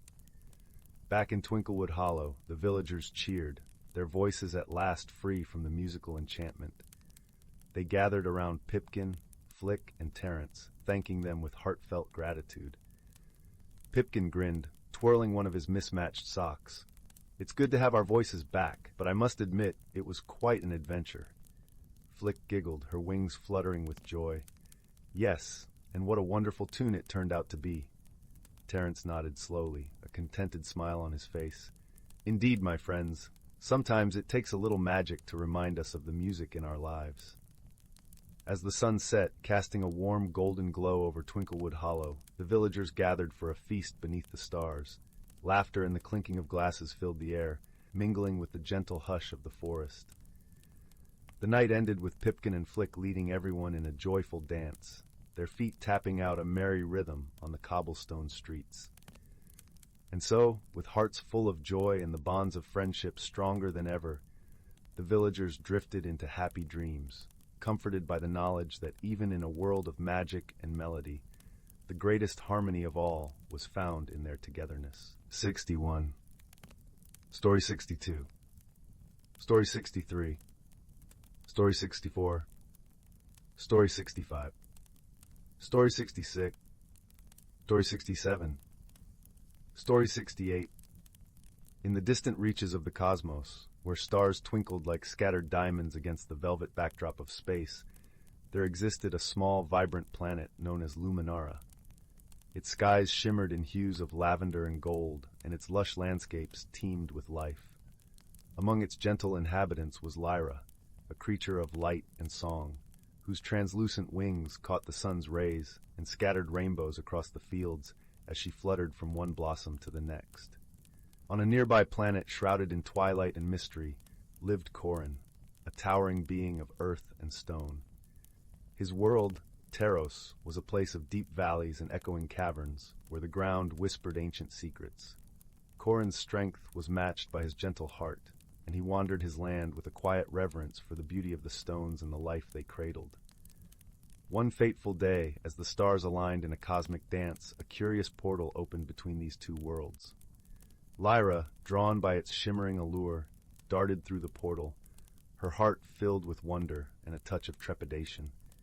She found herself in the shadowed realm of Teros, where the air was cool and the scent of earth was rich and comforting. Corin, who had been exploring near the portal's edge, watched in awe as the delicate creature emerged. Her light was a stark contrast to the muted tones of his world, and for a moment they simply stared at one another, two beings from different worlds, brought together by the whims of the universe. Their initial attempts at communication were fraught with misunderstandings. Lyra's melodious trills and chirps seemed like mere music to Corin's ears, while his deep rumbling tones were too low for her to comprehend fully. Yet there was a spark of curiosity in both their hearts, a desire to bridge the gap between them. Over time, they learned to communicate through gestures and shared experiences. Lyra would guide Corin to the hidden nooks where flowers bloomed in the shadows, their colors vibrant even in the dim light, while Corin showed Lyra the secret paths within the caverns, where crystals glowed with an inner fire. Their bond deepened as they faced challenges together. One day, a fierce storm swept across Teros, its winds howling through the valleys, and its rains turning paths into torrents. Lyra, unused to such weather, found herself struggling against the gale. Corin, with his sturdy form, shielded her with his broad back, guiding her to the safety of a cavern where they waited for the storm to pass. In that quiet refuge, they shared warmth and stories, their differences fading as they found comfort in each other's presence. As the days turned into weeks, Lyra and Corin discovered the true meaning of friendship. They learned to appreciate each other's strengths and to lend support in times of need. Lyra taught Corin the joy of laughter, her tinkling giggles echoing through the caverns, while Corin showed Lyra the beauty of silence, the way it allowed the heart to listen more deeply. One day the portal shimmered once more, signaling that it was time for Lyra to return to Luminara. The thought of parting was bittersweet, yet both knew that their friendship had transcended the boundaries of their worlds. As Lyra prepared to leave, she touched her wings lightly to Corin's forehead, a gesture of gratitude and affection.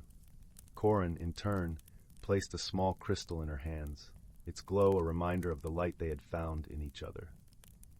With a final, shared glance of understanding and warmth, Lyra stepped through the portal, her heart full of memories and a newfound wisdom about the strength of friendship. Back on Luminara, Lyra often gazed up at the stars, her thoughts drifting to her friend on Teros. And on Teros, Corin would sit in the quiet of a cavern, feeling the gentle hum of the crystal Lyra had touched, knowing that their bond was as enduring as the stones of his world. In the vastness of the universe, Lyra and Corin had discovered the simple truth that true friendship knows no bounds, and that even the most unlikely companions can find understanding and joy in one another. And so, beneath the watchful gaze of the stars, their friendship endured, a testament to the harmony that could be found in diversity and the strength that could be born from shared hearts. Story 69. Story 70. Story 71. Story 72. Story 73. In the heart of an ancient forest, where the canopy of trees weaved a tapestry of emerald and gold, the world whispered in a language older than time. This was the realm of the leaf-shade glade, a hidden sanctuary where the natural and magical worlds danced in harmonious rhythm. Nestled within the underbrush, a small, gentle hedgehog named Brindle began his day. His quills, soft and mossy, blended perfectly with the forest floor, and his eyes sparkled with the wisdom of countless generations. As the first rays of dawn filtered through the leaves, casting dappled patterns upon the earth, Brindle emerged from his burrow with a curious glint in his eye. The forest was alive with the symphony of morning. The rustling of leaves echoed like a gentle lullaby, while the songs of birds painted the air with melodies both sweet and serene. The scent of damp earth and fresh pine mingled with the crisp, clean aroma of the morning dew, creating a tapestry of fragrances that spoke of life's endless cycle. Brindle's journey this morning was to visit his dear friend, a wise old owl named Eldrin, who lived in the ancient oak known as the Sentinel. Eldrin, with feathers that shimmered like silver moonlight, was the keeper of stories and the guardian of the forest's secrets. He had seen many seasons come and go, and his heart beat in time with the land itself. As Brindle made his way through the forest, he paused to greet the other inhabitants. A family of squirrels chattered merrily as they gathered acorns, their bushy tails flicking with excitement.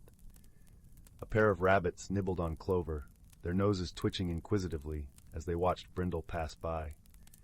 Each creature played its part in the delicate balance of the glade, and Brindle felt a deep sense of belonging as he continued on his path. The sentinel stood tall and proud, its branches reaching skyward like ancient arms embracing the heavens. Eldrin was perched high above, his golden eyes surveying the world with a gaze that seemed to penetrate the very soul of the forest. As Brindle approached, Eldrin hooted softly, a sound that resonated with warmth and welcome. "Good morning, dear Brindle," Eldrin greeted, his voice as smooth as the gentle breeze that rustled the leaves. "What brings you to my perch today?" Brindle settled at the base of the oak, the soft moss cushioning him like a plush pillow. "Good morning, Eldrin. I've come to seek your counsel. The forest feels different today, as if the very air hums with an unfamiliar energy." Eldrin nodded, his eyes thoughtful. "Ah, you sense it too. The balance of our glade is shifting. The seasons are turning, and with them comes a new magic that we must understand." Brindle listened intently, his heart beating in time with the forest's rhythm. "How can we learn to embrace this change, Eldrin?" The wise owl spread his wings, gesturing to the forest around them. "The answer lies in the stories of our ancestors, woven into the land itself. We must walk the path of the elders, learn from their wisdom, and share it with all who call this place home." With Eldrin's words echoing in his heart, Brindle set off on a journey through the glade, guided by the ancient tales whispered by the trees. As he walked, the forest revealed its secrets, each step a chapter in a story older than memory. He traveled to the crystal stream, where the water sang with the voices of those who came before. There a wise old turtle named Myrtle shared the tale of the river's birth, a story of patience and perseverance that spoke of the power of time. Next, Brindle visited the Meadow of Whispers, where the flowers swayed like a vibrant sea under the gentle caress of the wind. A family of bees, their wings glistening like drops of sunlight, buzzed around him, sharing the story of their dance with the blossoms, a tale of cooperation and the beauty of working as one. As the sun dipped below the horizon, painting the sky with hues of rose and lavender, Brindle returned to the Sentinel. Eldrin awaited him, his presence a beacon of tranquility in the gathering dusk. Did you find the answers you sought, my friend? Eldrin inquired, his voice a soft murmur against the backdrop of the settling night. Brindle nodded, his heart full with the stories of the forest. Yes, Eldrin. The forest teaches us that every change brings new possibilities, and through unity and understanding, we can embrace the magic of every season. Eldrin hooted softly, his eyes glowing with pride. You have learned well, Brindle. The wisdom of the forest is now part of you, and with it, you will help guide us all into the new dawn. Together they watched as the stars began to twinkle above, each one a reminder of the endless cycle of life and the magic that bound them all. The forest around them settled into a peaceful slumber, cradled in the embrace of the night. And so, in the heart of the leaf-shade glade, where the boundaries between reality and magic blurred, Brindle and Eldrin found comfort in the harmony of their world, a world where every creature, every leaf, every whisper of the wind played its part in the symphony of life. And in that harmony, they knew that no matter how the seasons turned, the forest would always find its balance, guided by the wisdom of its gentle, kind-hearted guardians. Story 74. Story 75. Story 76. Story 77. Story 78. Story 79. Once upon a time, nestled in the heart of an ancient forest, there lay a little village named Willow Glen. The village was surrounded by trees so tall that their tops seemed to brush the clouds, and every morning the air was filled with the sweet scent of pine and the gentle rustle of leaves whispering secrets to the wind. The villagers were kind-hearted folk, living in harmony with nature and each other, in cottages that seemed to have sprouted from the earth itself. In this peaceful hamlet lived a young girl named Lila. Lila was known for her curiosity and her penchant for adventure. Her hair was like spun gold, catching the sunlight in a halo around her head, and her eyes sparkled like the clear blue lake that lay on the village's outskirts. Lila's best friend was a gentle, wise old tortoise named Thistle. Thistle had a shell that glistened like polished stone, and he carried with him the wisdom of the ages, speaking in a slow, deliberate manner that always seemed to calm the winds and hush the forest creatures. One crisp autumn morning, as the leaves turned to hues of amber and gold, Lila and Thistle set out on their usual walk along the forest path. The air was cool and invigorating, filled with the earthy scent of fallen leaves. Lila loved this time of year, when the world seemed to be painted in shades of warmth, and the forest was alive with the songs of migrating birds preparing for their long journey south. As they walked, Lila noticed something unusual.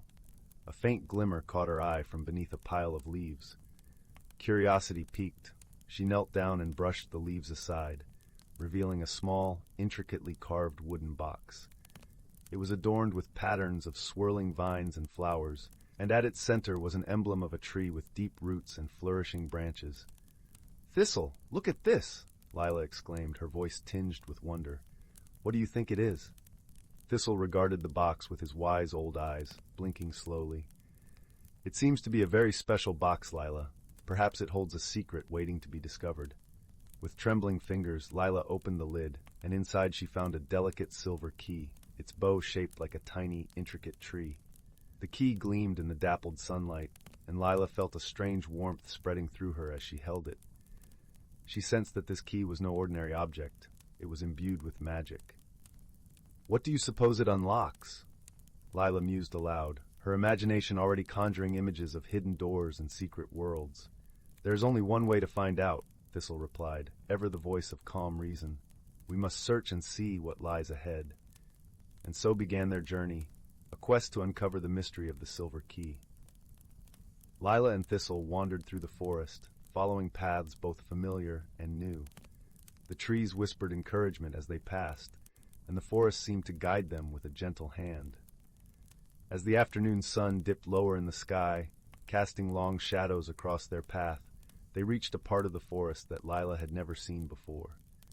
It was a grove of ancient oaks, their trunks thick and gnarled, their branches twisting and reaching toward the heavens like the arms of giants. In the center of the grove stood a massive tree, larger than any Lila had ever encountered. Its bark was a deep, rich brown, and it exuded a sense of timelessness and majesty. Lila approached the tree, drawn by an invisible force. As she laid her hand on its trunk, she felt a gentle thrumming beneath her fingers, as if the tree had a heartbeat of its own. "Do you feel that, Thistle?" Leela whispered, her voice filled with awe. Thistle nodded slowly. "This tree is ancient and wise, Lila. It holds many secrets within its bark." Just then, Lila noticed something extraordinary. Set into the trunk of the tree was a small, ornate lock, crafted in the same style as the key she held. Her heart raced with excitement as she inserted the key and turned it. There was a soft click, and the lock fell away, revealing a hidden door. With bated breath, Lila pushed the door open, and she and Thistle stepped inside. They found themselves in a hidden world, a place of wonder and magic. The air was filled with the scent of wildflowers and the gentle hum of bees. Sunlight filtered through the canopy above, casting patterns of light and shadow on the forest floor. Before them lay a path lined with flowers of every color imaginable, their petals glistening like jewels. The path wound its way through the trees, leading deeper into this enchanted realm. As they walked, Lila marveled at the beauty around her. She saw butterflies with wings that shimmered like rainbows, and birds whose songs were as sweet as the finest melodies. The forest creatures here were unlike any she had seen before, gentle and curious, coming close to greet her and Thistle with friendly eyes. "It's as if this place is waiting for us," Lila said, her voice filled with wonder. "Yes, Lila," Thistle agreed. "I believe this world has been hidden away, waiting for someone who possesses both the key and the heart to appreciate its wonders." The path led them to a clearing where a crystal-clear spring bubbled forth from the earth. The water sparkled in the sunlight, and as Lila and Thistle approached, they saw their reflections gazing back at them, smiling and serene. "This place is magical, Thistle. I feel different here," Lila said, her voice soft with emotion. "Perhaps it is the magic of the forest, or perhaps it is the magic within you that is awakening," Thistle replied with a knowing smile. They spent the afternoon exploring this hidden world, discovering its secrets and marveling at its beauty. As the sun began to set, painting the sky with hues of pink and gold, Lila and Thistle made their way back to the door in the ancient tree. "Do you think we can return here?" Lila asked, a note of longing in her voice. "I believe so, Lila," Thistle said. "As long as you hold the key and the desire in your heart, this place will remain open to you." With a final glance at the enchanted forest, Lila and Thistle stepped through the door and back into their own world. The door closed softly behind them, the lock once again hidden from view. As they walked home, the stars began to twinkle in the night sky, and Lila felt a deep sense of peace and contentment. She knew that she had discovered something truly special, a place where magic and wonder flourished, a hidden world that had awakened something within her. From that day on, Lila and Thistle often returned to the enchanted forest, each visit bringing new discoveries and deepening their friendship. The hidden world became a place of refuge and joy, a reminder of the magic that lay within the natural world and within themselves. And as the years passed, Lila grew into a wise and compassionate young woman, her heart forever touched by the magic of the forest and the gentle wisdom of her dear friend Thistle. She learned that the greatest treasures were not always those that could be seen or touched, but those that lay within the heart, waiting to be discovered. And so, in the quiet village of Willow Glen, beneath the ancient trees and the starry sky, Lila found her own kind of magic, a magic that would stay with her always, as warm and comforting as a crackling fire on a cold winter's night. Story 80. Story 81. Story 82. Story 83. Story 84. Story 85. Story 86. Story 87. Story 88. Story 89. Story 90. Story 91. Story 92. Story 93. In a quaint village nestled between rolling hills and whispering woods, there lay a place where magic wound itself into the very fabric of everyday life. This was the village of Willowbrook, a realm where the sun painted the sky with hues of gold and pink each evening, and the stars blinked like 1,000 tiny lanterns in the velvet night. Willowbrook was known for its peculiar charm and gentle enchantments, but lately It had become the stage for a puzzling mystery that left even the wisest of villagers scratching their heads. Strange occurrences had begun to unfold, candles flickering without a breeze, teapots whistling tunes without a flame, and gentle chimes sounding from the old oak tree by the square, though no one was there to ring them. Among the kind-hearted inhabitants of Willowbrook was a young girl named Lila. She had eyes the color of the morning sky and a heart as warm as freshly baked bread. Lila loved the village and its quirky magic, but the recent oddities piqued her curiosity. Determined to uncover the source of the strange happenings, she set out with her faithful companion, a wise old tabby cat named Oliver, whose whiskers twitched with an air of knowing far beyond his years.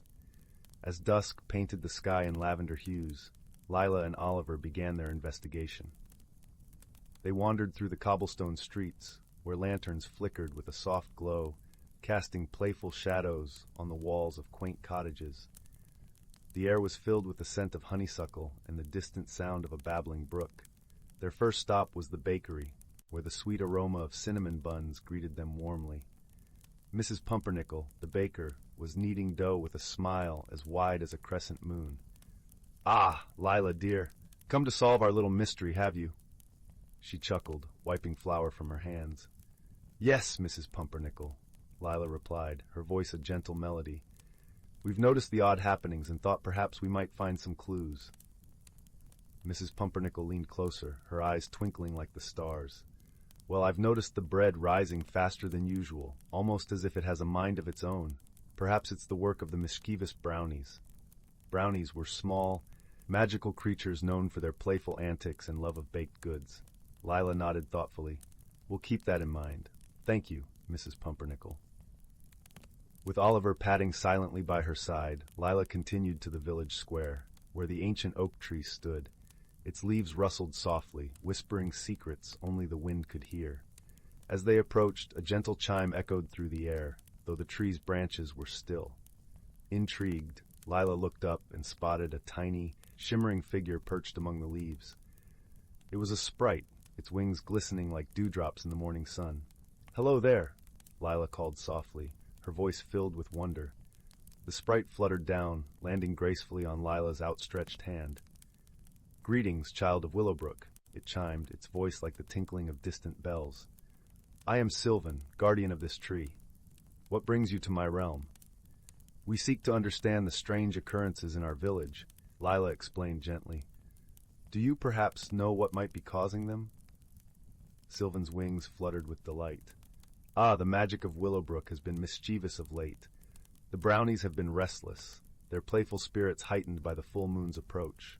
They mean no harm, only seeking to share their joy." Lila's eyes brightened with understanding. "Perhaps we can find a way to help them channel their energy without causing confusion."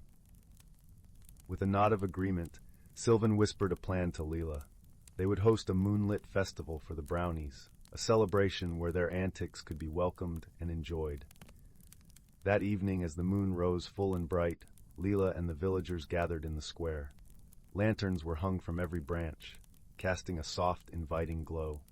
Tables were set with sweets and treats, and music filled the air, an enchanting melody that beckoned all magical creatures to join in the revelry.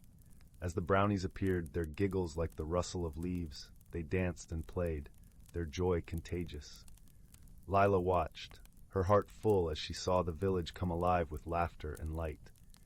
Even Oliver, usually reserved, found himself pawing at a stray ribbon with uncharacteristic abandon. The festival continued deep into the night, a celebration of magic and harmony. As the first light of dawn painted the horizon, the brownies thanked the villagers with a gentle breeze that wrapped them in warmth and contentment. With the mystery resolved and balance restored, Lila returned home, her heart as light as the morning mist. As she drifted into a peaceful slumber, she knew that in Willowbrook, where magic and kindness intertwined, there would always be a place for wonder and friendship. And so, beneath the gentle gaze of the moon and stars, the village of Willowbrook settled into a tranquil hush, wrapped in the comforting embrace of another enchanting day. Story 94.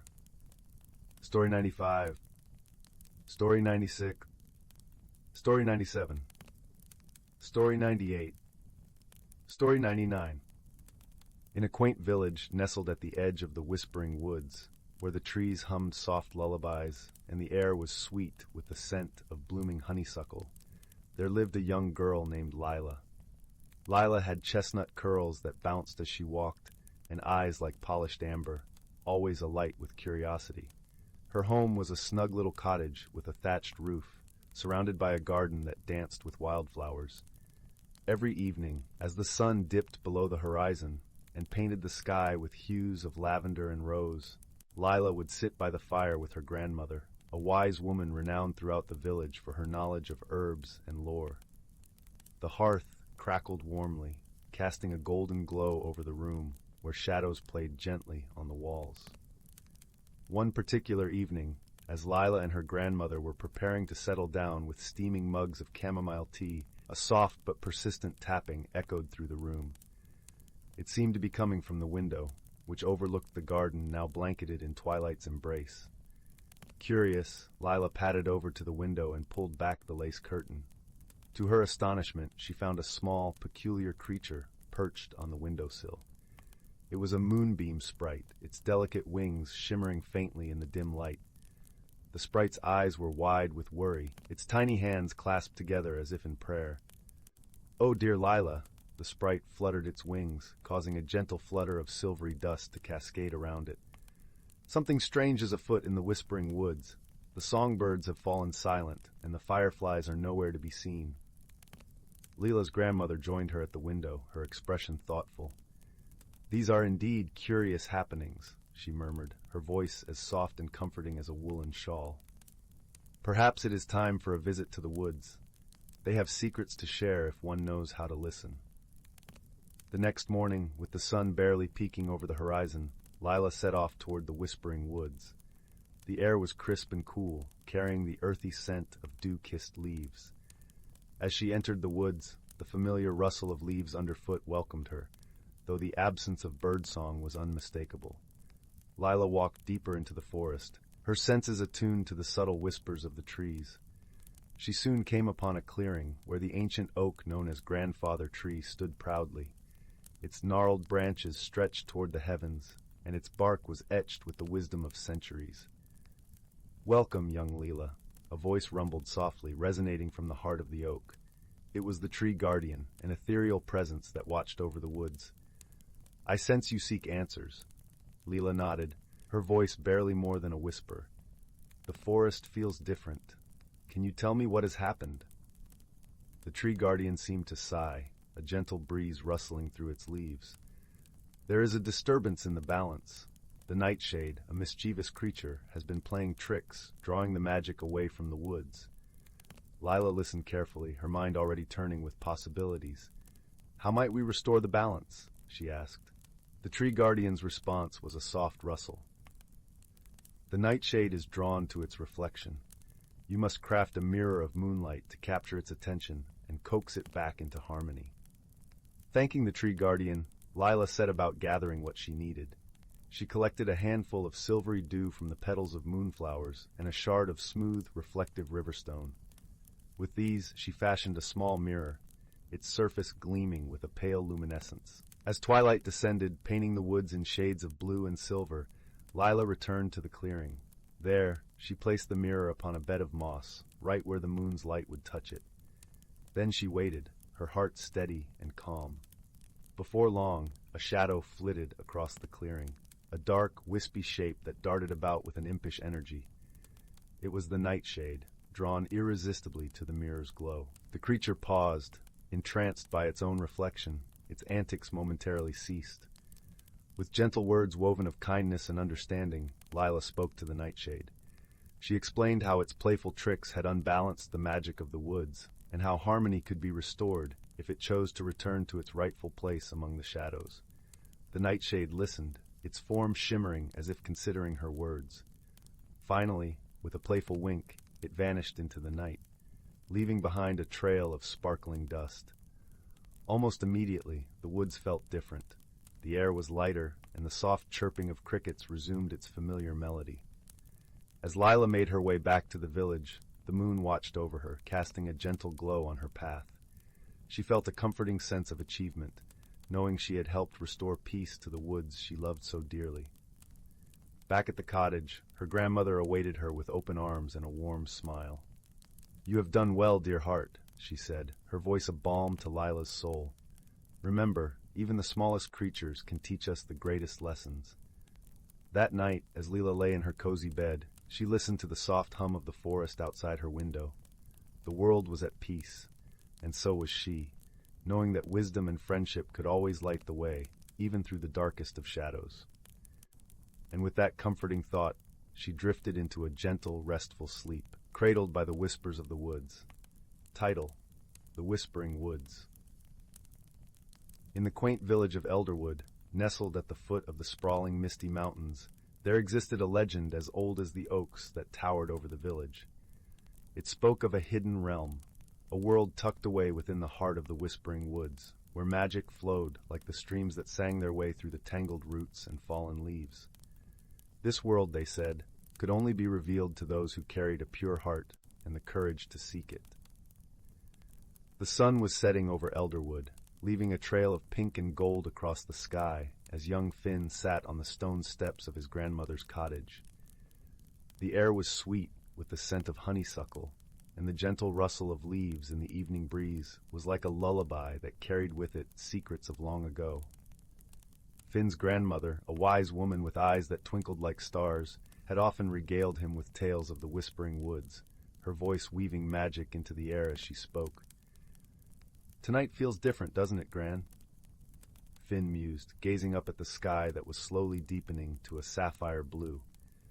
His grandmother nodded, her knitting needles clicking softly as she worked on yet another scarf for the coming winter. "Aye, it does, my dear. The woods are alive tonight. Can you hear their whispers?" she replied, her voice as soothing as the warm mug of cocoa she had prepared for him. Finn closed his eyes, letting the soft murmurs of the forest wash over him. It was as if the trees were speaking, their voices mingling with the cool night air, inviting him to join their ancient dance. He opened his eyes and looked at his grandmother, a question forming on his lips. Do you think I could find the hidden world?" he asked, his voice barely more than a whisper. His grandmother paused her knitting, her gaze turning thoughtful. "Perhaps, if you listen closely. The woods hold many secrets, and sometimes they choose to share them with those who listen with their hearts." Encouraged by her words, Finn felt a spark of curiosity igniting within him, a desire to explore the stories that had always fascinated him. That night, after everyone else in the village had drifted into dreams, Finn set out toward the edge of the woods, the moon guiding his path with its gentle light. The entrance to the Whispering Woods was marked by 2 ancient oak trees, their branches intertwined like old friends holding hands. As Finn stepped beneath them, he felt a shiver of anticipation run through him, as if the trees themselves were aware of his presence. The path before him was dappled with moonlight, and the air was filled with the earthy scent of moss and pine. As he ventured deeper into the forest, the whispers grew louder, a melodious symphony of rustling leaves and the soft chirping of crickets. Finn's heart beat in time with the forest's rhythm, his senses heightened by the magic that seemed to pulse through the very air around him. He walked on, guided by an unseen force, until he reached a small clearing bathed in moonlight. In the center of the clearing stood a peculiar stone pedestal, upon which rested a shimmering crystal orb. The orb glowed with an ethereal light, casting a kaleidoscope of colors that danced across the trees and the forest floor. Finn approached it cautiously, his eyes wide with wonder. "This must be it," he whispered to himself, reaching out to touch the orb. As his fingers brushed its smooth surface, a wave of warmth spread through him, and he felt a connection to the forest that was deeper than he could have ever imagined. Suddenly, the ground beneath him trembled ever so slightly, and the trees began to sway as if moved by an invisible hand. The whispers grew louder, swirling around him like a gentle breeze, carrying with them words that he could almost understand.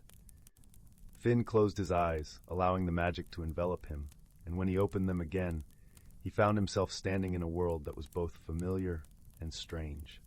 The forest was alive with vibrant colors and shimmering light, each tree and flower pulsating with its own unique glow.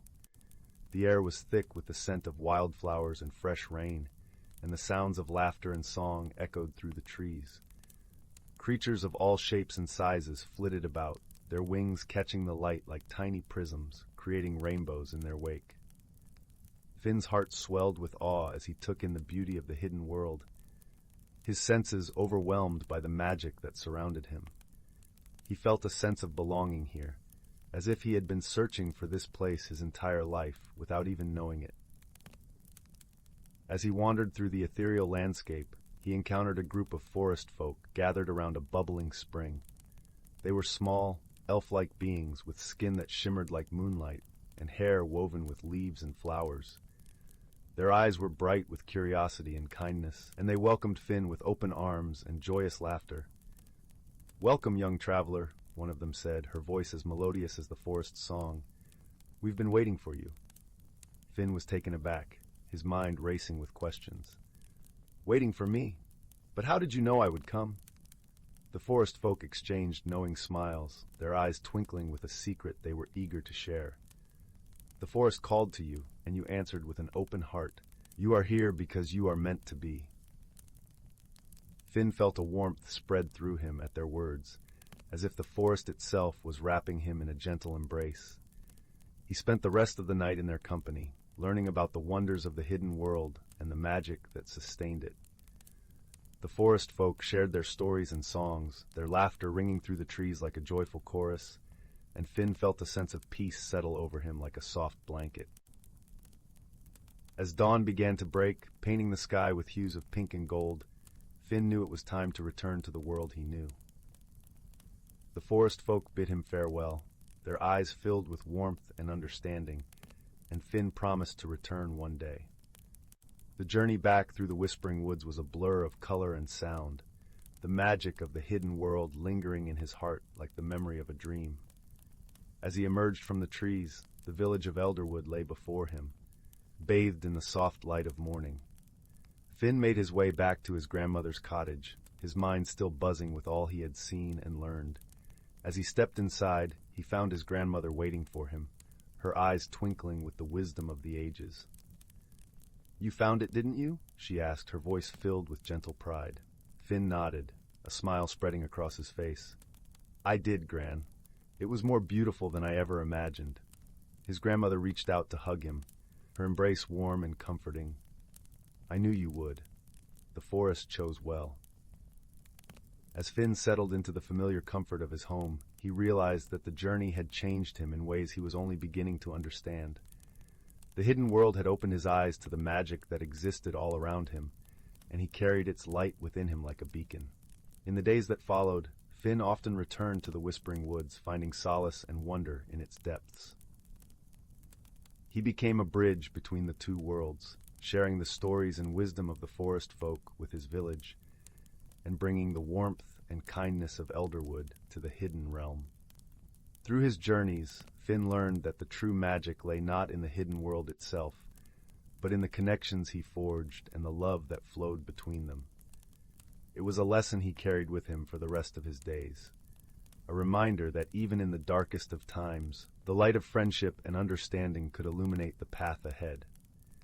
And so, with each step he took, Finn wove a tapestry of stories and songs, a legacy that would be passed down through generations, reminding all who heard it that the world was filled with wonders waiting to be discovered by those with the courage to seek them. The end. In the dim, purple-hued light of a distant galaxy, where stars twinkled like cherished secrets, lay the planet Etheria. Its skies were a tapestry of swirling nebulae, painting the heavens in shades of lavender and gold. Here, the air was sweet with the scent of blooming stardust lilies, and gentle breezes whispered through the crystalline forests, singing lullabies to those who listened closely.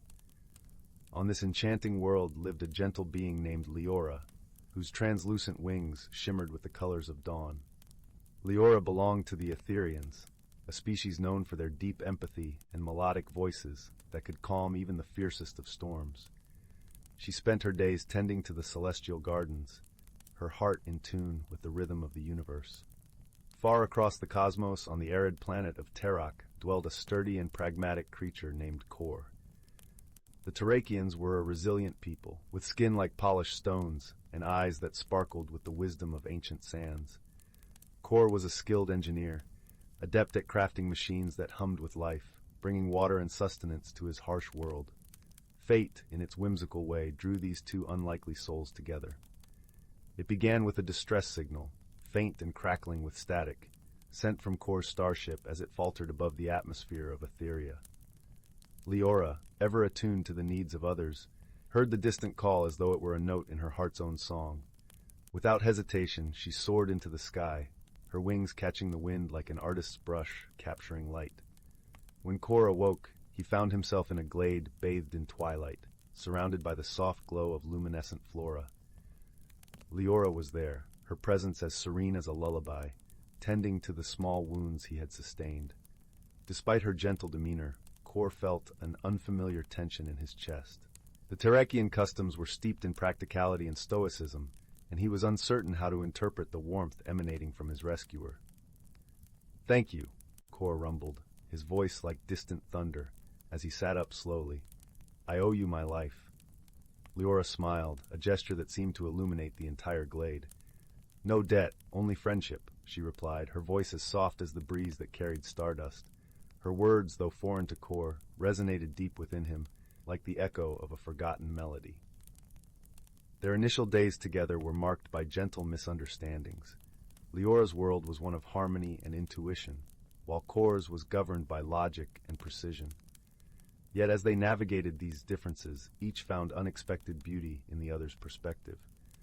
Leora learned to appreciate the elegant simplicity of engineered creations, while Kor discovered the profound wisdom in the natural symphony of Etheria. Their bond deepened as they faced shared challenges. The starship, still nestled among the celestial gardens, needed extensive repairs if Kor were to return home. Together, they labored under the starlit sky, Leora's delicate fingers weaving circuits like strands of silk, while Kor's sturdy hands crafted components with unwavering skill. Each night they would sit by a small fire, the crackling flames whispering tales of their worlds as they shared meals of sweet nebula fruits and hearty Terrakian grains. It was during one of these quiet evenings, as the fire painted their faces in warm hues, that Kor spoke of the droughts plaguing Terrak. "Our water supplies are dwindling," he confessed, his voice heavy with concern. "We need new technologies to sustain life." Leora gazed into the distance, her eyes reflecting the glow of distant stars. "Perhaps there is a way to blend our world's wisdom," she suggested softly. "Your technology, my connection with nature. Together, we can create something new." The idea took root, growing as they continued their work. They designed a device that harnessed the moisture from Etheria's atmosphere, refining it using the engineering principles of Terrak. As they tested their creation, the first droplets of pure water trickled into a waiting vessel, shimmering like liquid diamonds. In that moment, both understood the true magic of their friendship, the merging of hearts and minds, transcending the boundaries of their worlds. They realized that differences were not barriers but bridges, leading to discoveries neither could have achieved alone. With the starship finally repaired, Kor prepared to return to Terrak, his heart torn between the desire to stay and the duty to his people. Leora, sensing his inner conflict, placed a hand over his, her touch a gentle promise. "This is not farewell, but a new beginning," she assured him. "Our friendship is a journey that will continue to unfold, no matter the distance." As Kor ascended into the cosmos, Leora's wings shimmered in farewell, a beacon of light guiding him home. The starship's engines hummed with the melody of their shared dreams, carrying with it the promise of renewal for Terrak. Back on his home planet, Kor implemented the new technology, transforming the arid landscapes into thriving oases. The Terrakians marveled at the change, their gratitude a song that echoed across the sands. Meanwhile, on Etheria, Leora continued to nurture the celestial gardens, her spirit enriched by the lessons of friendship and unity. The stars above twinkled in approval, their light a gentle reminder of the bond that now spanned galaxies.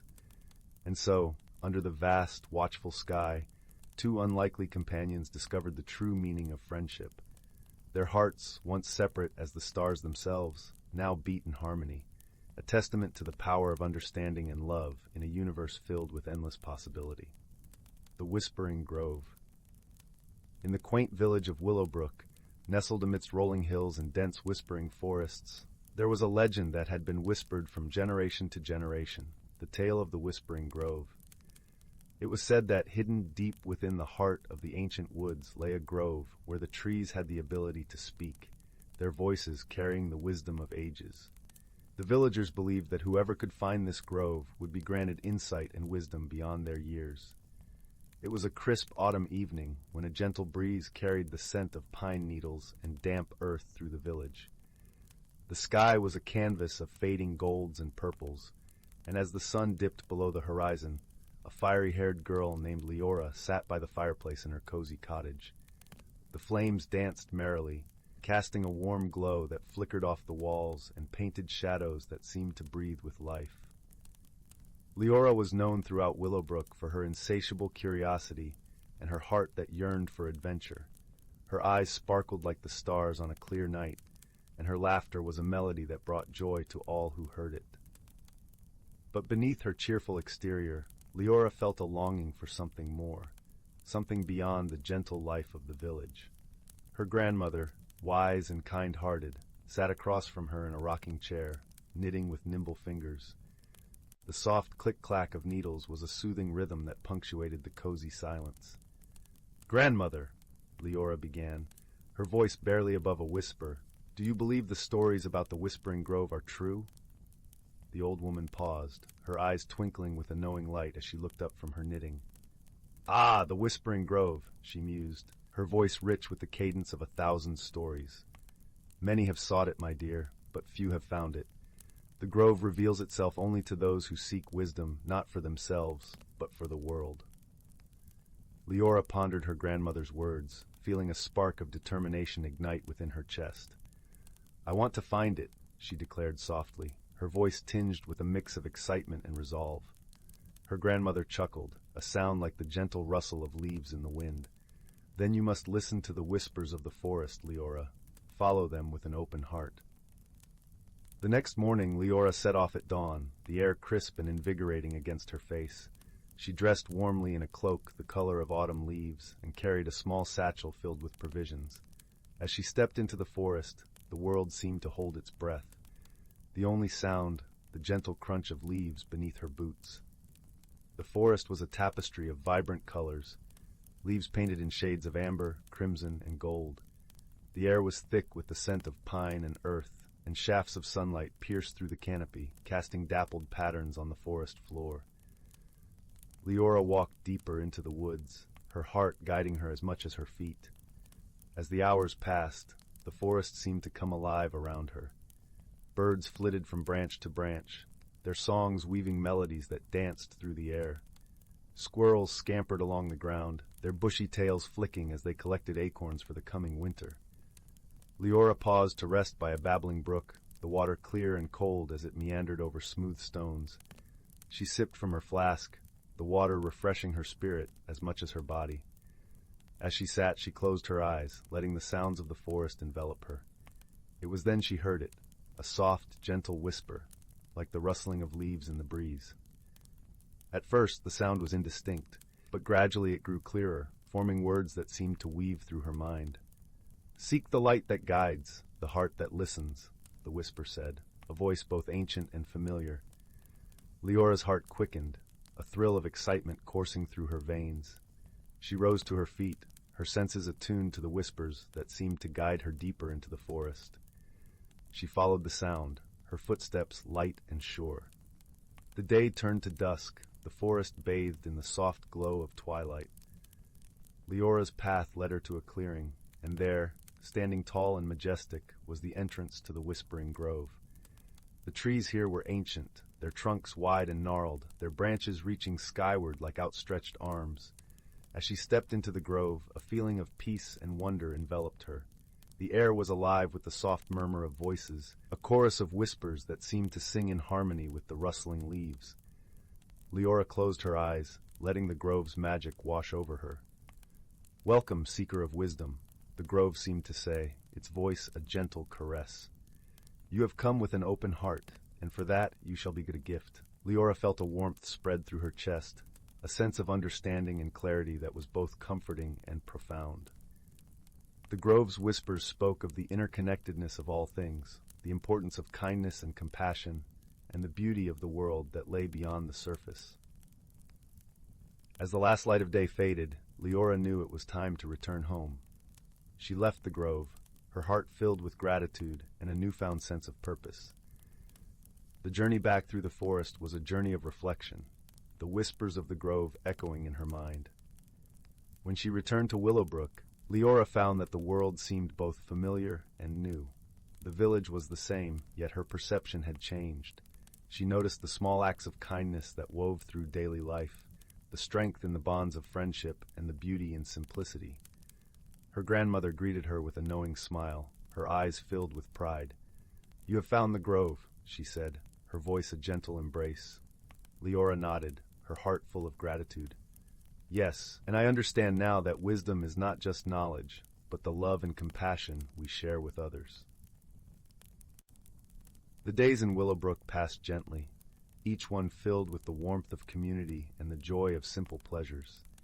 Leora's journey had transformed her, and in turn, she shared the wisdom of the grove with those around her, weaving a tapestry of kindness and understanding that enriched the lives of all who heard it. And so, the legend of the Whispering Grove continued to be whispered through the village, a story of wonder and transformation, a reminder that the greatest journeys are those that lead us back to ourselves, with hearts open and spirits renewed. As the years passed, Leora grew older, her hair silvered with wisdom, her spirit as vibrant as ever. The village of Willowbrook thrived, a place where the whispers of the grove lived on in the actions and hearts of its people. On quiet evenings, as the sun set and the stars began to twinkle in the night sky, Leora would sit by the fire with the village children gathered around her.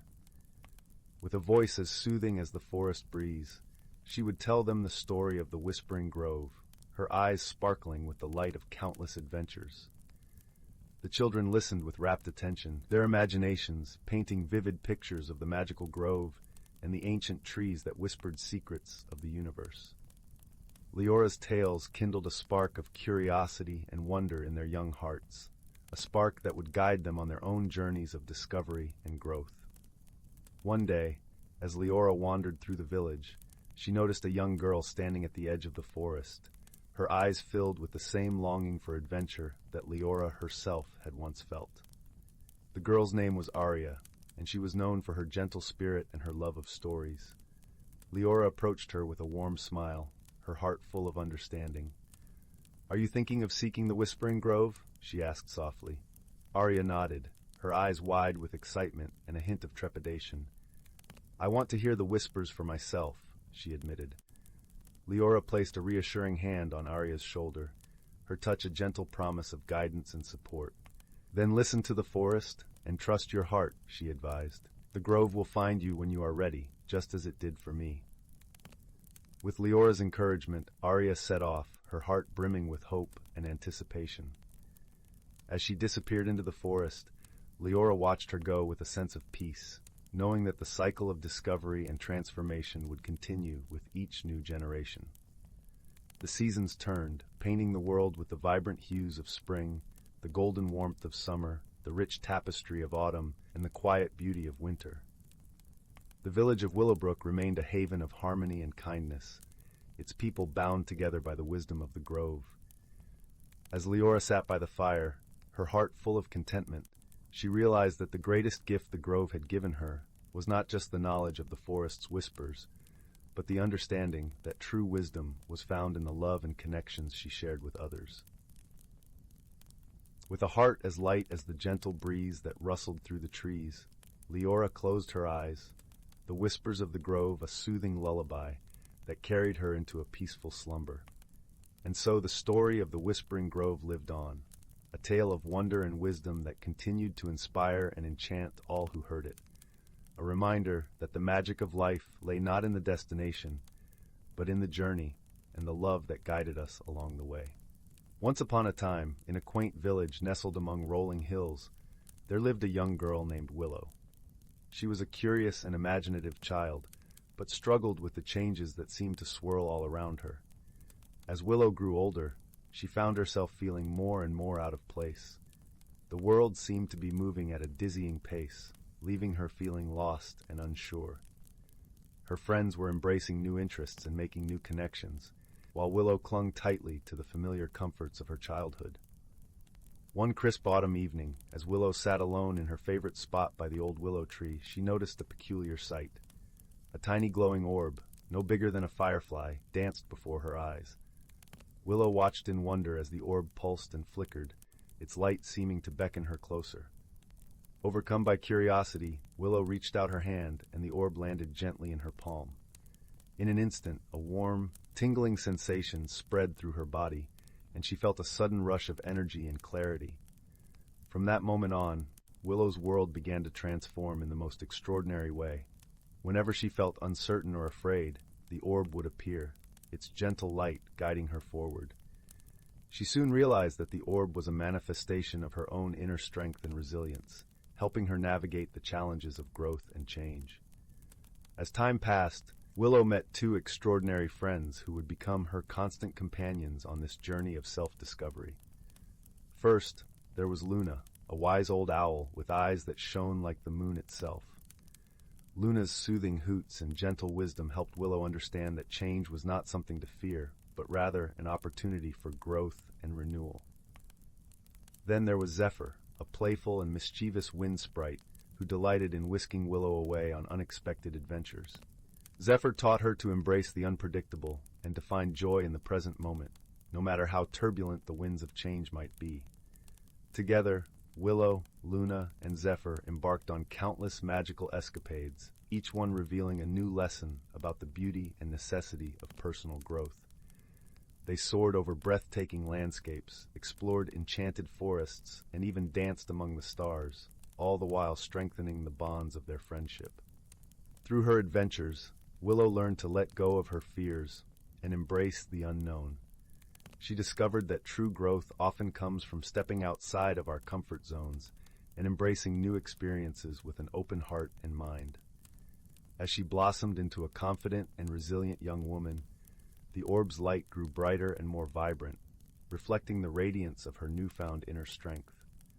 Willow realized that the magic she had sought was not something external, but rather the power within herself to navigate life's ever-changing currents with grace and wisdom. And so, with Luna's gentle guidance, Zephyr's playful spirit, and the unwavering light of her own inner strength, Willow embarked on a lifelong journey of personal growth and magical transformation, forever embracing the beauty and wonder of life's endless possibilities. Once upon a starry night, in a cozy village nestled deep within an enchanted forest, there lived a young girl named Luna. With her wild copper curls and eyes that sparkled like moon dust, she was a curious soul who yearned for adventure beyond the boundaries of her quaint home. One evening, as Luna wandered among the towering trees and whispering streams, she stumbled upon an ancient, hollow oak. Its gnarled bark seemed to beckon her closer, and as she peered inside, a soft, golden glow emanated from within. Reaching out with tentative fingers, Luna discovered a glimmering acorn, pulsing with an otherworldly radiance. As she cradled the acorn in her palms, a gentle voice whispered in her ear, "This is no ordinary seed, dear Luna. It holds the key to a hidden world, a realm where dreams take flight and magic dances upon the wind." Luna's heart raced with excitement and trepidation. She had always sensed that the forest harbored secrets beyond her wildest imaginings, but never could she have fathomed the extraordinary journey that lay ahead. Without a moment's hesitation, Luna clutched the acorn close to her chest and stepped into the hollow oak. The world around her blurred, and she found herself enveloped in a kaleidoscope of colors, swirling and shifting like the ever-changing patterns of a kaleidoscope. When the dizzying vortex faded, Luna found herself standing amidst a breathtaking meadow, brimming with vibrant flora she had never seen before. Flowers danced in the gentle breeze, their petals shimmering with iridescent hues that seemed to defy the laws of nature. As she wandered deeper into this wondrous realm, Luna encountered creatures straight out of her wildest dreams. Playful pixies flitted among the blossoms, their gossamer wings leaving trails of glittering stardust in their wake. Friendly fawns frolicked through the tall grass, their hooves drumming a merry rhythm upon the earth.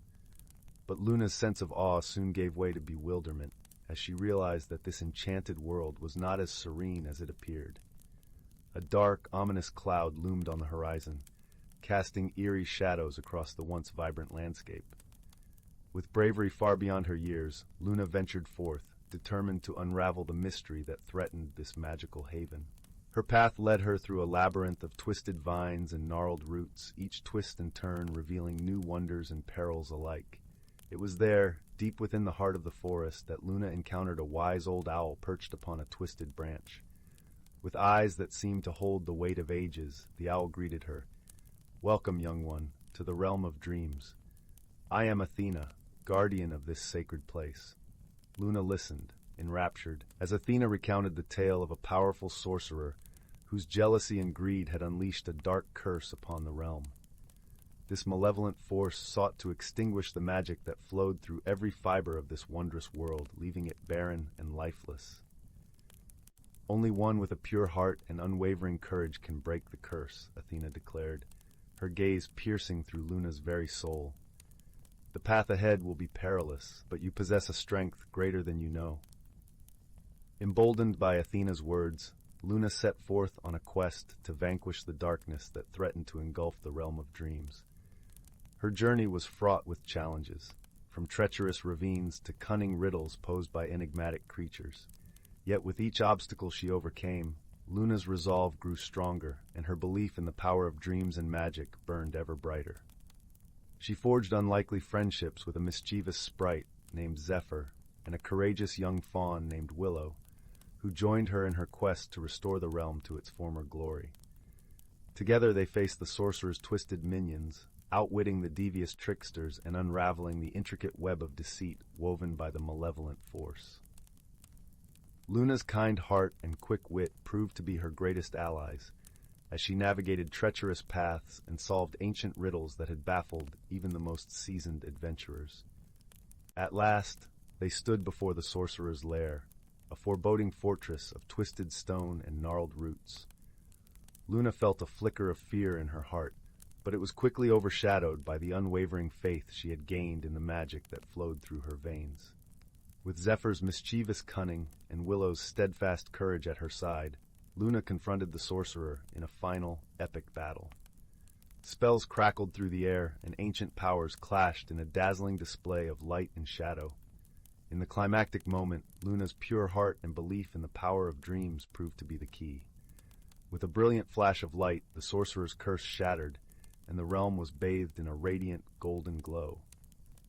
As the darkness dissipated, Luna felt a profound transformation within herself. She had faced her fears, embraced her inner strength, and emerged as a champion of hope and resilience. The journey had not only saved the realm of dreams, but had also changed her forever. In the days that followed, Luna reveled in the beauty and wonder of the restored realm, forging unbreakable bonds with her newfound friends, Zephyr and Willow. They explored hidden glades and danced beneath starlit skies, their laughter echoing through the enchanted forest. But as the seasons turned, Luna knew that her time in the realm of dreams was drawing to a close. With a heavy heart, she bid farewell to her cherished companions, vowing to carry the lessons she had learned and the magic she had experienced forever in her heart. As she stepped back through the hollow oak, Luna emerged into her own world, forever changed by her extraordinary journey. The acorn, now drained of its mystical light, rested in her palm, a tangible reminder of the wonders she had witnessed and the courage she had discovered within herself. From that day forward, Luna approached life with a renewed sense of wonder and resilience. She embraced her dreams, cherished her friendships, and faced every challenge with the unwavering spirit of a true adventurer. And whenever she gazed up at the twinkling stars or felt the caress of the night breeze, Luna knew that the magic of the realm of dreams lived on, not just in that enchanted world, but within the depths of her own heart, guiding her through life's journey with the light of hope and the power of belief. Once upon a time, nestled between the rolling hills and whispering woods, lay the quaint village of Bramblebrook. It was a place where the morning sun kissed the rooftops with gentle warmth, and the evening breeze carried the sweet scent of blooming honeysuckle. The villagers were a close-knit bunch, their lives intertwined like the ivy that clung to the stone cottages. In this serene corner of the world, magic was spoken of in hushed tones, a relic of old tales and distant memories. In a small cottage at the edge of the village lived a young girl named Leora. With hair the color of autumn leaves and eyes as bright as the summer sky, Leora was known for her curious spirit and kind heart. Her days were spent exploring the fields and forests that surrounded Bramblebrook, her laughter echoing through the trees like a melody carried on the wind. Leora's closest companion was a wise old owl named Horace. His feathers were a patchwork of browns and whites, and his eyes held the depth of ancient knowledge. Horace had been Leora's friend for as long as she could remember, guiding her with gentle wisdom and watching over her adventures with a protective gaze. One crisp autumn morning, as the leaves danced in shades of gold and crimson, Leora set out on a new adventure. She had heard whispers from the villagers about a hidden world within the heart of the forest, a place where the ordinary and extraordinary intertwined. The stories spoke of a magical glade, a sanctuary for creatures unseen and wonders untold. With Horace perched on her shoulder, Leora followed the winding path into the woods. The forest was alive with the symphony of chirping crickets and rustling leaves, a lullaby that soothed the soul. Sunlight filtered through the canopy, casting dappled patterns on the forest floor as they ventured deeper into the woodland realm. As they journeyed, Leora noticed something peculiar. A faint glow seemed to emanate from beneath the moss-covered roots of an ancient oak tree. Intrigued, she knelt down, brushing aside the leaves and twigs to reveal a small, ornate box. It was crafted from polished wood, inlaid with delicate silver filigree that shimmered in the dappled light. "What do you suppose this is, Horace?" Leora wondered aloud, her fingers tracing the intricate patterns on the box. Horace tilted his head thoughtfully. "It appears to be a relic of the old magic, Leora. Handle it with care, for such objects often carry both wonder and responsibility." With a gentle touch, Leora opened the box. Inside, nestled on a bed of soft velvet, lay an exquisite amulet. It was a pendant of silver and sapphire, glowing with a soft, ethereal light. As she held it in her hand, a warmth spread through her as if the amulet recognized her touch. "It's beautiful," Leora marveled, slipping the chain around her neck. The moment the amulet settled against her heart, the forest around her seemed to shift. The colors grew more vibrant, the sounds clearer, as if the world had come alive in a way she had never experienced before. With Horace by her side, Leora continued her journey, drawn by an unseen force that guided her deeper into the forest. The path led them to a secluded glade, where the air was thick with enchantment. Here the trees stood tall and proud, their branches adorned with blossoms that glowed like stars. A gentle stream babbled nearby, its waters sparkling with 1,000 tiny rainbows. In the center of the glade stood a magnificent tree unlike any other. Its trunk was wide and gnarled, its bark a tapestry of twisting vines and emerald moss. From its branches hung clusters of luminescent fruits, each one pulsating with a soft, inviting light. As Leora approached the tree, a soft voice echoed through the glade, warm and welcoming. "Welcome, Leora, guardian of the amulet. You are in the realm of the Whispering Woods, a sanctuary for all that is magical and true." Startled, Leora looked around, searching for the source of the voice. "Who's there?" she called, her curiosity tinged with awe. "I am the spirit of the woods," the voice replied, gentle as a summer breeze.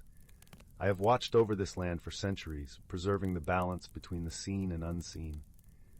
Leora felt a sense of peace wash over her, the presence of the spirit comforting and reassuring. "Why have I been brought here?" she asked, her voice barely a whisper.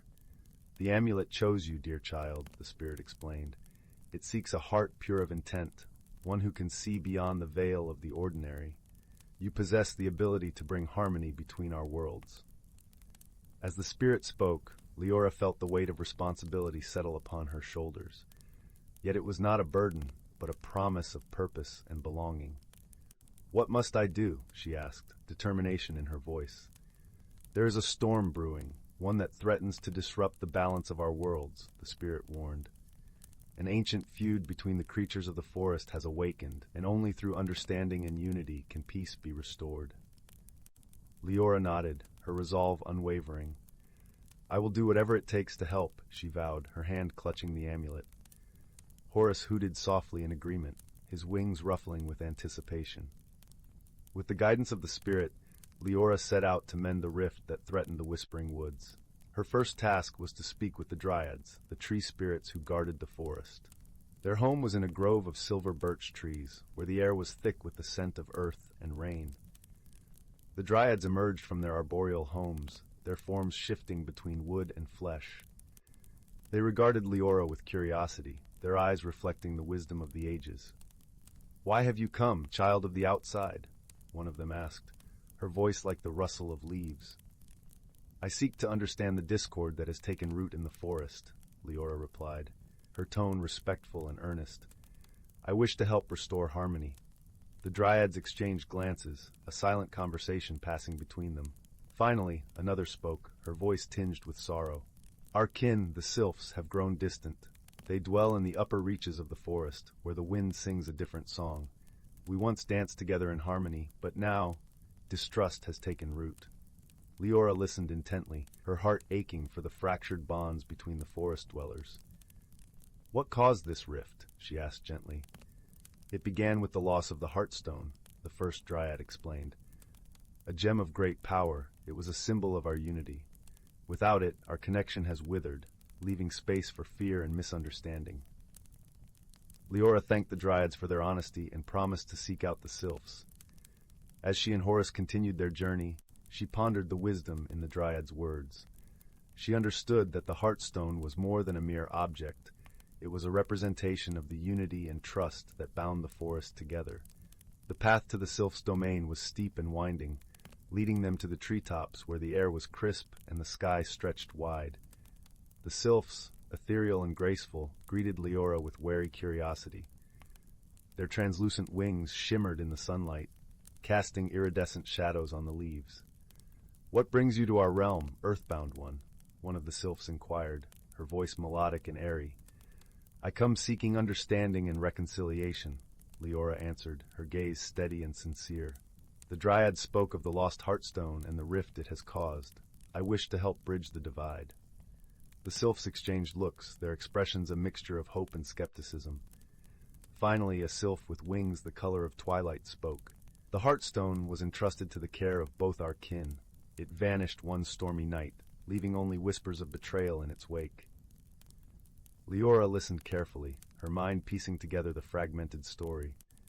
"I believe the Heartstone still exists, hidden away, waiting for the right moment to be found," she mused aloud. "Perhaps it lies in a place where both worlds touch, yet remain separate." The sylphs considered her words, their gazes softening. "If you can find the Heartstone, perhaps the wounds can begin to heal," the twilight-winged sylph agreed, hope flickering in her eyes. With a promise to return, Leora left the sylphs' domain, her mind racing with possibilities. The amulet around her neck pulsed with a gentle warmth, guiding her thoughts like a beacon in the night.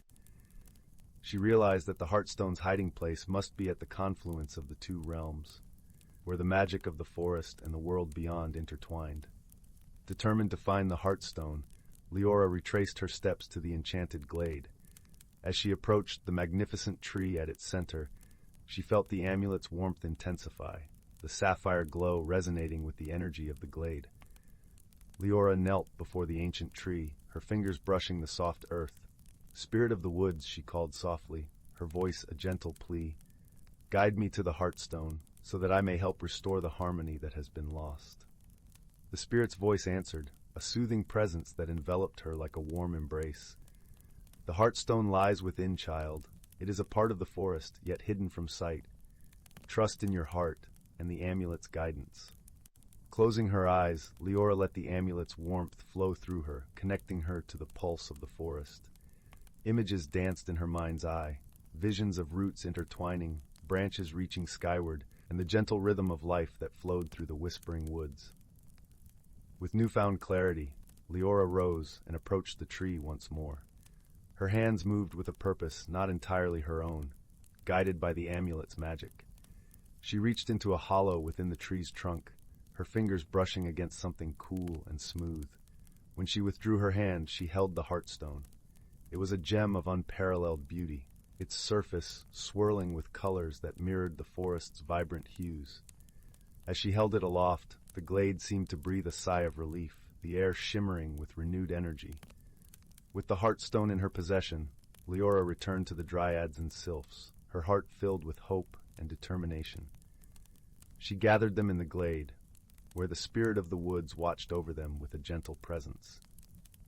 Holding the heartstone high, Leora addressed the gathered spirits, her voice carrying the weight of the forest's ancient wisdom.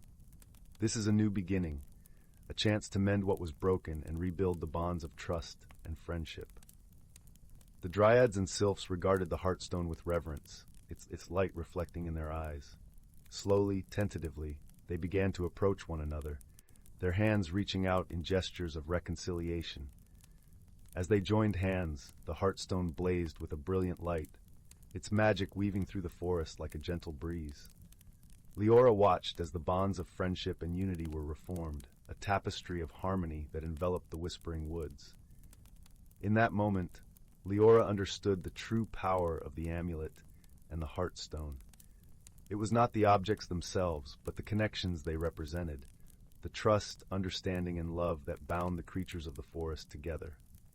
With the rift healed and harmony restored, Leora bid farewell to the dryads and sylphs, her heart light with the knowledge that she had played a part in preserving the magic of the whispering woods. Horus flapped his wings in approval, his eyes twinkling with pride. As they made their way back to Bramblebrook, Leora felt a deep sense of peace. The village was bathed in the warm glow of twilight, the stars beginning to twinkle in the vast sky above.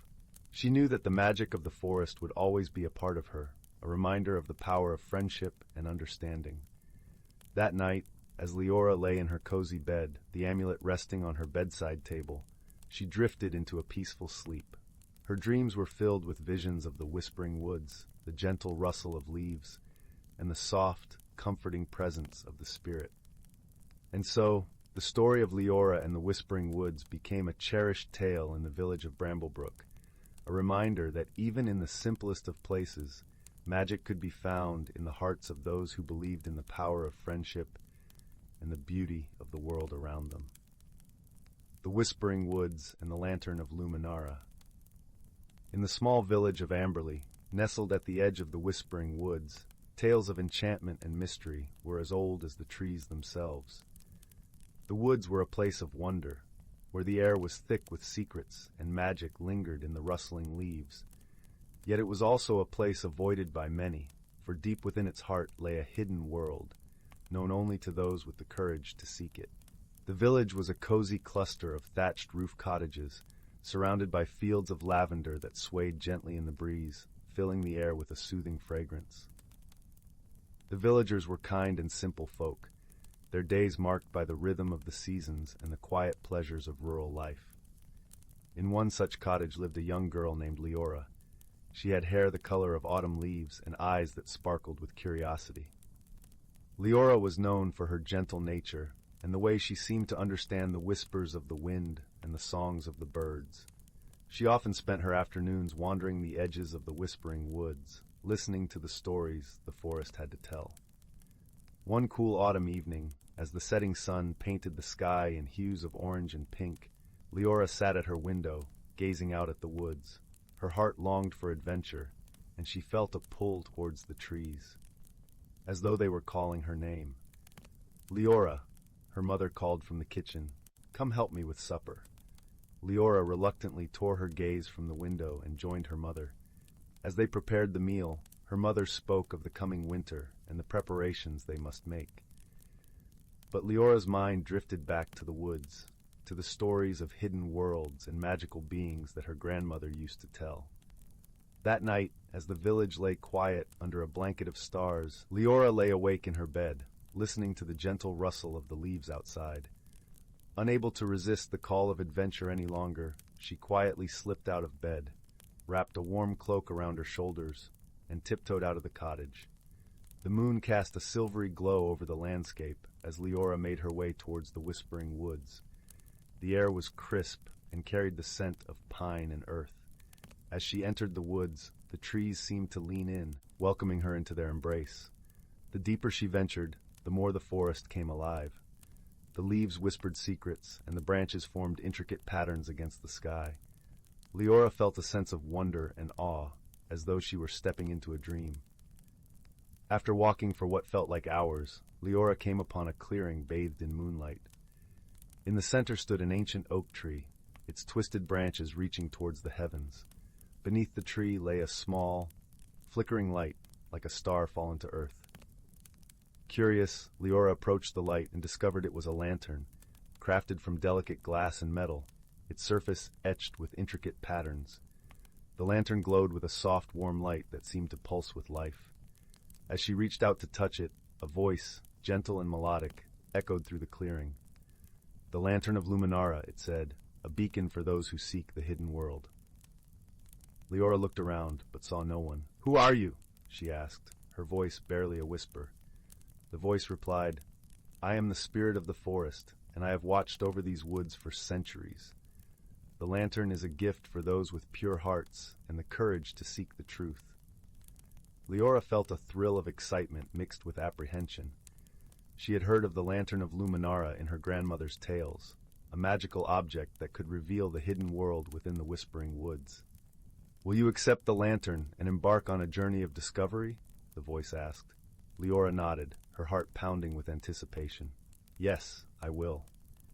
As she lifted the lantern, its light grew brighter, illuminating the clearing with a warm, golden glow. The air shimmered, and the world around her seemed to shift and change. The trees swayed gently, their leaves whispering secrets in a language she couldn't quite understand. With the lantern in hand, Leora began her journey deeper into the woods. The path before her was bathed in light, and she felt a sense of peace and purpose guiding her steps. As she walked, Leora encountered creatures she had only heard of in stories. A family of fireflies danced around her, their tiny lights twinkling like stars. A wise old owl perched on a branch, its eyes gleaming with wisdom. And a gentle deer with antlers like branches nodded in greeting as she passed. Each encounter filled her with a sense of wonder and belonging, as though she were part of a world she had always known in her heart. The forest seemed endless, a labyrinth of trees and shadows, but Leora felt no fear. The lantern's light guided her, and she trusted in its magic to lead her to the hidden world. As she journeyed deeper, the air grew cooler and the shadows longer. The forest was silent now, save for the gentle rustle of leaves. Leora felt a sense of anticipation, as though she were on the brink of discovering something extraordinary. Finally, she reached a glade where the moonlight danced upon a shimmering pool. The water was as clear as glass, reflecting the stars above. At the center of the pool stood a small island, and on it, a stone altar, ancient and weathered by time. Leora approached the water's edge, her reflection rippling in the surface. The lantern's light cast a golden glow over the pool, revealing a path of stepping stones that led to the island. With each step, Leora felt the weight of the forest's magic surrounding her, a tangible presence that filled her with awe. When she reached the altar, she placed the lantern upon it, the light casting intricate patterns over the stone. In that moment, the air shimmered, and a figure appeared before her, ethereal and radiant. It was the spirit of the forest, its form shifting like the wind through the trees. "Welcome, seeker of truth," the spirit said, its voice a melody of the earth. "You have come far, guided by the light of Luminara. What do you seek?" Leora took a deep breath, her heart filled with the courage of her journey. "I seek to understand the world hidden within these woods, to learn its secrets and share its wonders." The spirit smiled, its light flickering like the lantern. "You have shown courage and kindness, and the forest has embraced you as one of its own. The hidden world is within you, a place of wisdom and magic that can only be found by those who seek with an open heart." As the spirit spoke, Leora felt a warmth spreading through her, a connection to the forest and all its creatures. She understood now that the hidden world was not a place to be found, but a state of being, a way of seeing the world with wonder and love. "You are part of the forest, Leora," the spirit said, "and its magic will be with you always. Go forth and share its light with the world." With those words, the spirit faded, leaving Leora standing by the altar, the lantern's light still glowing brightly. She returned to the village, her heart filled with the magic of the whispering woods. She knew that her journey had changed her, that she carried the hidden world within her. And so, Leora became a storyteller, sharing the tales of her adventures with the villagers. Under her guidance, they learned to see the magic in the everyday, to find wonder in the world around them. The Whispering Woods remained a place of mystery and enchantment, a source of inspiration for all who dared to listen to its whispers. And Leora, with the lantern of Lunar as her guide, continued to explore its secrets, her heart forever open to the magic of the hidden world. In the heart of the sleepy village of Willow Hollow, nestled between rolling hills and whispering woods, there was a peculiar little cottage. It sat at the edge of the village, where cobblestone paths met the silver stream that wound its way through the countryside. This cottage belonged to a kind-hearted fellow named Finnegan, who was known throughout the village for his gentle nature and his knack for crafting the most delightful herbal teas. One crisp autumn evening, as golden leaves danced in the cool breeze and shadows grew long under the setting sun, Finnegan noticed something unusual. As he sat by his window, sipping a steaming cup of chamomile, he saw a flickering light deep within the forest. It bobbed and weaved, like a lantern carried by an unseen hand, before disappearing entirely. Intrigued by this strange occurrence, Finnegan decided to investigate. He donned his favorite woolen scarf, slipped on his sturdy boots, and set out along the moonlit path that led into the forest. The air was filled with the earthy scent of fallen leaves and the distant hoot of an owl, creating a symphony of autumnal peace. The deeper Finnegan ventured into the woods, the more the shadows seemed to come alive. Yet there was something comforting about the forest's embrace, as if it held secrets waiting to be discovered. As he followed the path, the mysterious light reappeared, flickering just beyond the reach of his lantern. It beckoned him to follow, leading him to a small, hidden glade. In the center of the glade stood an ancient oak tree, its gnarled branches reaching skyward like wise old arms. At its base, nestled between the roots, was a tiny door. It was intricately carved with symbols and patterns, shimmering faintly in the moonlight. Finnegan knelt down, his curiosity piqued, and gently knocked. To his amazement, the door creaked open, revealing a diminutive creature with twinkling eyes and a warm smile. "Welcome, dear traveler," the creature said in a voice as soft as the rustling leaves. "I am Nyla, the guardian of this glade." Finnegan introduced himself and explained the mysterious light that had guided him there. Nyla nodded thoughtfully. "Ah, the light. It is a guide for those who seek answers to the questions they didn't know they had." Intrigued by her words, Finnegan asked if Nyla knew why the light had appeared to him. The little guardian pondered for a moment, then gestured for him to sit beside the oak tree. "There have been whispers among the creatures of the forest," she began, "of a disturbance in the magical harmony. It seems that something has been misplaced, and the balance needs to be restored." Finnegan listened intently, his heart full of a gentle determination to help. "How do I find what is lost?" he asked. Nyla smiled, a twinkle in her eyes. "The forest will guide you, if you are willing to listen. Open your heart and mind to its wisdom, and the path will reveal itself." With these words, Nyla handed Finnegan a small polished stone, smooth and cool to the touch. "This will help you see what is hidden," she said before disappearing back into her tiny abode. Armed with the stone and a newfound sense of purpose, Finnegan set off deeper into the forest. He walked for what felt like hours, listening to the whispers of the trees and the songs of the night.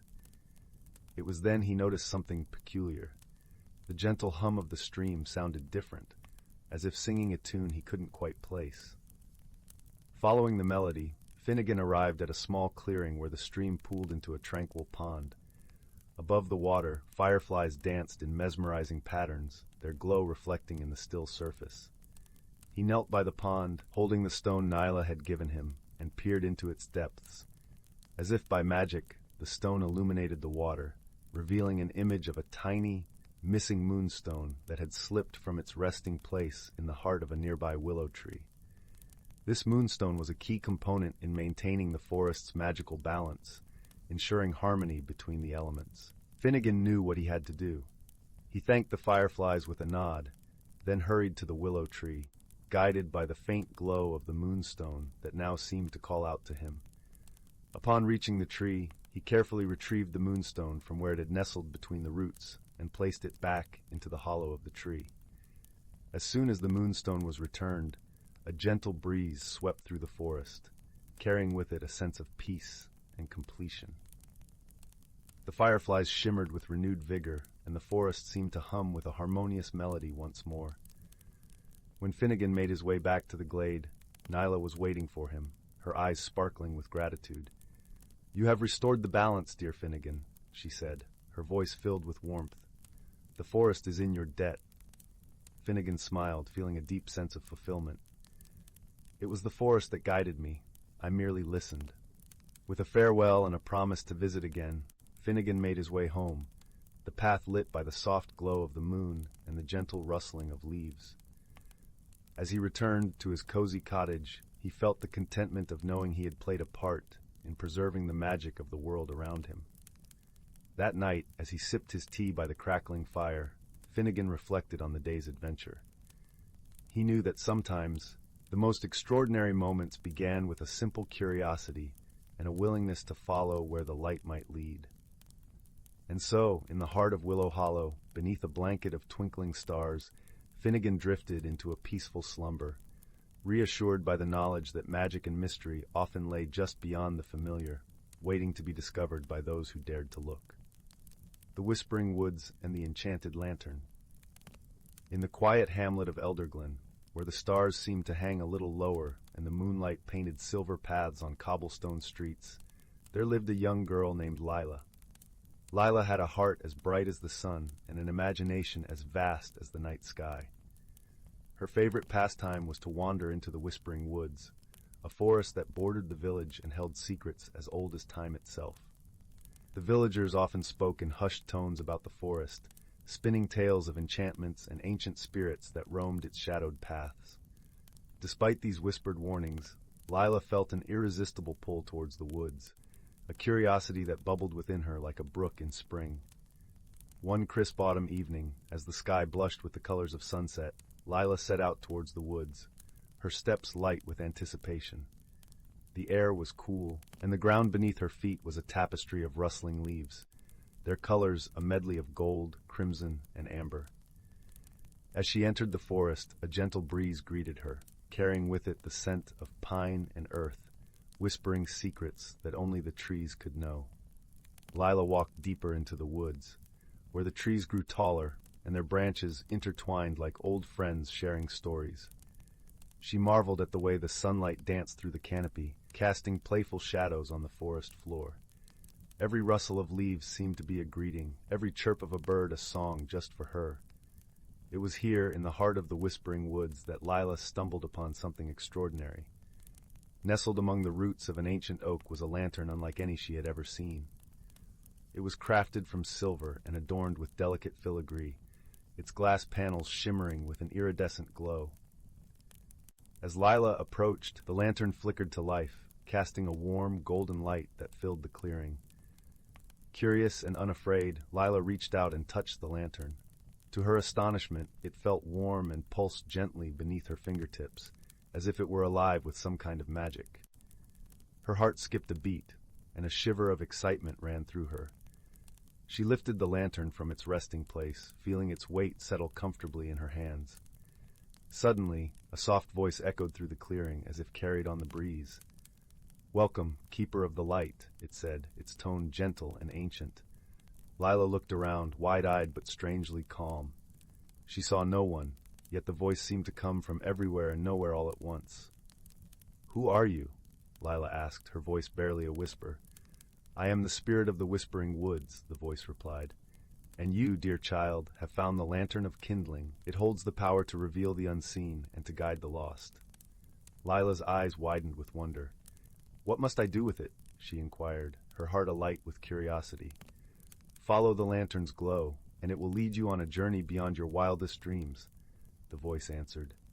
"But remember, true magic lies not in the lantern itself, but in the heart of its bearer." With that, the voice faded away, leaving Lila alone in the clearing, the lantern's glow casting a circle of warmth around her.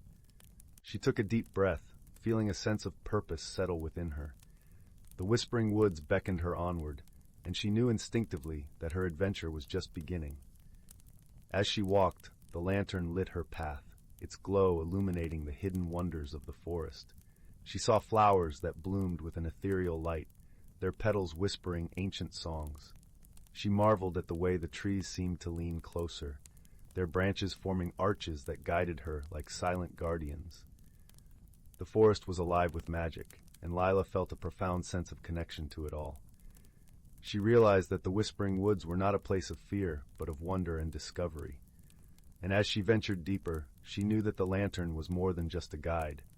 It was a key to unlocking the mysteries that lay hidden within her own heart. As twilight deepened into night, Lila found herself standing before a great oak, its trunk wide enough to house a family of foxes. The lantern's light flickered, casting long shadows that danced across the forest floor. She paused, feeling a sense of anticipation in the air. It was then that she noticed a small door set into the base of the oak, almost hidden among the gnarled roots. The door was intricately carved with symbols that seemed to shift and change under the lantern's glow. With a steadying breath, Lila reached out and turned the handle, the door creaking open to reveal a staircase spiraling downward into darkness. Without hesitation, Lila stepped inside, the lantern's light guiding her descent. The air was cool and carried the faint scent of moss and earth. Her footsteps echoed softly as she made her way down the stairs, each step taking her deeper into the heart of the hidden world. At last, she reached the bottom, emerging into a cavern bathed in the soft glow of luminescent crystals. The walls shimmered with hues of blue and green, casting a serene light that filled the space. In the center of the cavern stood a pool of water, its surface as smooth as glass and reflecting the light like 1,000 tiny stars. Lila approached the pool, her reflection gazing back at her with eyes wide with wonder. She knelt beside the water, feeling a sense of peace settle over her. The lantern rested beside her, its light mingling with the glow of the crystals. It was then that she noticed something remarkable. Floating just beneath the surface of the pool was a small, shimmering orb of light. It pulsed gently, its glow resonating with the lantern's own.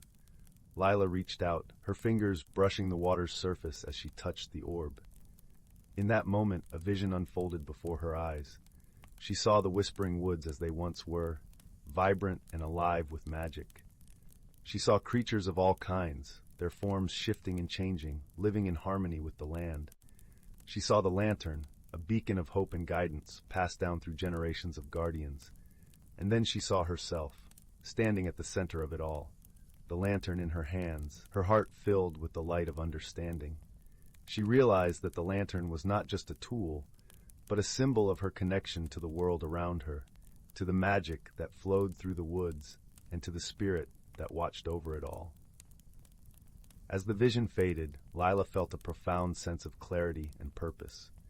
She understood now that her journey was not just about discovering the secrets of the whispering woods, but about discovering her own strength and wisdom. The lantern had shown her the way, but it was her heart that would guide her. With renewed resolve, Lila stood, the orb of light rising from the pool to rest in the palm of her hand. It felt warm and alive, a piece of the forest's magic that she carried within her. She knew that her journey was far from over, but she was ready to face whatever challenges lay ahead. As she made her way back up the staircase, the lantern's glow lighting her path, she felt a sense of gratitude for the adventure that had brought her to this moment. The Whispering Woods were a place of wonder and magic, but they were also a place of growth and transformation, a place where hearts could be kindled and spirits could soar. When she emerged once more into the forest, the first light of dawn was beginning to paint the sky in shades of pink and gold. The woods were waking, their voices a gentle chorus that welcomed the new day. Lila stood for a moment, the lantern in one hand and the orb of light in the other, feeling a sense of peace and belonging. With a smile, she began her journey home, the path ahead bright with possibility. The Whispering Woods had taught her that magic was not just something to be found in the world around her, but something that lived within her heart. And as she walked, the lantern's light guiding her steps, She knew that she would always be a keeper of that light, a guardian of the magic that connected them all. And so Lila's adventure in the Whispering Woods came to an end, but her story was just beginning. For in her heart, she carried a light that would never fade, a light that would guide her through the darkest of nights and the brightest of days. And with each step she took, the world seemed a little brighter, a little more magical, because of the light she carried within. In the heart of the ancient forest, where the air was perpetually sweet with the scent of pine and earth, and sunlight filtered gently through a canopy of ancient oaks, there existed a world untouched by time. This was a land where the whispers of the wind carried secrets from one generation to the next, and every creature, from the smallest ant to the mightiest stag, played a role in the grand tapestry of life. The forest was alive with colors and sounds that danced through the senses, leaves rustling in a gentle breeze, streams murmuring over smooth stones, and the distant calls of birds that painted the sky with their graceful arcs. Here, nature was both the stage and the storyteller, weaving tales of harmony and balance that had been passed down through countless seasons. At the heart of this forest stood a great oak, its branches stretching wide, as if to embrace the sky. It was known as the elder tree, the guardian of the forest, and beneath its boughs, creatures of all kinds gathered to share their stories and learn from its ancient wisdom. The elder tree had seen the birth of stars and the passing of ages, and its deep, resonant voice was a soothing balm to all who listened. One cool autumn morning, as the sun began its lazy ascent, painting the sky with strokes of amber and gold, a gentle squirrel named Fern scurried through the fallen leaves. Her fur was the color of warm chestnuts, and her eyes sparkled with curiosity. Fern had long been enchanted by the stories told by the elder tree, and she often found herself drawn to the gatherings beneath its expansive branches. That morning, as the forest awoke in a symphony of sound and color, Fern noticed something unusual. The leaves, usually vibrant in their autumnal hues, seemed to be shimmering with a soft, golden light. It was as if the forest itself was glowing, breathing with a life more vivid than ever before. Intrigued, Fern quickened her pace, eager to reach the elder tree and uncover the mystery of this magical dawn.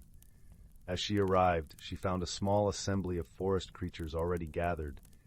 Wise old badgers, graceful deer, and a family of rabbits huddled close together. They all gazed up at the elder tree with a mix of awe and anticipation. The air was filled with a gentle hum, a melody that seemed to emanate from the tree itself, resonating with the heartbeat of the forest. The elder tree, sensing the presence of its attentive audience, began to speak in its deep, melodious voice, rich with the wisdom of ages. "Dear friends," it intoned, "today you witness a rare and wondrous phenomenon, the dance of the seasons. It is a time when the essence of the forest shifts, a sign of balance and renewal, as one season makes way for another." The creatures listened with rapt attention, their hearts swelling with a sense of unity and purpose. Fern, perched on a low branch, felt a warmth spread through her, as if she were part of something far greater than herself. The elder tree continued, "Each season brings its own gifts and challenges, teaching us lessons of patience, resilience, and harmony. We must cherish these gifts and learn from them, for they are the threads that weave the fabric of our world."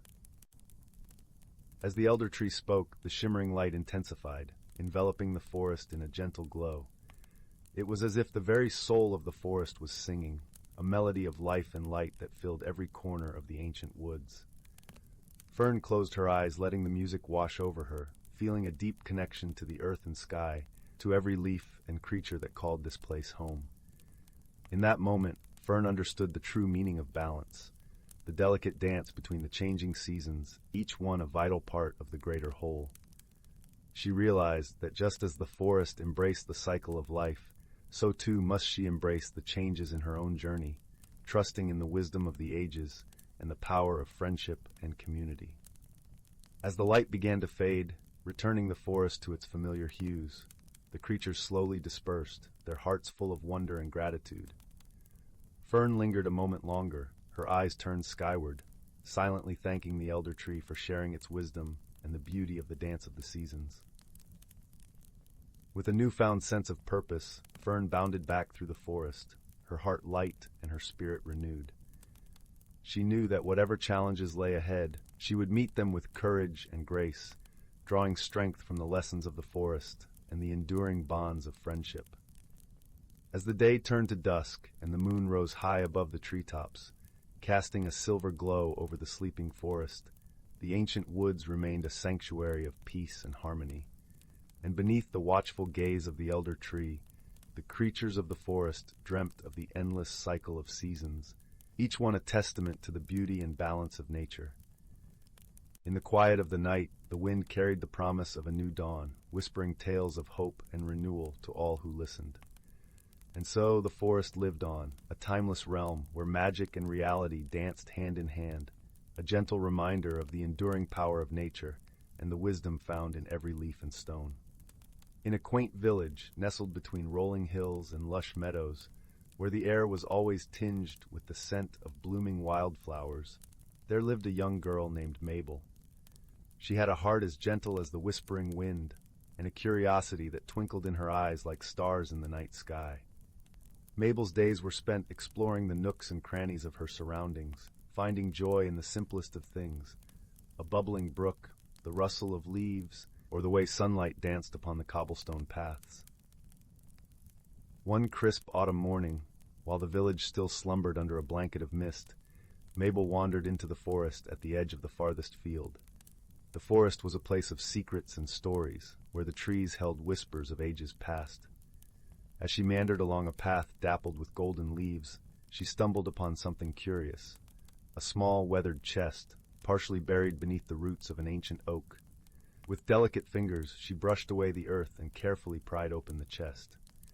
To her astonishment, lying within was a beautifully carved wooden flute, its surface smooth and shimmering with a faint, otherworldly glow. Mabel's heart fluttered with a mix of excitement and wonder. She lifted the flute to her lips, and as she played a soft, lilting melody, the air around her shimmered like a mirage on a summer's day. From the shimmering air stepped a kindly old tortoise, his shell adorned with intricate patterns that seemed to tell stories of faraway lands. He introduced himself as Tolwyn, the guardian of the Whispering Woods. "Ah, young one," he said in a voice as soothing as the forest itself, "you have discovered the flute of echoing dreams. It has the power to awaken hidden truths and guide the heart to its deepest desires." Mabel's eyes widened with wonder as Tolwyn explained that the flute's magic was not in granting wishes, but in revealing the paths one must take to achieve them. Eager to learn more, Mabel joined Tolwyn on a journey through the forest, guided by the gentle music of the flute. As they walked, they met a variety of endearing creatures who offered their wisdom. There was Whimsy the squirrel, who taught Mabel the importance of patience by showing her the art of gathering acorns, one by one, to prepare for the winter. Then there was Leora the owl, whose keen eyes saw beyond the surface, teaching Mabel to look deeper into her own heart for answers. Their journey was not without its challenges. There came a time when Mabel and her companions reached a wide, rushing river with no bridge in sight. Mabel felt a pang of fear, uncertain of how to cross. But as she played a soft note on the flute, the river began to calm, and shimmering stepping stones emerged, forming a path. It was then that Mabel realized the flute's magic lay in harmonizing with the world around her, helping her to see solutions that had been there all along. With each step they took, Mabel's understanding of herself and the world deepened. She learned that true strength lay not in force, but in wisdom, patience, and the gentle guidance of friends. As their journey drew to a close, Mabel found herself back at the ancient oak, the flute resting in her hands, its glow now a part of her own heart. She thanked Tolwyn, Whimsy, and Leora for their companionship and wisdom. With a promise to always cherish the lessons she'd learned, Mabel returned to the village, the flute safely nestled in the chest, waiting for the next curious heart to discover its secrets. And so, Mabel's days continued, filled with adventures and the gentle music of the flute that echoed through her spirit. The village, too, seemed to hum with a newfound harmony, as if the trees themselves whispered of the young girl who had learned to listen to the quiet magic of the world. In the warmth of her home, with the crackling fireplace casting a golden glow, Mabel would often share her tales with others, her voice a soothing balm that carried them to a place where dreams danced like fireflies in the night. And as the stars twinkled above, the village slept peacefully, cradled in the gentle embrace of wonder and the promise of new beginnings with each dawn. Once upon a time, in the serene and enchanting forest of Moonlit Hollow, there was a quaint little village named Whispering Pines. This village nestled gently among the towering trees, where the whisper of the wind through their leaves was as soft as a lullaby. The villagers lived in harmony with nature and the magical creatures that roamed the woods. In the heart of the village stood a small bakery, its windows glowing warmly in the early morning light. This bakery was known throughout Whispering Pines for its delectable pastries and the sweet scent of cinnamon and honey that wafted from its chimney. It was run by a kind-hearted baker named Finn, whose smile was as warm as the fresh bread he baked each day. One crisp autumn morning, as the leaves danced gently to the ground, Finn was preparing his daily batch of cinnamon rolls when he noticed something peculiar. A small, shimmering footprint was etched into the flour dusting his work table.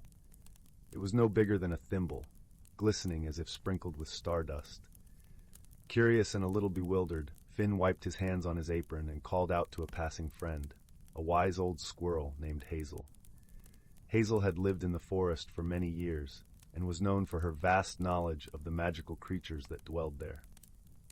"Good morning, Hazel," Finn greeted, pointing to the mysterious footprint. "Have you ever seen anything like this before?" Hazel narrowed her tiny eyes, adjusting her spectacles made of 2 dewdrops strung together with spider silk. She scampered closer, her bushy tail twitching with interest. "Ah, Finn," she said in her gentle, crackling voice, "this looks like the footprint of a moonbeam sprite. They are rare visitors from the Silver Meadow, only appearing when there is a mystery to solve or a friend to help." Finn was intrigued. "A moonbeam sprite, you say? But why would one come to my bakery?" Hazel pondered for a moment, her whiskers twitching thoughtfully. "Perhaps they need your help, or perhaps there is something in your bakery they find fascinating." Determined to uncover the mystery, Finn decided to keep an eye out for any more unusual occurrences. The next day, as he rolled out dough for his famous honey cakes, he noticed something strange. His jar of golden honey was nearly empty, yet he hadn't used any since the previous day. He scratched his head, glancing around the cozy bakery, as if expecting answers to appear from the flour-dusted air. That evening, as the villagers gathered for the weekly storytelling circle around the fire, Finn shared his puzzling discoveries. The children listened wide-eyed, and the elder villagers nodded knowingly, some recalling tales of moonbeam sprites from their own youth. One villager, a gentle old woman named May, spoke up. "I remember when I was a girl, a sprite visited our home. They are drawn to kindness and warmth. Perhaps, Finn, they are attracted to the joy your bakery brings to the village." Encouraged by May's words, Finn decided to leave a small offering for the sprite. He placed a fresh cinnamon roll and a tiny cup of milk on a wooden plate by the window, hoping to catch a glimpse of his mysterious visitor. That night, a soft glow filled the bakery, and Finn awoke to the fluttering sound of delicate wings. He tiptoed quietly to the kitchen and peered in through the doorway.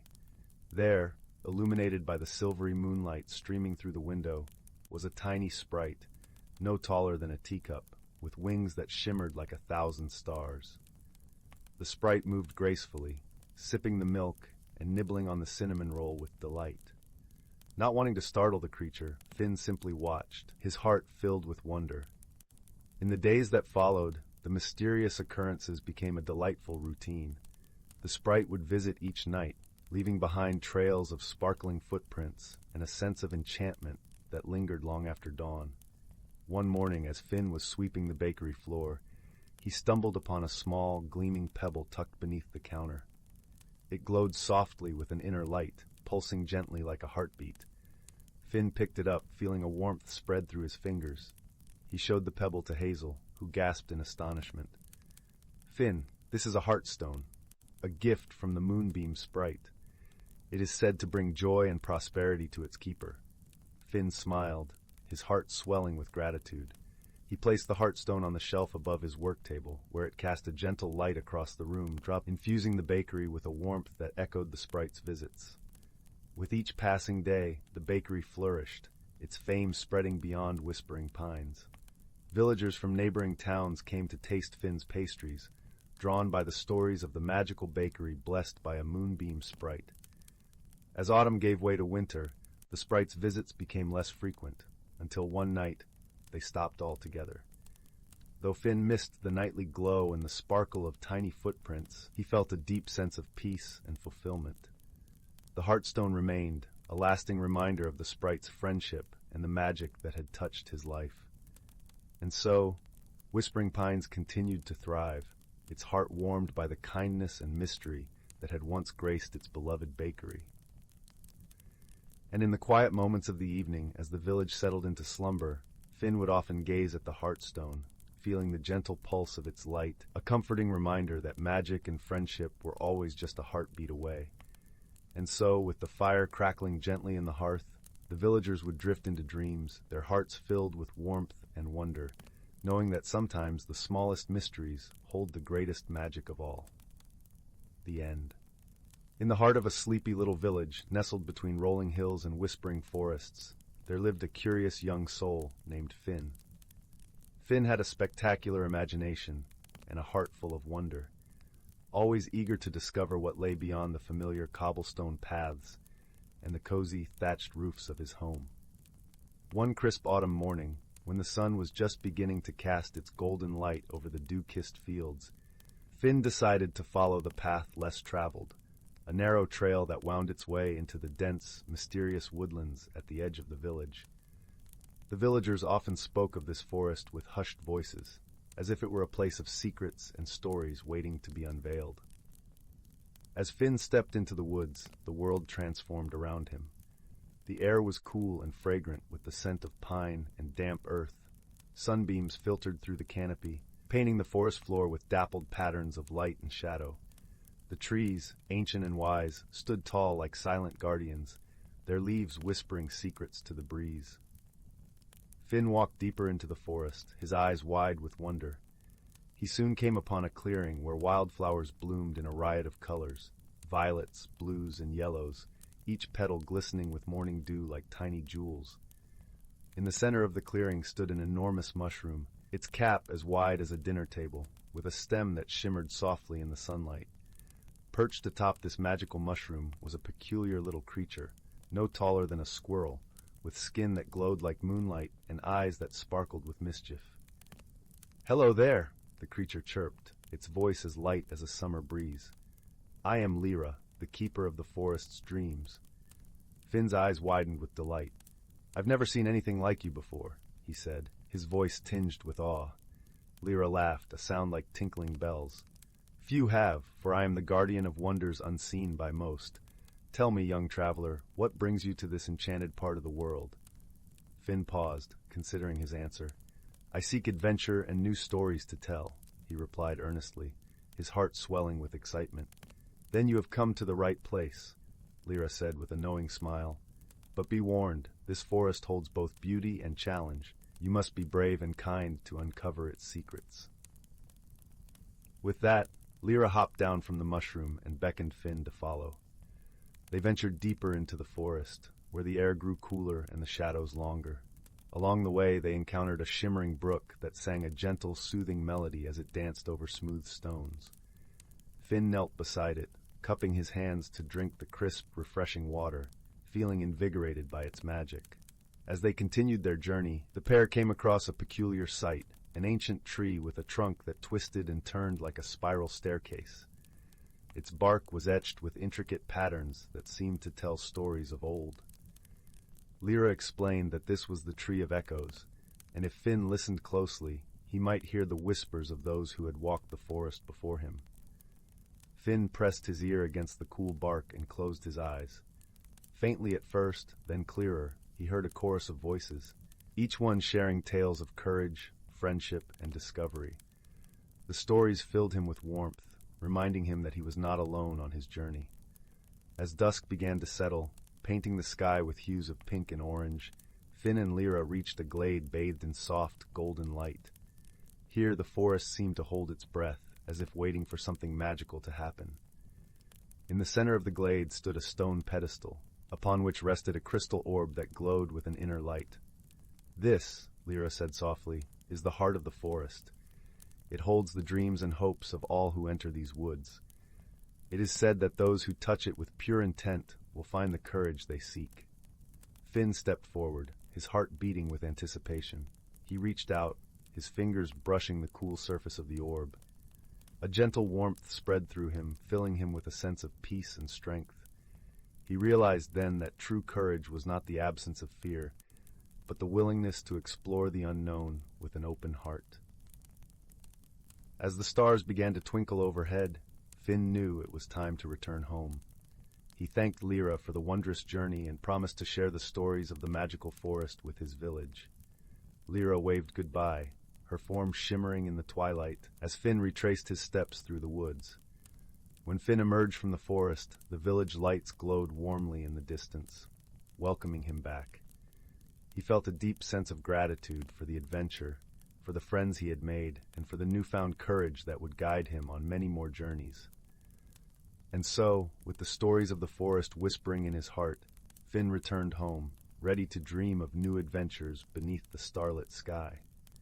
And as he drifted off to sleep, the gentle rustle of leaves and the soft glow of moonlight filled his dreams with wonder and magic, reminding him that the world was full of enchantment, waiting to be discovered.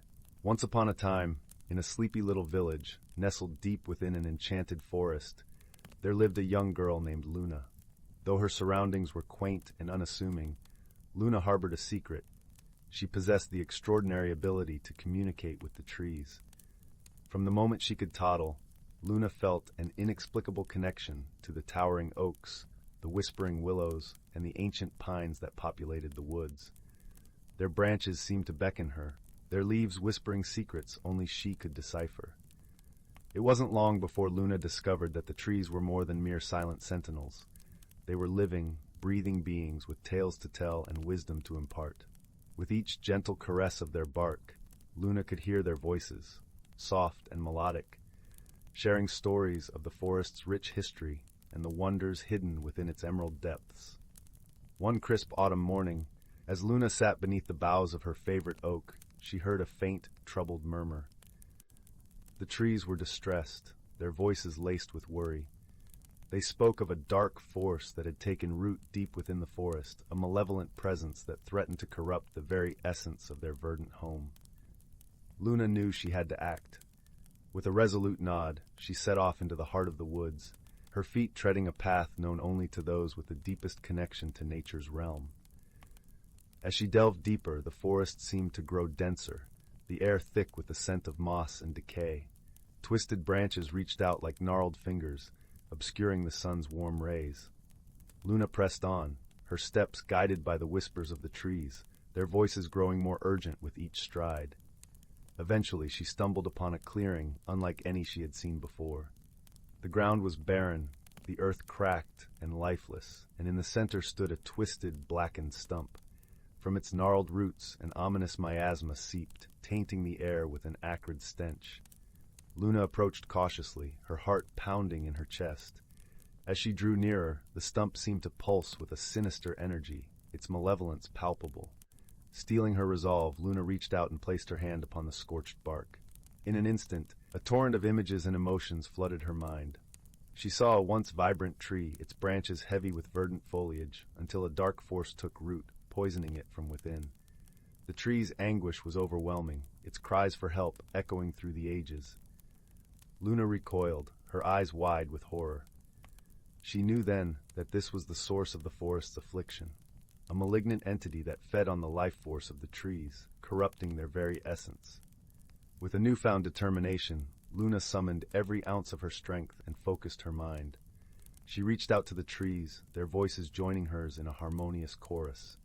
Together, they wove strands of pure, unadulterated energy, weaving them into a glowing tapestry of light. As the radiance grew, the miasma surrounding the stump began to dissipate, the darkness retreating from the warmth of Luna's magic. The trees rallied, their roots intertwining, their branches swaying in a unified dance. In a final, blinding burst of light, the darkness was banished, the stump reduced to mere ash. The clearing was transformed, the ground once again lush and verdant, new life sprouting from the earth. Luna collapsed, her energy spent, but her heart swelled with joy and pride. She had saved the forest, her home, and her friends. From that day forth, Luna's bond with the trees only deepened. They shared their stories with her, tales of courage and resilience, of the cycles of life and death, and the delicate balance that sustained their vibrant realm. And as Luna grew older, she realized that her journey into the heart of the forest had been more than just a quest to vanquish a malevolent force. It was a transformative experience that had taught her the true power of friendship, the importance of perseverance, and the profound interconnectedness of all living things. With each passing season, Luna would venture into the woods, her steps light and her heart full of wonder. The trees would greet her like old friends, their branches swaying in a gentle embrace, their leaves whispering secrets still untold. For in the heart of that enchanted forest, a hidden world thrived, a realm where the boundaries between the natural and the magical blurred, and where a young girl's extraordinary gift had forged an unbreakable bond between the mortal and the ancient, the seen and the unseen. And as Luna sat beneath the canopy of her beloved oaks, listening to the melodies of the wind and the whispers of the trees, she knew that her journey had only just begun. Once upon a time, in the quaint little village of Willowbrook, where cobblestone paths wound through clusters of thatched cottages, there stood an old, ivy-covered library. The library was a place of warmth, where the scent of aged parchment mingled with the sweet aroma of the librarian's freshly baked scones. It was here that a young girl named Clara spent her afternoons, her nose buried deep in the mysteries of the bookshelves, dreaming of adventures beyond the village. Clara had always been a curious soul, with eyes that sparkled like the brook at sunrise and a heart as gentle as the whispering willows. One chilly autumn day, as the leaves rustled softly outside, she discovered a peculiar book bound in deep green leather, tucked away in the library's farthest corner. The book was adorned with intricate golden vines that seemed to shimmer in the flickering candlelight. Intrigued, Clara carefully pulled the book from the shelf and found it surprisingly heavy. As she opened it, a gentle breeze, warm and fragrant like summer flowers, swept through the room, ruffling the pages with a soft musical rustle. The pages revealed delicate illustrations of enchanted forests, talking animals, and distant mountains. But the most curious thing was an old brass key nestled between two pages, glimmering mysteriously. Curiosity piqued. Clara took the key to the librarian, a kind-hearted woman named Mrs. Whittle, whose spectacles perched precariously on the tip of her nose. Mrs. Whittle, with her silver hair and eyes like wise, twinkling stars, examined the key thoughtfully. "This key," she mused, "is not just any key, dear Clara. It holds the power to unlock secrets hidden from ordinary eyes. But remember, the true magic lies not in the key itself, but in the journey it inspires." Enthralled by the prospect of adventure, Clara decided to embark on a journey to discover what the key might unlock. Her first stop was the cozy inn at the edge of the village, where she met Finn, the innkeeper's son. Finn was a cheerful boy, with a mop of curly hair and a laugh that could chase away the gloomiest of clouds. He eagerly joined Clara, bringing along his trusty satchel filled with his favorite snacks and a worn-out map of the village and its surroundings. Together, they set off down the winding path that led away from Willowbrook, the autumn leaves crunching softly beneath their feet. As they ventured deeper into the forest, the air grew crisp and the light dappled through the branches, casting playful shadows on the ground. Their journey soon brought them to the edge of a serene, shimmering lake, where the water mirrored the sky in perfect tranquility. It was here they encountered an old turtle named Humphrey. Humphrey was not just any turtle, he was the wisest creature in the forest, with a shell worn smooth by the passage of time, and eyes that held the knowledge of countless seasons. "Ah, young travelers," Humphrey greeted them in a voice as soothing as the lake's gentle waves. "I see you carry a key of great potential. But remember, the greatest treasure is often the wisdom we gain along the way." Clara and Finn shared their story, and Humphrey nodded sagely. "To find what you seek, you must listen to the whispers of the forest and trust in the kindness of those you meet." Thanking Humphrey, the duo continued their journey, guided by the whispers of the wind and the rustling leaves. They traveled through meadows where the air was filled with the sweet scent of wildflowers and along rocky paths where the distant mountains loomed like ancient sentinels. Their path eventually led them to a small, forgotten cottage, nestled beneath a canopy of towering trees. The cottage seemed to have grown from the forest itself, with vines curling lovingly around its stone walls and flowers blooming in its window boxes. Clara felt a gentle tug at her heart, as though the cottage had been waiting for her. With a deep breath, Clara inserted the old brass key into the cottage's weathered wooden door. To her amazement, the lock clicked open with a soft, welcoming sound. Inside, the cottage was filled with a warm glow, as if bathed in perpetual twilight. Shelves lined the walls, crammed with jars of herbs and shelves of books whose spines were worn with love. As Clara and Finn explored the cozy interior, they discovered an ancient book resting on a pedestal in the center of the room. The book was open, and its pages were filled with stories of Willowbrook, of journeys past and present, and of the enduring magic found in friendship and bravery. Clara realized in that moment that the journey had already unlocked something far greater than any physical treasure. It had opened her heart to the wonders of the world and the magic of friendship. With a sense of peace and fulfillment, Clara and Finn returned to Willowbrook, their hearts light and their spirits soaring. They shared the stories they had discovered with Mrs. Whittle, who listened with a knowing smile. And so, in the gentle embrace of the village library, Clara learned that the greatest secrets are those that bring us closer together, that wisdom is the truest treasure, and that every journey, no matter how small, can change us in ways we never imagined. And from that day on, Clara and Finn spent many afternoons in the old library, dreaming of new adventures with their hearts full of wonder and their spirits forever enchanted by the magic of discovery.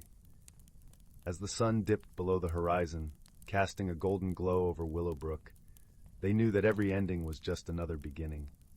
And in the quiet of the evening, with the soft crackle of the fireplace and the comforting scent of Mrs. Whittle's scones wafting through the air, they drifted into dreams filled with the promise of tomorrow's adventures. Once upon a time, in the heart of a lush and whispering forest, nestled a quaint, circular village known as Willow Grove. The village was a harmonious blend of nature and magic, where the roofs of cottages seemed to sway with the gentle breeze and tiny luminescent sprites flitted about, casting a warm glow that rivaled the stars. The villagers of Willow Grove were known for their kindness and their unique ability to understand the language of the forest. Each morning, the air hummed with the gentle sounds of nature and the cheerful bustle of villagers preparing for the day. But lately, something curious had been happening. Each night, as the moon cast its silver light over the village, strange occurrences began to unfold. The first incident was noticed by the village baker, Mr. Marlowe. One morning, he awoke to find all his freshly baked moonberry pies had vanished, leaving only a trail of shimmering flour leading out the door and into the forest. The villagers, puzzled by this spectacle, whispered among themselves but concluded it must be some playful forest spirit. However, the following evening, a new mystery arose. Mrs. Violet, the village seamstress, had been crafting a beautiful tapestry to hang in the village square for the upcoming Festival of Lights. But as dawn broke, her intricate creation was gone, replaced by a single strand of golden thread that glimmered like sunlight. The villagers gathered in the central square, a circle of ancient oak trees standing guard around them. They spoke in hushed tones, the leaves above rustling softly as if to eavesdrop on the conversation. Among them was a wise old man named Elder Rowan. Known for his deep understanding of the forest's mysteries, he stroked his long silver beard thoughtfully.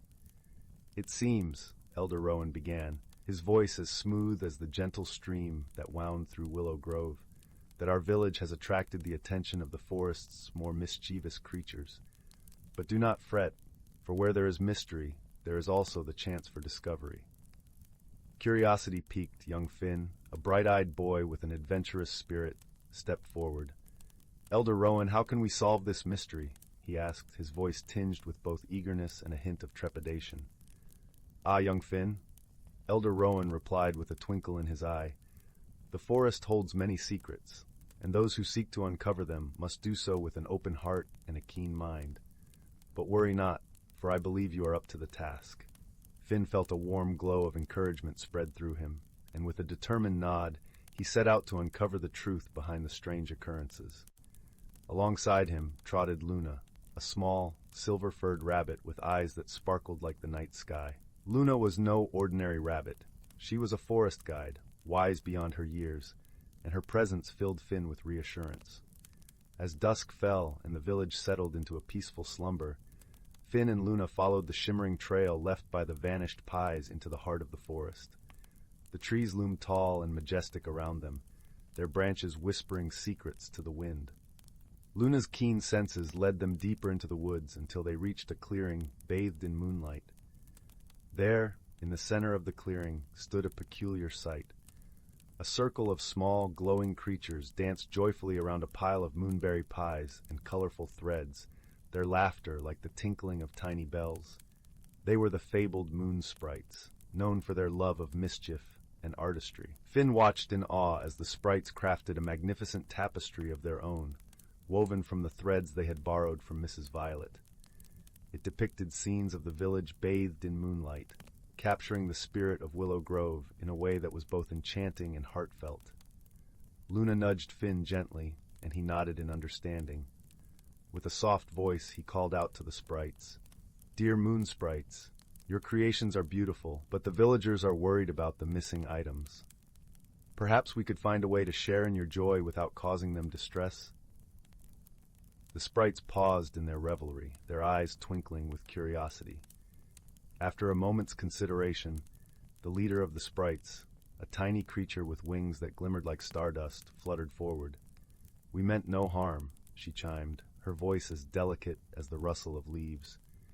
"We simply wish to celebrate with your delightful creations. But if it has caused concern, we shall make amends." With a nod of agreement, the sprites gathered the tapestry and the remaining pies, and together they returned to the village with Finn and Luna leading the way. As dawn's first light kissed the treetops, the villagers awoke to find the village square transformed. The tapestry hung proudly, a collaborative masterpiece that spoke of unity and celebration. Elder Rowan, observing the scene, smiled gently.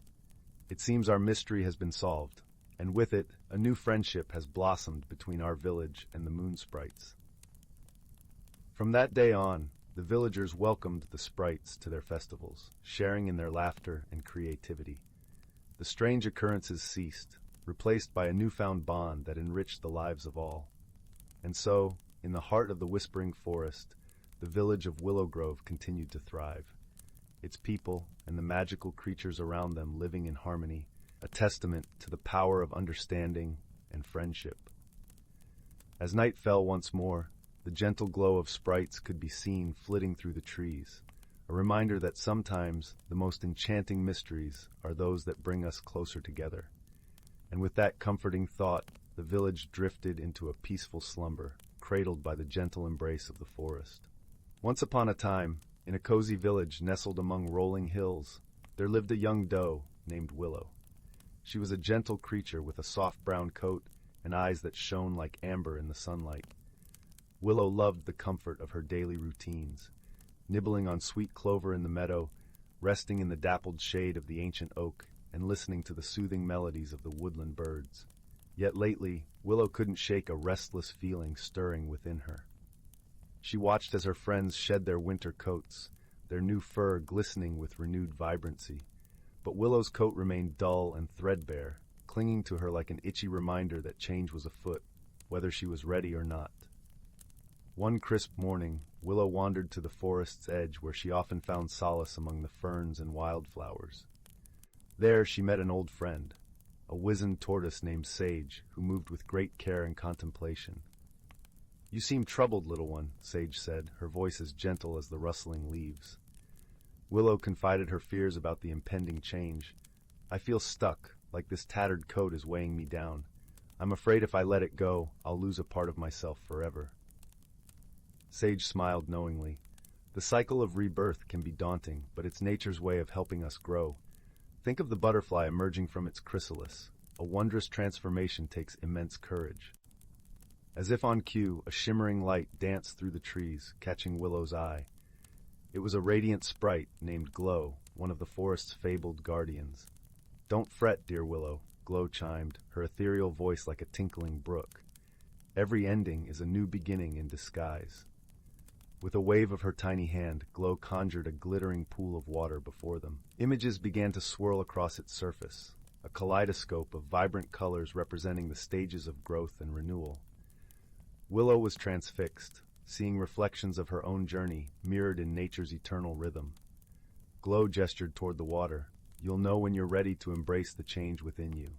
Trust in the magic that guides all living things."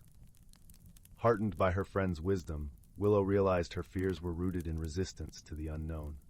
As the days passed, she moved through the transition with newfound grace, allowing her tattered coat to shed naturally. Beneath the weathered exterior, a lustrous new coat emerged, its rich chestnut hues shimmering like sunlight on autumn leaves. Willow felt lighter, revitalized, as if she were seeing the world through fresh, wondering eyes. From that day on, she greeted each season as a wondrous teacher, honoring the continual cycle of transformation as the greatest magic of all. For in surrendering to change, Willow discovered her truest self, resilient, radiant, and beautifully renewed.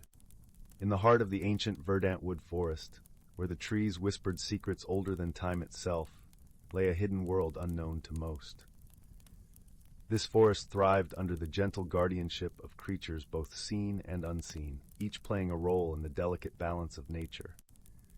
The air was perpetually infused with the heady scent of moss and pine, and the gentle rustle of leaves in the breeze sounded like the forest's own quiet symphony. At the center of this lush wilderness was a particularly grand oak, known as the elder tree. Its vast branches stretched towards the sky, and its roots delved deep into the earth, connecting it to all the life surrounding it. This venerable tree was the heart of the forest, a living repository of wisdom and magic. It was said that the elder tree had witnessed the changing of countless seasons, each one leaving its mark in the rings of its trunk. As spring unfurled her emerald banners across the landscape, a gathering began beneath the oak's expansive canopy. This was a time of renewal and celebration, marking the beginning of another cycle of growth and abundance. Creatures of every kind convened here, the nimble-footed deer with their gentle eyes, the wise old owls with feathers as soft as the dusk, and the industrious squirrels, their fur a flash of russet among the greenery. Even the tiniest of beings, like the glittering dragonflies and the industrious ants, found their place in this circle of life. Among these creatures was a young fox named Rowan. With fur as bright as autumn leaves and eyes the color of amber, he was known for his curiosity and kindness. Rowan had grown up hearing the stories of the elder tree and the magic that pulsed throughout the forest, and he dreamed of understanding the mysteries that lay hidden within the woods. On this particular day, the air was alive with the scent of blooming wildflowers and the distant song of the river winding its way through the forest. Rowan found himself seated at the foot of the elder tree, listening intently to the stories being shared.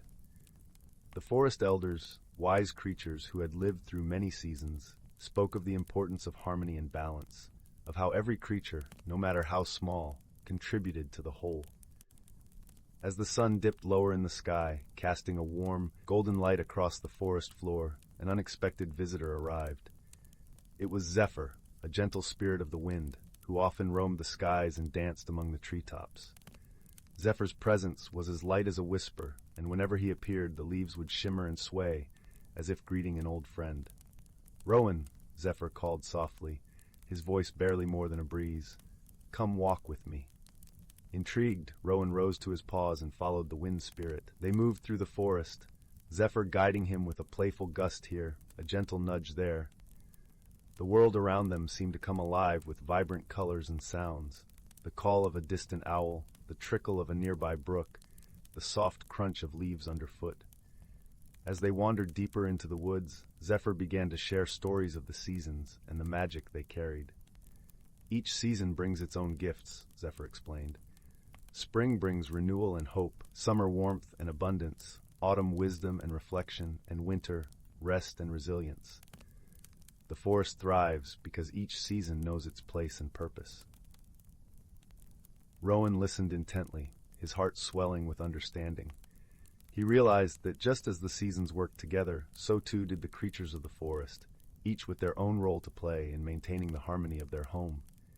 Their journey led them to a clearing where the ground was carpeted with soft, fragrant moss and the sky above was a canvas of twinkling stars. Here Zephyr paused, allowing Rowan to take in the beauty of the world around him. "Remember this, young Rowan," Zephyr continued, his voice gentle and wise. "True strength lies not in power or force, but in understanding and cooperation. The forest flourishes because its inhabitants work together, respecting the balance of nature." Rowan nodded, feeling the truth of Zephyr's words resonate deep within him. He understood now that his own small acts of kindness and curiosity could contribute to the greater good of the forest.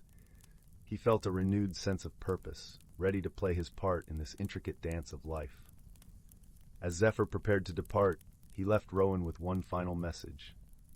"Cherish the stories of the elders, for they are the threads that weave the tapestry of our world.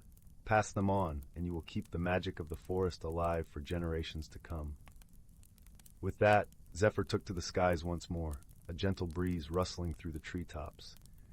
Rowan watched him go, feeling a serene sense of peace settle over him. He knew that he was part of something much larger than himself, a timeless cycle of life and magic.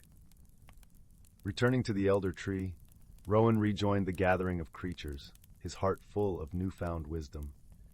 As the stars twinkled above and the night wrapped the forest in its tranquil embrace, the stories continued to be shared, each one a testament to the enduring harmony of the natural world.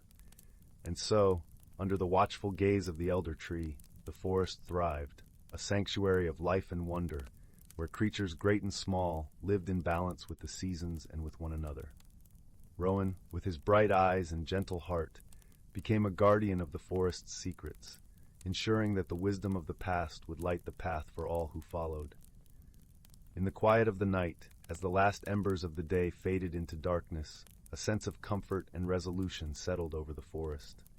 It was a place where magic and reality entwined, a haven of peace and possibility, forever cradled in the arms of nature. Once upon a time, nestled within the heart of an ancient forest, where the canopy wove a tapestry of emerald and gold, there was a hidden world known only to those who lived among the rustling leaves and the whispered secrets of the trees.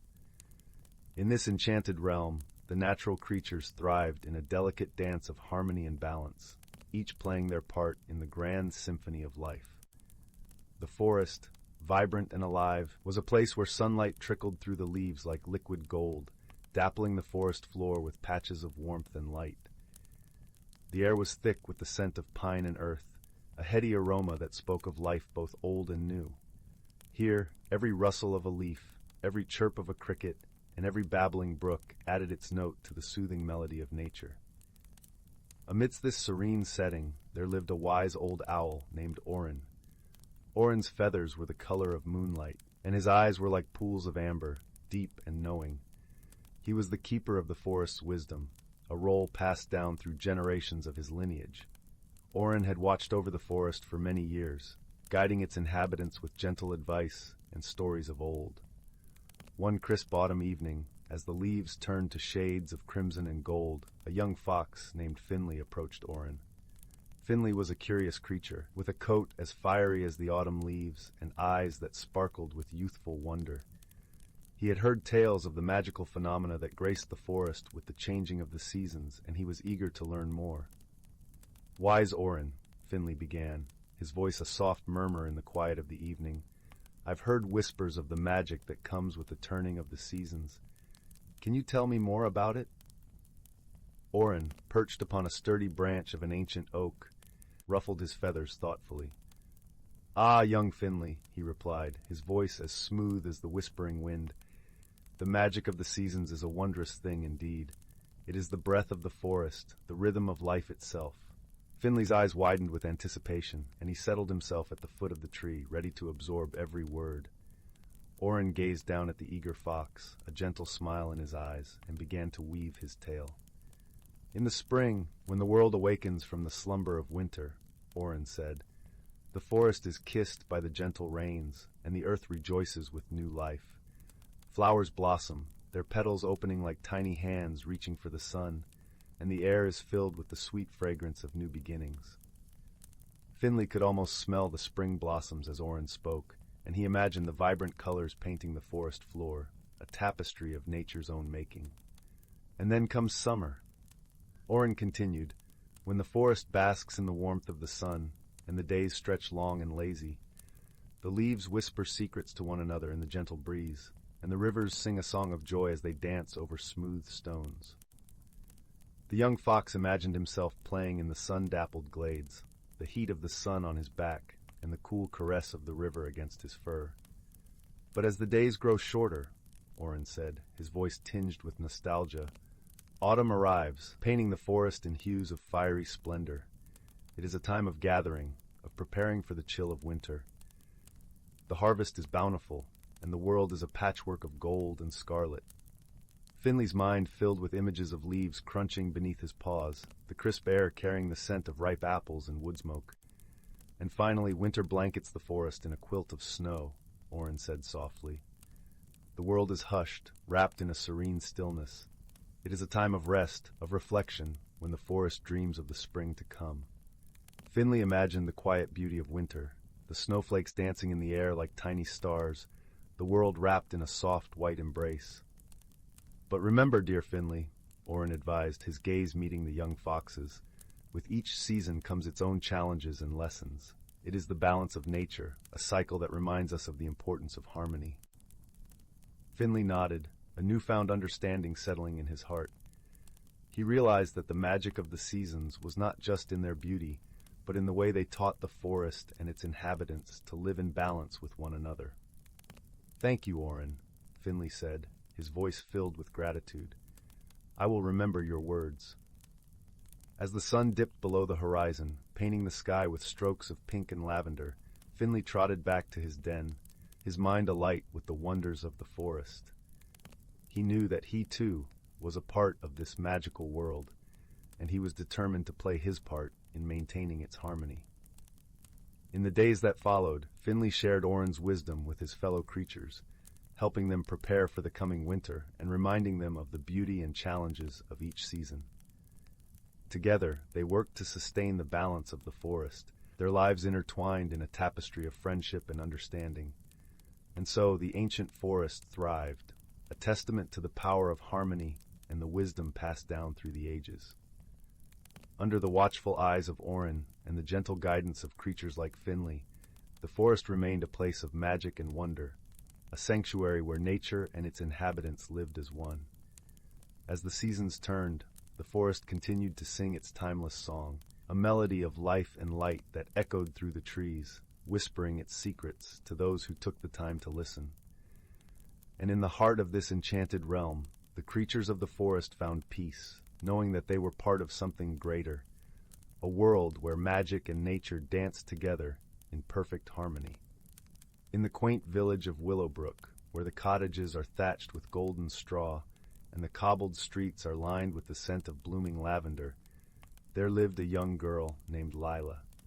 Her eyes sparkled with the curiosity of 1,000 questions, and her heart was as warm as the hearth that crackled in her home each evening.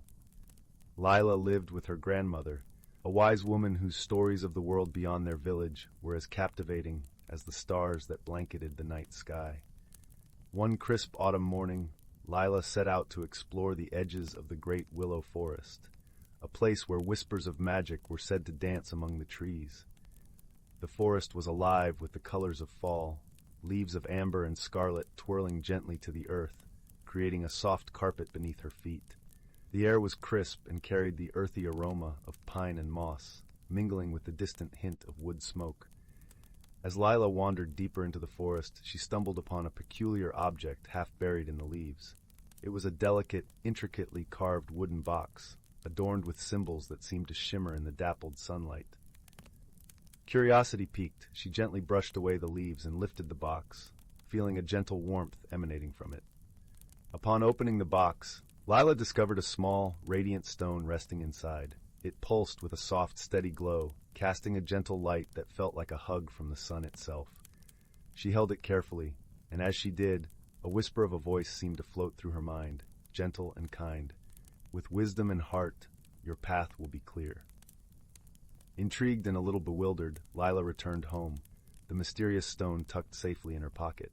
That evening, as the fireplace crackled and her grandmother's knitting needles clicked rhythmically, Lila recounted her discovery. Her grandmother listened with a thoughtful smile, her eyes twinkling in the firelight. "This stone," her grandmother said softly, "is said to be a guide, a friend to those who seek with an open heart. It will show you wonders, but only if you listen closely to its secrets." The following days were a blur of wonder for Leela, as she and the stone embarked on a journey not just through the forest, but within herself. Each day she would venture a little further, the stone lighting her path under the canopy of rustling leaves. Along the way she met the forest's residents, gentle creatures with whom she formed bonds of friendship. There was Thistle, the wise old owl whose feathers glistened like moonlight on water, and who spoke in riddles that led Lila to ponder deeply.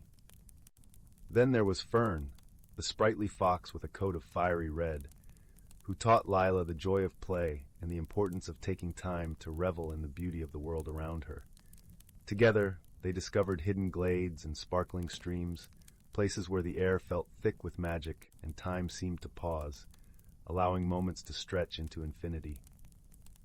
Each location whispered secrets to Lila, gentle nudges that encouraged her to look at the world with new eyes. Yet, as their exploration continued, Lila sensed a growing challenge. In the heart of the forest lay the ancient Tree of Whispers, a colossal oak said to be as old as time itself. The tree was shrouded in mystery, and it was said that those who could hear its whispers would gain insights beyond their years. However, the path to the Tree of Whispers was fraught with illusions, trickster trails that led wanderers astray. Many had tried to reach it, but only those with clarity of heart and mind could succeed. Leela, with the stone's light and her newfound friends, felt a pull to attempt the journey. Resolved, Leela set off with Thistle and Fern by her side. As they ventured deeper, the forest grew denser, the trees towering like ancient sentinels. The air felt different here, charged with an energy that tingled on the skin. The path twisted and turned, often doubling back on itself, confounding even the sharp-eyed Thistle. It was in one such moment of confusion that Lila remembered the stone's whisper. "With wisdom and heart, your path will be clear." She closed her eyes, letting go of doubt and fear, and listened, not just with her ears, but with her heart. The gentle hum of the stone began to resonate, and she felt a shift, a subtle realignment of her senses. Opening her eyes, the path before her seemed to shimmer, revealing a trail bathed in a soft, inviting glow. Trusting in the stone and the guidance of her friends, Lila led the way, each step taken with mindful purpose.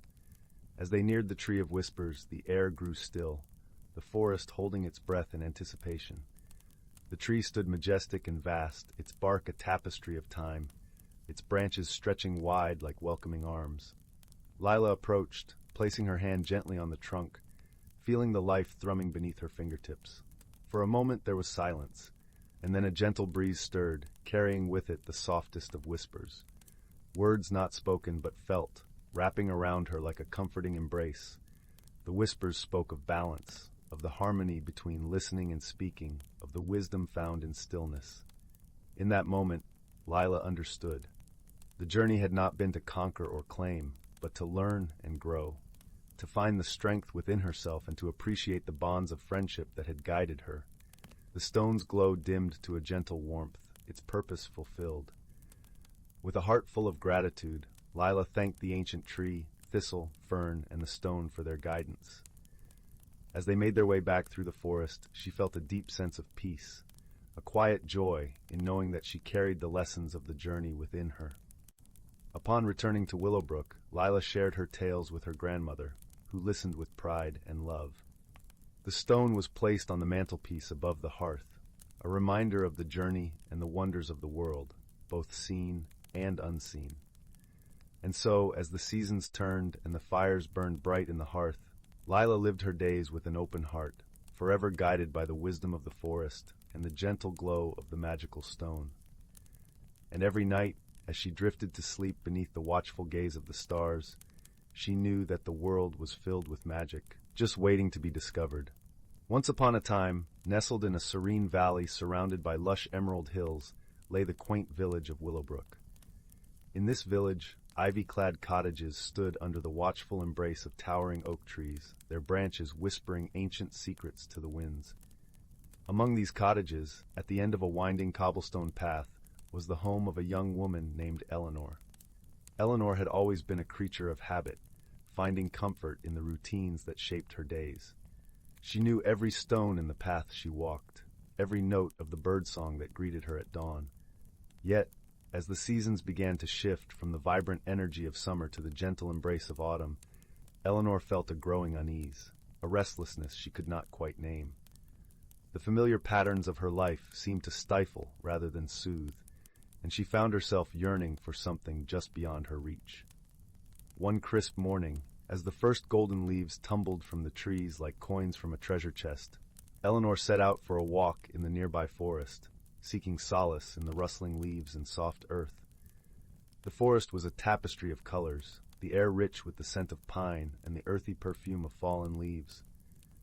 As she wandered deeper into the woods, she came upon a sight that made her heart pause. A small, glistening pond, its surface a mirror reflecting the world above. Drawn to its tranquil beauty, Eleanor knelt at the water's edge. As she gazed into the pond, a gentle ripple disturbed its surface, and from its depths emerged a curious creature. It was a small, luminous fish with scales that shimmered like 1,000 rainbows. The fish spoke, its voice a soft melody that seemed to echo in Eleanor's mind. "Greetings, Eleanor," the fish said with a gentle nod. "I am the keeper of waters. You have come seeking change, have you not?" Eleanor blinked in surprise, her heart fluttering like the wings of the butterflies that danced around her. "I suppose I have," she replied, her voice barely a whisper, "but I do not know what it is that I seek."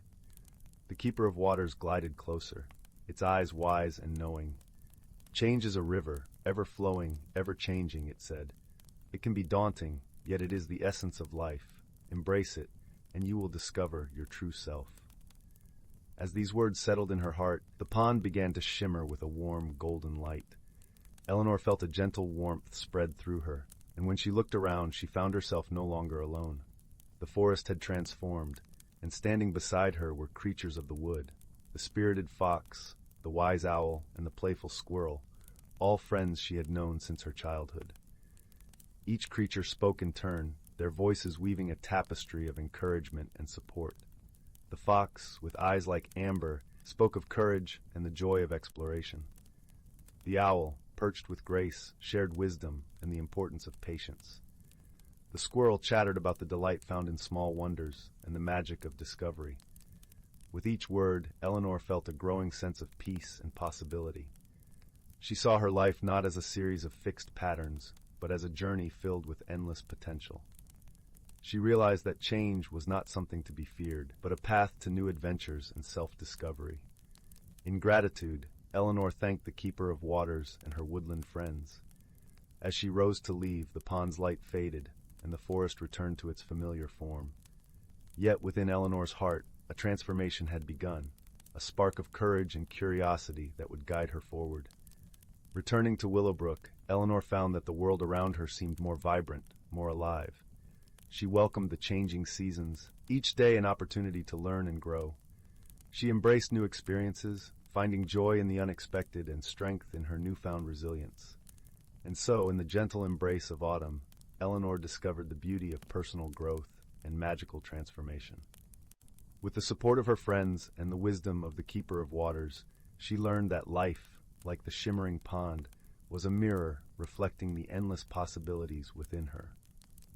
In time, Eleanor became a beacon of inspiration for others in Willowbrook, her story a reminder that change, though challenging, can lead to the most wondrous discoveries. And as the stars twinkled above the village each night, the gentle hum of the forest sang a lullaby of hope and transformation, a song that carried the promise of new beginnings for all who dared to dream. In a secluded woodland, cradled between gently rolling hills and a silver-threaded brook, lay a world untouched by time. The air was sweetened with the scent of cedar and pine, mingling with the earthy aroma of moss-covered stones. Sunlight filtered through the canopy, dappling the forest floor with patches of golden warmth, while the whisper of leaves in the breeze sang a lullaby known only to those who listened closely. In this enchanted place, where reality and magic danced hand in hand, lived a community of creatures whose lives were woven into the very fabric of the forest. Among them was a wise old tortoise named Thistle, whose shell was a tapestry of green and brown, as if painted by the forest itself. Thistle had lived many years and had seen the seasons change countless times, each cycle teaching him the delicate balance of nature's rhythm. One crisp autumn morning, as mist clung to the edges of the brook and the world seemed wrapped in a soft, silvery light, Thistle set out on his daily walk. His path led him through a carpet of fallen leaves, their vibrant hues of amber and crimson a cheerful contrast to the muted greens of the underbrush. As he ambled along, his eyes, wise and gentle, took in the subtle shifts of the forest preparing for winter's rest. Alongside Thistle, a sprightly squirrel named Pippin hopped from branch to branch, his bushy tail flickering like a flame in the morning sun.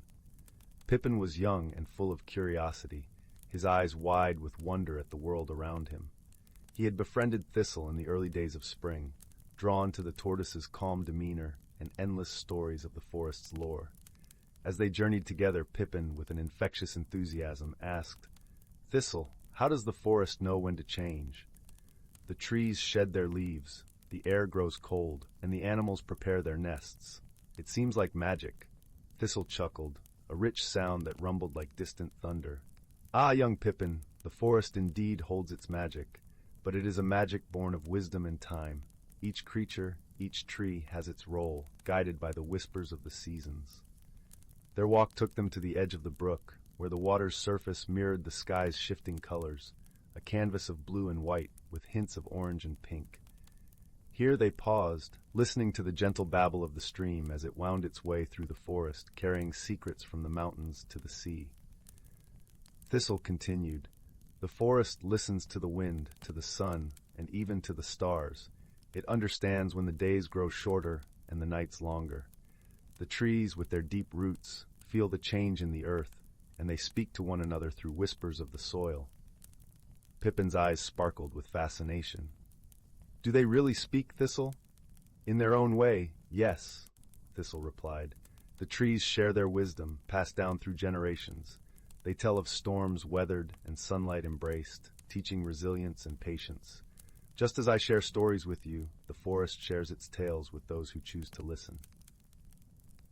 As they spoke, a gentle breeze swept through the trees, carrying with it a hint of winter's chill.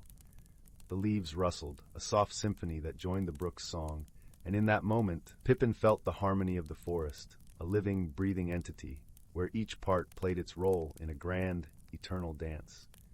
With a newfound understanding, Pippin scampered ahead, eager to share this wisdom with his friends.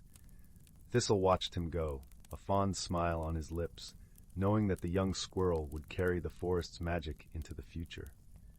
As the sun dipped lower in the sky, painting the world in hues of lavender and rose, Thistle turned back toward his home. The forest, now bathed in the soft glow of twilight, felt alive with possibility.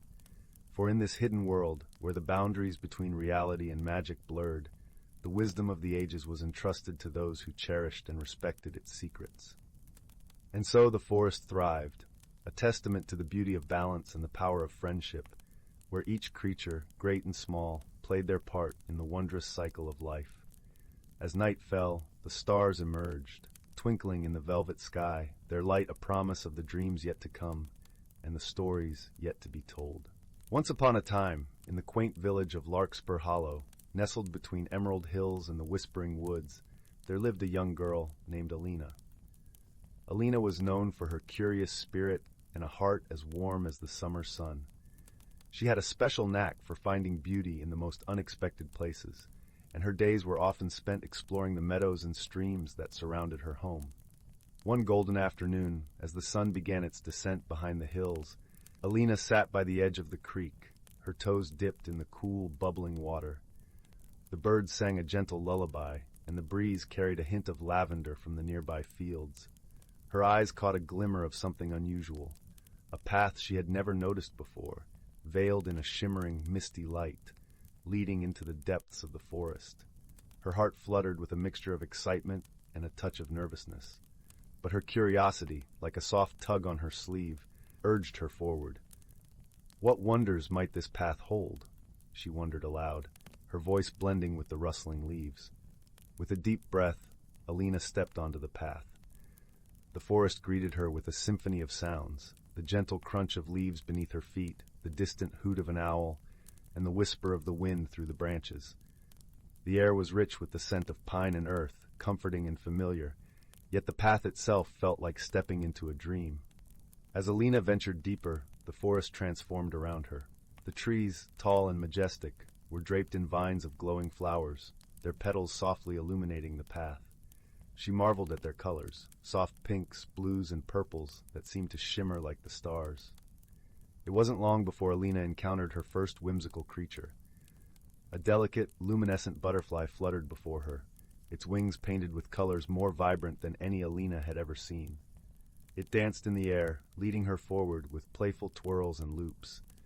Alina giggled, feeling as though she was part of some magical ballet. Further along, she came across a small clearing bathed in moonlight, where a group of tiny twinkling beings were gathered. They were spritlings, their bodies glowing like fireflies, their laughter a melodic chorus. They waved to Alina, inviting her to join their circle as they twirled and spun, their joy infectious. With laughter bubbling in her chest, Alina danced with the spritlings, her worries melting away like morning mist. She discovered that courage wasn't just about facing fear. It was about embracing the unknown with an open heart. As the dance concluded, a gentle voice spoke from the shadows. It was Old Willow, a wise, ancient tree with a face carved by time and the elements. "Dear Alina," it said, its voice like the rustle of leaves, "you have shown great courage by stepping into the unknown. Remember, the world is full of wonders waiting to be discovered by those who dare to seek them." The path continued to wind through the forest, leading Alina to a serene pond. The surface was as smooth as glass, reflecting the shimmering canopy above.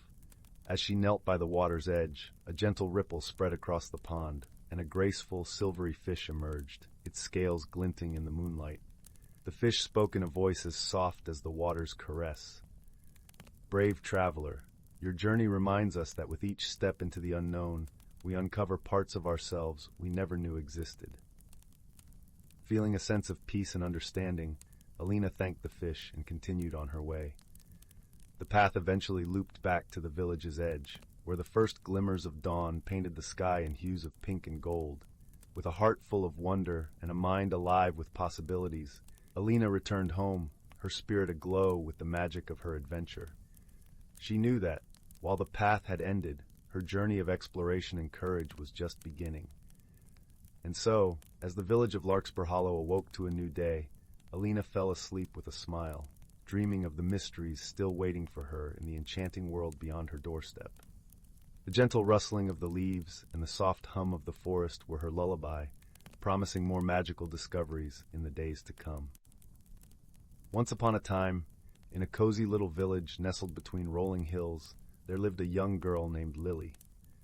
Her days were filled with the simple joys of exploring the meadows and befriending the woodland creatures that called the forest home. One crisp autumn morning, Lily ventured into the woods as she often did, her curious eyes scanning the fallen leaves for any signs of adventure. As she rounded a bend in the well-trodden path, something caught her eye. A glimmer of golden light peeking out from beneath a carpet of rust-colored foliage. Brushing aside the leaves, Lily gasped in delight as she uncovered a small, intricately carved wooden box. Its surface was adorned with intricate patterns that seemed to shimmer and dance in the dappled sunlight. Lily's fingers traced the intricate markings, and as she did, the lid of the box sprang open with a soft click. Inside, nestled on a bed of velvet, lay a single acorn. But this was no ordinary acorn. It shimmered with an otherworldly glow, its surface smooth and polished like a precious gemstone. Lily reached out to touch it, and as her fingertips made contact, a warm tingle spread through her body, filling her with a sense of wonder unlike anything she had ever experienced. From that moment on, Lily's world was forever changed. The acorn, she soon discovered, possessed an extraordinary power, the ability to bring inanimate objects to life with the mere touch of her hand. A stick became a loyal walking companion, a pebble transformed into a playful puppy, and the fallen leaves danced and swirled at her command. At first, Lily reveled in her newfound magic, her days filled with endless delight and discovery. But as time passed, she began to realize that with great power came great responsibility. The forest creatures, once her friends, now looked to her for guidance and protection. It was then that Lily embarked on a journey, not a physical one, but a journey of the heart and mind. She sought out the wisdom of the ancient oak trees, the whispering streams, and the gentle meadow flowers, learning the ways of nature and the importance of balance and harmony. Along the way, she found unexpected allies in the form of a quirky squirrel named Nutkin, whose mischievous antics often concealed surprising insights, and a wise old owl named Hooty, whose soft hoots offered sage advice. Together, they faced challenges that tested their courage and compassion. When a greedy logger threatened to destroy the forest, it was not through force but through wisdom and diplomacy that Lily and her friends were able to sway his heart and protect their beloved home. And when a terrible drought struck the land, Lily used her magic to coax the rain clouds to open, quenching the thirsty earth and ensuring that the delicate balance of nature was restored. As the seasons turned and the years passed, Lily grew into a young woman whose kindness and understanding touched all who knew her.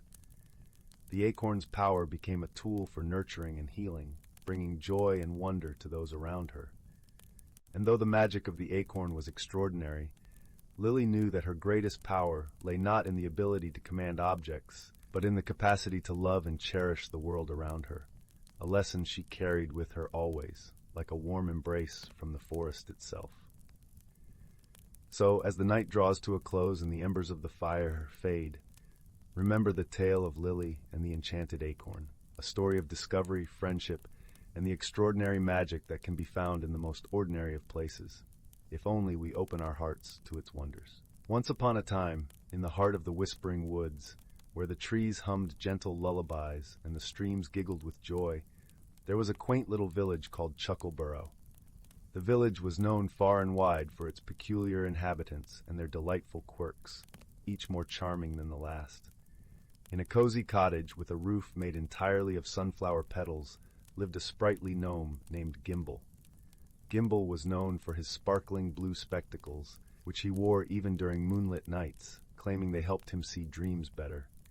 He was a tinker of sorts, creating odd gadgets that made the villagers chuckle. His latest invention was a teapot that played a merry tune whenever it poured a cup of tea. Next door, in a house shaped like a giant mushroom, lived a plump, cheerful squirrel named Nibble. Nibble was no ordinary squirrel. He wore a tiny red vest and had a tail that seemed to have a mind of its own, often wagging to the rhythm of his laughter. Nibble was the village's storyteller, regaling the young and old with tales of faraway lands and magical creatures. One sunny morning, as the dew glittered like diamonds on the grass, Gimble and Nibble gathered with their friends in the village square. There was a buzz of excitement in the air, for today was the annual Chuckleborough Jamboree, a day filled with games, feasts, and contests of whimsy. But as the preparations were underway, a peculiar problem presented itself. A mysterious fog, tinged with a hint of lavender, had settled over the village overnight. It wasn't an ordinary fog, for it seemed to shimmer and shift, and the villagers soon discovered that anyone who entered it found themselves speaking in rhymes. While this was amusing at first, it quickly became problematic. How could they organize the jamboree when every instruction was transformed into a poetic riddle? Gimble, with a twinkle in his eye, declared that they must find the source of this magical mist. A fog that speaks in verse and song must have a story to which it belongs, he mused, adjusting his spectacles. Nibble, his tail wagging excitedly, agreed. Let us seek the fog's creator and make our village celebrations greater. And so, the quirky duo set off on an adventure, accompanied by their friends, a bashful hedgehog named Prickle, who always wore a jaunty little hat, and a wise old owl named Hoot, who loved to solve puzzles. Their journey led them through the heart of whispering woods, where the trees whispered secrets of the past. As they followed the trail of the lavender fog, they encountered a series of delightful surprises. First, they met a family of fireflies who danced in the air, spelling out messages in glowing letters. One said, "To find the source, follow the course, where the sunlight kisses the forest floor." Guided by this luminous clue, the friends arrived at a glade where the sunlight streamed through the canopy in golden beams. There they found a small, shimmering pond, the surface of which was alive with ripples that formed words and rhymes. At the edge of the pond sat a whimsical creature, a tiny, giggling sprite named Limerick. With hair like spun silver and eyes like twinkling stars, Limerick was the master of the fog.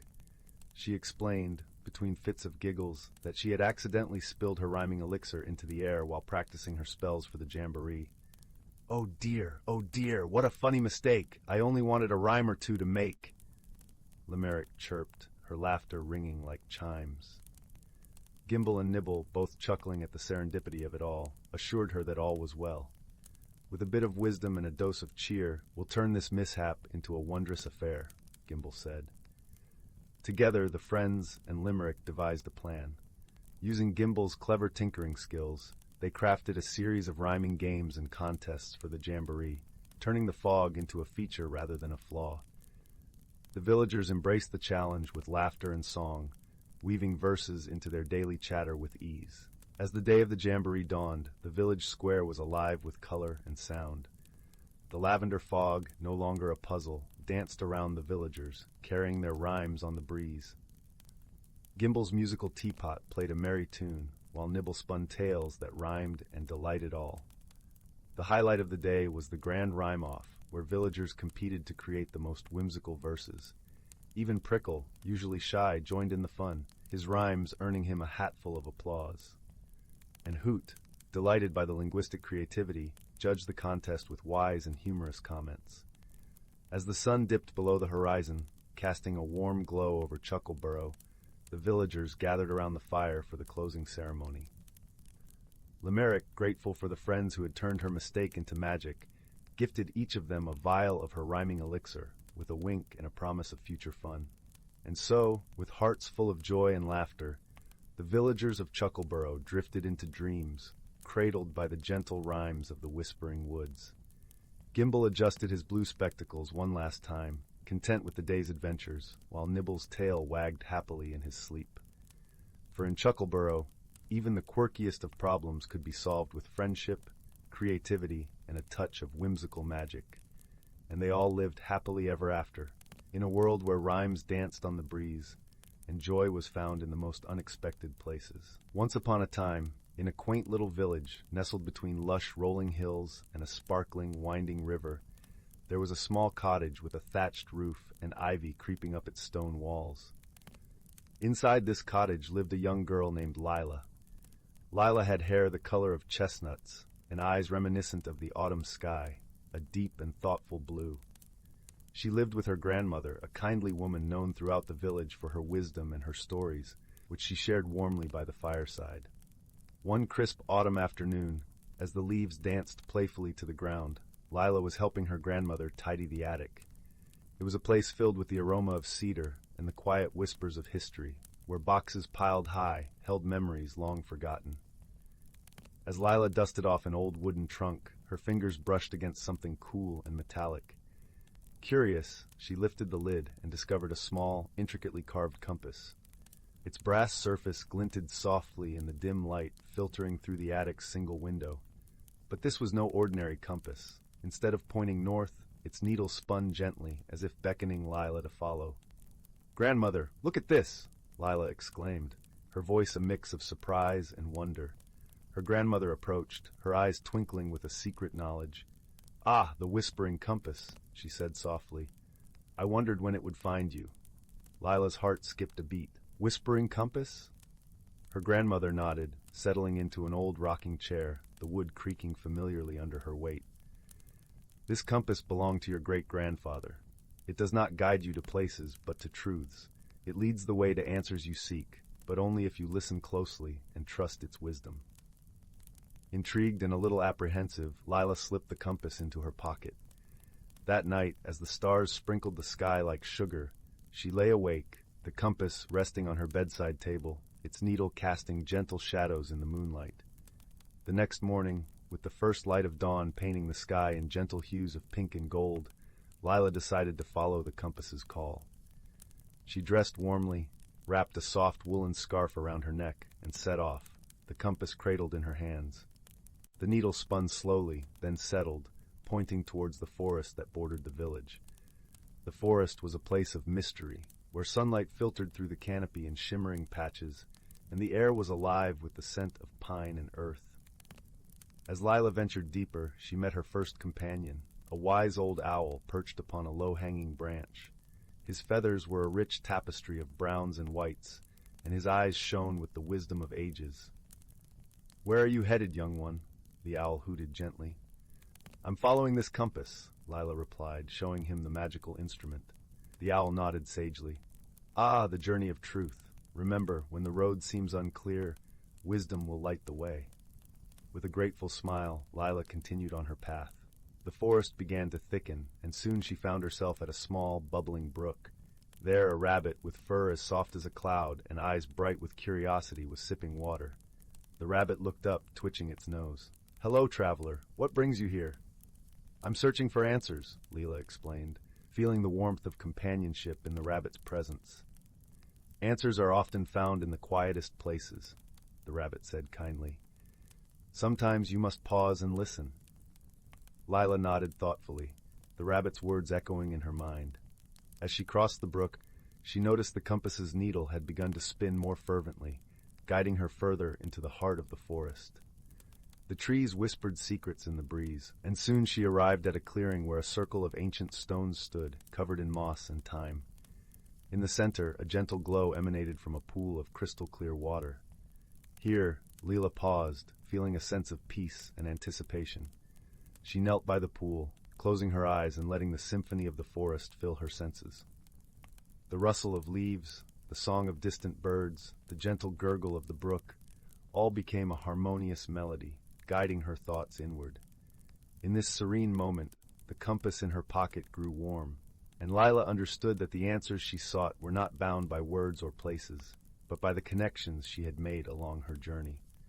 The wisdom of the owl, the gentle reminder from the rabbit to listen, and the quietude of the clearing all spoke to a deeper truth within her. As Lila opened her eyes, she realized that the compass had stopped spinning. It lay still, its purpose fulfilled. She smiled softly, a newfound clarity shining in her eyes. She rose, feeling lighter, as if the forest itself had lifted her burdens. With the sun setting in a blaze of oranges and purples, Lila retraced her steps, bidding farewell to her newfound friends. The owl watched her departure with a nod, while the rabbit waved a tiny paw from the brook's edge. When Lila returned to the village, the first stars were beginning to twinkle in the velvet sky. Her grandmother was waiting by the fire, her knitting needles clicking softly. "Did you find what you were looking for?" her grandmother asked, her voice a gentle embrace. Lila nodded, settling beside her. "Yes, and more. I found that sometimes the answers are not in faraway places, but within us, waiting for the right moment to be heard." Her grandmother smiled, brushing a stray curl from Lila's forehead. "That's a journey many take a lifetime to complete, my dear." As the fire crackled softly and the warmth of the hearth enfolded them, Lila felt a profound sense of contentment. The journey had changed her, not by altering who she was, but by revealing the strength and wisdom she already possessed. And as the village settled into the quiet of the night, Lila fell asleep, the whispering compass resting once more in its trunk, waiting patiently for the next seeker of truths. The stars watched over the little cottage, where dreams were woven with threads of magic and discovery, promising new adventures when the time was right. And so, in the gentle glow of the fireplace and the soft embrace of a grandmother's love, Lila found her place in the world, enveloped in the warmth of home and the promise of endless possibilities. Once upon a time, in a small village nestled among the rolling hills, there lived a young girl named Willow. Although her life seemed ordinary, she possessed a remarkable gift, the ability to communicate with the trees and plants that surrounded her home. From a tender age, Willow had felt a deep connection to nature, as if the very essence of the forest coursed through her veins. She would spend countless hours wandering through the trees, listening to their gentle whispers and marveling at the intricate tapestry of life that flourished beneath their boughs. One fateful day, as Willow sat beneath the boughs of her favorite oak tree, she heard a faint murmur that seemed to beckon her deeper into the forest. Intrigued, she followed the call, her heart pounding with excitement and a touch of apprehension. As she ventured farther into the woods, the sounds of the world she knew faded away, replaced by a symphony of unfamiliar melodies, the rustling of leaves, the gentle trickle of a hidden stream, and the melodic trills of birds she had never encountered before. Suddenly, Willow found herself standing before an ancient, gnarled tree unlike any she had ever seen. Its twisted branches seemed to reach out to her, beckoning her closer. Without hesitation, she placed her hand upon its weathered bark, and in that moment, the world around her shimmered and shifted. Willow gasped as she found herself transported to a realm where the boundaries between reality and dreams blurred. This was the hidden world within the heart of the forest, a place where magic thrived and the impossible became possible. As she explored this wondrous realm, Willow encountered beings she had only heard of in fairy tales. Playful sprites darting amongst the wildflowers, wise old tree guardians whose bark had been etched with the stories of centuries, and gentle creatures that seemed to be made of living leaves and petals. One such being, a kindly old willow tree named Rowan, took Willow under his gentle guidance, teaching her the ways of this enchanted realm and the secrets of the natural world. He revealed to her the existence of a powerful, ancient artifact, the emerald seed, which had the ability to restore balance and harmony to any ecosystem it touched. Rowan explained that the emerald seed had been stolen by a group of mischievous sprites who, in their playful ignorance, had disrupted the delicate balance of the forest. Without the seed's power, the once vibrant realm was slowly withering, its magic fading with each passing day. Willow, her heart filled with determination, vowed to embark on a quest to recover the emerald seed and restore the hidden world to its former glory. With Rowan's guidance and the friendship of a merry band of woodland creatures, she set off on a journey that would test her courage, her wit, and her unwavering connection to the natural world. Along the way, Willow faced challenges that seemed insurmountable. Treacherous ravines, tangled briar patches, and cunning riddles posed by the trickster sprites. Yet, with each obstacle she overcame, her bond with the forest grew stronger, and her understanding of the intricate web of life deepened. In one particularly harrowing encounter, Willow found herself trapped in the lair of a fearsome wyvern, a beast whose very breath could wither the mightiest of trees. But it was her compassion and her ability to communicate with the natural world that saved her. She calmed the wyvern's rage by offering it a soothing melody woven from the songs of the forest, reminding the creature of its own connection to the living world. Finally, after countless trials and tribulations, Willow came face to face with the mischievous sprites who had stolen the emerald seed. To her surprise, they were not malicious beings, but rather playful and curious creatures who had simply underestimated the power they held. With patience and understanding, Willow explained the importance of the seed and the delicate balance it maintained within the hidden realm. Moved by her words and her unwavering friendship, the sprites agreed to return the emerald seed, vowing to be more mindful of their actions in the future. As Willow held the glowing seed aloft, its verdant light swept across the realm, restoring the vibrant colors and rejuvenating the withering plants. The hidden world within the forest was once again alive with magic and wonder. But Willow's journey had changed her in ways she could never have imagined. She had grown from a wide-eyed child into a wise and compassionate young woman, her heart firmly rooted in the natural world and her spirit emboldened by the friendships she had forged.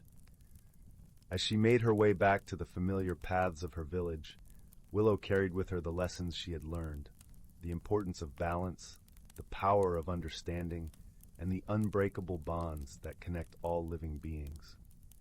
From that day forward, Willow became a guardian of the hidden realm, serving as a bridge between the world of humans and the enchanted realm within the forest.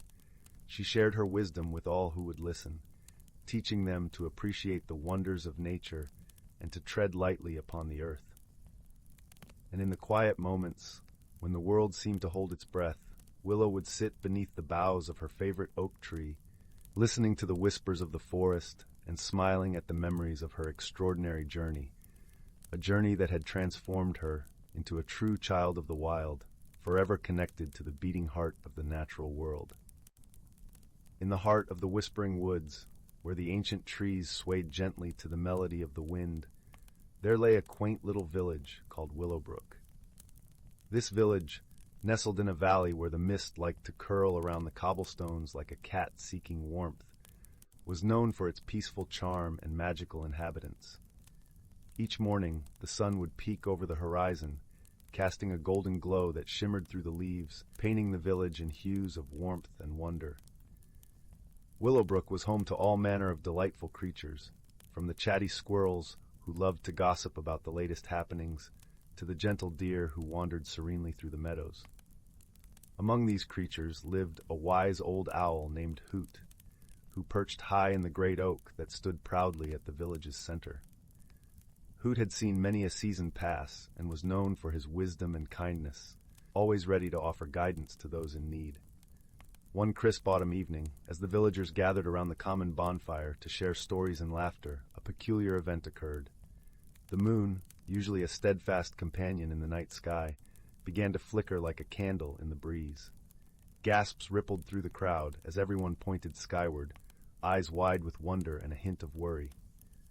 "Fear not," Hoot hooted reassuringly from his perch.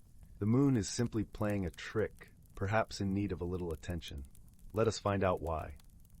The village's youngest inhabitant, a curious young hedgehog named Thistle, piped up. "I want to help solve the mystery, Hoot." Thistle was known for his keen sense of observation and a heart as warm as the hearth in the village inn. Hoot nodded approvingly, his feathers ruffling gently in the cool night air. "Very well, Thistle. Let us embark on this little adventure together." With the moonlight guiding their path, Thistle and Hoot set off through the forest. The leaves crunched softly under Thistle's tiny paws, and the air was filled with the earthy scent of moss and pine. As they ventured deeper into the woods, they came upon a clearing where the moonlight danced playfully upon a small pond. There, they met a shimmering water sprite named Lyra, whose laughter sounded like the tinkling of silver bells.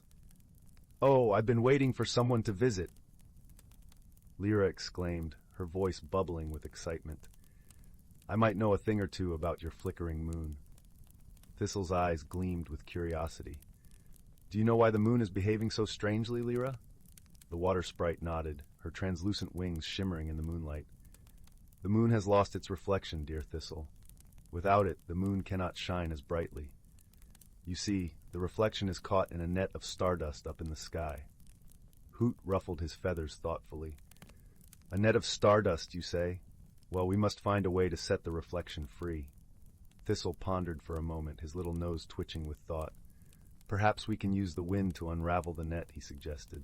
Lyra clapped her hands with delight. "Why, that's a splendid idea, Thistle.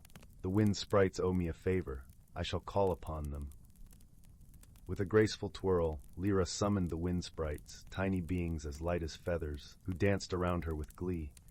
At her request, they soared into the sky, their laughter echoing like a gentle breeze.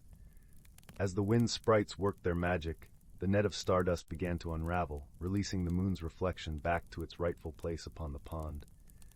Slowly, the moon regained its steady glow, casting a serene light over the forest. The villagers, watching from afar, sighed with relief, their hearts warmed by the sight of their beloved moon restored to its full splendor.